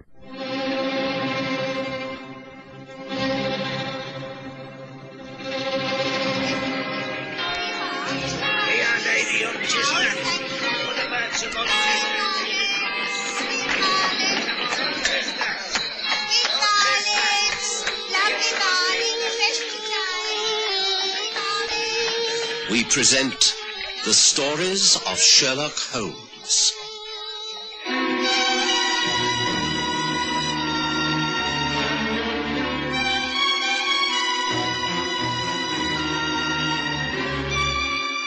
Tonight, the Cerusi Pearls.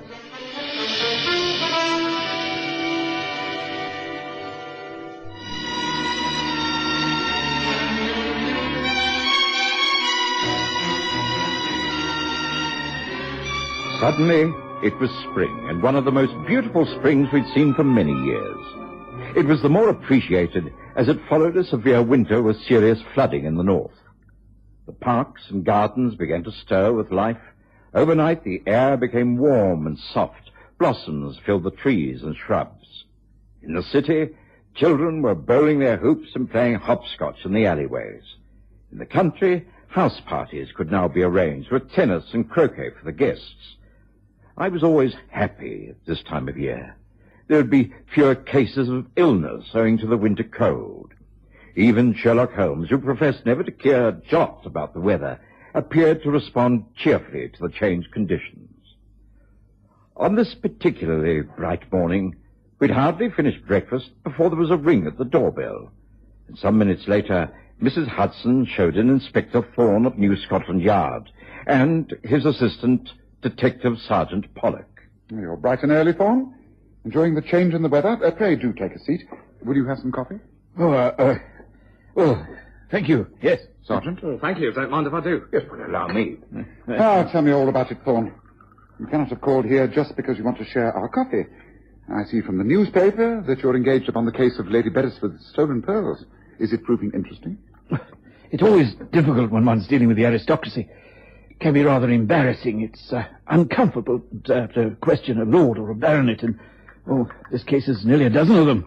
Here you are. Your coffee. Well, do tell us all about it. Yes, pray do. But first, let me refresh my memory regarding your central character, Lady Jane Beresford. She is a widow, is she not? Lord Beresford died some 6 years ago, leaving her the ancestral seat of Ashwood Hall in Oxfordshire. She's an extremely rich lady who entertains lavishly and owns the famous Cerusi pearls. It's something from this collection that is missing? A tiara. Ah. It seemed she opened the country season with a house party. 12 house guests. All top drawer, naturally. Guest list reads like who's who. I was sent to Oxfordshire the moment the yard was called in. Lady Beresford insisted that the local police should not be called in. She wants the whole matter handled with the utmost discretion. As little publicity as possible. How the morning papers got hold of the news, I can't think. Anyhow, Pollock and I went up there, and of course we were granted an audience with Lady Beresford at once. She was extremely upset. This is very considerate, Inspector. I do appreciate it. It's a most delicate matter, you see. And I'm sure you'll be most discreet. You can be sure of that, my lady. Now, please tell us all the facts, right from the start, leaving nothing out, however insignificant. Well, a month ago, I sent out invitations to a dozen or so friends of mine. The list is there on the side table. I've had my secretary prepare it for you. Thank you. I see there are 14 names here.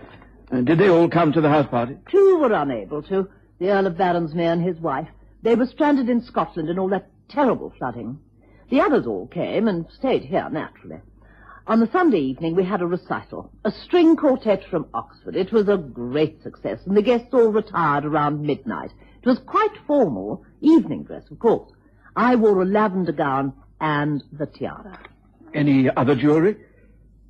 With the Cerusi pearls, Inspector, any other jewellery would be quite out of place.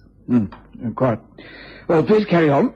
But I keep my jewels in the safe in my late husband's bedroom. It's the very latest in safe, very secure. Nobody but my secretary and myself know how to open it. But it's my own fault. I was simply careless. It had been a wonderful weekend, and I was exhausted when I retired. Foolishly, I did not return the tiara to the safe. I left it instead in a jewellery case in my dressing room. In the morning, it wasn't until after all the guests had departed that I remembered that the tiara was still out of the safe. I went to the dressing room. The jewellery box was still there, in the same place, but the tiara was no longer inside. It had been stolen during the night.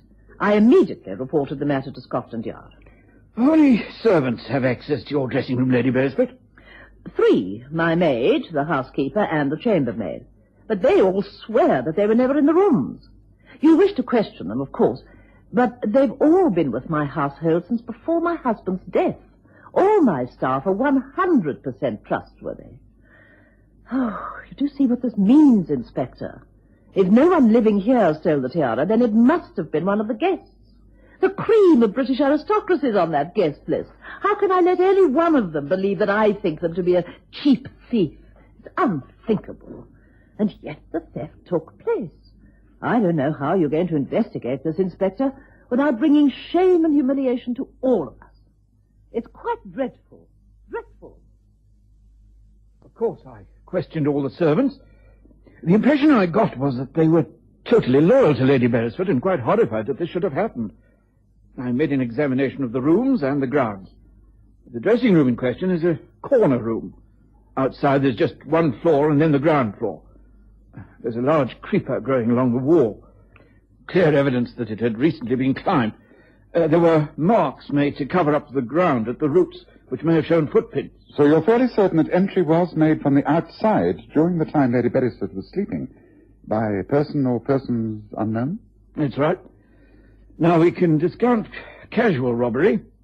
How would the thief know that the pearls were being worn on that particular night, and that they were to be found in her ladyship's dressing room? How indeed. So her ladyship's fears are confirmed. It was one of her guests who turned thief. I'm not looking forward to questioning all those titled people. It'd be impossible not to cause offence. May I see the list? There you are, Miss Holmes. Oh, thank you. The Earl of Newport, Marchioness Zindobri, speech from Lady Courtenay, Count Hubert von Perrant, the Honourable S. O'Keefe, Sir James and Lady Ford Wallace, Viscount McFadden. It's quite a celebrity start to the spring season. Well, now, it doesn't seem to be at all difficult, Thorne. It doesn't? No. Of the 12 names we have here, 5 are women, who are, after all, unlikely to go scampering up creepers during the night. Of the other 7, 4 are men hardly able to climb a flight of stairs. They're so old. Viscount McFadden lost a leg in a shooting accident last year. Therefore, we're left with 2 young suspects. The Earl of Newport is known to me, and I should say he would never be a thief. The other, the Honourable S. O'Keefe. I've never heard of him. Well, the name has a decidedly false ring to it. Watson, please pass me the large blue book at the end of the 3rd bookshelf, please. This one? That's it, yes, thank you. Yes, I already have a suspicion growing in my mind, but one must verify everything. I'm sure you'll agree, Thorne. Now, O'Keefe. As I thought. No such person listed. Well, that's your man, Thorne, no doubt about it.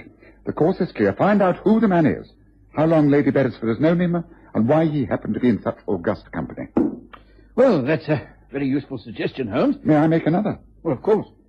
There are very few men in England who would dare to commit such a crime. An ordinary crook could never hope to carry it off. To start with, he has to fool some of the oldest and best-bred families in the land. He'd have to be extremely well-read, well-travelled, and well-educated.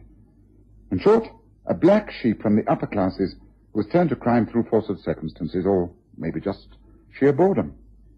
That narrows it down even further, wouldn't you say? Got anyone in mind, Holmes? Yes, one in particular. Slim Buxton. Public school background, married twice for money.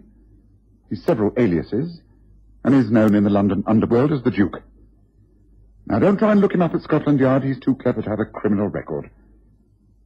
If you like, I'll make inquiries through my own contacts. They would know who could locate a buyer for rare and famous pearls. Yes, that might be just as well. Yes, I doubt, however, if the Duke would risk trying to dispose of the Cerusi pearls in England. Certainly not so soon after the theft, at any rate. The collection was designed for the Cerusi family, the famous Italian bankers. The collection came into the hands of the Beresford family when Alberto Cerusi disposed many of his assets in order to finance his vast Middle East concerns. Yes, well, I'd have a watch placed on all ports and check all continental shipping. Pick up the Duke, pin a crime on him so you can hold him, and then get to work. Well, as I say, it's worth following up. Got that, Pollock? Yes, Inspector. Well, thank you very much, Holmes, for the chat and the coffee. We'll be getting in touch. Good morning to you. Morning, sir. Morning.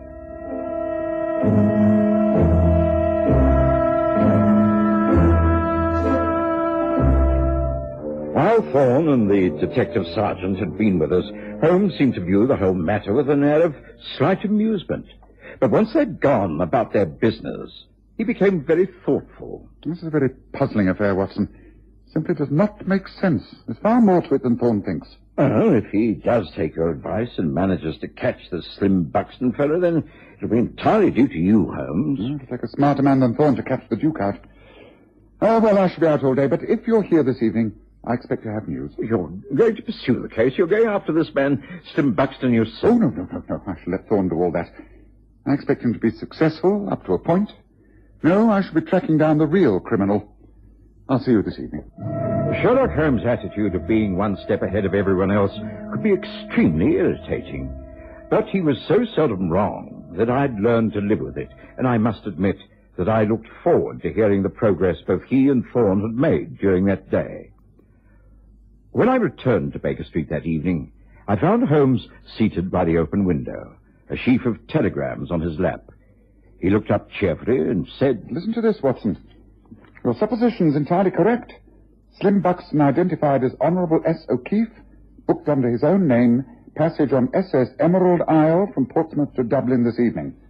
Pollock and I will be on board. Hope for catch red-handed before stop at Liverpool tomorrow. Regards, Thorne." I must say things are moving, Holmes, but why are Thorne and Pollock boarding the ship? They know the man's guilty. Why don't they hold him on suspicion until it's all been cleared up? It's quite simple. They hope to catch him on board with the pearls. If they move in too soon, they might get their man, but they will have no proof. Thorne thinks he's playing a very clever game. Oh, well, it sounds astute enough to me. I just hope he can pull it off. I should be very surprised if he does. A trip to Liverpool might prove most interesting. How are you placed, Watson, for a couple of days? Yes, I suppose that'd be all right. I could, Well, I think it might take longer. If we go over to Dublin, if you could spare the time and the interest, I promise you will not be out of pocket at the end of the trip. Shall I make the necessary arrangements? The SS Emerald Isle will be at Liverpool tomorrow, so we must take the first train. Will that be all right with you?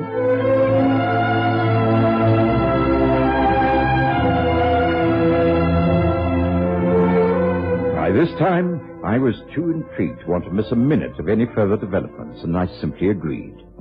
All the same, I wondered what was about to happen. I also wondered about Thorne and Pollock aboard the SS Emerald Isle. How exactly would they go about it? This is how we'll go about it, Pollock. Watch the man like a hawk. He must not have a clue who we are. One of us must be with him all times. And the only time he'll be alone is when he goes to his cabin. Then we watch the gangway. Notice if he talks to anyone, makes friends with people, or engages anyone in what looks like a business transaction. We've got our man, I'm sure of that. And he must have the pearls either in his luggage or about his person. Is all that clear? Yes, Inspector, I understand. Good. Then we must not appear to be too friendly. Look, he's getting up from the table over there. He's finishing his drink. He's heading for the deck. All right, get after him. Keep your ears and eyes open and report back when I can take over from you. Now, off you go. That's right.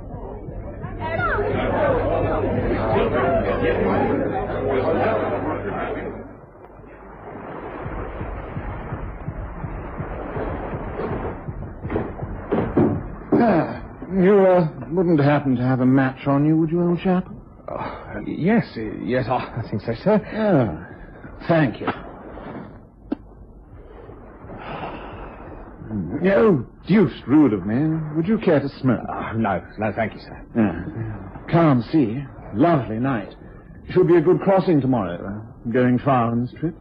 Well, no, that is... Well, I don't think so. Like that, is it? You know, you really should make up your minds. After all, it is the public's money you're spending, is it not? What? What do you mean? I don't understand. I don't know what you're talking about. Oh, come on now. Credit me with a little more discernment. Perhaps it is just as well that we can have this little chat, and it saves so much time, you know. My name, as you know, is Slim Buxton. I don't know yours, but you really should cut along to your superior, the worthy inspector, and tell him that this trip is a complete waste of time and money. I rather object to a nice sea crossing being spoiled by being treated as a common criminal. I have not committed a crime, and you will never be able to prove that I have. So be a good man and leave me alone, will you? Now, I think I will retire for the night. Good night. I hope you sleep as well as I know I shall. Of all the blasted effrontery, the blaming cheek!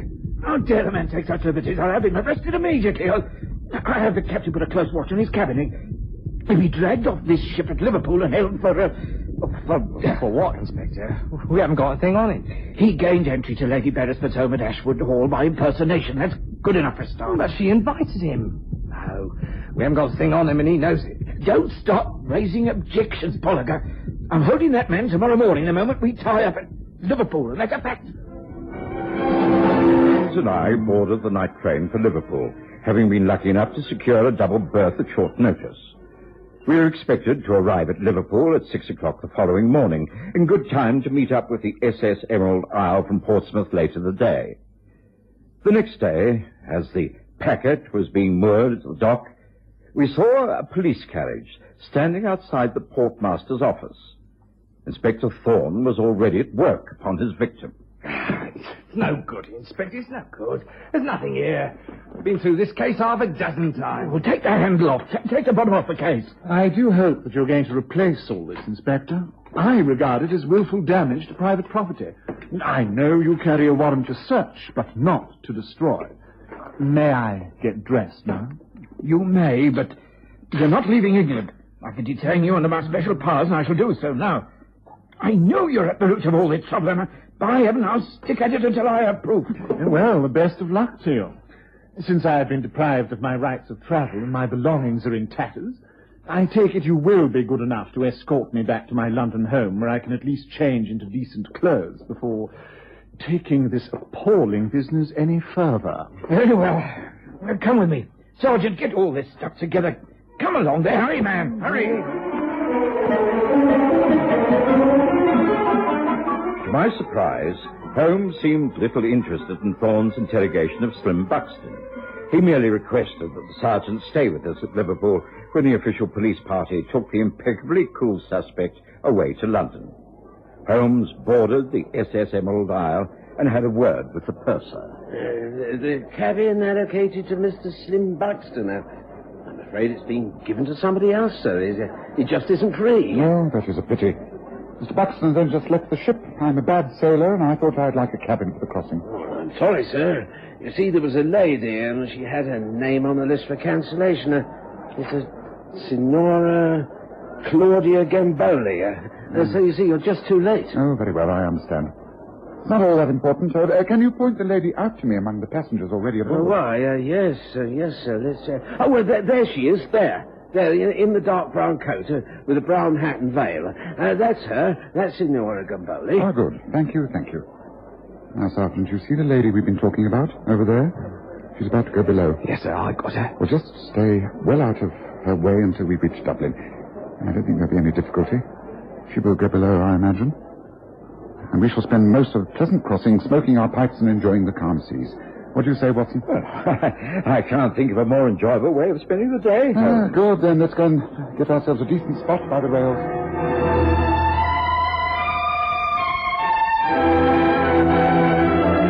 Crossing was delightful. the sea like a mill pond, and just sufficient breeze to be invigorating.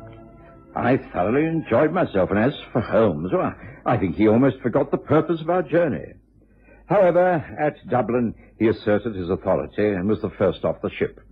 An Irish official came aboard, and Holmes led our small party down to the cabin where Signora Gamboli was sitting with luggage packed. Signora Gamboli? I am Signora Claudia Gamboli. What can I do for you? This is Inspector McEnroe of the Dublin Constabulary. This is Detective Sergeant Pollock of Scotland Yard. Oh, yes? What can I do for you, gentlemen? I think you already know Sergeant Pollock, do you not? No, I have not had the pleasure. I think you have. The day he called on you at your ancestral seat, Ashwood Hall in Oxfordshire, in connection with your missing tiara. What are you talking about? Are you people crazy? What kind of a rubbish are you coming here with? Will you please mind removing your hat and that thick black veil? I'm sure the sergeant will confirm all that I'm saying. Come now, Lady Beresford. No one wishes to force you into a confession, but the game is up. You know it is. Now, please, remove the veil. This is an outrage. I mean, you come here disturbing a lady with these stupid lies. Lady Beresford, please remove the veil. I'm afraid I must insist. No, and if I refuse... I shall merely take your handbag like this. Oh, no, give that back. Give it to me. How dare you? Ah, that is better. That's more like your own voice. And now... the pearl tiara. Here is the beauty. Watson, I think you'd better take charge of this for the moment. Yes, very well, Holmes. Just where did Slim Buxton hide this tiara, my lady? Behind the water pipes, perhaps? Oh, yes, it was very clever of you. A neat plan. Too neat a plan in many ways. You've been extremely heavily in debt for some time, and so you arranged the entire affair. You got in touch with Slim Buxton, who seemed eminently suitable for the kind of tricky operation you had in mind. You promised him half the insurance money if he would steal your jewels. The idea was to make it obvious that he was the crook, and have Scotland Yard follow him on board this boat. You both knew that he would be taken off, and when he was, you would come aboard, occupy the same cabin, collect the tiara from a safe hiding place, and proceed to Dublin, where you could dispose of it for a fortune. I'm familiar, my lady, with the notorious Cercle des Amis, whose headquarters are in Dublin, and who specialize in trading in hot collector's items. A piece from the exquisite Sarusi collection would not only bring in a handsome sum, but would be quite a prize to acquire.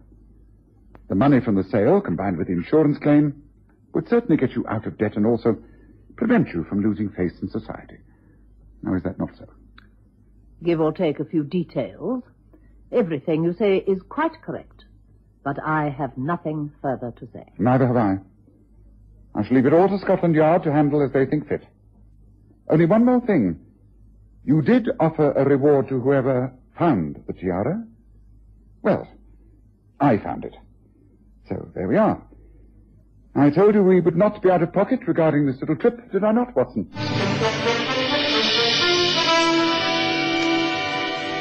Decided to stay in Dublin for a few days. As Holmes pointed out, it was a free trip. Why not enjoy ourselves? Dublin proved to be, indeed, the fairest of cities. And as we sat drinking sherry early in the evening in a delightful public house overlooking Dublin Bay, Holmes explained, I've always said that when all other factors have been discounted, the remaining one, however implausible it may seem, must be the cause of the problem. In this case, no one on that guest list would have been prepared to rob Lady Beresford, not even Slim Buxton. Therefore, the instigator of the crime had to be Milady herself. She was just too clever. She left too many obvious clues for Thorne to pick up. Well, I'm looking forward to the crossing back, Watson. Such a soothing journey it was coming here. For us, anyhow. Not so for Lady Beresford, I shouldn't think. Would you, Watson?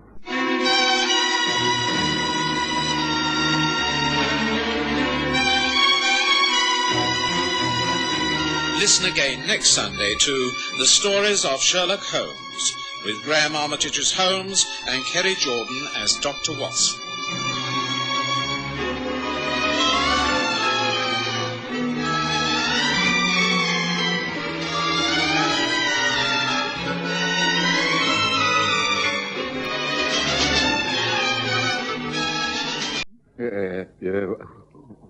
What's that, Holmes? Oh, you mean more coffee? You want me to pour you some also? Or would you like more bacon? No, Watson. I was not referring to the breakfast or the coffee. You will not, I'm sure, be offended in any way if I say that I find your acceptance of the ordinary always refreshing. I don't think I understand, Holmes. I'm not aware I've done anything unusual. I've barely spoken to you since I came to the table. Exactly. Yet you told me a great deal. You will always accept things on their face value. I happen to see quite a bit deeper than that. That's why I say you should do it. You should accept the invitation from your old school to contribute to their field bazaar. Now, am I not right?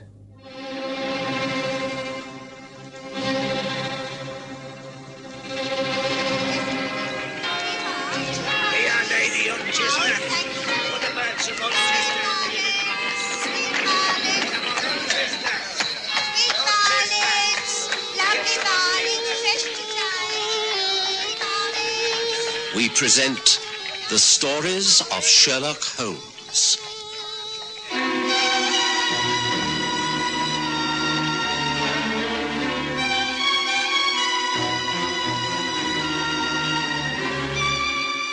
Tonight, the Field Bazaar.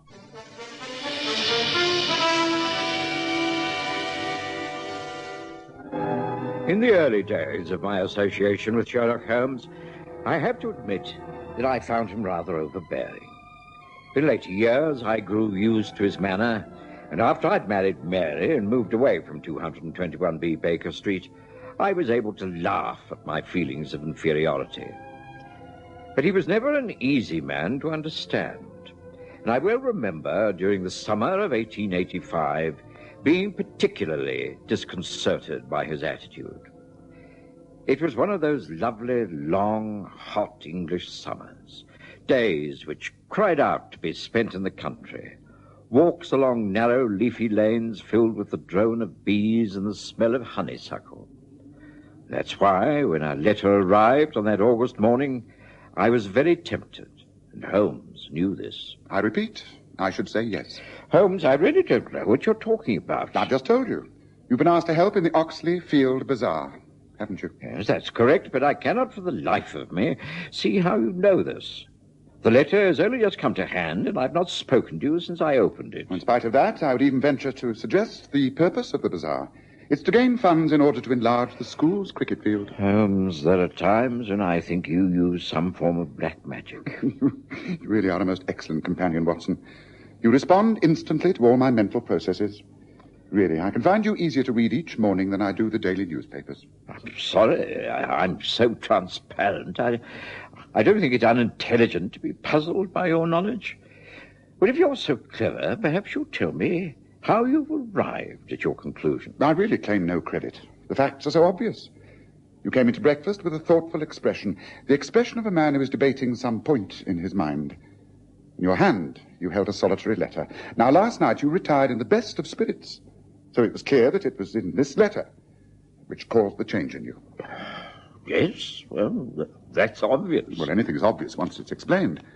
I naturally asked myself what the letter could contain, which might have this effect upon you. As you came and sat down, you had the flap side of the envelope towards me. There is a crest upon it, the Oxley crest. The same shield-shaped device which is on your old cricket cap. Then you poured yourself a cup of coffee and walked over to the mantelpiece. Yes, well, that's very observant. And then? You gazed for some time at the group photograph of yourself in the cricket team. Clearly, you were remembering many occasions of being in that side. You came back down, helped yourself to eggs and bacon, and again read the letter. This time the envelope was face side up. I could see that it was informally addressed, just to John Watson, Esquire. So it must have been something of a friendly and informal nature. Now, there are three institutions that are almost always debt-laden. The country churches, the old people's homes, and the cricket clubs. Your interest was certainly in the cricket club. Well, quite correct. Well, the best fundraising idea is a form of a bazaar.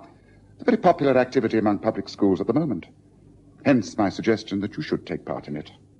Now, what is it to be? An old boys' cricket match on Oxley Common? Or will you use the school facilities? All right, Holmes, all right, you win. Your deductions are correct as usual. Splendid. Now tell me, are you accepting? Yes, I will. On one condition. Oh, and what's that? That you accompany me. Our old boy's side may be a man or two short, and you're a good bat as well as a rather crafty slow bowler. What do you say, Holmes? The weather's ideal. We stay Friday and Saturday nights at the Boar's Head and Oxley Common, get back here on Sunday evening. Very welcome break in the country. Now, come on, do say yes. To my surprise, Sherlock Holmes agreed immediately. I wrote off to Oxley School, accepting the invitation and placing my name down for cricket. I also mentioned that Holmes, while not an old boy, was prepared to help out as extra man should he be needed. The weather continued to hold good, and Friday saw us down at Oxley in good time. I'd known the Boar's Head since I was a student, and I was happy to find that it still maintained its excellent standards. That evening, the bar was crowded with visitors, all with one subject in mind: the next day's cricket match. Oh, I say. It's Watson, isn't it? John Watson. That's right. By Jove, don't tell me, Rufus. Matthew Rufus. Well, I haven't seen you in over 20 years. Must be every bit of that. I take it you're down here for the match tomorrow. That's right. Thought I'd like to support the old school, you know. Allow me to introduce you. This is Sherlock Holmes. How do you? Colonel Matthew Rufus. How do you do? Have you studied the sides? A copy of the teams and batting order over there on the notice board. Yes, I did take a look at it earlier. It seemed very well balanced. Should be a good match. Hardly anyone I can remember on the list, though. Most fellows have simply sent in a contribution. Bad show. I think it's much more cooperative to turn up and do one's bit, eh? There are a couple of the old stalwarts there, of course. Thackeray and Monckton. I was all for putting them in the same side, but the committee thought it would unbalance the match. They're both fierce cricketers. Playing together, their side would win hands down. They always were rivals, even at college. It got worse as the years have gone by. There's some talk about Thackeray making a pass at other men's wives. No, I'm not surprised. He always was a dog for the ladies. And Monckton's as jealous as blazes. Ungovernable temper. Well, let's hope it doesn't find its way onto the pitch. It could well do. Monckton is a bowler of tremendous speed, but not all that careful. He's inclined to aim at the batsman more than the wicket. Oh, dangerous. Thackeray, on the other hand, is known to go all out to win, regardless of what happens. Yes, from what I recall, he's never been a popular man with the other side. Never takes a risk. Successful, but not really a sportsman. Plays to win. Doesn't care how it comes about. Yeah, that's right. Uses his pads too much. Never played an innings without 2 or 3 appeals for LBW. Rumour also has it that he'd often tried to square the umpires in his favour. Yeah, doesn't sound a very good sort. Well, neither of them are, in my opinion. The captains will just have to keep a tight rein, huh? That's your captain over there in the corner having a quiet pint. Charles Ellis, local chemist. Sound fellow. Take you across and introduce you, shall I? I met Ellis and a few other cricketers whom I didn't know. Holmes, never bored when there were interesting people around to study, puffed away at his Meerschaum pipe and listened avidly to the local gossip. Time went by, and then Ellis and the Colonel were joined by James Monckton. Well, Monckton, ready for the game tomorrow? You're ready for anything, Colonel. Anything that your side and that lout Thackeray can dish up. Come on now, Monckton. That's not the spirit to approach the game with. It's a social occasion, not a private war. And that's all very well, Ellis. You're Thackeray's captain, and it's your job to see he plays cricket in the proper manner. But as long as I've known him, he's been utterly selfish out there in the pitch. He thinks only of himself, getting runs and blocking with his pads. It holds up the game and drags it out, just stonewalling until the spectators groan with boredom. I hope you give him some firm instructions not to apply those tactics tomorrow. Monckton, you know as well as I do that that's his style of play. But surely you can advise him to take a few chances. Go for some runs and give the crowd their money's worth. And as you say, it's a social occasion. Let's give him something to clap for. I'm sure he'll do his best. Well, if he plays his usual game, it won't be good enough. I tell you, now give him a run for his money. If he starts that pad play stuff, and I'll pack my leg field and have him on the hop. Now, look here, Monckton. That's no attitude. That's no attitude in which to approach the game. This is cricket, not a blasted vendetta. No, and you've got to remember that Thackeray isn't as young as he was. You start bowling bouncers and aiming for his body, it could cause him an injury. Well, that's too bad. It's up to him. I heard all that, Monkton. Didn't know I was at the bar just behind you, did you? Huh? No, Thackeray. Well, I don't care if you heard or not. In fact, it's just as well. Perhaps now your captain will give you some well-founded advice. I don't need any advice, not from Ellis or anyone else. I'm going to play my usual game. Just because you've never got the better of me, on the field or off, is no reason why I should change. It's a pity you can't change a lot of things. Your behavior as a man is almost as bad as your cricket manners. Now, look here. If you really want to get personal, everyone knows you're not much of a man in lots of ways. Ask your wife. Why, you dirty lout! You take that back or I'll not... That's enough. Colonel Rufus, take these men out of here. This be a respectable pub, not gymnasium. Hear me? If you want to fight, get out on the lane. Now, come on, it's time anyway. Time, gentlemen, please.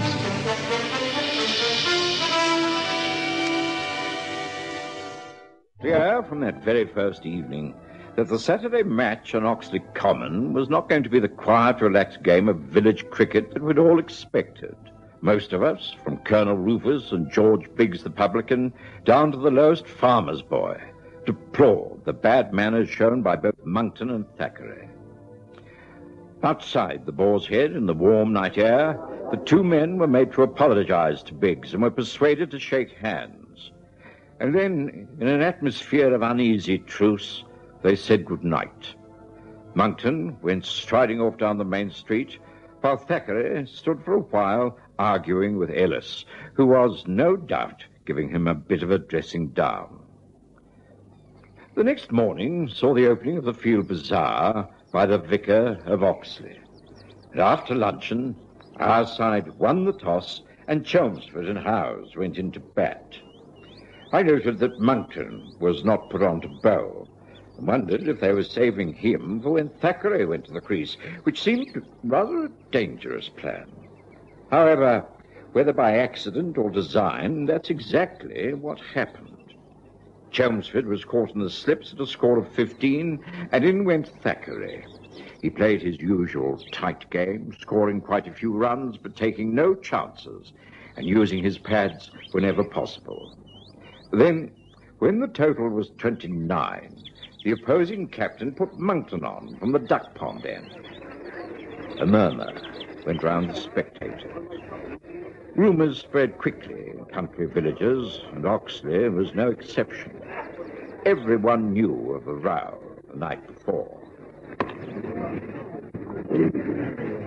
Gad, those two are really at it. A bad show, eh, Holmes? Well, they're certainly not sinking their differences for the good of the game. Oh, dear. An appeal for LBW. Umpire has disallowed it there. Thackeray was very lucky there, if you ask me. Just the sort of thing to infuriate Monkton. Yeah, afraid so. You start bowling straight at him to teach him a lesson. Same old arguments. Just what we feared would happen, huh? Well, here he comes again. Long run, right up to the wicket.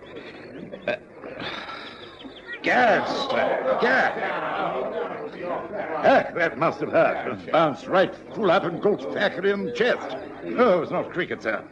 Intent to harm, all right.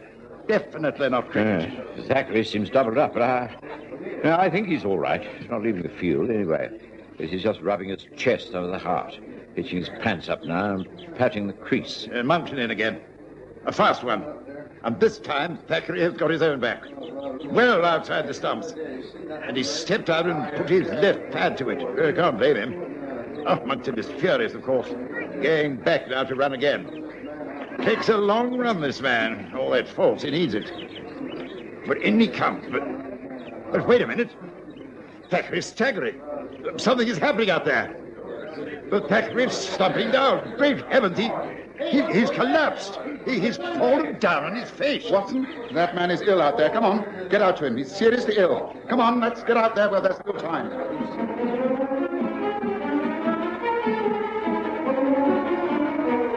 Holmes and I left our seats in the pavilion, and hurriedly followed by the colonel, we raced across the grass towards the cricket pitch. Game had stopped, of course, and a cluster of fielders gathered around the prostrate body of Thackeray. They made way for me automatically, and I knelt down beside him. One look was enough. The man was dead. What's the matter, Watson? You're a doctor. What's wrong with the man? I'm afraid he's dead, Colonel. Must have been that blow under the heart. We must get him back to the pavilion. Dead? All right, men. Lift him up. Carefully now. Alice? Yes. Please see that there's as little fuss as possible. Okay. Carry him off the field. The match must, of course, be abandoned, and I must see that the police are informed. Monkton, please find the village constable. Police? What for? I mean, it must have been a heart attack. Why send for the police? Well, there must be an examination. Must make it official. I have no doubt about Watson's verdict, but things must be done in the correct manner. Give a hand there. Give a hand and keep the people back, for heaven's sake. Come along. Let's get some order into things. Come on. Thackeray's body was carried to the pavilion, and there a meeting extraordinary was held by the colonel. There was no panic. People were very concerned, but sympathetic and considerate. Sam Wiley, the local constable, was dispatched on his bicycle into Oxley for a carriage ambulance from the hospital. And shortly after that, Inspector Winters arrived. Well, there was really nothing much anyone could do. It was just a regrettable accident. At least, so we all thought at that time. I looked around the pavilion and found Sherlock Holmes carefully removing the dead man's pads. Holmes, what a tragic accident. That's what it appears to be, doesn't it? But as I'm always saying to you, Watson, you will take things at their face value. Oh, now, careful with these pads. I imagine the inspector will be in here at any moment. Things must be left to him, of course, but if he needs my help, then I will willingly give it. I think that for the time being, it would be better not to interfere. Holmes, you can't mean that this was not an accident. Of course it wasn't. I see what you mean. Monkton's intention to harm Thackeray at all costs. Yes, it's a very tricky situation. Right, Here they come now. Colonel, Monkton, and the inspector. Yes, well, we carried him in here, of course. Encouraged all the spectators to get back to the field bazaar. There's no sense in allowing this tragedy to ruin the whole of the charity. I understand, Colonel. I agree. But after the body is taken away, I'm afraid I shall have to go into things in rather more detail. For instance, Monkton, I shall have to ask you to come with me to the police station. Whatever for? Well, there will be an inquest. It's purely another formality, of course. I have no doubt it was heart failure. But heart failure caused by what?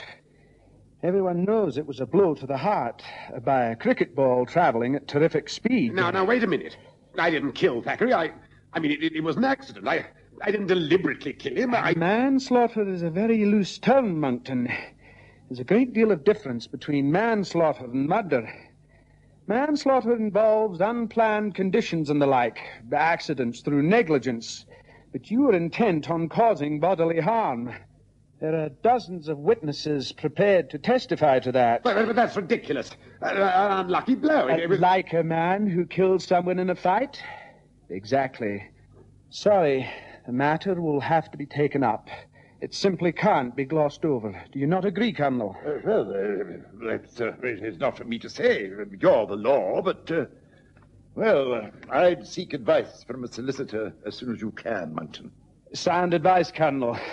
Come, man, you haven't been charged with anything yet. Let's get the body out of here. The carriage is waiting. Bring him out this way. There, go. That's it. Get the doors open, Peter.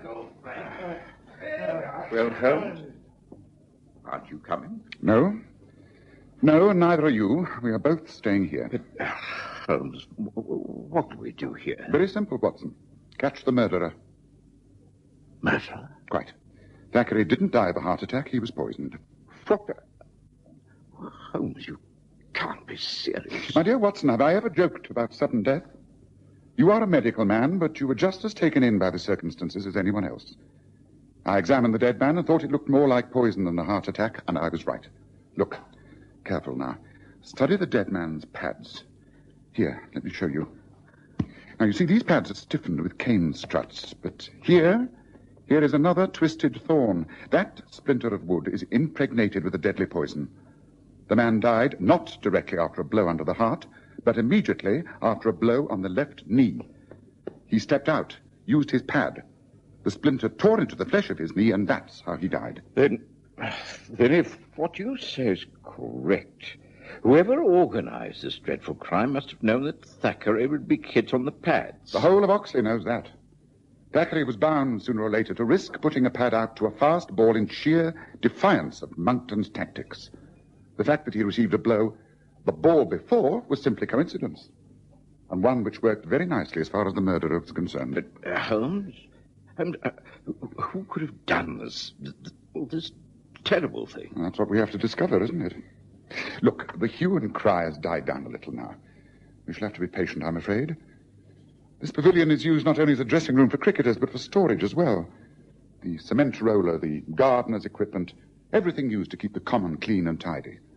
There are plenty of places where we can conceal ourselves. Somehow I don't think we shall have long to wait. Yes, here, behind here. Yes, that's it. Now, Thackeray's pads are clearly displayed there on the bench. Wait. Quickly, Watson, quickly. I think we're about to have a visit. Shh, wait.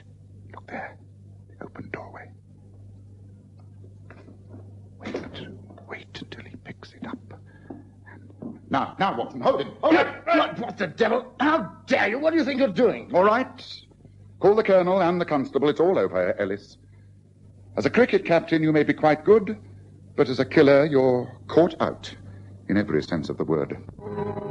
Ellis was taken away by Constable and Colonel Rufus. Under interrogation, he broke down and confessed everything. It was a diabolically clever plan that he'd conceived and almost carried out. It was left to Holmes to fill in the details, as usual. You may have noticed when we first arrived down here that I was unusually quiet at the bar.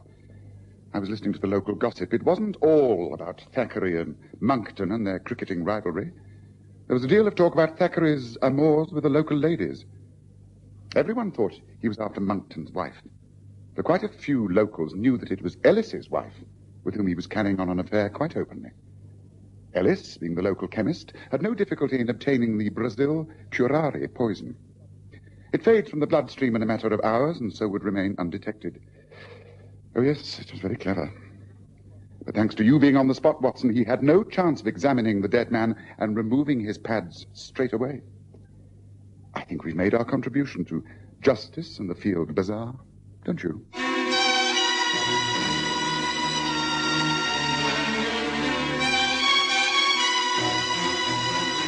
Listen again next Sunday to The Stories of Sherlock Holmes, with Graham Armitage as Holmes and Kerry Jordan as Dr. Watson.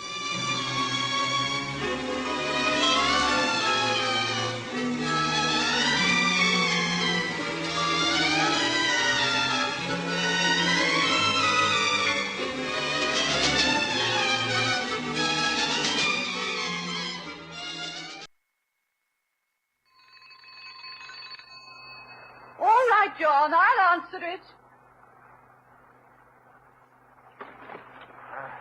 This is a home of Dr. Watson. Please to help. Oh, come in. Come in. These are not surgery hours, but the doctor is in. I'm sure he'll see you. Come in. Let me help you. John, dear, a patient. Please come quickly. Hurry, dear, hurry. I'm all right. Just to sit down. What is it? Oh, heavens, this man does look in bad shape. On the contrary, Watson, for a man of my years, I have never felt better. Oh, it can't be. You've been dead for years.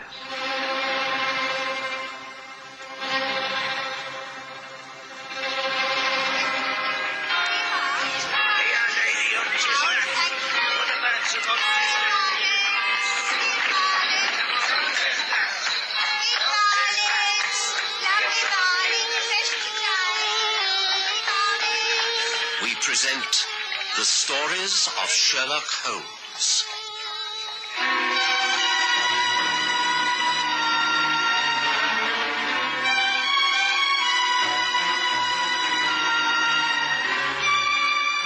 Tonight, His last style.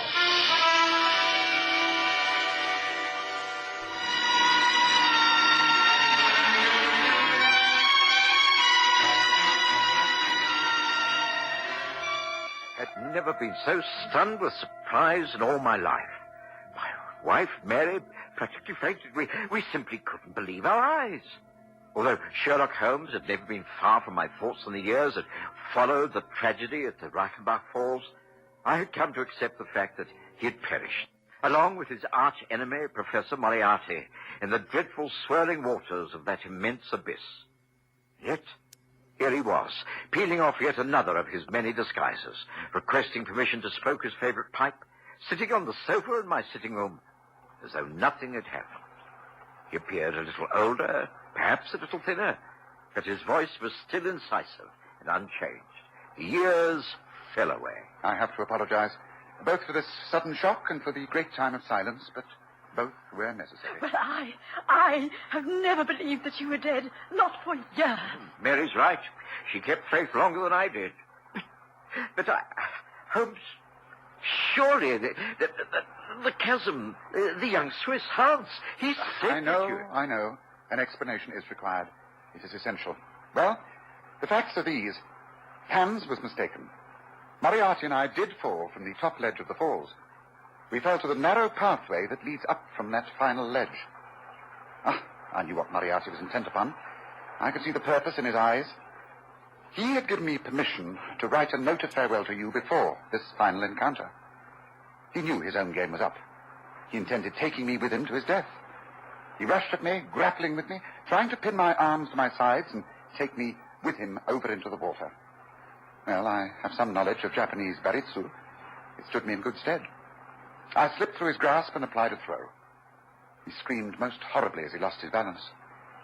With my head over the brink, I saw him fall a great way. He struck a rock and then disappeared into the foam. But the tracks. I saw with my own eyes that 2 men went down the path, but none returned. No. I think my brain has never worked more speedily. Fate had placed a great chance my way. I'd long wished to retire. I knew that for as long as the world had faith in me and I lived in Baker Street, I should never be left in peace. Here was my great opportunity. If I could get out of the falls alive, then I could start a new life. I climbed the face of the cliff. That's impossible. The face wall is sheer. Not quite. I decided to attempt it. If I failed, then Moriarty would still win. If I succeeded, I could enjoy a life of retirement. And it was by far the hardest climb of my life. At times I imagined I heard Moriarty's voice screaming at me out of the depths. But I managed it. Well, I will not bore you with the details from then on. I took my time before returning to England. There was only one man who knew the truth. My brother, Mycroft. Oh, Holmes, don't you think that you could have... It wasn't that I didn't trust you and Mary, Watson, but I preferred it this way. We would have been bound to have taken up our friendship again. Others would have found out, Mrs. Hudson, Lestrade. I simply could not afford to take that chance. I still I don't care, John, I don't care. Whatever Mr. Holmes says is all right as far as I'm concerned. I believe him, and I stand by him. I will remain silent about all this. I'm so pleased and relieved. Oh, dear, I don't know if I shall laugh or cry. Oh, do neither, my dear. Why not go and brew us all a good strong pot of tea?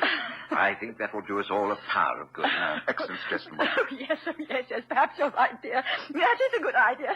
What a morning. What a wonderful, wonderful morning. Well, you seem to be well settled, Watson.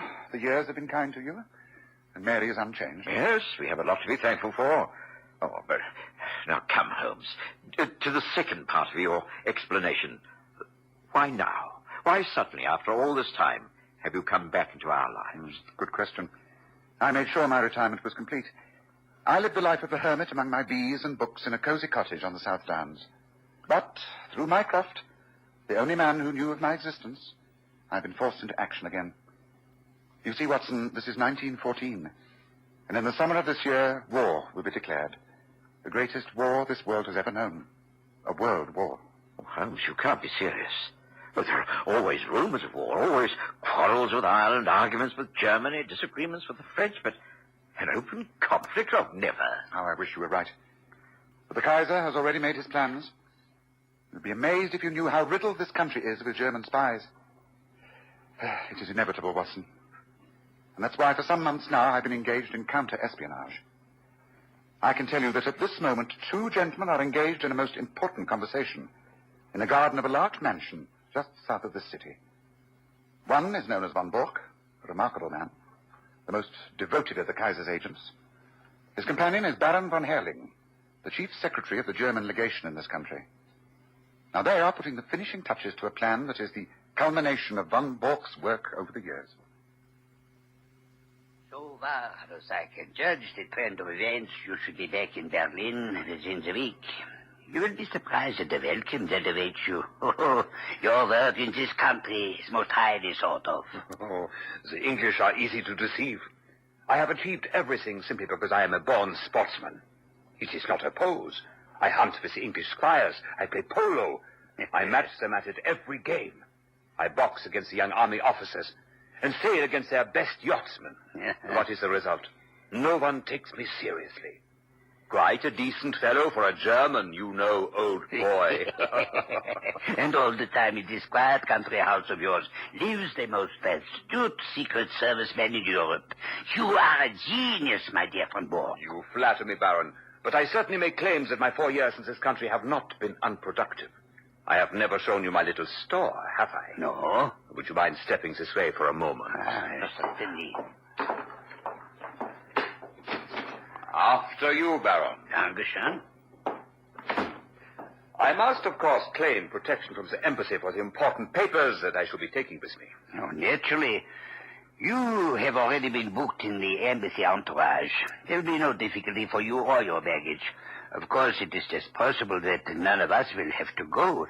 England may leave France to her fate when we start to march. There's no binding treaty between them. There is a definite treaty with Belgium. England will honor that. England is not ready for war. We are.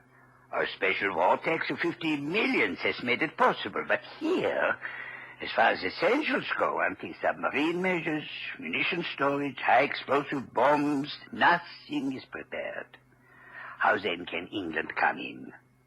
We have managed to stir the devil's brew, the Irish question. All England's thoughts are centered at home. She must think of her future. Yes, that is another matter. Mr. John Bull must decide whether to fight with his so-called allies or without them. But fight Germany, she must. This is a week of destiny. But come, you were speaking of your papers. Indeed I was. Here.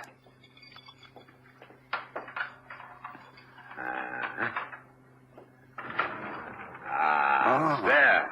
See, the safe is opened. And here, in neat files. See?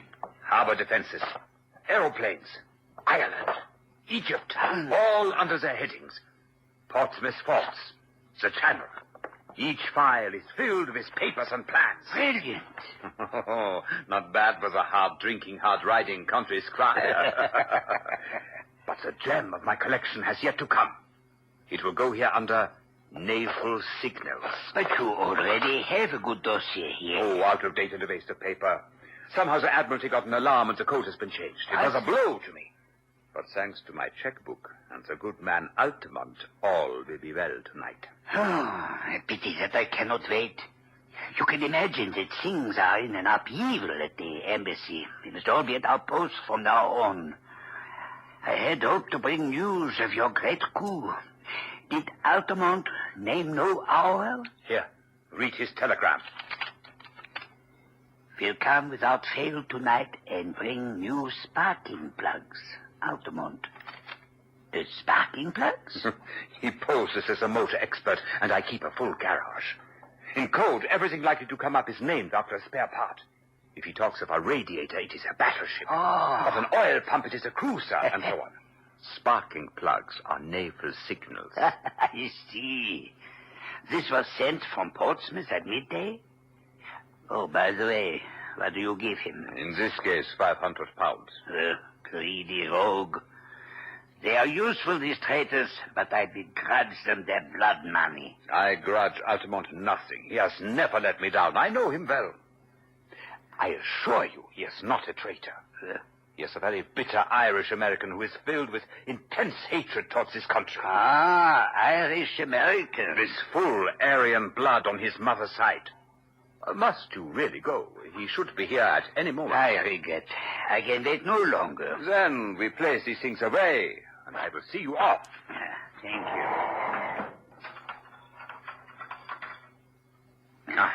Good. Come. I will walk to the gates with you to say goodbye. I shall call upon you tomorrow with the new, sparking plug. Rest assured, we shall not fail, Baron. Oh, come in. Yes, Annie, what is it? Have they come? Lights of a car coming up the drive, sir. Must be Mr. Altamont, as you expected. Good, good. Then I go to welcome him. Thank you, Annie.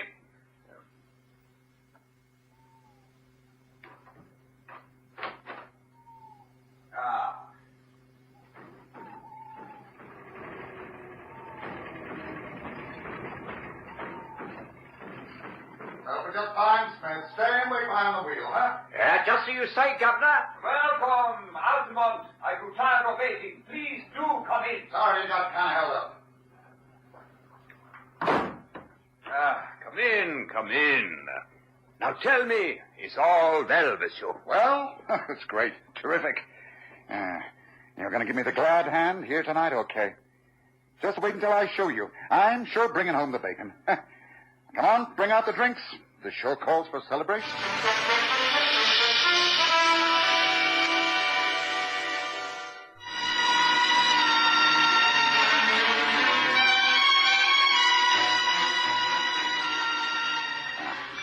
Here's mud in your eye.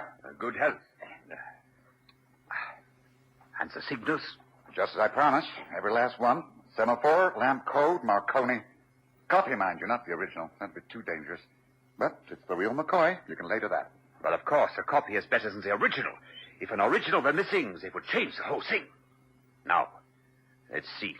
Say, you don't mean to tell me you keep your secret papers in that? And why not? Gee, a wide-open contraption like that, why, a Yankee crook could be through that with a can opener. It would pass through any crook to force that safe. Nothing can cut through that metal. It has a double combination lock. You need a word spelled out first and then a set of figures. In this case, it is A-U-G-U-S-T, August, and then 1914, August 1914. The date the war starts. Hey, come back, all I said. That's real smart. You got a heck of a lot of stuff in there. And it is all going out at once. I am what you would say, shutting up shop tomorrow. Oh, well, I guess that goes for me, too. I'm not staying here on my lonesome. I'd rather watch the fun from the other side of the big pond. But you are an American Don't citizen. make no difference. Cuts no ice with a British copper. What about Jack James? He's an American citizen. They got him. He's doing time in Portland, ain't he? Incidentally, talking to James, it seems to me you don't do much to cover your men. What do you mean by that? Well, he was his employer, not so. It's up to you to see these guys don't fall down, and when they do fall, do you pick them up? It was James' own fault. He was too self-willed at his job. He was boneheaded, I'll give you that. But then there was Hollis. The man was mad. Bit woozy toward the end, I grant you, but he was proper bugged. And now there's Steiner. Steiner? What about Steiner? I got him last night. He and his papers are all in Portsmouth jail.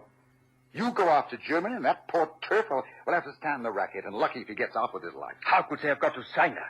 This is the worst blow yet. Well, you nearly had a worse one. For I guess they're not too far off me. You don't mean that. Sure do. My landlady down Fratton Way had some inquiries made. When I heard that, I guessed it was time for me to hustle. Oh, don't ask me how it's worked. I don't want to know. I know Steiner's the fifth man you've lost since I signed on with you. I don't aim to be the sixth. Ain't you ashamed to see your men go down like this? How dare you speak to if me I like this? Tell you the facts, I wouldn't be working for you now, would I? Oh, here's something more straight. I've heard tell that you Germans ain't sorry to see an agent put away once his work is done. How dare you suggest I give away my own agents? Well, there's a stool pigeon somewhere. It's up to you to find out where it is. I ain't taking no more chances. It's me for Holland, on a ship from Rotterdam to little old New York. No other ship in line will be safe in a week's time. So, here's my last assignment. Now what about the dough? The what? The boodle, the reward, the 500 pounds. Oh, you don't seem to have a very high opinion of my honor. You want the money before you give up that book you've wrapped up. That's about it. It's all here in the book. After all, this is a business proposition. All right. Have it your own way. I will write you a check.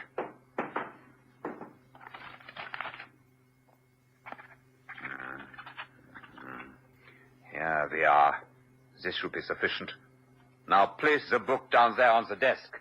After all, I don't see why I should trust you any more than you trust me. There. There is the check on the table. Now let me examine the contents of your parcel. I claim the right before you take the money.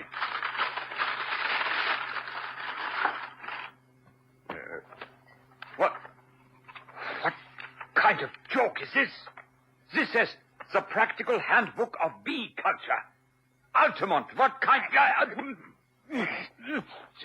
Gently now. Gently. Let the chloroform do its work. That's it. That's it. Another glass, Watson? Or should I say Smith? Don't mind if I do, Governor.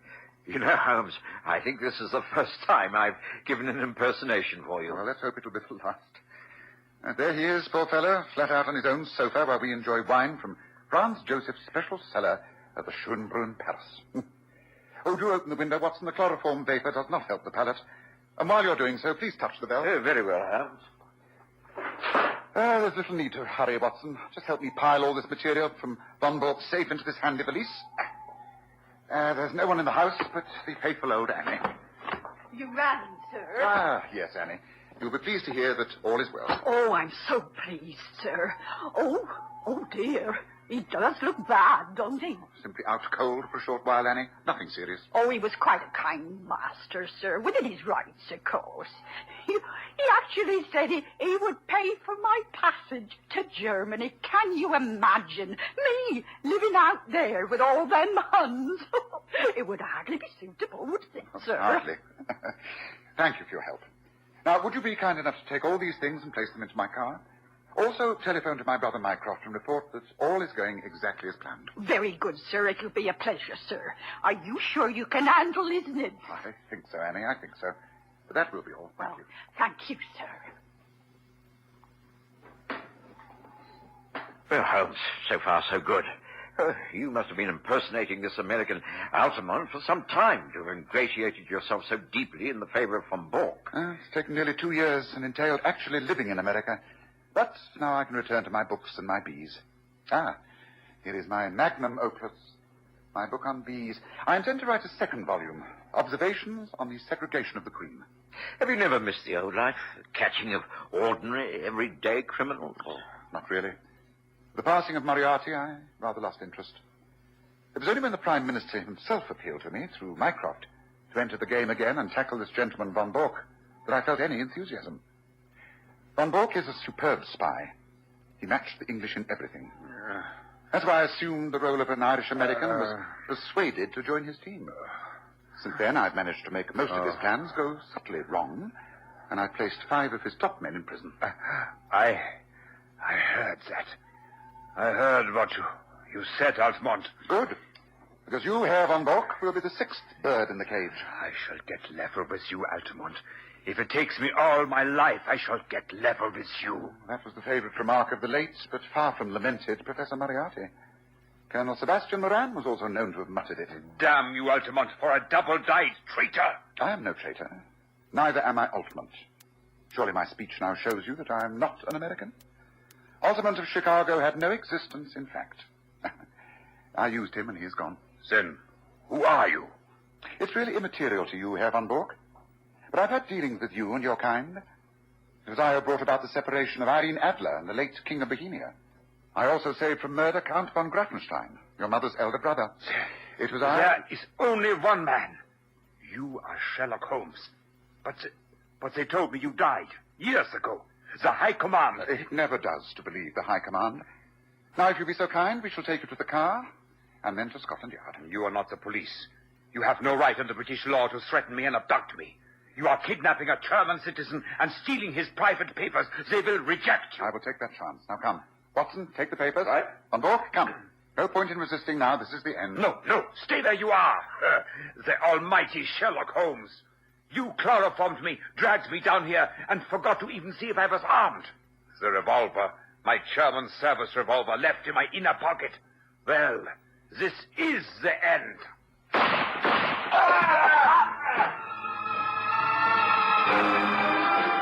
Are you all right, Watson? Yes. Yes, I think so. I'm not used to these high histrionics, Holmes. Neither am I, but I had to make him think he was winning. I had to make him think that I was stupid enough not to check the revolver and replace the bullets with blanks. Yes, the only way I could let him escape with confidence. Ah, listen, there he goes. That's his car, not mine. Mine has a special geared-up engine, racing quality. Now, come on, Watson. This is the last time. My final bow. Now, let's get after him. He's the only one who can involve the Baron and lead us to the rest of the conspiracy. Holmes took the wheel of the motor car, and as we raced up the country lanes and out into the well-made roads, I pondered yet again on this strange twist to the autumn of our lives. Gone were the hansom cabs. Taxis were now replacing them. There were even motor buses, and the horse bus was fast disappearing. The Underground Railway tunneled its way under our very feet. What lay ahead? The hideous cruelty of a modern war with trenches and shelling, bayonet fighting, and even war in the air. It seemed that a curse of the Almighty hung heavy over a degenerate world, and there was a feeling of doom in the sultry and stagnant air. Holmes dragged me back to earth. There, look ahead. That's where Von Bork has left the car. He's rushed into the building. The lights are on. That means they can suspect nothing. Come, Watson. And careful now. The net closes for the last time. Careful. You are sure this is the truth, Von Bork? I am sure. Baron von Herling will vouchsafe for every word. Of course.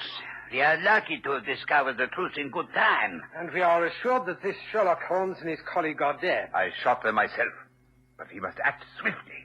We must cancel all previous plans. Our information is false if we act upon it. If we act upon it, the German war machine will start at a tremendous disadvantage. Herr Conrad, you must know as leader of the espionage unit in this country that Von Bork would never go to these lengths unless it were true. We must act now. I agree. The whole of our network is in jeopardy. I therefore disband this organization. You will all go your own ways, making for the fatherland with as much information as you can take. Stop getting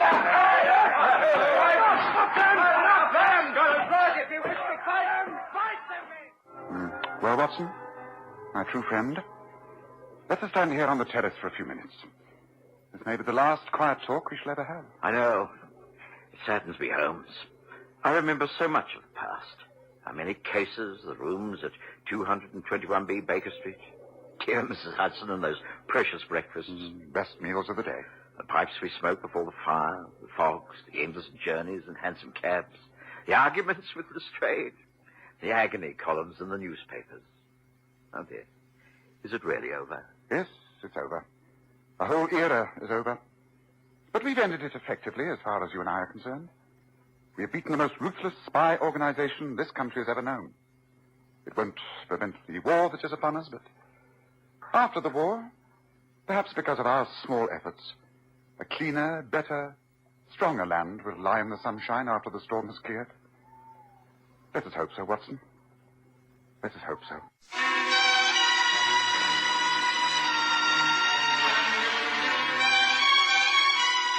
For 5 years, Graham Armitage has played Sherlock Holmes, and Kerry Jordan has taken the part of Dr. Watson. And the series was written and produced by Dennis Folvig.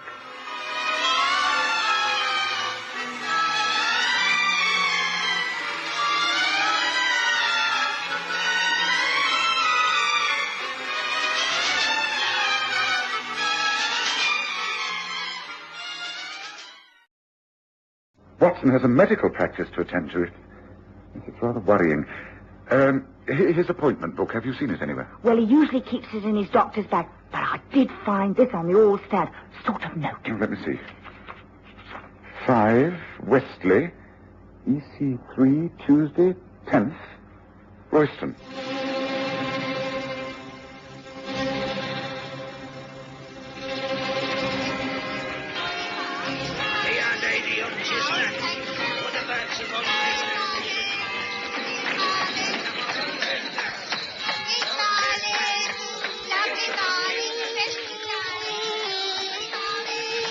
We present the stories of Sherlock Holmes.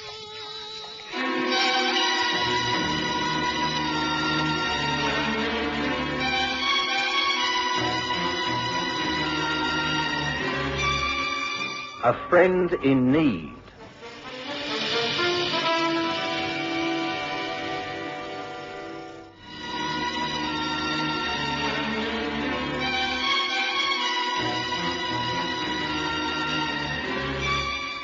I was doing very nicely in my practice and thinking of going into partnership with an old medical colleague. His name was Royston.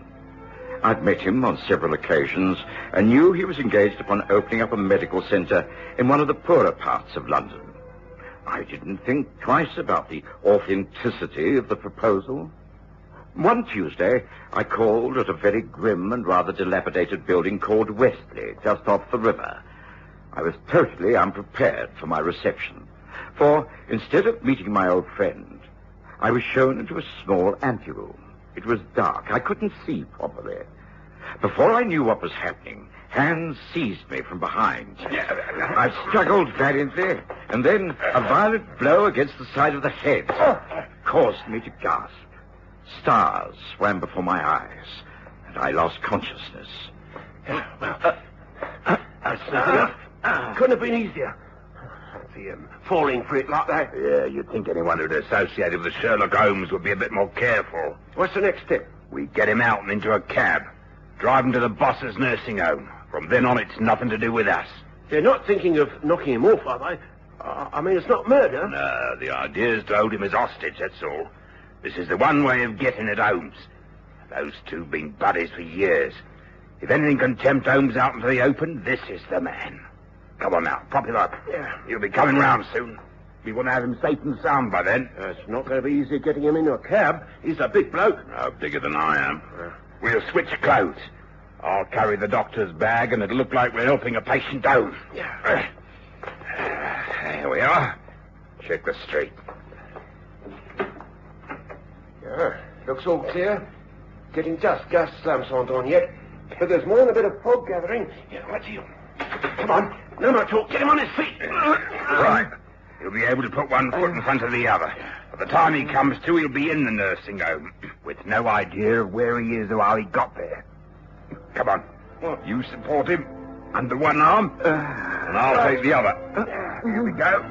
Hurry now.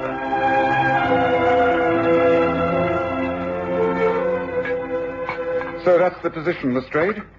Watson is missing, and there's no trace. As you know, this is completely unlike him. I'm quite certain something's happened. He would never have remained silent if it had been possible for him to get a message to me. Might have met with an accident. Have you tried the hospital? Well, yes, of course. Watson's well known in most of the local hospitals. There's no report of anyone answering to his description being found. And what do you think it's all about? Well, I'm afraid I take it very seriously.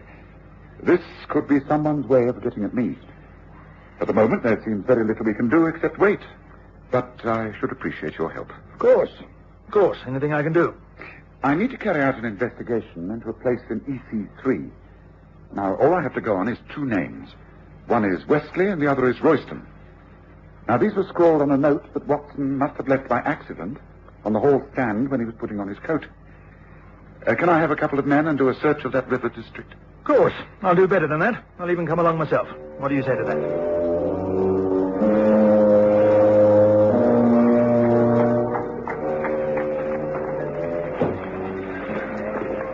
Now, this sudden fog is not going to make our task any easier, Holmes. No, but in a way, it's an advantage. One can remain more secretive in the heavy mists. Look, I think we're on the right track. That large building over there. I have a shrewd idea that it's empty. And I think... Yes. Look here, see by the light of my dark lantern. The street is Westley. Now, that building will be number 5, and if it is, well, we're in luck. I might remind you that we don't have a search warrant. Oh, Lestrade, you're in plain clothes. I've no intention of letting your men swarm all over the building. Come on. I think there's bound to be a window open. I'll do the breaking and entering, and you can come in through the front door. Yes. That's a nice one.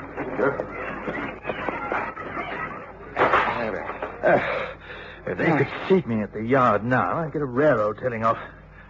What sort of place do you think this is, anyway? It's just a disused house. Strange. Now, why should Watson want to call here? Now, wait a moment. Look out here in the hall. There's signs of a struggle. A chair knocked over, movement in the dust, and hold the lantern up. Yes, look, smudges of mud. Yes, here, down by the wall. That looks like blood to me. Yes, I'm afraid the good Watson got into quite a bit of trouble here. Do you see this? It hasn't rained in these parts for some days, and yet this is that grey type of mud that's found near the river. And imprinted in the mud are leaves and small particles of petals. Well, this should tell us something. Holmes, do you seriously mean to say that Watson has been abducted? Well, it certainly looks like it, Lestrade. But why? That's the question. Watson hasn't got an enemy in the world. It can only be because of his connection with me. Yes, so who is behind all this? That's the question. What's the next move? Well, I don't think we can do a great deal tonight. If I'm right, then Watson will not be in any active danger until I've been approached direct. There will be an attempt to blackmail or coerce me in some way. I think we might well find something of interest if we question the cabbies who service this district. There can't be many of them on these routes. If Watson was abducted, he must have put up a struggle. He's a big man. Well, come on, Lestrade. Let's get back on the street and see if any of your men have picked up any clues. Nothing to report, sir. The fog has settled in good and proper. Most folk have got themselves indoors by a good fire. Yes, something we'd all like. Now, here comes a cab. Perhaps we should return to Baker Street and wait for events to develop. But just a moment. Hello there, cabby. Not many fares on an evening such as this. Going off duty? Oh, that's about it, sir. Leading the old mare back to the stables. Can't see a thing in this. Are you a regular in these parts? Oh, that's right, sir. Been working this part of the city for near 20 years. Well, then you must know it like the back of your hand. Tell me, have you in the last 24 hours had reason to convey a sick man from that large house across the way there, number 5? Oh, funny you should ask that. As a matter of fact, I did. Earlier on, there was a doctor and his assistant. He had a sick fellow with him. He was recovering from an accident. They bundled him in the cab, and I took them south of the river. Place set back on its own grounds. They said it was a private sort of nursing home, sir. Why do you ask, sir? Well, because we're most interested in this accident. Look here, I know it's a foul night, and you're thinking of going home, but could you find your way to this so-called nursing home? Oh, yes, of course I could. Come on up in, sir. It'll take a little time, but we'll manage it. Good man. Now, there'll be a sovereign for your pains at the end of it. Now, send your men home to their beds, Lestrade, and jump in.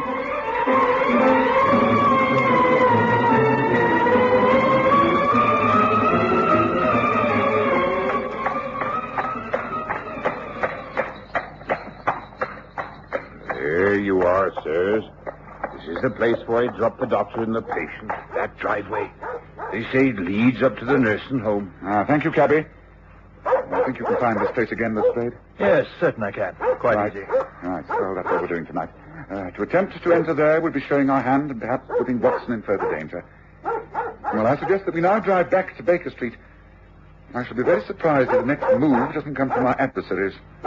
Whoever's behind this has thought it out extremely carefully. Right, Gabby, 221 Baker Street, and there's another sovereign for you if you can get us there before midnight.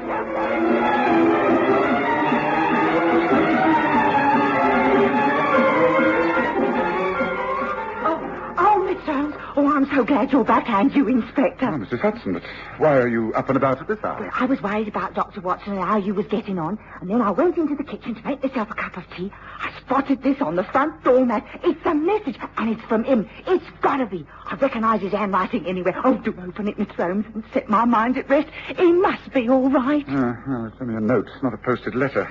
It certainly looks like Watson's writing. Dear Sherlock, a reassuring note to say that I'm back in town and staying with an old friend, Dr. Hugh Royston, at his nursing home. I expect to be away for another couple of days on this most interesting development. John Watson. Oh, well, that's all right then, isn't it? No, it isn't. It's far from all right. Oh? Watson most certainly did not write this note. He's never called me by my first name in his life. This is practically an invitation to visit that nursing home that we traced Lestrade.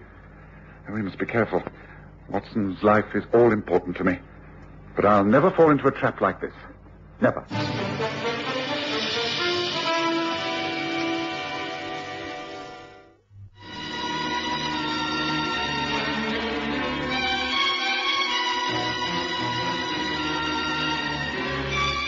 I had no idea of where I was, and knew better than to attempt to open my eyes. There were two uncouth voices, and one cultured foreign one. There you are, boss. Delivered just like we promised. No trouble at all. Easy as pie. How long has he been like this?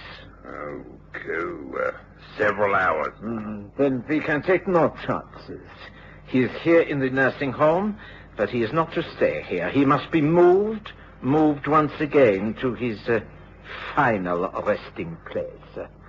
But just as an added precaution, I think a small injection into the right arm, a drug I use, is most effective. He will not regain consciousness for over a day and a night. And now the syringe. Yes, the skin is neatly punctured, so no question of pain. Caught him just in time. Now, in an hour's time, he will be moved. This time on a stretcher in a carriage ambulance, which you will drive. He will be taken to Bale's Wharf, the number 1 laboratory. I shall be there to arrange things. Will we then be paid off in full? No, your task is not yet complete. Then we have to await the arrival of Mr. Sherlock Holmes.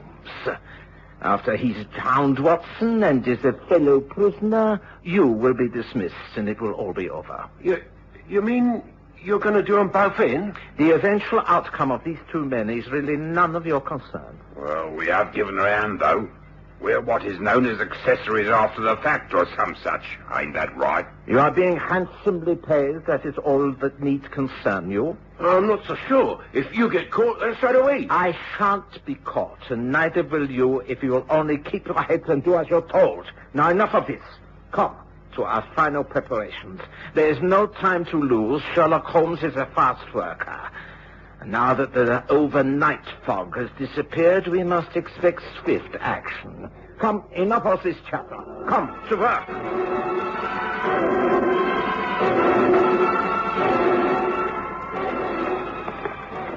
Yes, I'm sorry to behave so strangely this morning, Lestrade, but I believe this is more difficult than I thought.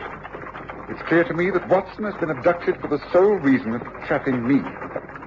I've therefore not rushed in, but taken things slowly. And the first essential is to establish the true identity of this man, Dr. Hugh Royston. I've therefore taken an hour of early morning, looking him up in the London Medical Register. He does exist, and he lives in this street. We're about to call upon him. Now, this way, up these steps.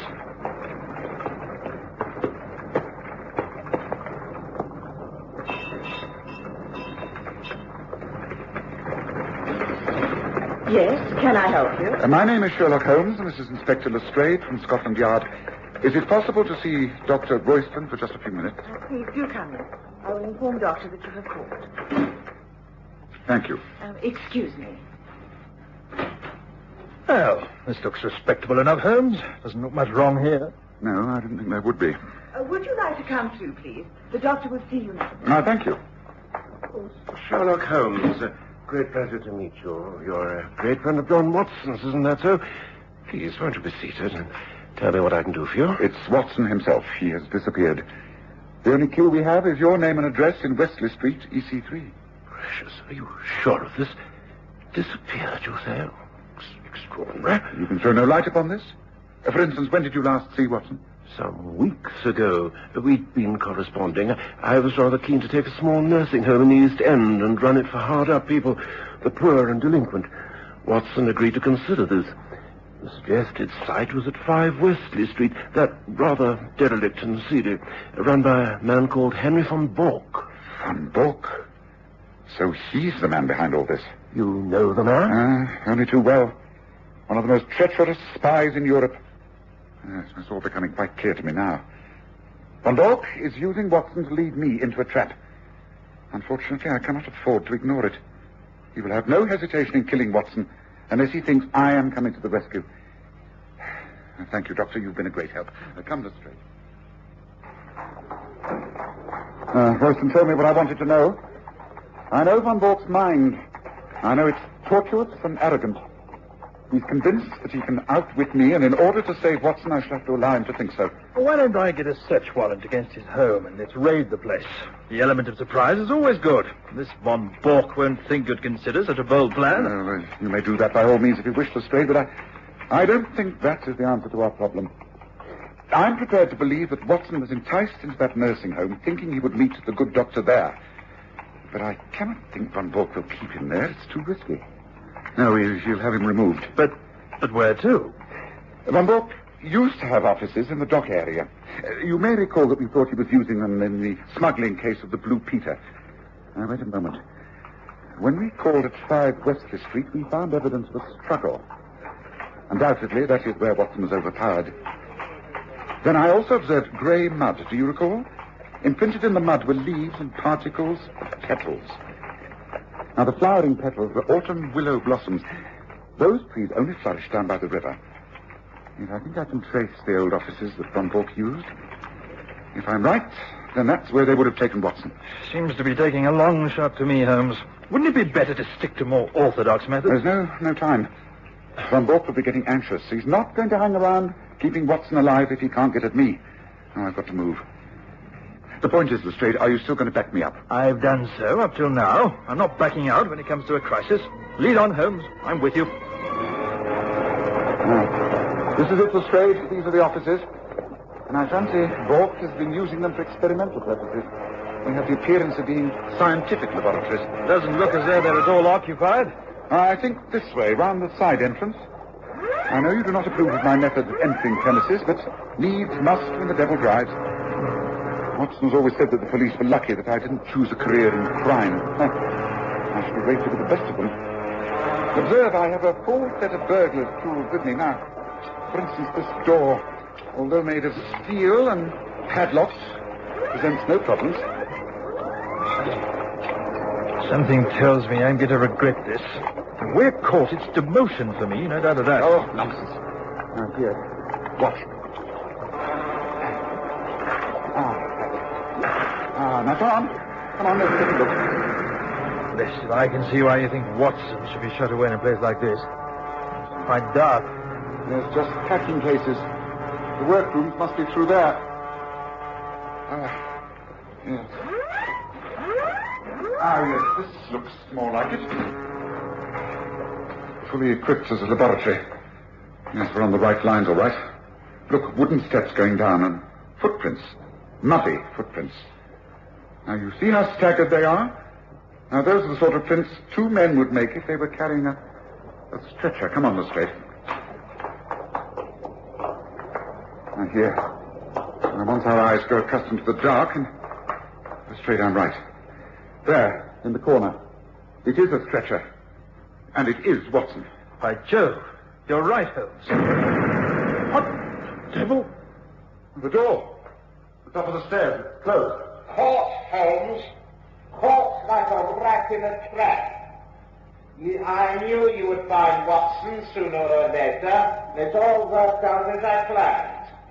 It is useless to think you can escape. And within 20 minutes you will both die.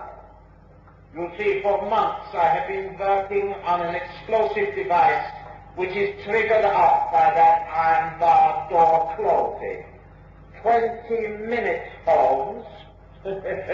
Goodbye. What the devil? Holmes, we've fallen right into his hands. Explosive device. It must be here. Down by the stretcher. Look, Lestrade. Gum cotton, sulfuric acid, nitric acid. Look, help me to move, Watson. Right to the far corner. There's only one chance. We must make our own explosive first. Quickly, Lestrade. Right over here, by the fence. Now, come on, give me a hand. Prepared cotton. It has to be 3 parts sulfuric acid to 1 part of nitric acid. It will burn without explosion on ignition. But it's laid up by that iron door. With percussion, it goes up at about 5 times the power of gunpowder. Holmes, do you really know what you're doing? Oh, I'd better be right, Lestrade. Well, this really is a triumph for Herr Bork. Now, listen. Do exactly as I say, and as swiftly as possible. Take this. Carefully now. Right. Now, here. Now, get right back. Back by the far wall. Cover Watson with anything you can to protect him. The percussion, when I trigger off, should blow the gate outwards. If it does, then we are safe. We grab the stretcher, get up those stairs as quickly as possible. You ready? Yes, I'm ready. Right, nearly there, Will. Here goes. Now, get down. We've got it. We've done it. Come on, come on.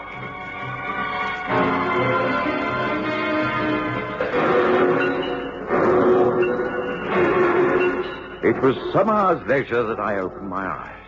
My head ached and I could hardly see. But I was aware of familiar surroundings. The clean sheets under me and the softness of the pillow which smelt of lavender. I was in my own bed back in Baker Street. I tried to speak, but I couldn't. I knew that someone was in the room with me. A friend. A friend whom I knew very well indeed. Oh, Dr. Watson, I do believe you're coming round at last. Now, don't try to move or speak. Just lie there and close your eyes. You've had such a terrible time of it, but it's all over now. Mr. Holmes and Inspector Lestrade have got everything under control. They found you down somewhere by the river, brought you back more dead than alive. But you're all right. They've gone after the men who tried to kill you, and they'll get them. I'm sure they'll get them. Well, place is surrounded, Holmes. No chance of anyone getting in or out of this so-called nursing home. This is what we should have done in the first place. Perhaps, but it would have meant sacrificing Watson, and that I was not prepared to do. All right, Lestrade, this is more your line of country than it is mine. Go ahead. Do it your way from now on. Right, men. Follow me. In we go.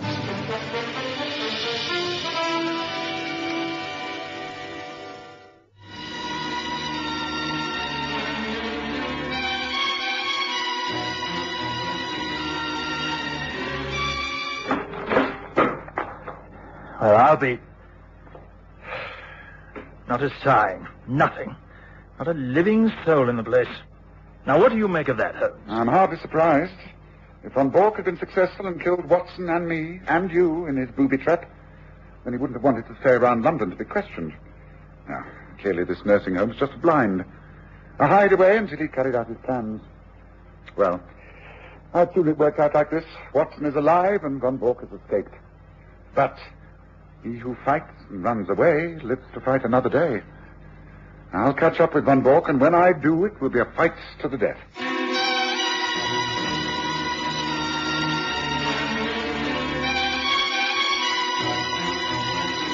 Listen again next Sunday to The Stories of Sherlock Holmes, with Graham Armitage as Holmes and Kerry Jordan as Dr. Watson.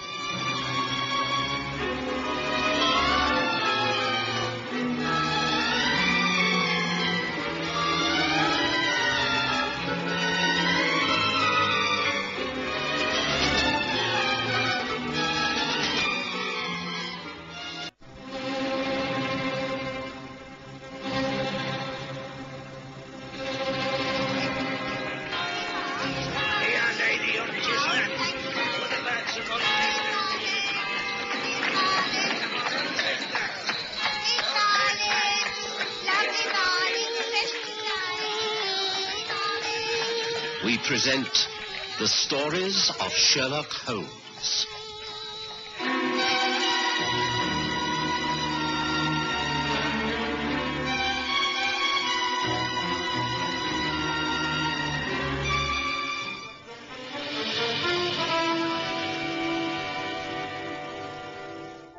As a medical man, I'd always been a great believer in looking to nature for the secret of health.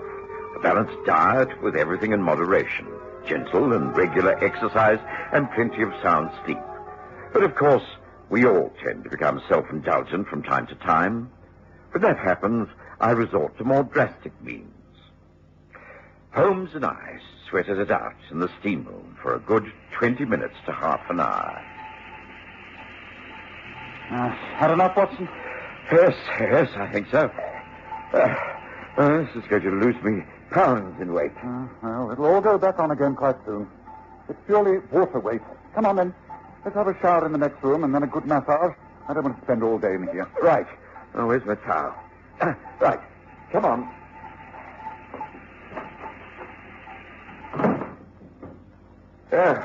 This will turn us up. Feel like new men after this. It's interesting to contrast the effects of heat and cold upon the human body. I suppose this would be quite the wrong thing for a man who was ill to do. Yes, well, it depends upon the illness. His heart was weak. Yes, I suppose so. Well, here goes.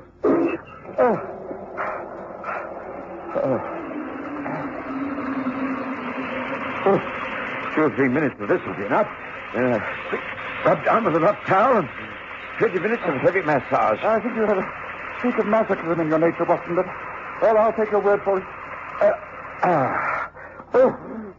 Yes. Yes, that's better. Feel fitter already. Oh, gracious, Holmes. What's that?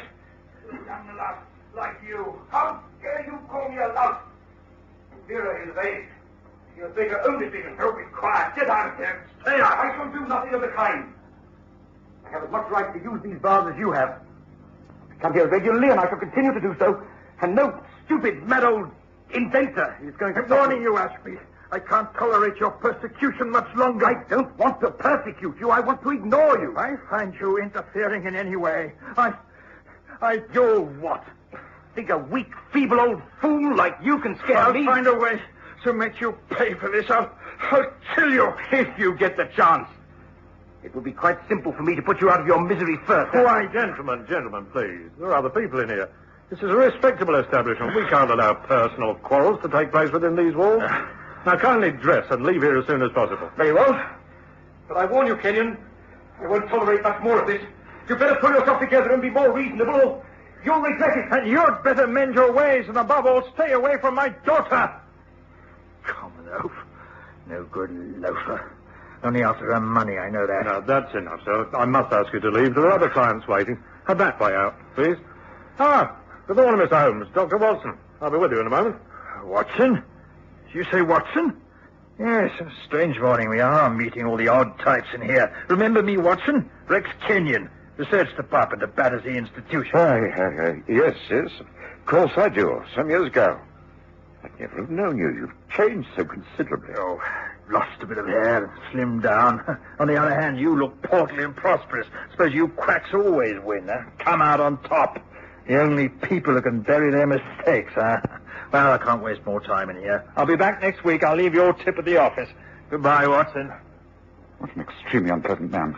Yes, he always was, if I remember. Just make yourself comfortable on the massage tables, gentlemen. You first, Dr. Watson. Just relax, Mr. Holmes. Sleep, if you like. I should think sleeping in here is almost impossible. I don't know. Some people do. Back and shoulders first, Doctor. Who was that man, Watson? Rex Kenyon, did he say? Yes, that's right. I met him some while ago when I was doing some research at the same institute. He used to be a very clever scientist. Turned his attention to many inventions. Patents for dozens of things from steam pumps to vacuum flasks. Vacuum flasks? Yes, small portable flasks for carrying hot drinks. Doesn't seem to have caught on, or perhaps he can't find a firm to mass produce them. He uses one himself. Brings in cold water to drink. I think it's largely laced with brandy. Rex Kenyon's a very complex man. Terrible temper, you must have heard. Who was the man he was arguing with? Young John Ashby. Another one with a foul temper. Apparently, Ashby's keen on Kenyon's daughter, causing untold trouble. They come here and raise Cain. No wonder you allow it. Oh, I have complained, and they've been warned that it's got to stop. We tried to persuade them to make different appointments, but each claims he was first in booking these hours. Oh, very trying. Well, I must say, I'm shocked at Kenyon's appearance. He looks dreadfully ill to me. Oh, can you concentrate on my right shoulder? I think I've a touch of fibrositis there. Yes, that's it. Yes, a bit of a knot here. Just under that old I wall. suppose the incident with Rex Kenyon would have been totally forgotten if we hadn't had a visitor a couple of days later. I came home in the afternoon to find Mrs. Hudson had just announced a young lady. Watson, back just the right time. This is Miss Vera Kenyon. She's come to see you and not me. Shall I leave you? Oh, please. Please, Mr. Holmes, please don't. The fact is, I would welcome your advice. Oh, what's it all about? Oh, do be seated. I assure you that we shall both help you if we can. Well, my father is Rex Kenyon. I believe you were acquainted with him some time ago. You met at the Raynor Steam Bars the other day. Yes, that's right. I must say I'm surprised that he mentioned the fact to you. Well, it just came up when you were talking of ways of keeping healthy. And that is really why I've come to you, Dr. Watson. I'm quite convinced my father is very, very ill. He's a brilliant man, as you must know. He's been deteriorating in health quite rapidly. And it's affecting his whole personality. He will not go to a doctor. He hasn't his faith at all in the medical profession. And I'm worried to death about him. Yes, well, how do you think I can help? Well, you are the only doctor he even knows. Can you not call at our house, quite socially, and persuade him to let you examine him, advise him? If I thought it would succeed, I'd agree immediately. But it's quite clear that your father would not allow me to even talk about his health. You'd never consent to taking my advice, and it only caused an ugly scene. I imagine you find it difficult enough as it is. Becoming intolerable. I have no life of my own.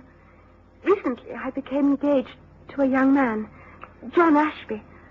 I was forced to break off the engagement when Father behaved like a madman, ranting and screaming and threatening to cut me off without a penny. I'm afraid John also has a bad temper. Between the two of them, I'm at my wit's end. I'm sorry, I really don't think I can help at all. What do you advise, Holmes? I should think a change of scenery for all concerned would be the best plan. Can you not persuade your father to take a short vacation, get away into the country, even for a few weeks? I have suggested this many times. He won't hear of it. All he wishes to do is spend most of the day in his workshop attached to the house, drink at the public house, the Falcon, and visit the steam baths 3 times a week. It's the pattern of a total eccentric, but he will not break it. I cannot see what we could do to help. Mr. Holmes, if a visit by Dr. Watson to our home will anger Father, then can you not call? You're famed for your scientific approach to life. Surely you and Father could find something in common. Perhaps you might have an influence over him. I very much doubt it. If anything specific arises, I will most certainly call upon you, but like Watson at the moment, I don't see what good I can do. I'm sorry, but that's that.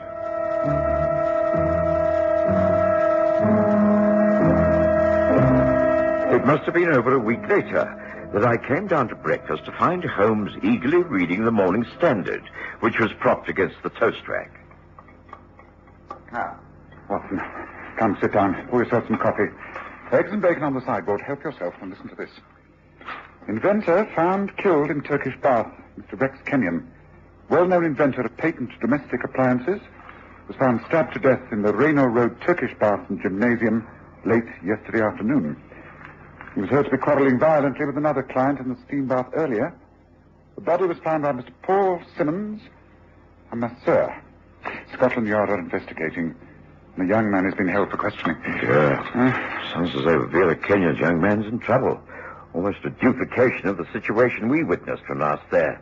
Those two threatening to kill each other. Oh, we heard them say so. Yes, now it's happened.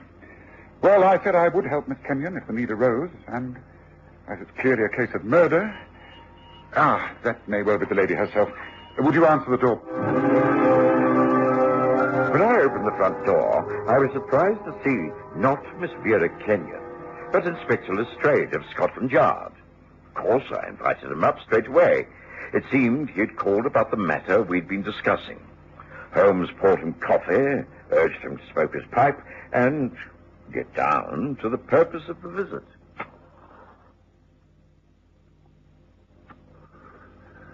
Oh, well, now, I see from the newspaper lying amongst the breakfast things that you've read of the death of Rex Kenyon in those Turkish bars. I believe you knew him. Well, Watson knew him slightly. I only saw him once in those very steam baths. Well, we were actually expecting his daughter when you rang the bell. She came here to ask me if I could help her with her father. He was a very hot-tempered, eccentric man who led her a terrible dance. We witnessed a very ugly scene when we saw him on the occasion that Holmes has mentioned. He quarreled violently with the young man, John Ashby.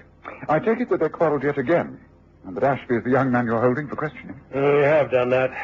We were forced to release him. You're well informed. Oh, not nearly as much as I should like to be. Please, tell us more. Well, you're right.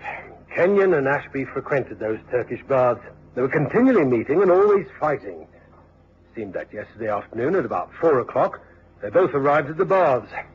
They undressed in the changing room and they entered the steam room. Rex Kenyon carried his refreshment flask as usual. They entered at different times and couldn't have been pleased to see each other. They were the only two people in this, the hottest room. It was only a matter of minutes before the masseurs waiting in the outer room heard them quarreling.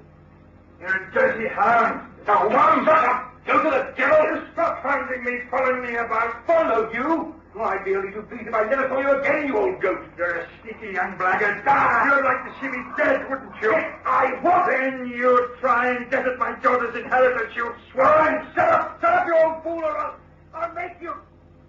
The argument continued for a few more minutes. Then John Ashby came out of the hot room and walked across to the head, Mr.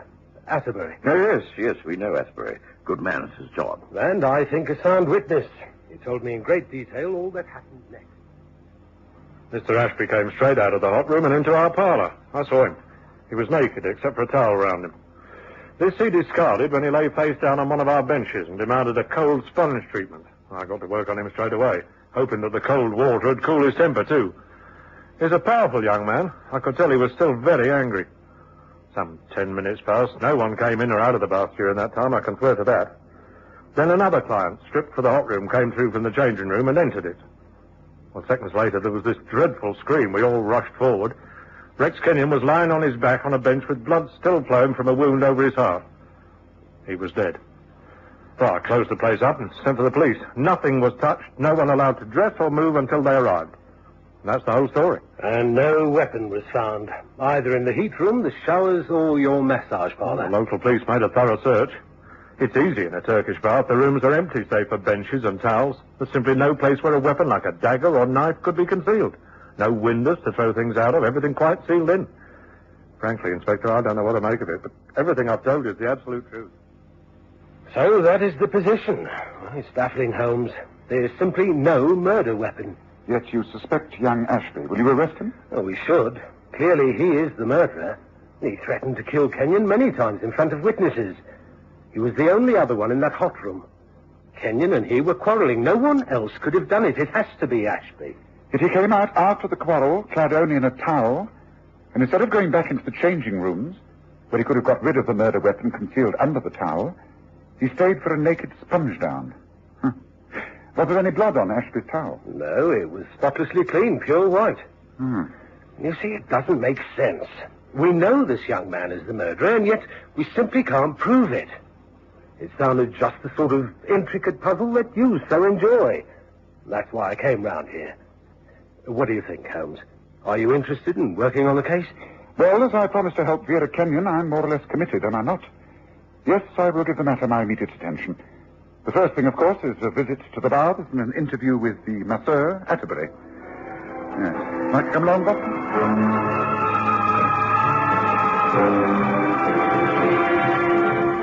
We went immediately to the Turkish baths, and Holmes had a long talk with Atterbury, who simply repeated everything he'd told Lestrade. The steam room was not working. Nothing had been touched since the baths had been closed down. We both knew our way about the place, but it was clearly a waste of time. Then Holmes suggested taking a hansom to the Kenyon home.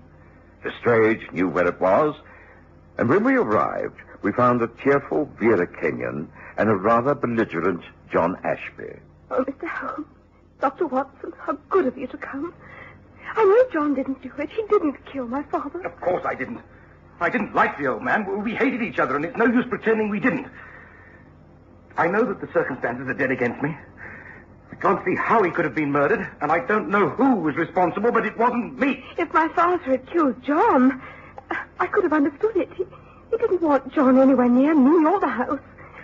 Why should John want to kill Father? It has been suggested that with your father out of the way, you would inherit a great deal of this estate. If you married John Ashby here, then he would automatically become a rich man. That's a lie. A flaming great lie. And if I meet up with whoever said that, I'll... John, please. You also have a violent, ungovernable temper. All right, I admit it. But my temper goes as quickly as it comes. Lots of murders are committed in acts of rage. But I didn't do it. I swear I didn't. Please, Mr. Holmes, you've got to believe me. Oh, yes, I do. This killing wasn't committed on the spur of the moment. It was quite premeditated and cunningly thought out. Oh, and perhaps you will be able to tell us what Ashby cannot. Who killed Kenyon? How did he get rid of the weapon? And what do we do now? Well, I don't know about you. Perhaps someone could arrange a pot of tea. But I should like Miss Kenyon to show me over the house, and in particular her father's workshop. That I should be most interested to see. Oh, but of course. John, would you be good enough to slip into the kitchen and ask cook to give us tea up here in half an hour. Do you wish to see the house also, Dr. Watson? If so, then please come with me. I'm sure you'll excuse me, won't you, Inspector? We left a rather bewildered Lestrade and an irritated John Ashby and were shown over the house. Holmes just glanced into the rest of the rooms, but was clearly most interested in the outbuilding. It was a large, well-equipped type of workshop, filled with benches, Bunsen burners, retorts, metal gadgets, and dozens of tools, each appropriate to the experiment being conducted according to the plans pinned above the bench. It was a fascinating place, one in which Holmes could have spent many hours, but he appeared to know just what he was looking for. He prowled around until he came upon a small desk. On the wooden frame was a small design sketched on squared paper. Yes, this is interesting, Watson. See, it's a sort of scabbard. Your father did a great deal of work in metal, Miss Kenyon? He worked in all types of material. Yes, he welded metal into all kinds of instruments and designs. Now, I wonder what happened to this particular subject. Yes, in a drawer, perhaps. No, there's nothing here, although a small book. Deliveries of materials, I think. Orders for things he needed.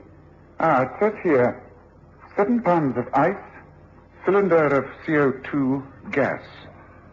That seems to have been ordered several times, and the last delivery on the day of his death.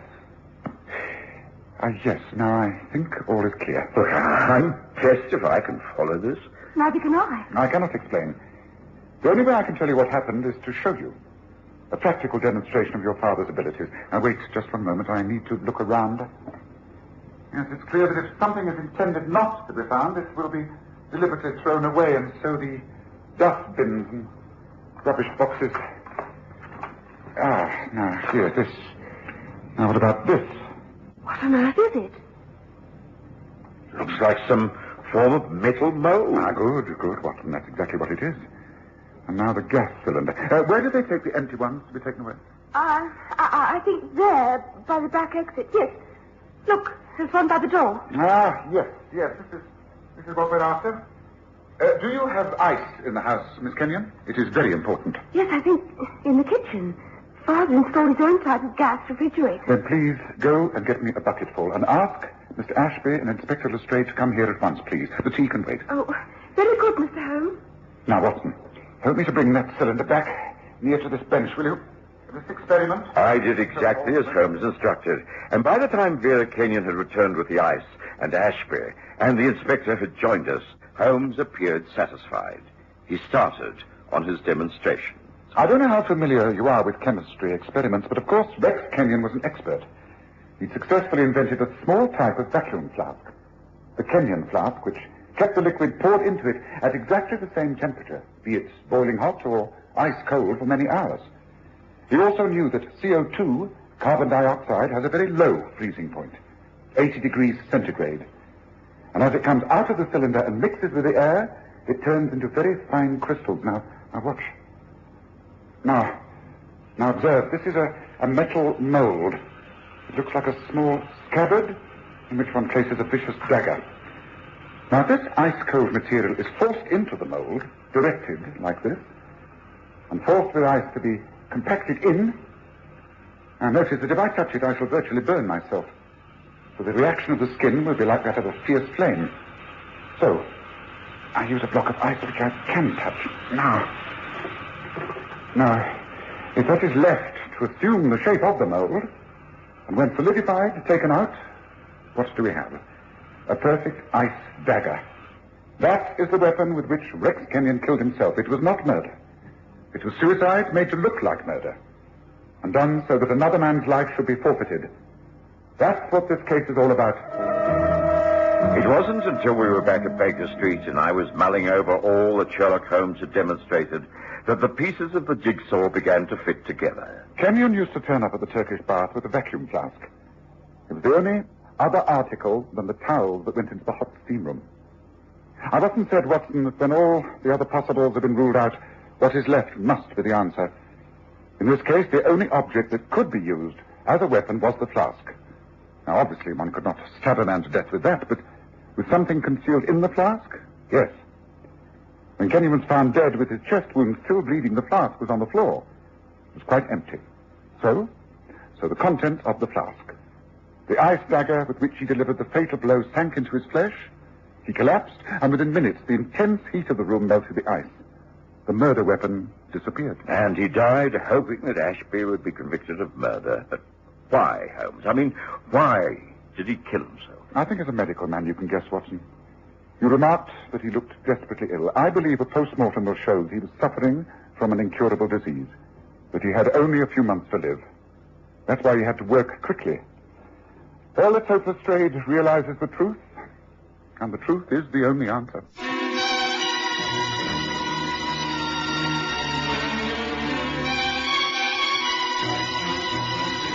Listen again next Sunday to The Stories of Sherlock Holmes, with Graham Armitage as Holmes and Kerry Jordan as Dr. Watson.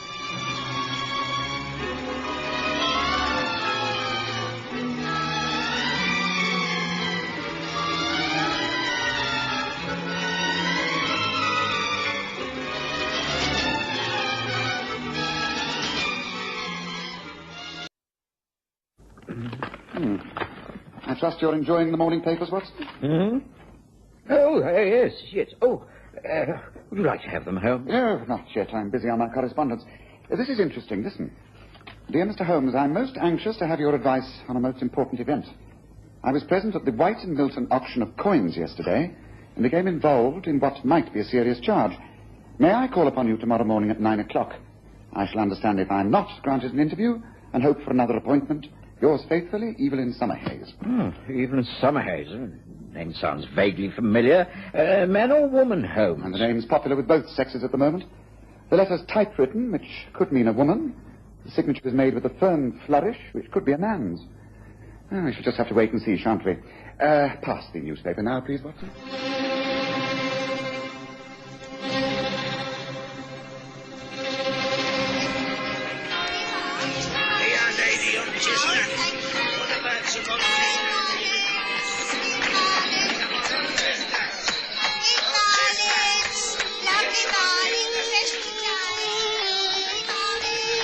We present The Stories of Sherlock Holmes.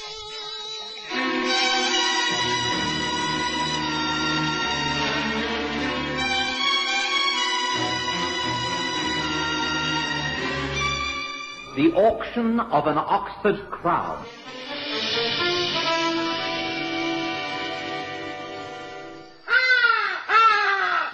Enjoy the best of both worlds. Only 2 hours drive from Johannesburg and Pretoria and half an hour by air. The magnificent Sundown Ranch Hotel and Lion Park, just 10 kilometers from the Pilanesberg Game Reserve and Sun City Resort.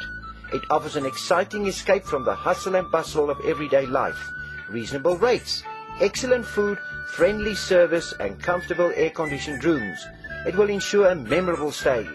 Activities include tennis, squash, horse riding, the Lion Park, and much, much more. Call now to make your reservation on 014-573-1000. That's 014-573-1000, or visit their website at www.destinations.co.za/Sundown Ranch. The Sundown Ranch Hotel and Lion Park. 2 worlds in one.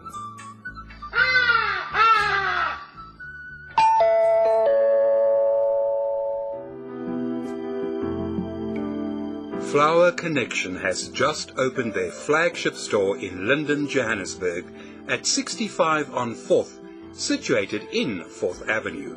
For fresh cut flowers, plants and florist accessories at wholesale prices, come to Flower Connection. Our Florist Academy is well known for its courses and flower arranging lessons. Give a unique gift this Mother's Day, a flower course. We supply all flowers and materials. Remember, instead of giving one bouquet, the flower course will be a gift for life. Call Jenny on 076 951 9449 or visit our website at www.flowerconnection.com.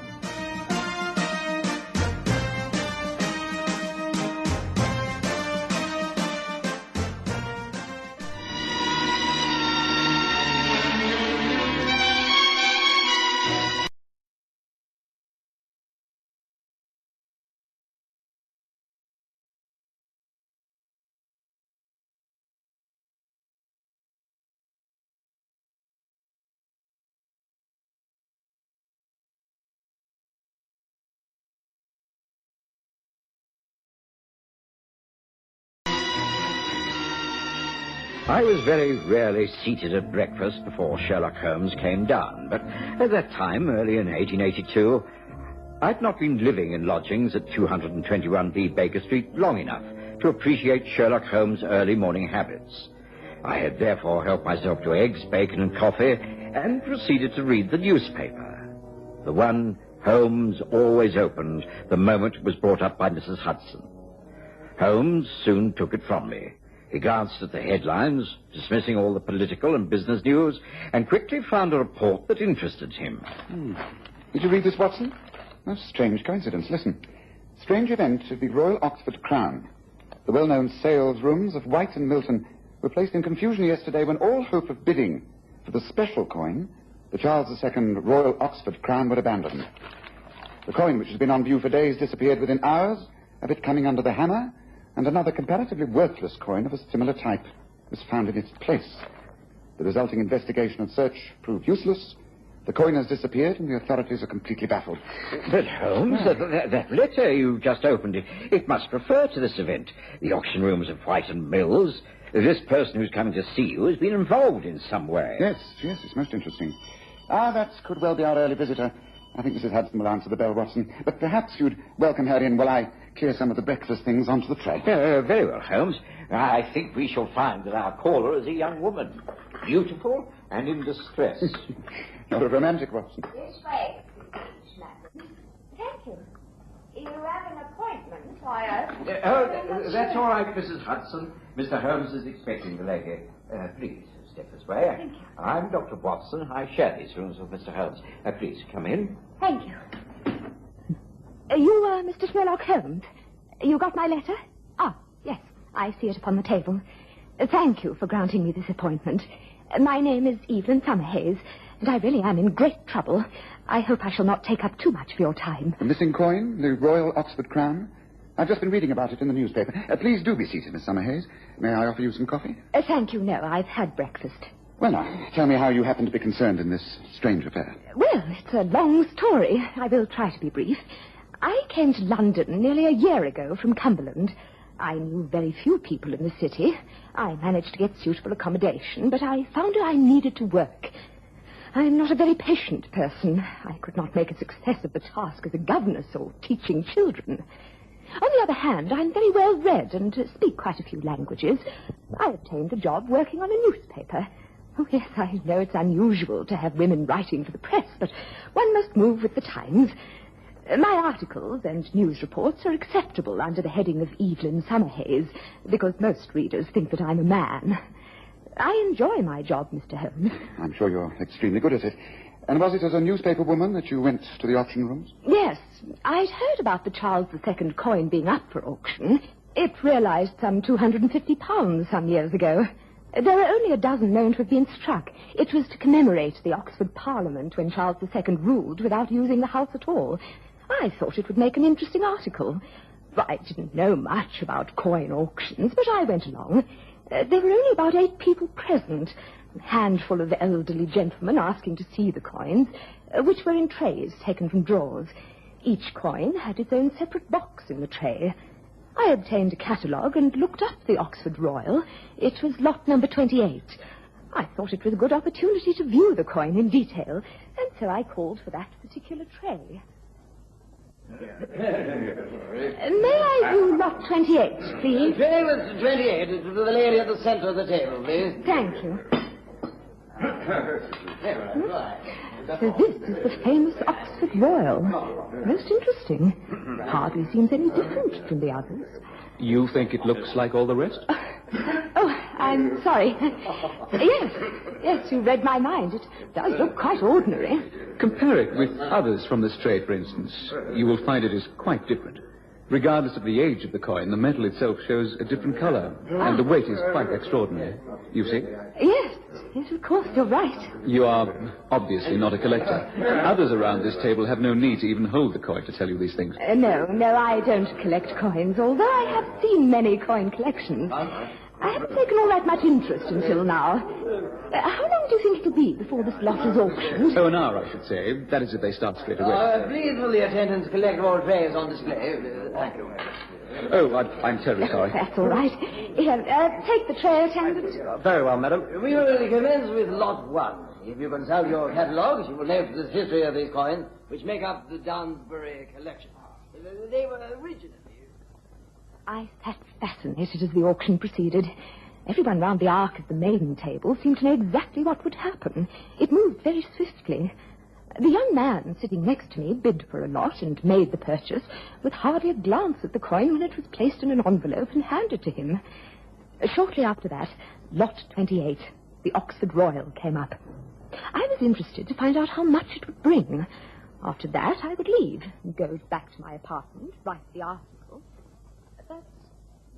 Lot 28, the Oxford Royal coin, minted in the time of Charles II, the year of 1681. I am sure... Excuse me, but that is not the Oxford Royal. Maybe in the right box, but it's the wrong coin. I can see it from here. That is not the Oxford Royal Crown. It is not... Quiet, please, quiet. Allow me to examine the lot, please. The gentleman is quite correct. There has been some mistake. This is the wrong coin. I'm sorry, but I must discontinue the selling. This is an important lot. Did anyone in this room ask to see the royal crown before the bidding began? Yes, the lady did. She was the last to handle it before you began, sir. Madam, did you see the tray before the auction started? Yes, I examined it and returned it to the box. I know it was the correct one. I made notes about it. Even a rough sketch of the face design. Well, this is a most awkward situation, Miss... Summer Hayes. Evelyn Summer Hayes. Well, Miss Summer Hayes, I hardly know what to say. Everyone here is known to me by sight, if not by name. We have, of course, the name and address of everyone. But yourself? I live at number 17, Houseguest Mansions, Trevor Square, Knightsbridge. Thank you. I have no intention of embarrassing you, but is there anyone to whom we can refer who knows you personally? You must understand that this is no reflection upon yourself. It simply places you on the same terms as the gentleman. If you care to refer to the editor of the Evening Star newspaper, he will give you any references you may need. I don't see that I can help more than that. If you have any ladies on the staff, I'll be agreeable to a personal search of my clothing and handbag. I presume that the gentleman will also raise no objections to submitting to similar treatment. Order, please! Order! Now, please, this must be conducted in a decorous manner. I am afraid I shall have to get in touch with our solicitors and perhaps inform the police. Meanwhile, will you all please remain... There was no confusion. It was all too orderly and civilized for that. Nevertheless, I remained until the end. I was the last to go, having made a written statement. The orderly who showed me out reassured me by saying muddles like this had occurred before, but I'm still very much under suspicion as a thief. Can you advise me, Mr. Holmes? This could jeopardize my whole future. First, a few questions. The young man sitting next to you, did he speak to you again that morning? Yes, he hung about after the others had gone and wished me well. He hoped I wouldn't be detained. I see. Now, when he suggested, before the bidding began, that you compared the Oxford Royal with a coin from another tray, was there at any time a slight confusion? Did you, for instance, drop any of the coins? Well, why, yes. Yes, I think I did. Yes, I was a little embarrassed by the young man's attention, and I dropped the coins in the box. But I picked them up and placed them back immediately, of course. But could you, quite inadvertently, have returned the coins to the wrong boxes? Transposed them, for instance? Now, think carefully, Miss Summer Hayes. Is such a thing possible? Why, yes. But I was confused. I could have done so, I suppose. Yes, that is quite possible. Mr. Holmes, is that the answer? No, I don't think it is the answer at all. But I do think it could be the beginning. Would you like me to investigate the matter from now on, Miss Summer Hayes?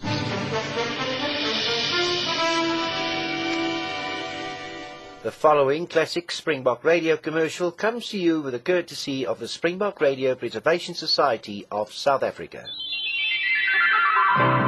New Pepsodent has Earlium, an amazing discovery that actually polishes teeth so sparkling clean and white, dulling film can't find a hole. Feel the difference with your tongue. You wonder where the donors went when you polish your teeth with Pepsodent. New Pepsodent, the white toothpaste you can feel working. Pepsodent, Pepsodent, Pepsodent.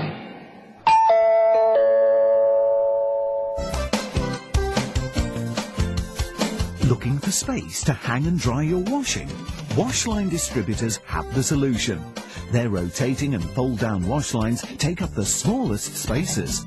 Ideal for townhouses, simplexes and balconies at affordable prices. Galvanized or powder-coated and available in 5 different colors. For 24-hour delivery, installation, reliable and friendly service, phone Washline Distributors on 011 792 2486. That's 011 792 2486.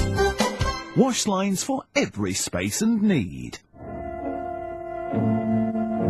Miss Summerhayes' reaction to Holmes' suggestion was one of great pleasure. She protested that she had merely come to him for advice, that this was a case far too minor for his attention, and that she'd be unable to pay for his services. All these doubts Holmes brushed aside with a wave of his hand.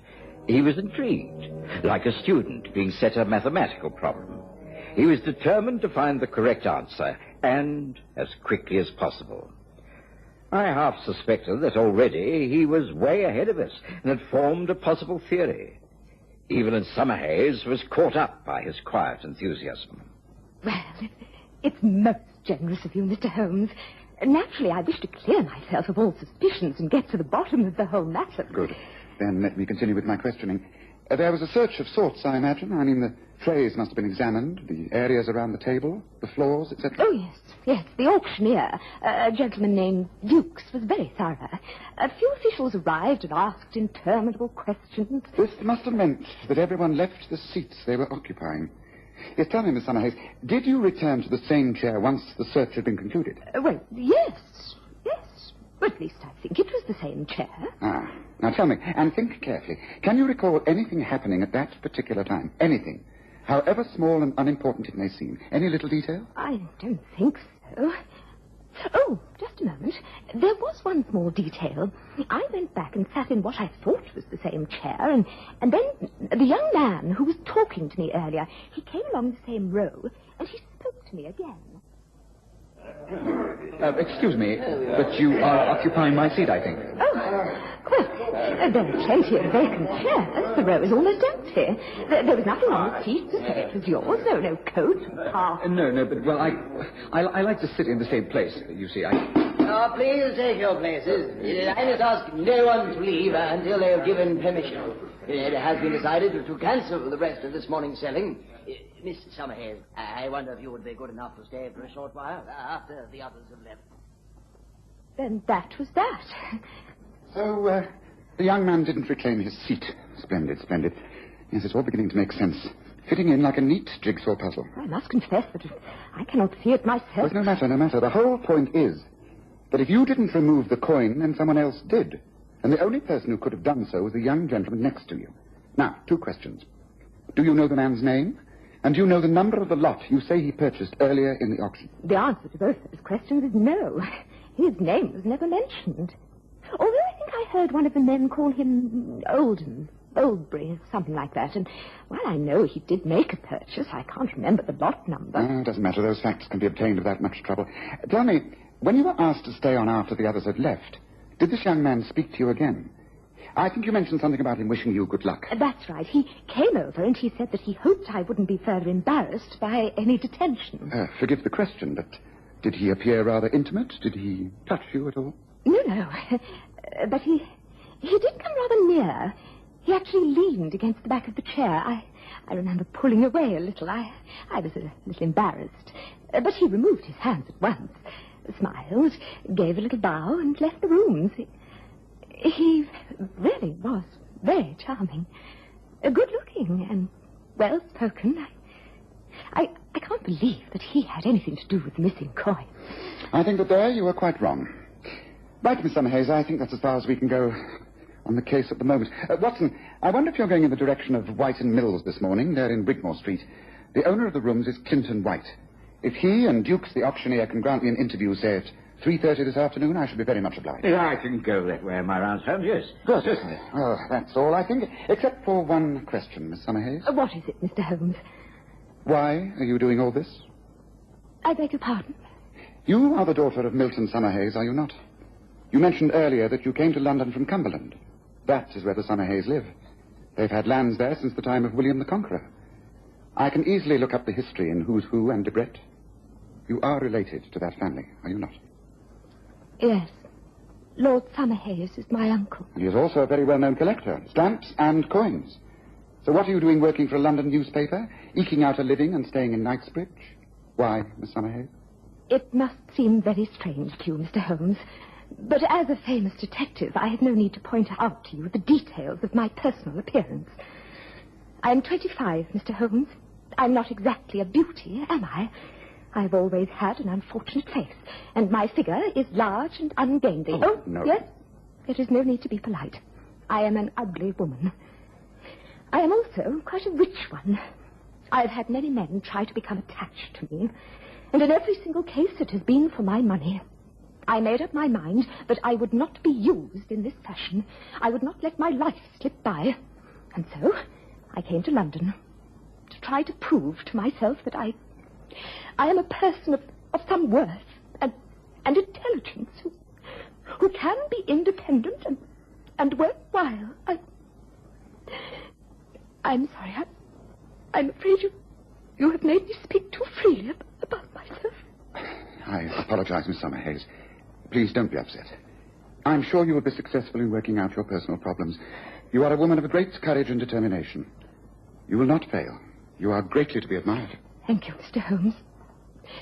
May I go now, please? Of course, I shall be available at my home address or the offices of the Evening Star if you should need me. I don't think I shall trouble you again. But rest assured, this whole matter will be cleared up quite soon, and there will be no more trouble. I promise you that. Good morning to you, Miss Summerhays. After Miss Summerhays left, Holmes hurriedly scribbled a short note to the owner of the salesrooms in Wigmore Street, Clifton White, and I left for my rounds. I was able to deliver the note quite early, and although I missed Holmes at lunchtime, I was determined not to be left out of things. And so, at 3:30 that afternoon, I made my way back to White and Mill's salesrooms. Holmes was already there. Watson, I had an idea that you would wish to join us. Let me introduce you. Clinton White, Dr. John Watson.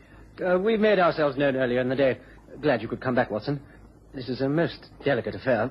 Things have often gone wrong in this business, but we've always managed to hush things up. I hope there'll be no trouble this time, no publicity. I mean, the lady from the newspaper. There will be no trouble, I assure you. Now, Watson, to give you a clearer idea of our position. We know that the gentleman who sat next to Miss Summerhays and engaged her in conversation quite a few times was a Mr. Derek Olmsted, who lives in Portman Close. It's very near here, and I've sent a message round to him. I expect him at 4 o'clock. That gives us half an hour to finalize things. Mr. White, would you be good enough to show us to the room used yesterday for the auction? Of course, this way.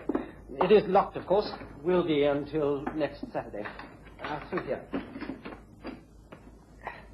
The place has been cleared and cleaned, as you can see. All the chairs have been placed to one side. Yes, in neat rows.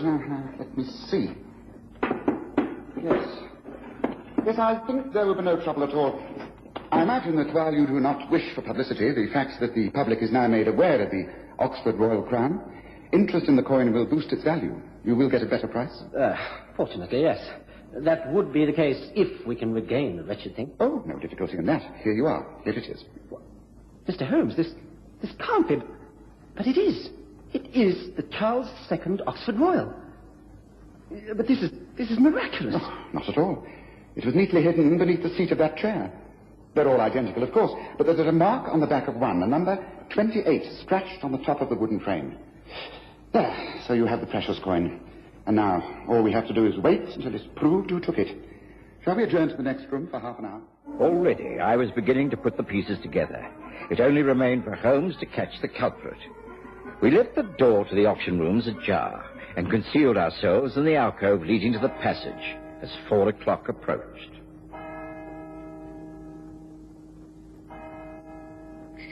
There you see the door is opening slowly.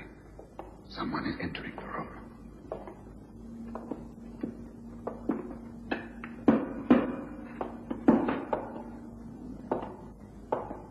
Stay exactly where you are and don't move, please. Who are you? What are you doing here? My name is Sherlock Holmes. I have no need to ask your name or what you are doing here. You came to collect the missing Oxford Royal, didn't you? Will you please produce the coin you have just placed in your breast pocket?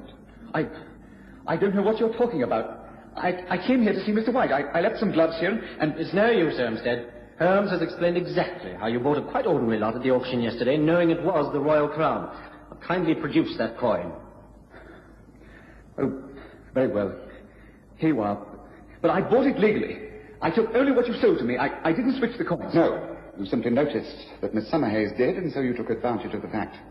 When people were searched, you had to conceal the coin, so you slipped it into the crack beneath your chair seat. Later, you tried to get it back. But you couldn't. The lady was occupying the place. So you had to mark the seat to identify it and come back later to collect it. Well, it's now your decision, White. Do you prosecute this man or not? Well, I don't know. Here, please take the coin. Take it back. You'll make far more money on it now than you would have done yesterday. Please, think of the publicity. I shall be a ruined man. Please take the coin. No, you can keep it, Olmsted. You didn't think we'd take a chance like that, having found the real one, do you? This is simply 2 pennies stuck together. Keep it as a reminder that honesty is always the best policy.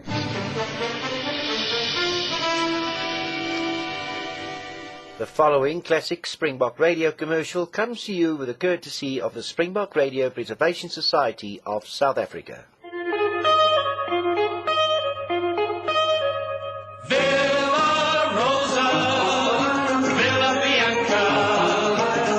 Rosa, the gay red wine, Villa Bianca, the sprightly white. Villa Rosa, Villa Bianca.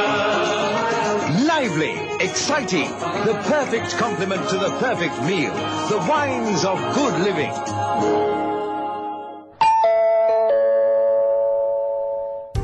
Some things in life are obvious and easy. If you have a business providing a good service or selling a product, you need to let people know. But how do you do that? Easy.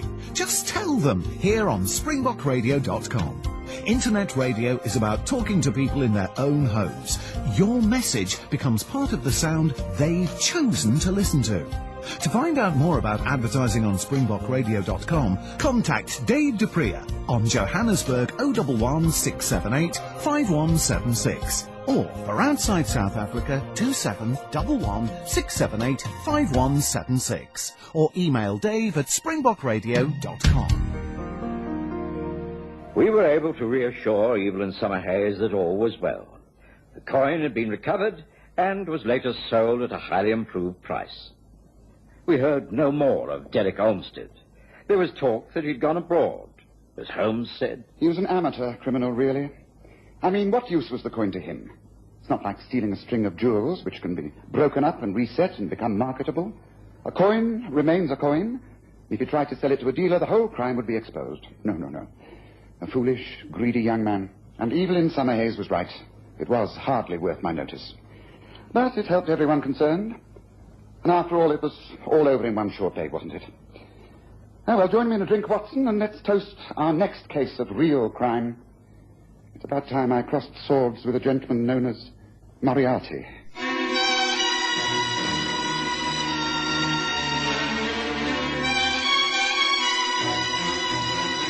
Listen again next Sunday to The Stories of Sherlock Holmes, with Graham Armitage as Holmes and Kerry Jordan as Dr. Watson.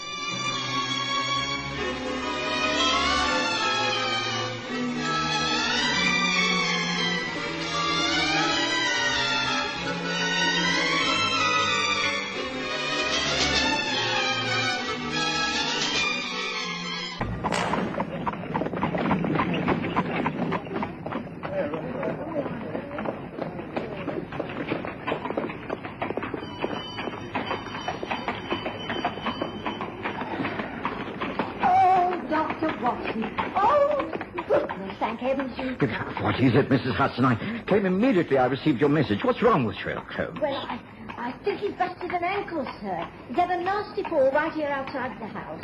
I managed to get him up to his room, but oh dear, you know what he's like. Do come in. Perhaps he'll listen to you. He won't take a blind bit of notice of me. Come in. Do your best with him.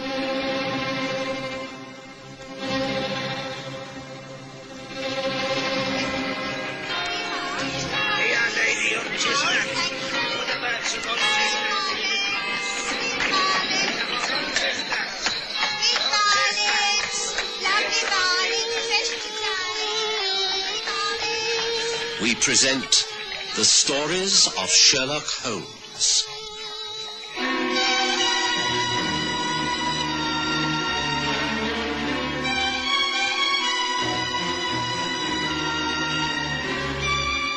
A matter of deduction.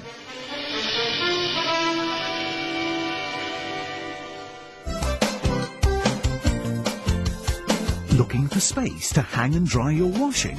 Washline distributors have the solution. Their rotating and fold-down wash lines take up the smallest spaces. Ideal for townhouses, simplexes and balconies at affordable prices. Galvanized or powder-coated and available in 5 different colors. For 24-hour delivery, installation, reliable and friendly service, phone Washline distributors on 011 792 2486. That's 011 792 2486.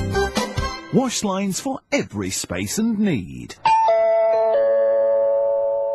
Die volgende klassieke advertensie van Springbok Radio se verlede kom met die vergunning van die Springbok Radio Bewaringsvereniging van Suid-Afrika.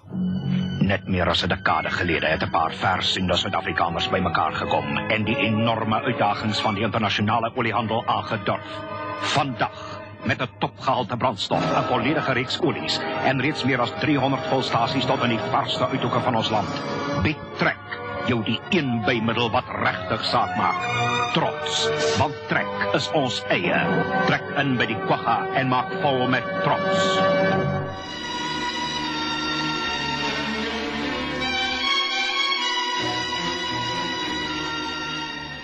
One Sunday morning, I'd received an urgent message from Mrs. Hudson to call at my old rooms at Baker Street. Sherlock Holmes was in some sort of trouble. Naturally, I dropped everything and hurried round. I found my old friend lying on the sofa in the sitting room with his right ankle up on a cushion. He refused to take his injuries seriously, but I insisted on a thorough examination. I told Mrs. Hudson not to bother you, but you know what she's like. She'll have to make a fuss. It's only a slight sprain. Nothing broken. Well, just hold still for a moment, Holmes, and let me be the judge. Yes, I think you may be right, but the swelling's considerable. You'll certainly have to keep it up for a while. Cold compresses will help. It must be very painful. Right, well, I think that's all I can do for you at the moment, Holmes. If you require anything else, you must just let me know. Oh, seems you have another visitor. Now, whoever it is, don't let them get you up and about. The more you rest that ankle, the quicker it will take to mend. Now, you must promise me to be sensible about this, Holmes. I know what a bad patient you can be, so just try and curb your natural impatience, won't you? Excuse me, Mr. Holmes. Inspector Lestrade to see you. Is it all right if I let him up? Of course it is, Mrs. Hudson. I'm not at death's door, you know. Oh, and put the kettle on, will you? I might as well have a nice hot cup of tea. Tea is already on the way. You will stay for a cup, won't you, Doctor? Oh, yes. Thank you, Mrs. Hudson. That would be most agreeable. Very good, sir. This way, Inspector. Holmes, Watson, quite like old times. I heard that you had suffered an injury, Holmes. Nothing serious, I trust? Very minor, I'm glad to say. Watson's just attended to me and agrees that it's nothing to worry about. Sit down, Lestrade. Now, tell me what brings you here. Surely it can't just be to inquire about my health. Oh, I was passing this way. Thought I'd drop in. I see that you've been busy reading the papers. What do you think of this body on the train? There's hardly sufficient data in this newspaper report. It merely says that upon the arrival of the 2:30 train at Tilbury yesterday, a porter discovered the body of a dead man in a first-class carriage. The man was identified as Mr. Harold Brightly, and he seems to have met his death through a blow on the side of the head, although no weapon that could have caused the wound has yet been found. I presume that there could have been many reasons for this. Any theories? Hardly. You know, I never go by conjecture, only by facts. Brightly could have been struck by an assailant who left the carriage at an earlier stop, taking the murder weapon with him. On the other hand, he might have leaned out of the open window and been hit by an object on the side of the line, even a passing train. But you must have a professional interest in this, Lestrade. What have you uncovered so far? Well, I must admit that I have been called in. The Essex police asked for Scotland Yard, and I was approached. I'm happy to say that I've solved the whole case. Not bad in so short a time, eh? Brightly was murdered, all right, by his own nephew. Just a moment. Please start from the beginning. It's only from there that I can sift out the evidence and form my own opinions. Well, to start with the body. At first it appeared that Brightly had been struck a terrific blow by a blunt instrument. There was a wound of about 2 inches on the right side of his head. But, on closer examination by the police surgeon, it was found that death was due to a bullet from what would seem to be an ordinary army rifle, which was found embedded in the brain. Shooting in a train. Interesting. What position was the body in? In the right-hand corner facing the engine, although I don't consider that of any great importance. All facts are important in a case of murder, but pray continue. Well, of course, the first thing to do was to find out more about the dead man and discover a reason why anyone should wish to murder him. Now, he lived with his daughter in a small place called Ben Fleet on the way to Southend. He worked in the city, and yesterday, being Saturday, he left his office at about 1. He lunched at a restaurant near Fenchurch Station and took the 2:30 train. Brightly was in business with his nephew, importers, a young fellow called Roy Simmons. Roy Simmons' mother was Brightly's sister, who'd been dead for a couple of years, and in the Brightly was a very aristocratic man, travelled first class. Simmons is a bit of a wild type, not much cash, always travels third. He almost missed the train, jumped aboard at the last minute. He knew his mates in the army were in the carriage higher up, and so, and this is the interesting part, Holmes, he admits to having scrambled along the footboard outside the train to the third-class carriages. The workman on the line reported having seen a man in uniform with a rifle on his back hanging on to the outside of the train. So you think he was able to shoot his uncle through the open carriage window and then join his friends in their the moment the inquest is over, I shall issue an order for Roy Simmons' arrest. And although I say it myself, I think it's extremely quick work. Oh, it's quick all right, Lestrade. There's no doubt about that. But is it correct? That is the point. Here you are, sir. Tea. A timely interruption, Mrs. Hudson. Would you like to pour, Watson? I'm somewhat incapacitated. Oh, and Lestrade, do promise me that you won't make any move on this rather unusual case until I've given the matter far more thought, won't you? 2 sugars for me, as usual. Thank you, Watson. Holmes managed to steer the conversation away from Lestrade's latest case, but I could tell that his interest had been fully roused. He motioned me to stay on after we'd taken tea, and when Lestrade had left, he once again picked up the newspaper and studied the account of the murder. Singular case, Watson. Of course, Lestrade is flushed with pride, and I suspect that he only called in here to show me that he was in complete command of the situation. Well, he does seem to have a very good case, Holmes. I question that, Watson. Unfortunately, I'm unable to carry out a full investigation. I can only think the matter out from this couch. As you know, I always like to visit the scene of the crime personally and collect my own facts from first-hand observation. But this wretched sprained ankle prevents any such course. I can but rely upon second-hand evidence. You wouldn't be prepared to act for me on this matter, would you, Watson? Well, I'll do everything I can, Holmes, but as you know, I've not your powers of observation and deduction. I could very easily jump to the wrong conclusion. Not nearly as readily as our good friend Lestrade, I do assure you. So you will help? Well, if I can, of course, yes. Good. Then the first thing I would like you to do is this. Oh, dear. That seems to be my morning for visitors, doesn't it? Mrs. Hudson will be asking for weekends off in future. She won't while you're laid up. She's far too loyal. Would you rather I came again later, Holmes? No. I should prefer you to stay if you have the time. Oh, very well. Excuse me, Mr. Holmes. Young lady and gentleman to see you. Mr. Roy Simmons and Miss Joyce Brightly. This becomes most interesting. Pray do come in, both of you. Meet my friend and colleague, Dr. Watson. Excuse the fact that I cannot stand. Oh, thank you. I'm sorry to have called without an appointment, but this really is a most urgent matter. May I introduce Miss Brightly? Please be seated. Thank you, Mr. Holmes. I think I can tell why you're here. You've been interviewed by Scotland Yard, have you not, Mr. Simmons? And you fear an immediate arrest for the murder of your uncle. Oh, that's true, Mr. Holmes. But I didn't do it. I swear I didn't do it. He didn't, Mr. Holmes. I know he didn't. Oh, please, can't you help us? I will certainly try my best. If it's any consolation, I must say straight away that I believe you are entirely innocent, Mr. Simmons. I'm quite sure of that. But how can we prove it? That is the tricky question, isn't it? Only by finding the true murderer.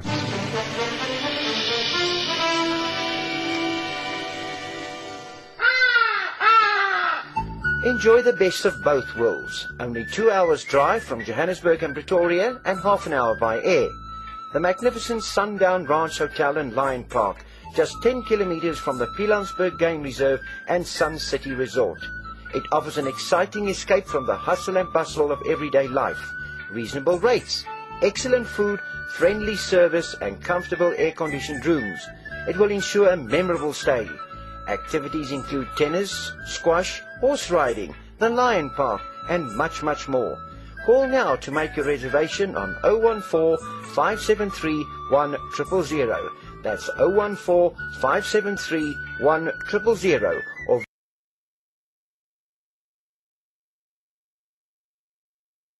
visit their website at www.restinations.co.za/Sundown Ranch.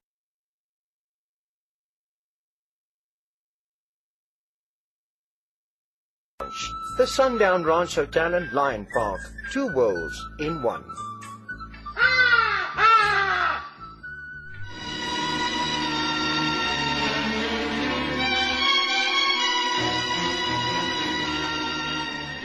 I had a chance to study the young couple and quickly formed the opinion that although they were cousins, they were very fond of each other. They made no secret about this. Roy Simmons explained. I think I must explain, Mr. Holmes, that one of the reasons that I didn't get along very well with my uncle was the fact that Joyce and I have been in love for some while. There was a resentment upon his part. We tried to explain. He wouldn't listen. He was always a very stubborn man. He was against cousins marrying, and, well, I know he thought I just wasn't good enough for Joyce. I think that had he lived, he'd have come round to accepting us together. But then this dreadful tragedy occurred, and for the way that Scotland Yard works it out, things look very black for us. That's why we decided to come to you. Oh, please, you say you believe in Roy, but that you have to find out the true murderer. But how can you do so, Mr. Holmes? There is simply no one who has a motive to kill my father. How can there be? All this will be revealed in good time, Miss Brightly. I requested Inspector Lestrade of Scotland Yard not to make any positive moves against Mr. Simmons until I've had time to collect many more facts. Tell me when the inquest will be held. On Tuesday morning. It means we have so little time. I suppose you'll be unable to be present, Mr. Holmes. My good friend Dr. Watson tells me that I must remain here and not put any weight upon my injured ankle. I regret that all inquiries will have to be done for me by Watson. However, I see no reason to despair. I take it that you can hold yourself available for any interviews or journeys that I can arrange on your behalf, Mr. Simmons? Oh, yes. Yes, of course. Here's my card. I live in a small apartment in Ashworth Road, Paddington. I'll be at home from now on. I shall be back at the family home at Benfleet. Please feel free to call me at any time, Mr. Holmes. It's imperative that this dreadful tragedy is solved immediately. I shall certainly do my best. Just a few questions before you leave, and then the investigation will be taken over by Dr. Watson. Now, a detailed account of your movements from the moment you caught that train in your soldier's uniform, if you please, Mr. Simmons. Roy Simmons gave us a clear account of his actions of the previous day, and I could tell from the frank and yet clumsy way he told his tale that it was the truth. It was a confession of some bravado, but I believed every word of it. Holmes sat back on the sofa, the tips of the fingers of each hand placed gently together, his eyes half closed as though picturing all he was told. Eventually he smiled and dismissed the couple, promising them that he would take action immediately. When they'd been shown out by Mrs. Hudson, he made several immediate requests. Firstly, Watson, my books. Railway timetable and ordnance maps from the shelves by the fireplace, if you don't mind. Yes. This case is becoming remarkably interesting. I think you'll find the red barn books are the ones. A 6-inch survey map that covers the countryside from Rainham to Purdham. Let's see. These are the ones you want? Yes, those are they. Yes, now this is what I'm looking for. Come, study this with me, Watson. You see, here is the railway, and here, running alongside, is the country road. Now, it breaks way round about here, as it enters Rainham Marsh. There are rifle ranges there, and here.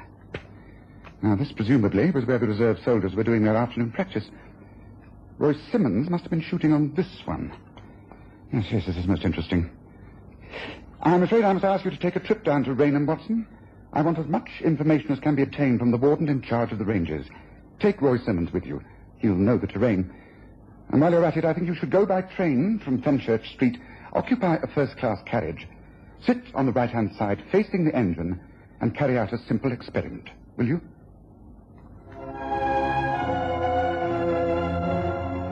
Of course I agreed, and some 2 hours later found myself on the South End train from London.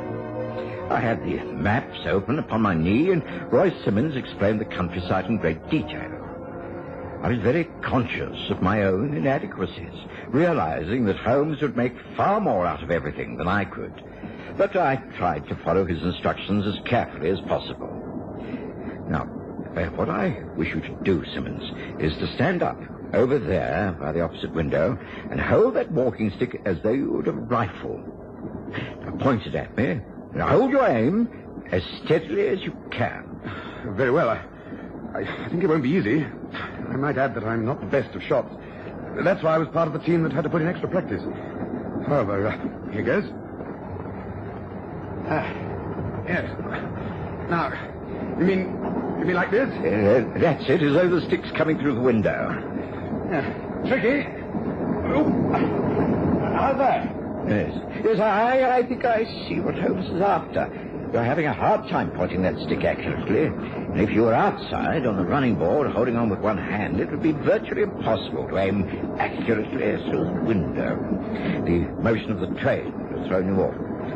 Well, that's one theory taken care of. Thank goodness for that. I don't mind admitting that I was scared stiff hanging on out there anyway. It was only my mates cheering me on that kept me going.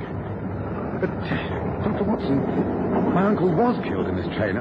I didn't do it, so who the devil did? Well, I can't answer that, but a glimmer of light is beginning to dawn. Perhaps after we've visited the rifle ranges, we shall have a better idea. How much farther to the stop where we get off? And will there be anyone there on a Sunday afternoon?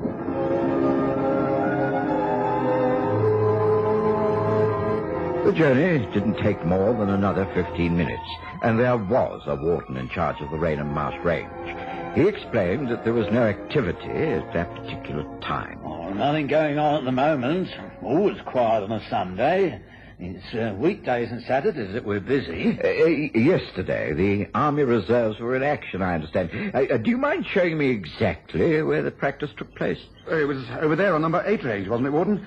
I was part of the team. Oh, that's so. A bunch of right rotten shots you were, too.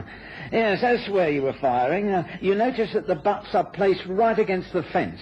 Beyond that's the marsh and the river. Oh, so that if anyone was particularly wild with their firing, there could be no danger from flying bullets. Oh, heaven help us, no. That's why the place is designed as it is. Very little danger here. The red flags go up, of course, and no one's allowed to walk across. Never been any accidents, I'm thankful to say. Of course, on the other side, there's a house or two and the railway, but, the fire doesn't go in that direction. Excuse me, Warden, but wasn't there other activity going on down here during yesterday afternoon? I think I heard some of the men talking about some unusual firing. Oh, aye, that's right, yeah. Over there, number 9 range. Special testing going on from Woolwich. Newfangled sort of gun, a sort of repeater device. Testing it out, they were. I can't say whether it was a great success or not. War Office were in charge, you see. It's all very secret and hush-hush. I see. Well, there doesn't seem to be anything else to keep us here, Simmons. We'd better be getting back to Baker Street and report to Holmes. I'm afraid he won't be at all impressed. I'm not a very good substitute, I'm afraid. Oh, thank you, Warden. You've been very kind. Come on, Simmons. We shall just be in time to take the return train. Back at Baker Street, I made the report to Holmes in as detailed a manner as possible. Roy Simmons helped me by drawing a rough sketch of the position of the rifle rangers and the railway and confirming all that had taken place. Holmes was naturally impatient and annoyed that he had been able to conduct the investigation in person. He studied the survey maps and our sketches in great detail. That's no use, Watson. I shall have to go down there myself. Oh, but Holmes, you can't. It's important that you do not use that leg in its present state. I shall take a stout stick and put very little weight upon the ankle. I'm quite convinced that the answer to this case lies on that rifle range. We've proved that no one on that train could have committed the murder. The rifle range has got to be the answer. Please, be good enough to get in touch with Lestrade at Scotland Yard. He must hire a four-wheeler, and we shall drive down there.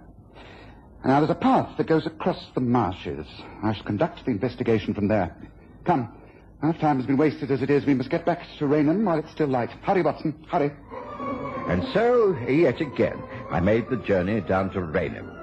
Holmes was silent for most of the journey, and I could tell that Lestrade thought the whole thing a waste of time. Once on the rifle range, Holmes produced some powerful field glasses and studied the countryside. He seemed particularly interested in number 9 range, where the new rifle tests had been conducted. Most extraordinary. Very good of you to give us so much of your time, Warden. Tell me a little more about this test rifle. Was it held by hand by one of the men from Woolwich? Oh, no, sir. A special clamp was used to hold it quite steady. Very powerful gun it is, too.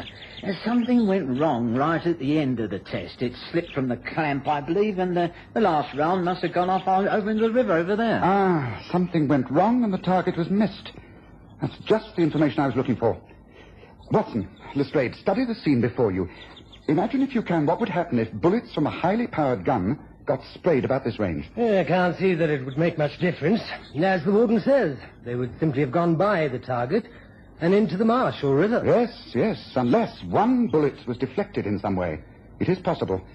In fact, more than possible. Watson, lend me that rather burly shoulder of yours to lean upon. I'm about to hop my way across the grass and show you just how Brightly was killed. It was not murder at all. It was a pure accident. Come, let me explain. As we helped Holmes to stagger across the rifle range, he began to explain his theory. It all began to make sense. Even Lestrade was impressed and forced to listen. I was staggered that the facts could have been placed together so accurately without Holmes having been anywhere near the scene of the death. It was clear from the beginning that Simmons could never have killed his uncle. In the first place, if he was on the train, then he would have had to fire at very close range. A rifle bullet would have simply gone through the man's head and not lodged in the brain. It was obvious that the bullet that killed Brightly was very near the end of its flight, and so must have been fired from a long way off. Now, although the rifle used on this range was pointing in the wrong direction, supposing it hit that metal flagstaff in front of us, it would then have ricocheted off, been deflected, and entered the open window of the passing train. A bullet deflected in this way usually turns over and over in its flight, and that would account for the unusual size of the wound. There. Look up there on the flagstaff. That is a recent scar where the paint has been chipped away. I submit to you that that is how Brightly was killed.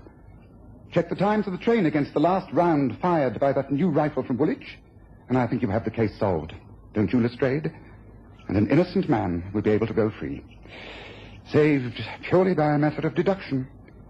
Elementary. Not so, my dear Watson?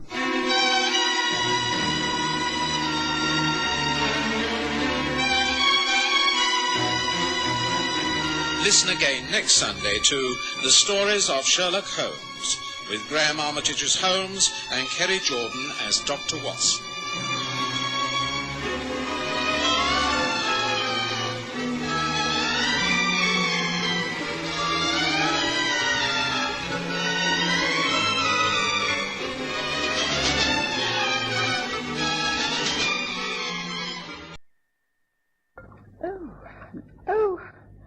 Oh, how wonderful.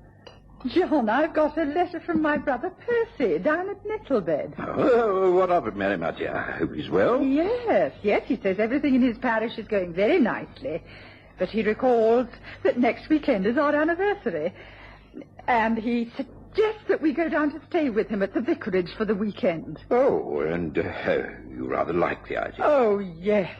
We could go to church on a Sunday at St. Anne's, where we were married just a year ago. Oh, John, dear, do say yes. Very well, my dear. If I can arrange it, I agree.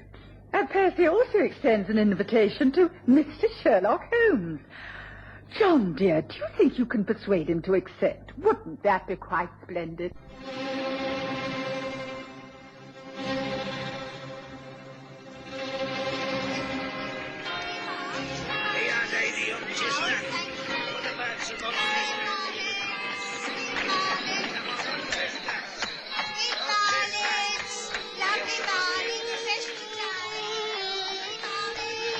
We present The Stories of Sherlock Holmes,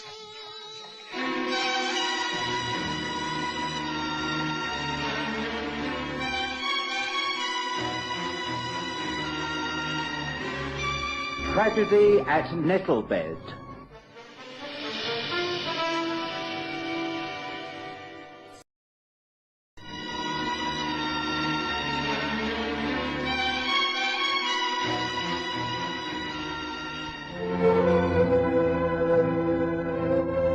Mary and I had been married at Nettlebed Church in the parish of her brother, the Reverend Percy Phelps.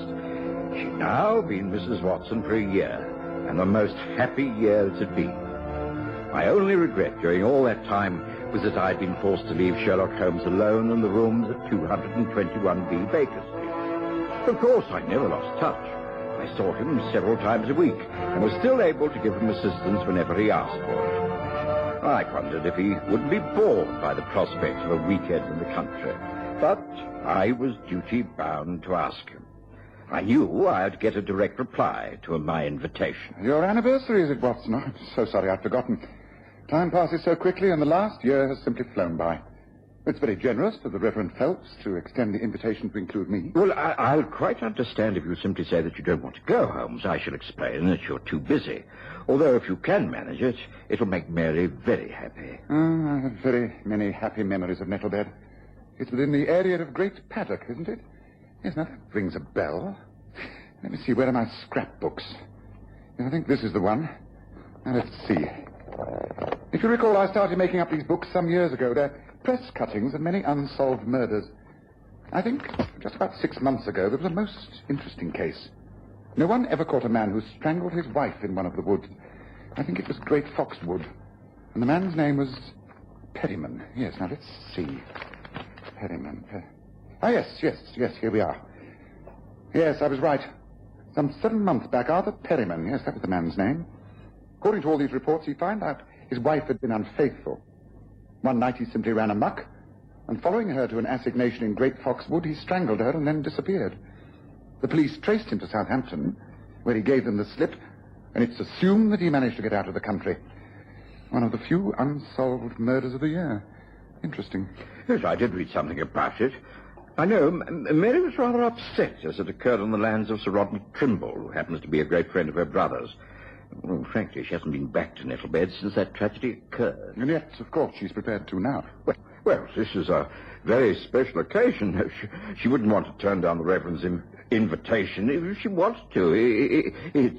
She's a god to go. Well, the whole thing is most understandable. And, of course, I shall be happy to accompany you, Watson. Holmes, you will, but that's excellent. We shall all be so pleased. Now, I doubt if I shall be able to leave until lunchtime on Friday. Mary will probably go down a day or two earlier, so can you manage the 2:30 train from Euston on Friday, Holmes? Holmes agreed to the arrangement, and Mary was delighted. She sent a telegram to her brother saying she'd be with him midweek, and that Holmes and I would arrive late on Friday afternoon. The plan worked perfectly. Our train was on time at Great Paddock Station, and a pony and trap was waiting for us. I recognized the driver. It was Ben Crump, who worked for Sir Rodney Trimble. Afternoon, Dr. Watson. Afternoon, sir. You must be Mr. Sherlock Holmes. Climb in. Thank you. It's nice to see you, Ben. But why are you meeting us? You still working for Sir Rodney? No, that's right, but well, the Reverend and your wife, they've both been out all day. So I was asked to take the trap and fetch you. There's no need to worry. I'll be home by the time you get there. Are you comfortable, are you? Oh, yes. Thank you, Ben. Right, go on in, Bessie. Come on, up we go. Oh, this Holden. Yes, you'll find her way back to St. Anne's without anyone holding the reins. I know. Bessie's a great favourite of my brother-in-law's. It's been a good year for you up at the Hall, Ben. Times are hard, Dr. Watson. He's cut back a lot on entertaining. This weekend be the first time he's planned to shoot for nearly a year. Oh, planning a shoot over the weekend, is he? Tomorrow, the weather holds. I reckon you two gentlemen will be invited. You like to shoot, Mr. Holmes? I'm considered quite a good shot, yes. Oh, he's one of the very best. What do you go for here? Pheasants? Woodcock? That's right. Now, there's plenty of them to be flushed out. Just hope when the beaters start, we can cut the birds off from heading to Great Fox Wood. Great Fox Wood? Ah, yes. That's where there was a murder some few months ago, is that right? No, that's right. We don't talk about that round here, Mr. Holmes. Some things is best forgotten. If you want to be a friend of Sir Rodney's and everyone else in these parts, well, you won't ever mention it. You got my meaning? Now looks like rain clouds over there. Come on, Basil, get on with it. Get us home. Within half an hour, we were at the vicarage, and all thoughts of Ben Crumb's warning had faded from my mind. It was a wonderful reunion. Percy Phelps was warm in his welcome, and Mary radiant to be able to play hostess for him as she used to in the old days. Dinner was delicious, and we sat by a pine log fire afterwards, taking coffee and liqueurs. It was a most pleasant domestic scene. Ah, what could be more delightful than having one's family and dear friends gathered around one's own hearth? I'm so happy to see you all. Oh, I do wish you the very best of health. May you enjoy being here this weekend as much as I shall enjoy having you. It's quite wonderful. I'm so pleased that you came with John, Mr. Holmes. I took very little persuading, I can assure you, Mary. The only thing that amazes me is that a whole year has passed since you were married. It seems but a few months. Oh, wait until you try marriage, Holmes. A year with the wrong person might seem like 10. Well, here's to the next 10 years for you, John, and for you, Mary. Oh, thank you, dear. To a very happy couple. Oh, dear, now who can that be? Now, don't you get up, Percy, dear. Let me go and answer the door. I shan't be a moment. You men stay where you are and enjoy your drink. Well, I must congratulate you, John. You've made my sister the happiest woman in the world. I always thought she would become a contented woman, but I never believed that within a year she could change so much. Well, she looks and sounds years younger. Well, I refuse to believe that I brought her more happiness than she's brought me. I suppose we're just very lucky, that's all. Yes, you are. And I hope and pray that luck continues. Well, I see no reason why it shouldn't. Percy, look who's here. Sir Rodney, who's just walked over from the hall. Do come in, Sir Rodney. Thank you, my dear. Sir Rodney, what a lovely surprise. And you've arrived at just the right time. John Watson is here and also Mr. Sherlock Holmes. Well, as long as I'm not intruding upon a family reunion. Hello, Watson. So nice to see you. Yes. And of course, I've heard much about you, Mr. Holmes. Welcome to Nettlebed. Hello, Yeah, then, do join us for coffee and a drink, will you, Sir Rodney? Oh, thank you. Thank you, but no, I can but stop a moment. I called to find out if your guests had arrived, Reverend, and if you'd all care to join us up at the Hall in our first shoot of the season tomorrow. I think we've heard news of this, Sir Rodney. The old man Crump said something about it when he drove us up from the station. And I remember thinking, very selfishly, that I hoped I'd get an invitation. Oh, good man. That means you'll accept. Yes, only too willingly. And you, Holmes? How can I refuse? I shall look forward to it. It's no good asking me, of course, but Mary will, I'm sure, be delighted to join you all at the Hall and act as hostess. She's extremely good at organizing things like refreshments. Would you consent, Mary, my dear? I do confess that I am in need of such help, and I'd be very, very grateful. The servants will do all the preparations, of course, but I need someone to be with the field carriages to serve refreshments to the guests. Well, of course, I'd love it. I have done a little of that sort of thing on other occasions, so I know I can manage it. And it means I'll be able to watch John and Mr. Holmes in action.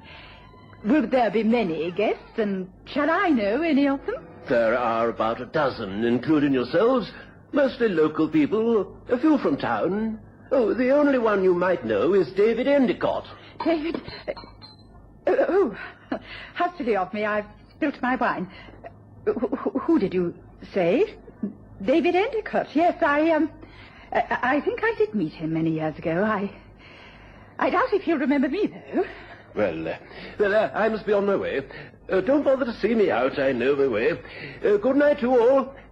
I'll expect you up at the Hall nice and early tomorrow morning. We want to start the first partridge drive at about 10 o'clock, so shall we say no later than 9:30? Good night to you. Thank you so much. Good night, Sir Rodney. After Sir Rodney had left, the talk became general. But I noticed that Mary was very quiet. We retired early, and the moment that we were in our room, she gave a little sob and placed her arms round me. Oh, John. John. Mary, my dear, what is it? Oh, John. I didn't think it would ever happen. You remember many years ago that I told you I was engaged to be married and that the man walked out on me. I was jilted. Davis, that was years ago. What does that matter now? We're happily married. You've put all that behind you. No, listen to me, please, dear. The man I was to have married is this man, David Endicott. He will be at the shoot tomorrow, and John, I am so afraid. So very afraid. Afraid? You mean you're afraid of meeting this man from your past? Yes, I am. Afraid of what might happen. You think you might still feel attracted to him? Oh, no, dear. No, nothing like that. No, it's just that I have found out so much more about him, and John, I'm convinced that he is evil. David Endicott is an evil man and can only bring tragedy to Nettlebed. I'm sure of it.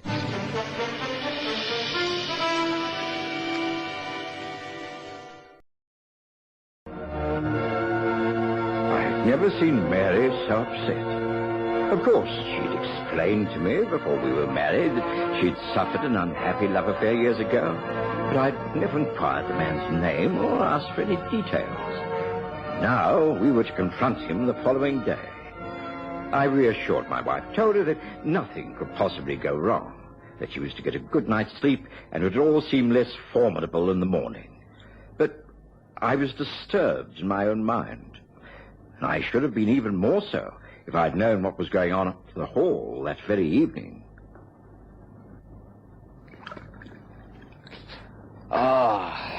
Now that's better. David, I think the time has come for us to have a little talk. Yes, Sir Rodney, what is on your mind? Surely you don't mind me helping myself to a slight nightcap? Oh, no, not at all. Although I think I should be honest and say that you seem to be drinking far more heavily than ever. It's no way out, you know. No way out from what? From the sort of dissipated life that you're leading, that you have led for so many years. Oh, dear. Am I going to end my first day here with a moral lecture? Yes, if that is what you wish to call it. This is still my house, and I must ask you to respect the fact that I have many guests tomorrow. You are part of the weekend, and I hope you enjoy yourself. You're a good shot and should be very useful in the team. But please, I know what you're like on these occasions. You can no more keep your hands off a woman than you can the whiskey bottle. I won't stand for it tomorrow. Well, that sounds more like a threat than a lecture. Why don't you just ask me to leave right now? You know full well that I can't do that. Please, David, it's important. And there are lots of really nice people coming down. One of them is someone I think you used to know very well. Mary Phelps, the vicar's sister. She's now married to Dr. Watson, who is also a member of our party. Mary? Little Mary Phelps? Well. She is no longer little Mary Phelps. She's Mrs. John Watson, and she's a grown woman. Mature, sensible, and very happy. Just make sure that you don't cause trouble, David. If you do, in any way, then I shall no longer protect you or give you further warnings. I shall kill you. Morning dawned bright and clear, but with a sharp wind. Mary and I were up early. She seemed pale and tense, but quite determined to go through with the day as it had been planned. The Reverend Phelps had been called out during the night to sit with a sick person in the neighboring village. And of Sherlock Holmes there was no sign. We were having coffee in the morning room when he marched in from the garden, fully dressed and flushed from a brisk walk. Coffee, what a splendid idea. Good morning, Watson. Morning, Mary. Good morning. A black with 2 sugars. Yes, very well. I'll pour it for you. Come and sit down. Morning, Holmes. You're up and about early. I thought it as well to take a look at the lie of the land before embarking on any practical shooting. Sir Rodney has his drives all marked out, and the beaters are gathered in force. Sounds very promising. Yes, it does. The only trouble is the wind.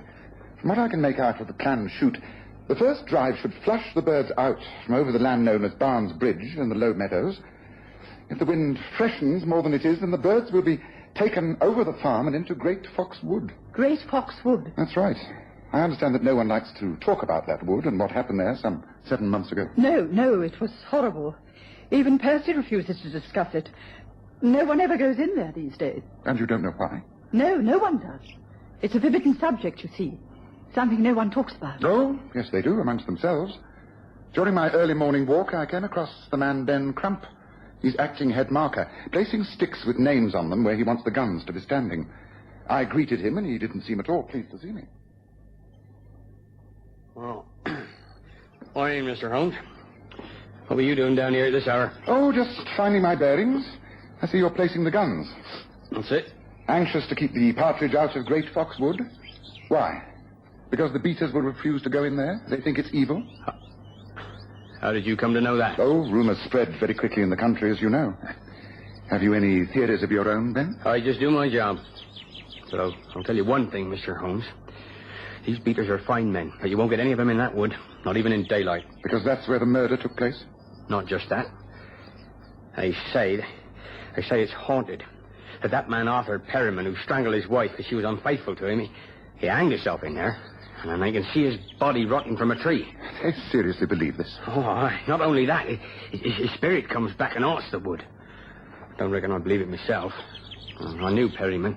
He's a violent man, wild, jealous. The folks around here swear they've seen his ghost. Now, so that's how the matter stands.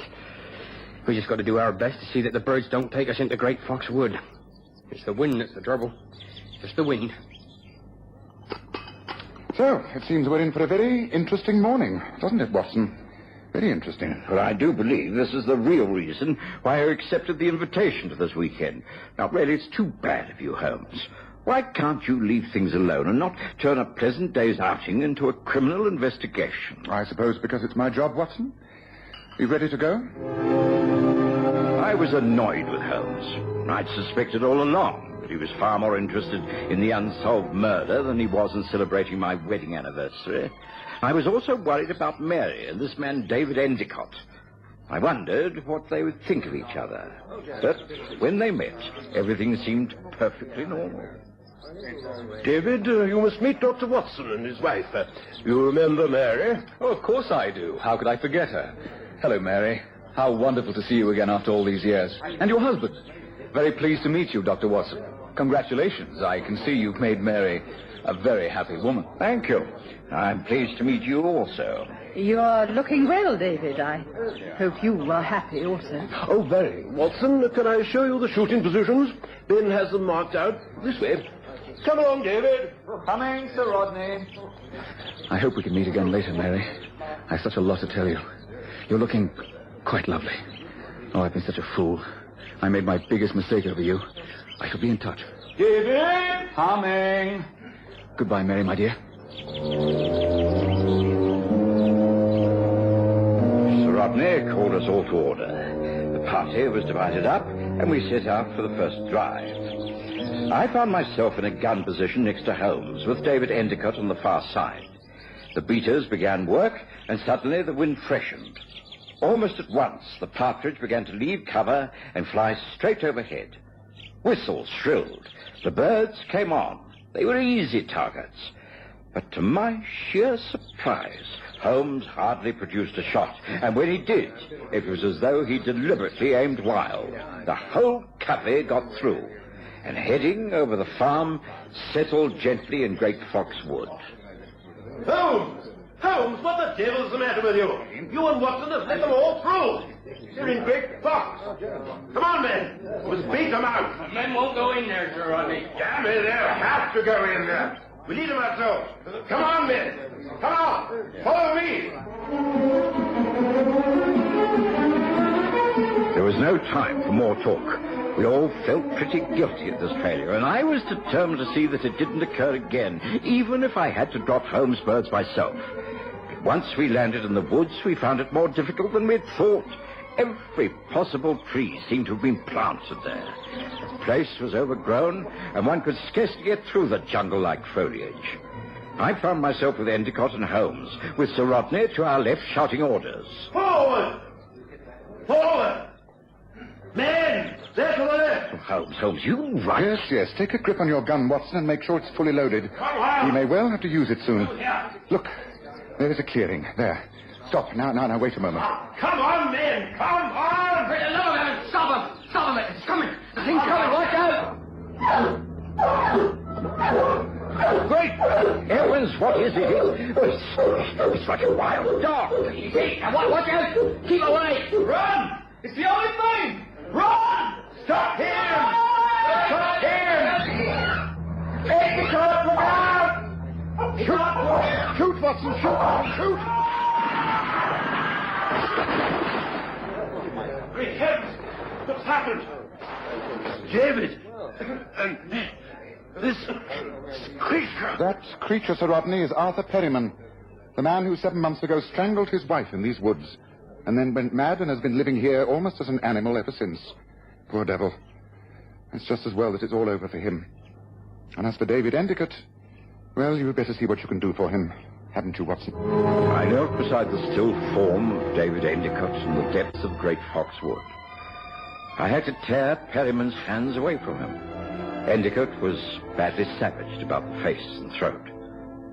Of course, the whole shoot was called off. The guests departed with as much dignity as they could muster, and the police were called in. It wasn't until we were all safely back in the vicarage and Percy Phelps was dispensing stiff drinks that Holmes was able to complete his summing up. I'm sorry that the weekend started so badly, but I'm sure it was most necessary to solve the problem. You see, I checked most thoroughly in London before we came down here on the Perryman murder. I was sure that the police were quite wrong in thinking that Arthur Perryman had managed to escape after killing his wife. He hadn't left the country, yet no one had picked up a hint about him for over 7 months. There was a rumor of a ghost in the woods. Could it be that Perryman was still there? There is a disused hut in the clearing. He'd lived there, crazed and wild. It was necessary to bring matters to a head. Of course, when he recognized David Endicott, his murderous intent flooded back. For it was Endicott who was his late wife's lover, the cause of his breakdown. It was Endicott who had a hold over Sir Rodney and was sponging off him, bleeding him white. And it is Endicott who now lies very ill in Great Paddock Hospital. I think that justice has been done, and perhaps many doubts removed from everyone's mind. Don't you agree, Watson?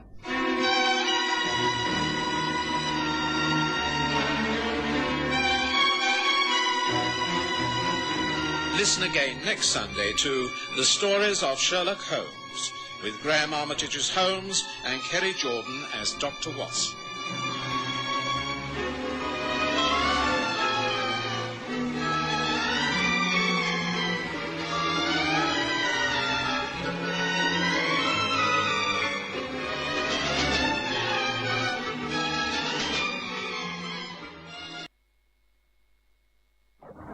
Oh, very nice casting, Holmes. I must say I'm enjoying this trip tremendously. It'd be rather more satisfying if we caught some fish, Watson. What are you always telling me? Patience is a virtue? Well, they've only been here a couple of days. And after all, what have we come to Norfolk for? Complete rest. Enjoy the Broads, fishing, walking, generally taking a lazy holiday. I'm quite content. It's all very well for a couple of days, but then I find I need something to concentrate upon. I think you should concentrate upon your line, Holmes. I think you might have a bite. Hey, you there! You want to bank there? And if I have, then that man has ruined it. Sherlock Holmes, surely it must be. Who on earth? I'm not known in these parts. By heavens, it's Tubby Spencer. Do you remember him, Watson? Superintendent at the Yard many years ago. Well, what on earth's he doing up here?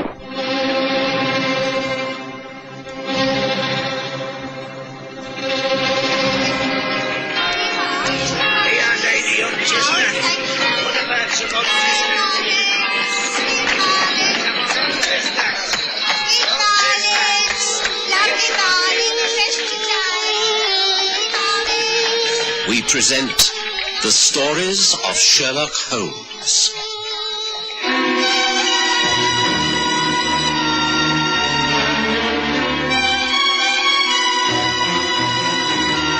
The Nene River Mystery.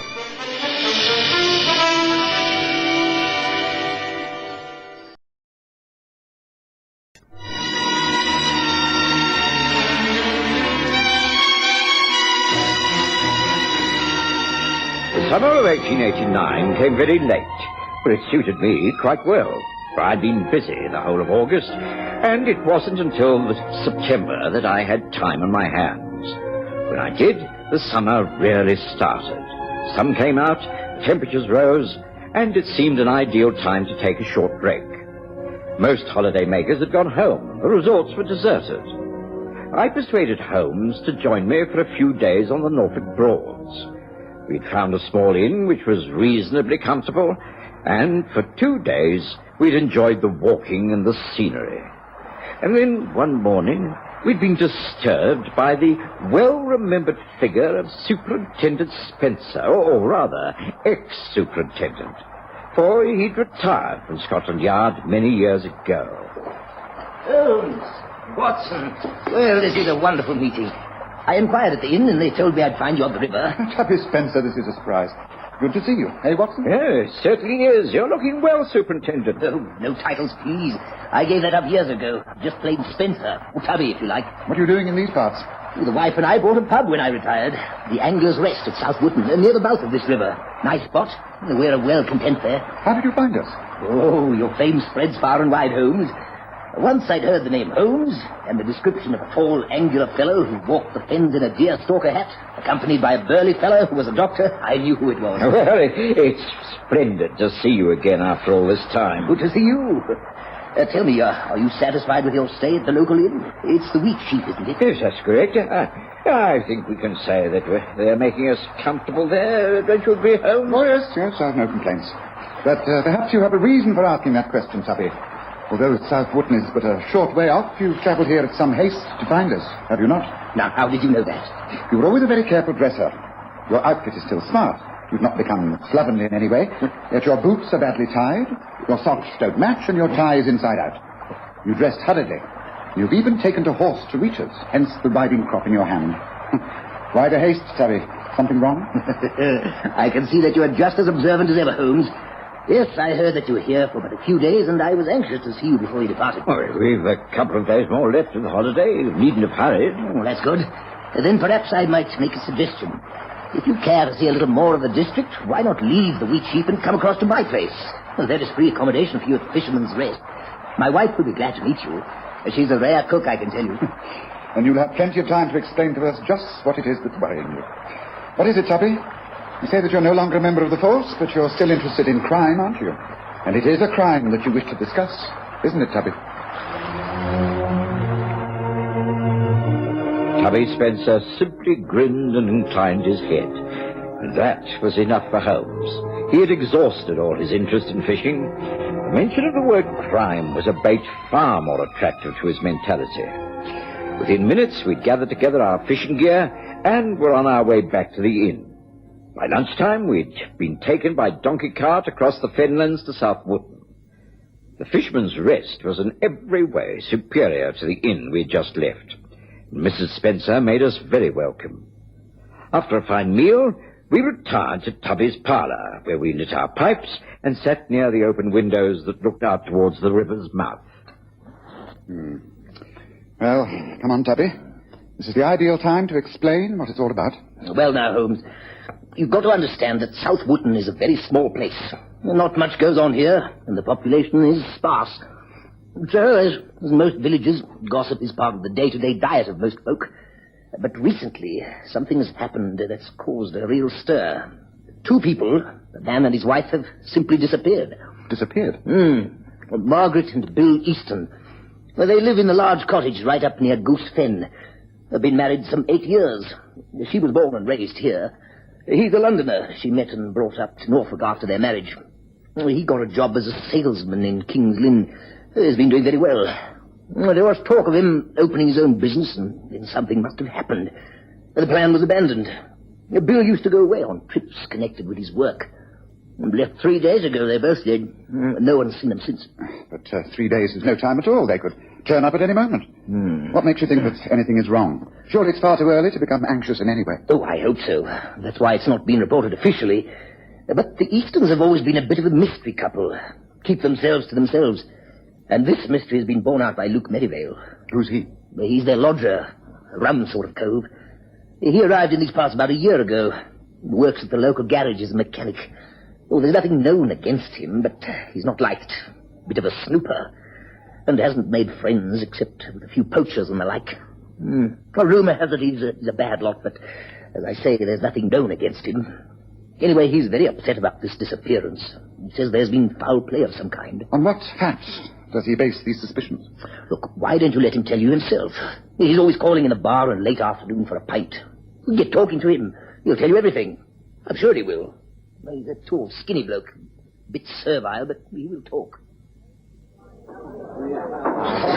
I am very pleased and honoured to meet you, Mr. Holmes. It's a great day for Southwark, a great day, famous detective. Thank you, but Dr. Watson and I are simply on holiday. This is in no sense a business visit. You must always be able to give a little advice upon criminal matters. You can't help being interested, I'm sure. For instance, now, my landlady and her husband, perhaps you've heard, strange goings on in our place at Goose Bay. Mr. and Mrs. Easton, I'm sure they're in great trouble. Well, that's if they're still alive. Oh. Tell me more, Luke. Come, let me fill your glass and then tell me what the mystery is all about. Tubby, can we have the same again, please? Coming up. Oh, thank you kindly. Well, now, it's this one. I've been boarding at the Eastons for nearly a year now, and I was quick to realise quite a few things. One was that Bill Easton had trouble in the past. He'd done time, like, been in jail. Oh, yes, I can recognise an old lag, all right. And it seems that she, that's his wife, had met him just after he came out. Something to do with a charity meeting. They fell in love, and she brought him here to South Wetton, and he went straight. Nothing wrong in that, of course, but, well, he paid the price for his crime, embezzlement or something it was. Anyway, some months ago, I happened to come down to my bedroom, and they was in the parlour. I was going out and went up the passage to get me cab that was hanging on the wall stand. I couldn't help hearing what they were saying. I didn't listen on purpose, mind. I couldn't help it. Bill, what are we going to do? We can't go on like this. We've been paying out money regularly for months. I know. Morgan, I shouldn't have started it. Should have had the guts to defy him from the very beginning.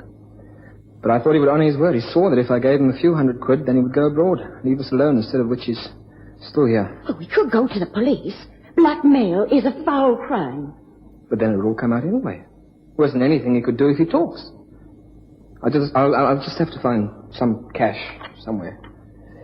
When I give it to him, I'm going to tell him it's the last he's going to get. He can do his damnedest. Oh, Bill, will it do any good if I saw this man? No. Now, Adam West is a foul and violent man. I don't want my wife to be involved with him. But I am involved, I am. All my savings have gone to that swine. It's not fair. It's not fair. Don't cry, darling. Don't cry. So you see, I knew that Bill and Margaret Easton were being blackmailed by this man called Adam West. Who he is or where he lives, I can't say. Anyway, it accounted for the strange sort of atmosphere that's been in the house. And then, only a couple of nights ago, I was going upstairs when I overheard them talking once again. This time it scared me a bit. I knew he kept a revolver in his bedroom, but I'd never seen him use it. I'm going to put a stop to this, Marge. Even if I have to use this. Bill, no. No, you can't. You can't think of such a thing. The man is a coward. I know in his heart he is a coward. No one would have done what he has unless he's a rotten coward. This will scare me into silence. I know it will. I'm meeting Adam West late this evening. And I'm going to put a stop to this once and for all. Bill, don't, please. Let me try. Let me meet him, please. So, you see, Mr. Holmes, it's clear to me that Bill and his wife both went off to tackle this blackmailer, Adam West. They had a gun and they was going to meet him. Well, they haven't come back, so I reckon there's something tragic happened, like. Now, what do you think, eh? Well, it certainly bears investigation, Luke. Did they not say where this meeting place was? No, I didn't hear no places mentioned. But I reckon... Hey, look, everyone, look at this. It's Billy Suzette, found down by the river mouth, and it's got a bullet hole through it.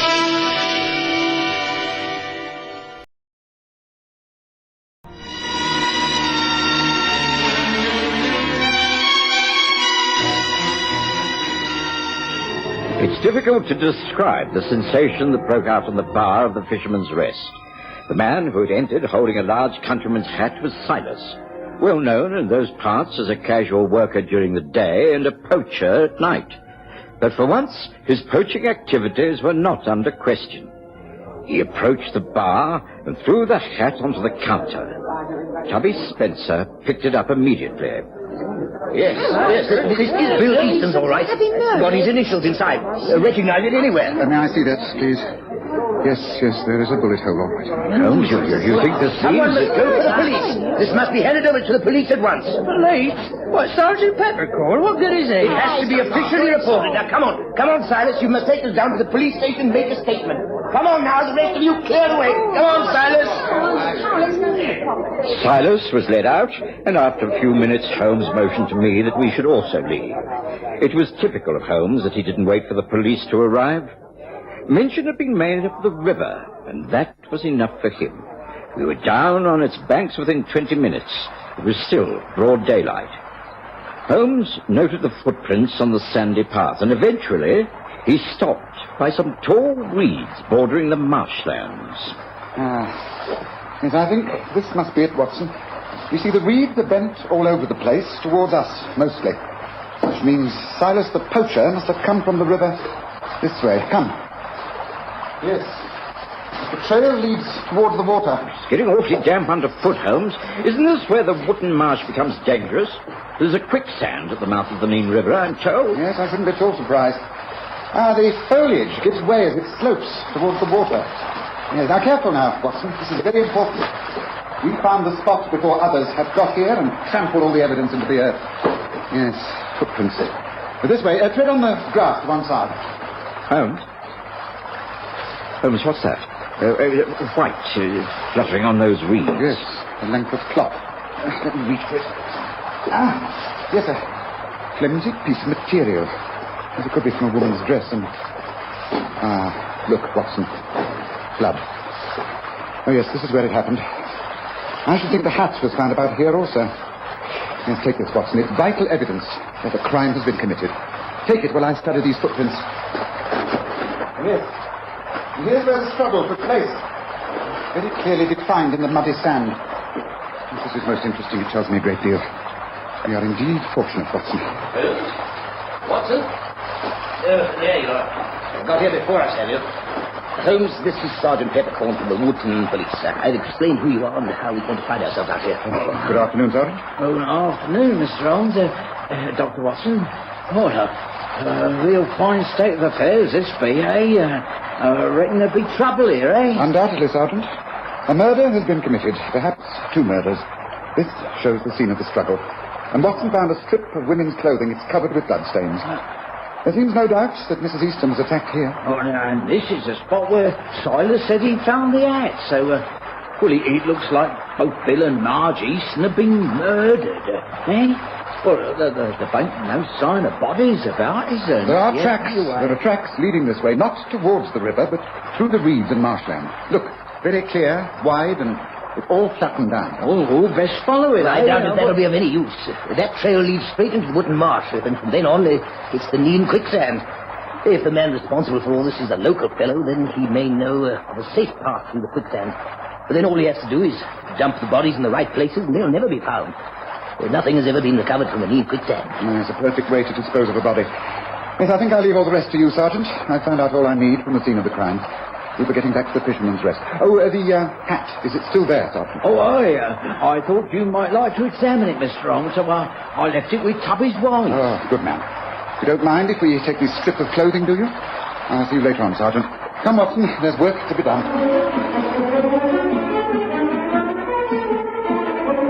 We got back to the inn in record time, and Holmes took the hat from Mrs. Spence.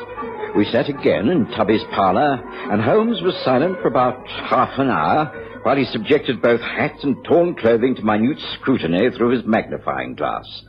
I could tell that he was puzzled. By the time Tubby Spencer returned, he was sitting quietly puffing at his pipe, lost in thought. Well, at least I didn't bring you over in a wild goose chase, Holmes. No. The goose at Goose End is not wild, Tubby, but extremely clever. The man called Adam West, you mean? Yes, I agree. Of course, Sergeant Peppercorn has got in touch with headquarters at King's Lynn. They will have notified Norwich, and the country police will be over here before we know where we are. Oh, I don't think I wish to get involved with them, Tubby. We got quite a way ourselves. We were almost in at the kill, as it were. Are you agreeable to carry on with this as a private investigation? Well, I'm a private person now, not a Scotland Yard man. Yes, of course. Then it'll be a pleasure to work with you again. Ah, good. Now, what are your thoughts about this up to the moment? Well, on the face of it, it appears that Bill Easton went out to keep the rendezvous with Adam West, who had been blackmailing him. We know he was armed. I should judge that his wife followed him. There was a confrontation down by the river. Perhaps Easton pulled a gun and tried to fire at West. His wife intervened. There was a struggle. West shot Easton. Then after another struggle, in which Margaret's clothing was badly torn, he overpowered her. He threw her into the quicksand and disposed of Easton's body in the same way. Yes, that is a workable theory. But you don't agree with it? Oh, no, not at all. Then might I ask what your thoughts are up to this moment? I'd sooner keep them to myself for a while. They're rather disorganized, and I hate rambling thinking. What about you, Watson? I have to agree with Tubby. There's only one thing that I'm not sure about. What's that? The lodger, Luke Merivale. He's a shifty sort of man. I wonder if his evidence is to be trusted. We've only his word for it that these conversations he overheard actually took place. For all we know, there might not even be a blackmailer called Adam West. Splendid thinking, Watson. That's really very astute of you. Full marks. Oh, thank you, Holmes. You see, if his story's correct, then why didn't he move before? Why, for instance, if he is an inquisitive type of person, and he obviously is because he eavesdrops, didn't he follow Easton and his wife and check up on their movements on the night of the crime? Why, indeed. Of course, he might have been too scared. Or he might be even more involved. Lodgers have been known to disrupt domestic harmony, you know. Well, it's worth thinking about, Holmes. Wrong, Watson. Totally wrong. You are, in fact, both wrong, but it is getting late. I suggest a little light supper and an early night. Tomorrow morning we can resume our investigations. I shall first send off a telegram to your old firm of Scotland Yard, Tubby. And in the morning I suggest a trip to King's Lynn. King's Lynn? But why, Holmes? Easton's place of work. I think we might be able to pick up a few missing threads from quite an opposite direction. Meanwhile, your wife tells me there is cold game pie and cider for supper. Shall we join her in the kitchen, Tubby?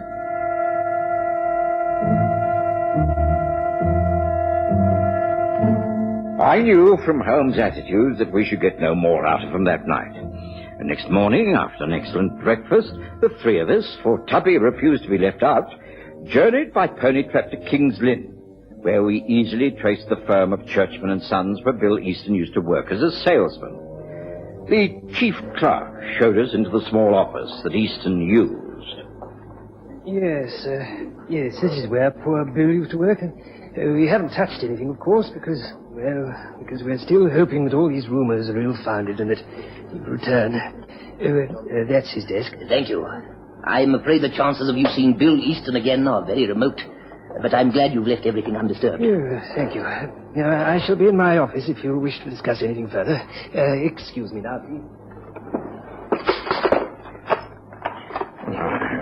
Best if I can see what's so important about searching his place of work, Holmes. I should have thought a search of the house would have been more profitable. Not if there was something he wished to conceal from his wife. There's this, for instance. A wallet. And in the wallet's letters. Here's one letter in particular. Listen to this. My dearest Adam, just a short note to say that I shall be waiting at the same place for you. I love you and will wait for you for always. I know that we shall come together in the end and live comfortably for the rest of our lives. Yours, Pearl. Letter to the blackmailer? Yet Bill Easton came by it. Holmes, do you think this is significant? Could Easton have been planning to turn the table, blackmail the blackmailer? Lady Pearl has unfortunately, by sheer force of habit, perhaps, written her address at the top of the paper. 12 Sheepcot Lane. Well, our next port of call is clearly indicated. Come, gentlemen, let us visit this Pearl lady. I think we're nearing the end of our chase. Sheepcot Lane was on the other side of the town, but we found it quite easily. Holmes walked rapidly up the steps, and a buxom young lady answered the door. You are Pearl? We are the police. Kindly let us in. We wish to ask you a few questions. What's your name? You can't come in here. We are in. Now, where is the man who calls himself Adam West? Adam? He ain't here. He's gone to... What is it, Pearl? I thought I heard someone... Bill Easton. That is correct. Bill Easton, who served his first term of imprisonment as Adam West, and who will now hang for the murder of his wife, Margaret Easton. You'd better take charge from now on, Superintendent Spencer. Tubby Spencer took charge automatically. Easton broke down once he realized he'd been caught. Holmes drove the pony cart back to the Fisherman's Rest and explained. You see, Watson, there were two things that simply didn't fit in with Tubby's theory that a blackmailer had murdered both Easton and his wife. The first was the scene of the crime. That struggle clearly indicated only two sets of footprints, a man's and a woman's. There was no third party. Hence, the struggle was between Easton and his wife. The second was the hat. Easton fired a bullet through his own hat to make everyone think that the bullet had lodged in his brain and the body thrown into the quicksand along with his wife's. But he made a big mistake. He fired the gun from inside the hat so that there wouldn't be a hole on the other side. There was clear evidence of the powder burns inside. Hence, no murder. Yes, he'd invented the character of Adam West as a blackmailer, threatening to reveal his criminal past in order to drain away his wife's savings. He salted them away with his own money in order to run off with Pearl, his latest mistress. Scotland Yard confirms that he was both Adam West and Bill Easton. Well, I've had a very enjoyable fishing trip. It ended with quite a satisfying catch after all, didn't it, Watson?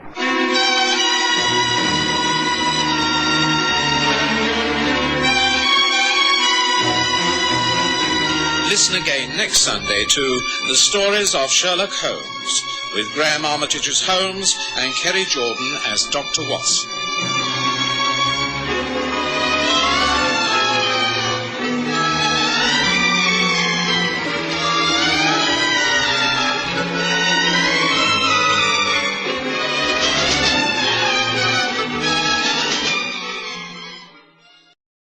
Watson has a medical practice to attend to.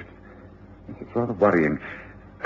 His appointment book, have you seen it anywhere? Well, he usually keeps it in his doctor's bag, but I did find this on the Allstat sort of note. Let me see. 5 Westley, EC3, Tuesday, 10th, Royston.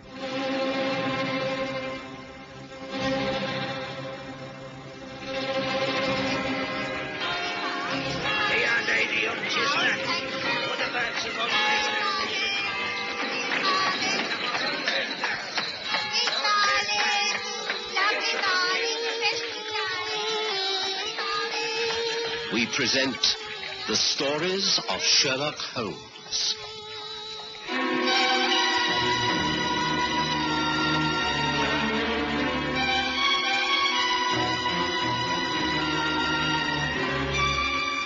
A Friend in Need.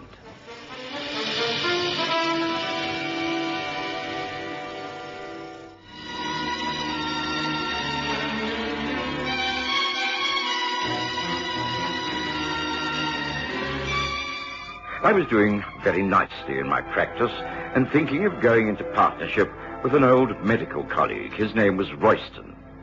I'd met him on several occasions and knew he was engaged upon opening up a medical centre in one of the poorer parts of London. I didn't think twice about the authenticity of the proposal. One Tuesday, I called at a very grim and rather dilapidated building called Westley, just off the river. I was totally unprepared for my reception, for instead of meeting my old friend, I was shown into a small anteroom. It was dark. I couldn't see properly. Before I knew what was happening, hands seized me from behind. I struggled valiantly, and then a violent blow against the side of the head caused me to gasp. Stars swam before my eyes, and I lost consciousness. Couldn't have been easier. Fancy him falling for it like that. Yeah, you'd think anyone who'd associated with Sherlock Holmes would be a bit more careful. What's the next step? We get him out and into a cab. Drive him to the boss's nursing home. From then on, it's nothing to do with us. They're not thinking of knocking him off, are they? I mean, it's not murder. No, the idea is to hold him as hostage, that's all. This is the one way of getting at Holmes. Those two have been buddies for years. If anything can tempt Holmes out into the open, this is the man. Come on now, prop him up. Yeah. He'll be coming round soon. We want to have him safe and sound by then. It's not going to be easy getting him into a cab. He's a big bloke. No, bigger than I am. We'll switch clothes. I'll carry the doctor's bag, and it'll look like we're helping a patient down. Here we are. Check the street. Yeah, looks all clear. Getting dusk. Gas lamps aren't on yet. But there's more than a bit of fog gathering. Yeah, right here. Come on. No more talk. Get him on his feet. Right. He'll be able to put one foot in front of the other. By the time he comes to, he'll be in the nursing home, with no idea of where he is or how he got there. Come on. You support him under one arm, and I'll take the other. Here we go. Hurry now.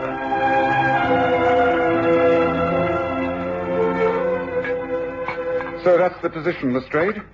Watson is missing, and there's no trace. As you know, this is completely unlike him. I'm quite certain something's happened. He would never have remained silent if it had been possible for him to get a message to me. Might have met with an accident. Have you tried the hospital? Well, yes, of course. Watson's well known in most of the local hospitals. There's no report of anyone answering to his description being found. And what do you think it's all about? Well, I'm afraid I take it very seriously. This could be someone's way of getting at me. At the moment, there seems very little we can do except wait. But I should appreciate your help. Of course. Of course. Anything I can do. I need to carry out an investigation into a place in EC3. Now, all I have to go on is two names. One is Wesley and the other is Royston. Now, these were scrawled on a note that Watson must have left by accident on the hall stand when he was putting on his coat. Can I have a couple of men and do a search of that river district? Of course. I'll do better than that. I'll even come along myself. What do you say to that?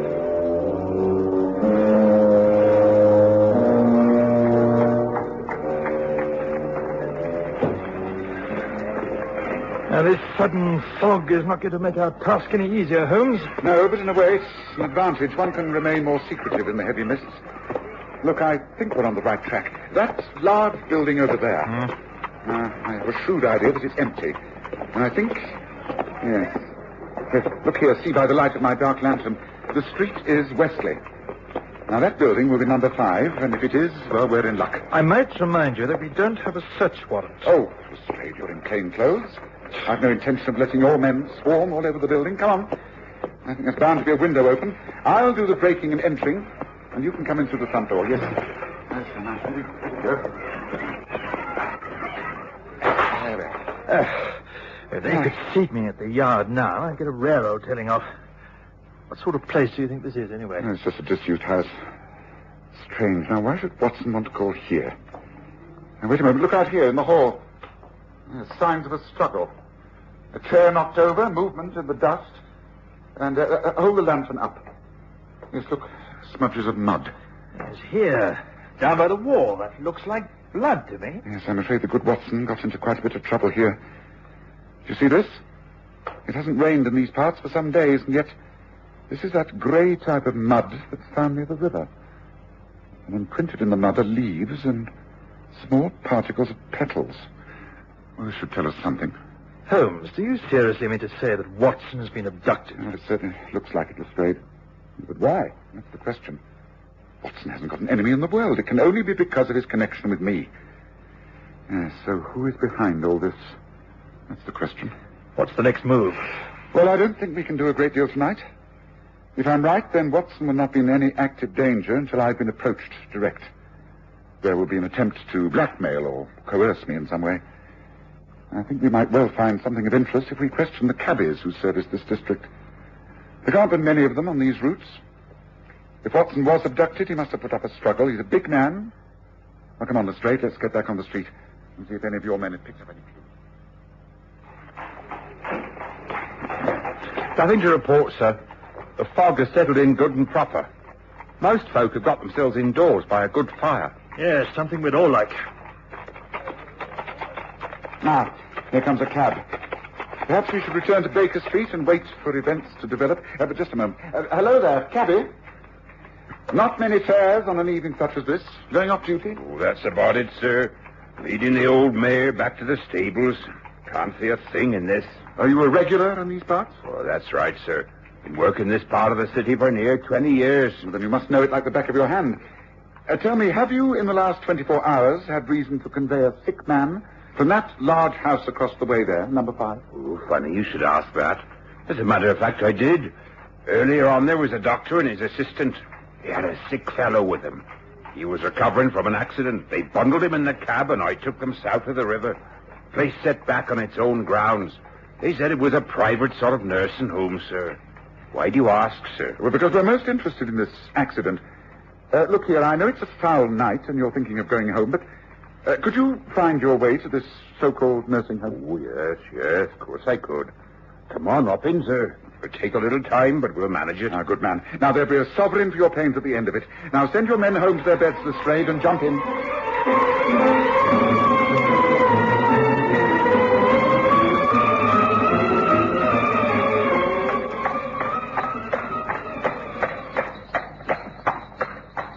There you are, sirs. This is the place where I drop the doctor and the patient. That driveway. They say it leads up to the nursing home. Thank you, cabby. I think you can find this place again, Lestrade. Yes, certain I can. Quite easy. Right, well, that's what we're doing tonight.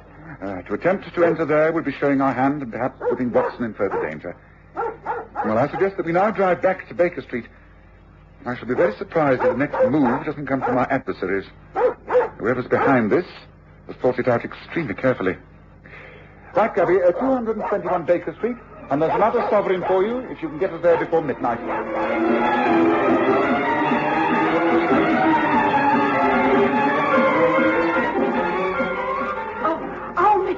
Oh, I'm so glad you're back, and you, Inspector. Oh, Mrs. Hudson, but why are you up and about at this hour? Well, I was worried about Dr. Watson and how you was getting on, and then I went into the kitchen to make myself a cup of tea. I spotted this on the front door mat. It's a message, and it's from him. It's gotta be. I recognise his handwriting anywhere. Oh, do open it, Miss Holmes, and set my mind at rest. He must be all right. No, it's only a note, not a posted letter.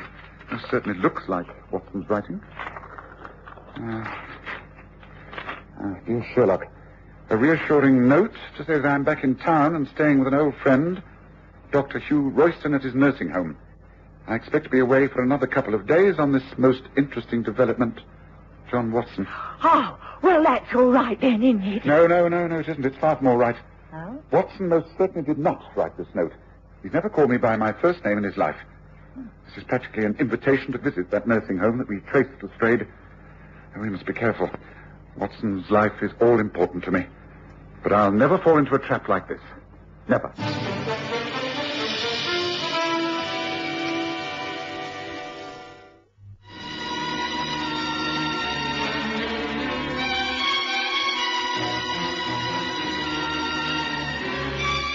I had no idea of where I was and knew better than to attempt to open my eyes. There were two uncouth voices and one cultured foreign one. Hey, your boss delivered just like we promised. No trouble at all. Easy as pie. How long has he been like this? Several hours. Then we can take no chances.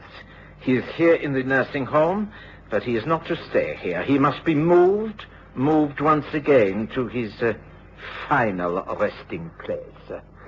But just as an added precaution, I think a small injection into the right arm, a drug I use, is most effective. He will not regain consciousness for over a day and a night.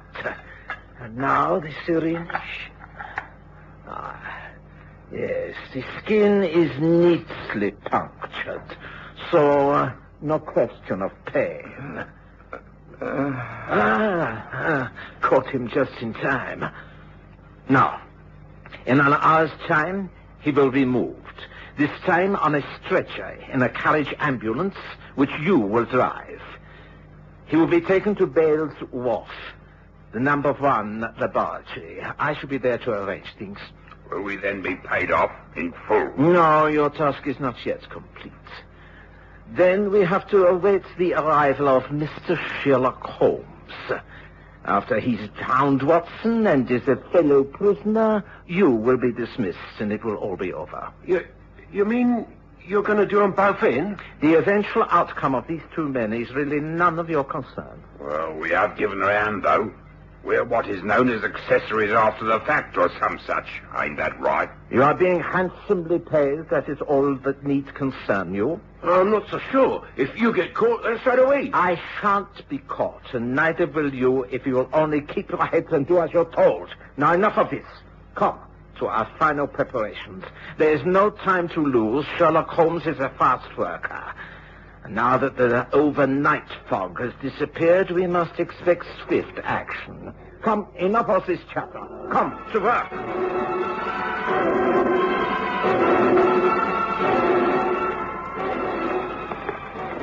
Yes, I'm sorry to behave so strangely this morning, Lestrade, but I believe this is more difficult than I thought. It's clear to me that Watson has been abducted for the sole reason of trapping me. I've therefore not rushed in, but taken things slowly. And the first essential is to establish the true identity of this man, Dr. Hugh Royston. I've therefore taken an hour of early morning, looking him up in the London Medical Register. He does exist, and he lives in this street. We're about to call upon him. Now, this way, up these steps.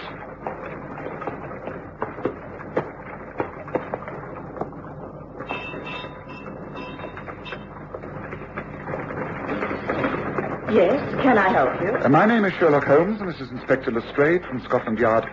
Is it possible to see Dr. Royston for just a few minutes? Please do come in. I will inform Doctor that you have called. Thank you.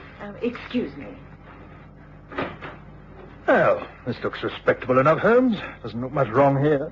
No, I didn't think there would be. Would you like to come through, please? The doctor will see you now. Thank you. Sherlock Holmes, great pleasure to meet you. You're a great friend of John Watson's, isn't that so? Please, won't you be seated and tell me what I can do for you? It's Watson himself. He has disappeared. The only clue we have is your name and address in Wesley Street, EC3. Gracious, are you sure of this? Disappeared, you say? Extraordinary. You can throw no light upon this?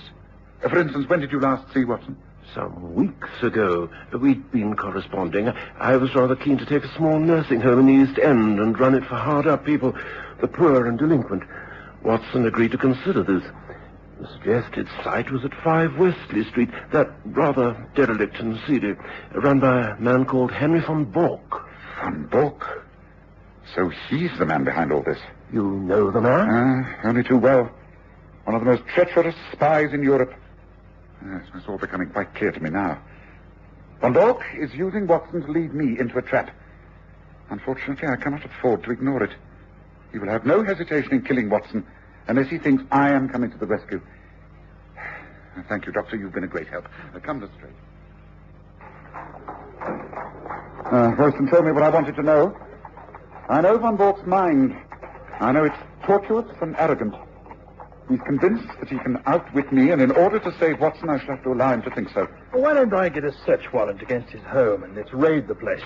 The element of surprise is always good. This Von Bork won't think you'd consider such a bold plan. You may do that by all means if you wish, Lestrade, but I don't think that is the answer to our problem. I'm prepared to believe that Watson was enticed into that nursing home, thinking he would meet the good doctor there. But I cannot think Von Bork will keep him there. It's too risky. No, he'll have him removed. But where to? Von Bork used to have offices in the dock area. You may recall that we thought he was using them in the smuggling case of the Blue Peter.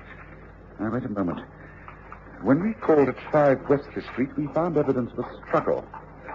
Undoubtedly, that is where Watson was overpowered. Then I also observed grey mud, do you recall? Imprinted in the mud were leaves and particles of petals. Now, the flowering petals were autumn willow blossoms. Those trees only flourish down by the river. Yet I think I can trace the old offices that Von Bork used. If I'm right, then that's where they would have taken Watson. Seems to be taking a long shot to me, Holmes. Wouldn't it be better to stick to more orthodox methods? There's no time. Von Bork will be getting anxious. He's not going to hang around keeping Watson alive if he can't get at me. Now, I've got to move. The point is, Lestrade, are you still going to back me up? I've done so up till now. I'm not backing out when it comes to a crisis. Lead on, Holmes. I'm with you. This is it, Lestrade. These are the offices. And I fancy Bork has been using them for experimental purposes. They have the appearance of being scientific laboratories. Doesn't look as though they're at all occupied. I think this way, round the side entrance. I know you do not approve of my method of entering premises, but needs must when the devil drives. Watson's always said that the police were lucky that I didn't choose a career in crime. I should have waited for the best of them. Observe, I have a full set of burglars' tools with me now. For instance, this door, although made of steel and padlocked, presents no problems. Something tells me I'm going to regret this. If we're caught, it's demotion for me, no doubt of that. Oh, nonsense. Now, here. Watch. Now, come on, let's take a look. Blessed, I can see why you think Watson should be shut away in a place like this. It's quite dark. There's just packing cases. The workrooms must be through there. Yes. Yes, this looks more like it. Fully equipped as a laboratory. Yes, we're on the right lines, all right. Look, wooden steps going down and footprints. Muddy footprints. Now, you see how staggered they are? Now, those are the sort of prints 2 men would make if they were carrying a stretcher. Come on, Lestrade. Now, here. Now, once our eyes grow accustomed to the dark, and Lestrade, I'm right. There, in the corner. It is a stretcher. And it is Watson. By Jove, you're right, Holmes. What devil? The door.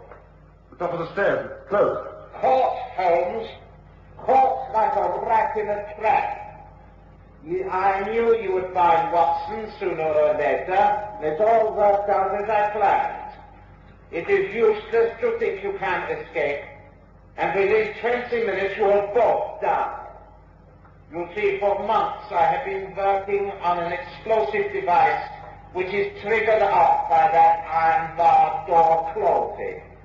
20 minutes, Holmes. Goodbye. What the devil? Holmes, we've fallen right into his hands. Explosive device. It must be here. Down by the stretcher. Look, Lestrade. Gum cotton, sulfuric acid, nitric acid. Look, help me to move, Watson. Right to the far corner. There's only one chance. We must make our own explosive first. Quickly, Lestrade. Right over here, by the fence. Now, come on, give me a hand. Prepared cotton. It has to be 3 parts sulfuric acid to 1 part of nitric acid. It will burn without explosion on ignition. But it's laid up by that iron door. With percussion, it goes up at about 5 times the power of gunpowder. Holmes, do you really know what you're doing? Oh, I'd better be right, Lestrade. Well, this really is a triumph for Herr Bork. Now, listen. Do exactly as I say, and as swiftly as possible. Take this. Carefully now. Right. Now, here. Now, get right back. That's by the far wall. Cover Watson with anything you can to protect him. The percussion, when I trigger off, should blow the gate outwards. If it does, then we are safe. We grab the stretcher, get up those stairs as quickly as possible. You ready? Yes, I'm ready. Right, here it is, well. Here goes. Now, get down. We've done it. We've done it. Come on.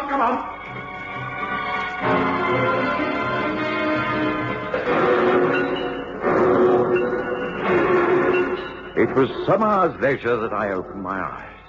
My head ached and I could hardly see.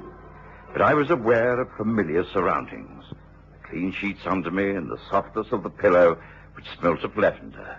I was in my own bed back in Baker Street. I tried to speak, but I couldn't. I knew that someone was in the room with me. A friend. A friend whom I knew very well indeed. Oh, Dr. Watson, I do believe you're coming round at last. Now, don't try to move or speak. Just lie there and close your eyes. You've had such a terrible time of it, but it's all over now. Mr. Holmes and Inspector Lestrade have got everything under control. They found you down somewhere by the river, brought you back more dead than alive. But you're all right. They've gone after the men who tried to kill you, and they'll get them. I'm sure they'll get them. Well, place is surrounded, Holmes. No chance of anyone getting in or out of this so-called nursing home. This is what we should have done in the first place. Perhaps, but it would have meant sacrificing Watson, and that I was not prepared to do. All right, Lestrade, this is more your line of country than it is mine. Go ahead. Do it your way from now on. Right, men. Follow me. In we go.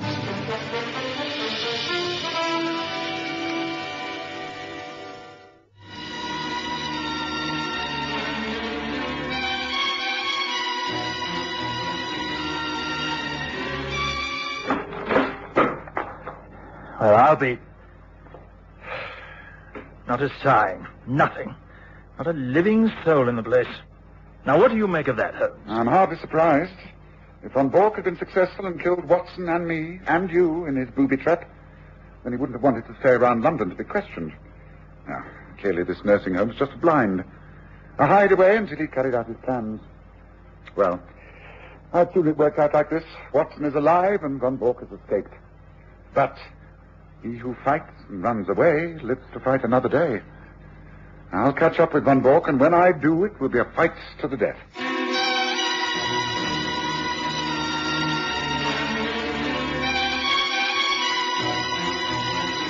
Listen again next Sunday to The Stories of Sherlock Holmes, with Graham Armitage as Holmes and Kerry Jordan as Dr. Watson.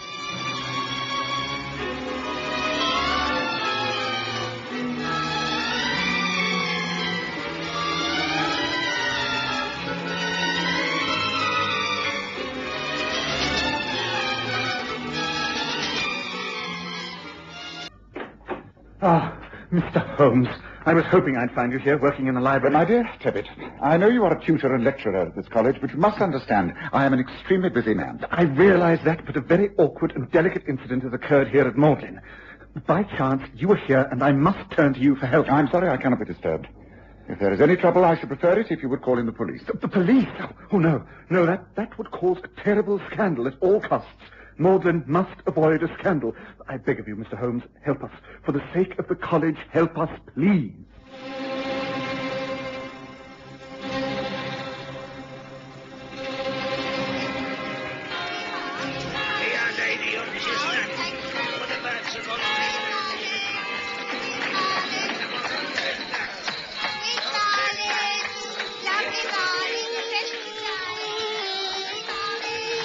We present The Stories of Sherlock Holmes.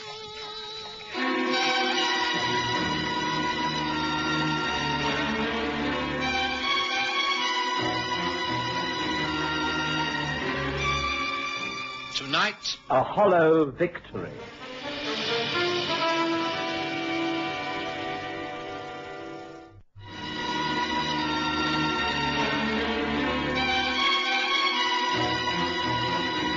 It was in the year 1892 that Sherlock Holmes and I spent some weeks at one of the great university towns. We were residing at the time in furnished lodgings close to a library, where Holmes was engaged upon researches into early English charters. It was whilst he was busy with his research that Frank Tebbit, one of the lecturers at Magdalen College, burst in upon him. A gaunt man of excitable character, he was even more agitated than usual. I must explain, Mr. Holmes, that tomorrow is the first day of the examination for the Hamilton Scholarship. I am one of the examiners. Today, at about 3 o'clock, the proofs of the examination paper arrived from the printers. I read it carefully, as the text must be quite correct, a large part of it being passages in Greek to be translated. There must be no printer's errors, you see. Quite so. At 4:30 p.m., I left as I had an appointment to take tea in a friend's room. I left the proofs on my desk. I was away for little more than an hour. As you know, our college doors are double, the green baize one within and the heavy oak without. As I approached my outer door, I was amazed to find a key in the lock. But it was not my key. I knew I had not been so careless. My key was still in my pocket. Nevertheless, there must have been a duplicate. Who carries it? Oh, my servant, Jackson, who's been with me for 10 years. His honesty is above suspicion. Have you questioned him? Yes. I met him in the corridor and discovered that the key was indeed his. He had come to my room to ask if I wanted to take tea, and he had very carelessly left his key in the door when he had left a few minutes later. Of course, in ordinary circumstances, it would not have mattered. And what are the examination papers on your desk? Oh, the moment